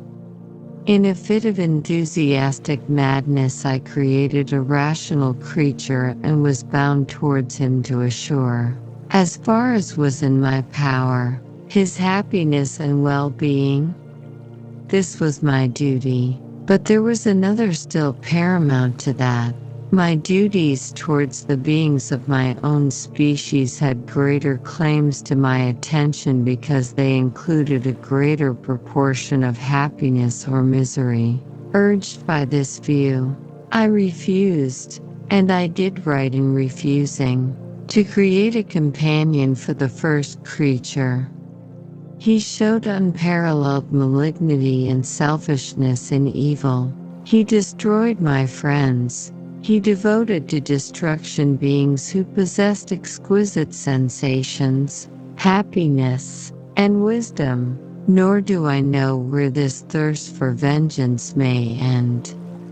Miserable himself that he may render no other wretched, he ought to die. The task of his destruction was mine, but I have failed. When actuated by selfish and vicious motives, I ask you to undertake my unfinished work, and I renew this request now, when I am only induced by reason and virtue. Yet I cannot ask you to renounce your country and friends to fulfill this task, and now that you are returning to England, you will have little chance of meeting with him. But the consideration of these points, and the well-balancing of what you may esteem your duties, I leave to you. My judgment and ideas are already disturbed by the near approach of death. I dare not ask you to do what I think right, for I may still be misled by passion. That he should live to be an instrument of mischief disturbs me. In other respects, this hour, when I momentarily expect my release, is the only happy one which I have enjoyed for several years. The forms of the beloved dead flit before me, and I hasten to their arms. Farewell, Walton. Seek happiness in tranquility and avoid ambition, even if it be only the apparently innocent one of distinguishing yourself in science and discoveries. Yet why do I say this? I have myself been blasted in these hopes, yet another may succeed. His voice became fainter as he spoke, and at length, exhausted by his effort, he sank into silence. About half an hour afterwards he attempted again to speak but was unable. He pressed my hand feebly, and his eyes closed forever, while the irradiation of a gentle smile passed away from his lips. Margaret, what comment can I make on the untimely extinction of this glorious spirit? What can I say that will enable you to understand the depth of my sorrow? All that I should express would be inadequate and feeble. My tears flow. My mind is overshadowed by a cloud of disappointment. But I journey towards England, and I may there find consolation. I am interrupted.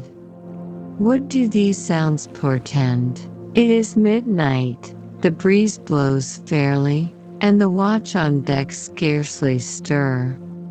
Again there is a sound as of a human voice, but hoarser. It comes from the cabin where the remains of Frankenstein still lie. I must arise and examine. Good night, my sister. Great God, what a scene has just taken place. I am yet dizzy with the remembrance of it. I hardly know whether I shall have the power to detail it. Yet the tale which I have recorded would be incomplete without this final and wonderful catastrophe. I entered the cabin where lay the remains of my ill-fated and admirable friend. Over him hung a form which I cannot find words to describe, gigantic in stature, yet uncouth and distorted in its proportions. As he hung over the coffin, his face was concealed by long locks of ragged hair, but one vast hand was extended, in color and apparent texture like that of a mummy. When he heard the sound of my approach, he ceased to utter exclamations of grief and horror and sprung towards the window. Never did I behold a vision so horrible as his face, of such loathsome yet appalling hideousness. I shut my eyes involuntarily and endeavored to recollect what were my duties with regard to this destroyer. I called on him to stay. He paused, looking on me with wonder, and again turning towards the lifeless form of his creator. He seemed to forget my presence, and every feature and gesture seemed instigated by the wildest rage of some uncontrollable passion. "That is also my victim," he exclaimed.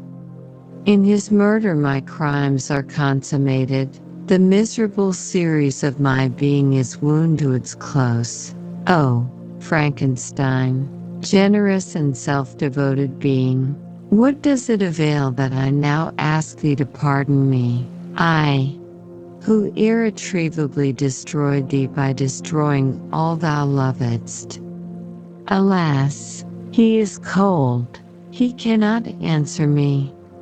His voice seemed suffocated, and my first impulses, which had suggested to me the duty of obeying the dying request of my friend in destroying his enemy, were now suspended by a mixture of curiosity and compassion. I approached this tremendous being. I dared not again raise my eyes to his face. There was something so scaring and unearthly in his ugliness. I attempted to speak, but the words died away on my lips. The monster continued to utter wild and incoherent self-reproaches. At length I gathered resolution to address him in a pause of the tempest of his passion. "Your repentance," I said, "is now superfluous. If you had listened to the voice of conscience and heeded the stings of remorse before you had urged your diabolical vengeance to this extremity, Frankenstein would yet have lived." "And do you dream?" said the demon. "Do you think that I was then dead to agony and remorse? He continued, pointing to the corpse, he suffered not in the consummation of the deed. Oh, not the 10,000th portion of the anguish that was mine during the lingering detail of its execution. A frightful selfishness hurried me on, while my heart was poisoned with remorse. Think you that the groans of Clerval were music to my ears? My heart was fashioned to be susceptible of love and sympathy, and when wrenched by misery to vice and hatred, it did not endure the violence of the change without torture such as you cannot even imagine. After the murder of Clerval I returned to Switzerland, heartbroken and overcome. I pitied Frankenstein. My pity amounted to horror. I abhorred myself.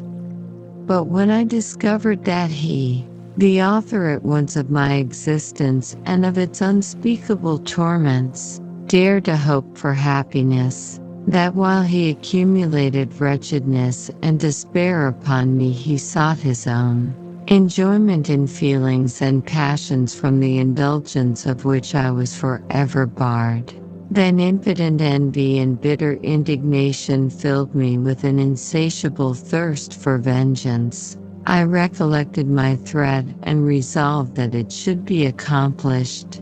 I knew that I was preparing for myself a deadly torture, but I was the slave, not the master. of an impulse which I detested yet could not disobey. Yet when she died, nay, then I was not miserable. I had cast off all feeling, subdued all anguish, to riot in the excess of my despair. Evil thenceforth became my good. Urged thus far, I had no choice but to adapt my nature to an element which I had willingly chosen. The completion of my demoniacal design became an insatiable passion, and now it is ended. There is my last victim. I was at first touched by the expressions of his misery, yet, when I called to mind what Frankenstein had said of his powers of eloquence and persuasion, and when I again cast my eyes on the lifeless form of my friend, indignation was rekindled within me. "Wretch," I said, "it is well that you come here to whine over the desolation that you have made. You throw a torch into a pile of buildings, and when they are consumed, you sit among the ruins and lament the fall. Hypocritical fiend, if he whom you mourn still lived, still would he be the object, again would he become the prey, of your accursed vengeance.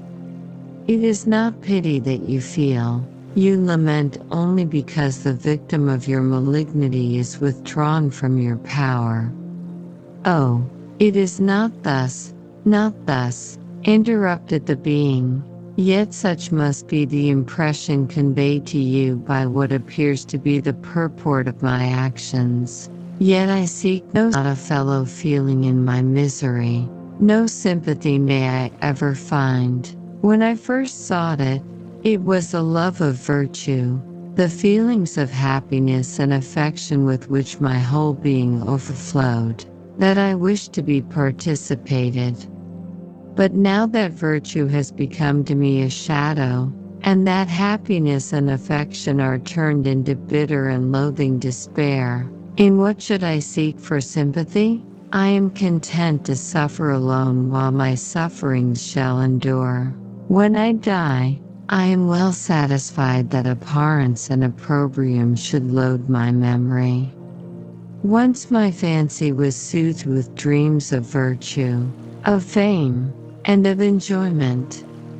Once I falsely hoped to meet with beings who, pardoning my outward form, would love me for the excellent qualities which I was capable of unfolding. I was nourished with high thoughts of honor and devotion, but now crime has degraded me beneath the meanest animal. No guilt, no mischief, no malignity, no misery can be found comparable to mine. When I run over the frightful catalogue of my sins, I cannot believe that I am the same creature whose thoughts were once filled with sublime and transcendent visions of the beauty and the majesty of goodness. But it is even so. The fallen angel becomes a malignant devil. Yet even that enemy of God and man had friends and associates in his desolation. I am alone. You, who call Frankenstein your friend, seem to have a knowledge of my crimes and his misfortunes, but in the detail which he gave you of them he could not sum up the hours and months of misery which I endured wasting in impotent passions. For while I destroyed his hopes, I did not satisfy my own desires. They were forever ardent and craving. Still I desired love and fellowship, and I was still spurned. Was there no injustice in this? Am I to be thought the only criminal? When all humankind sinned against me, why do you not hate Felix, who drove his friend from his door with contumely? Why do you not execrate the rustic who sought to destroy the savior of his child? Nay, these are virtuous and immaculate beings. I, the miserable and the abandoned, am an abortion, to be spurned at. and kicked, and trampled on. Even now my blood boils at the recollection of this injustice, but it is true that I am a wretch. I have murdered the lovely and the helpless. I have strangled the innocent as they slept, and grasped to death his throat who never injured me or any other living thing. I have devoted my Creator, the select specimen of all that is worthy of love and admiration among men, to misery. I have pursued him even to that irremediable ruin. There he lies, white and cold in death. You hate me, but your abhorrence cannot equal that with which I regard myself. I look on the hands which executed the deed. I think on the heart in which the imagination of it was conceived, and long for the moment when these hands will meet my eyes, when that imagination will haunt my thoughts no more. Fear not that I shall be the instrument of future mischief. My work is nearly complete. Neither yours nor any man's death is needed to consummate the series of my being and accomplish that which must be done, but it requires my own.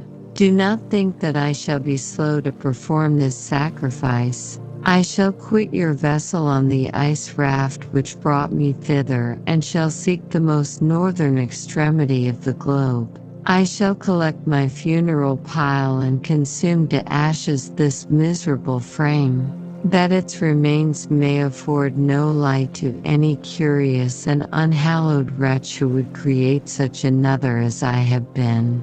I shall die. I shall no longer feel the agonies which now consume me, or be the prey of feelings unsatisfied, yet unquenched. He is dead who called me into being, and when I shall be no more, the very remembrance of us both will speedily vanish. I shall no longer see the sun or stars, or feel the winds play on my cheeks. Light, feeling, and sense will pass away, and in this condition must I find my happiness. Some years ago, when the images which this world affords first opened upon me, when I felt the cheering warmth of summer and heard the rustling of the leaves and the warbling of the birds, and these were all to me, I should have wept to die. Now it is my only consolation. Polluted by crimes and torn by the bitterest remorse, where can I find rest but in death? Farewell.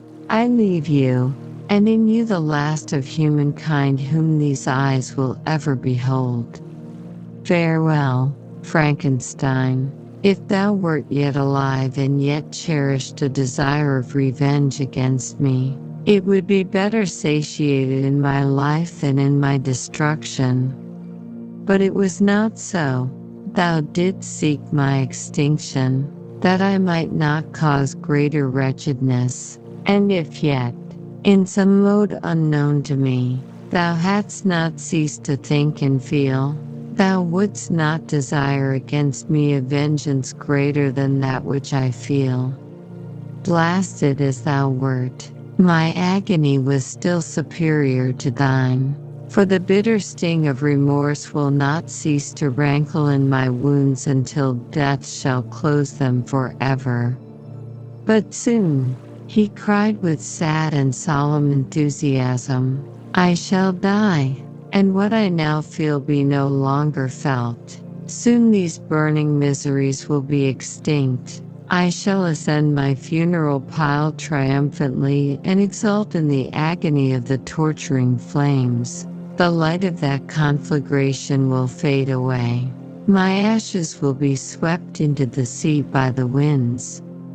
My spirit will sleep in peace, or if it thinks, it will not surely think thus. Farewell. He sprang from the cabin window as he said this, upon the ice raft which lay close to the vessel.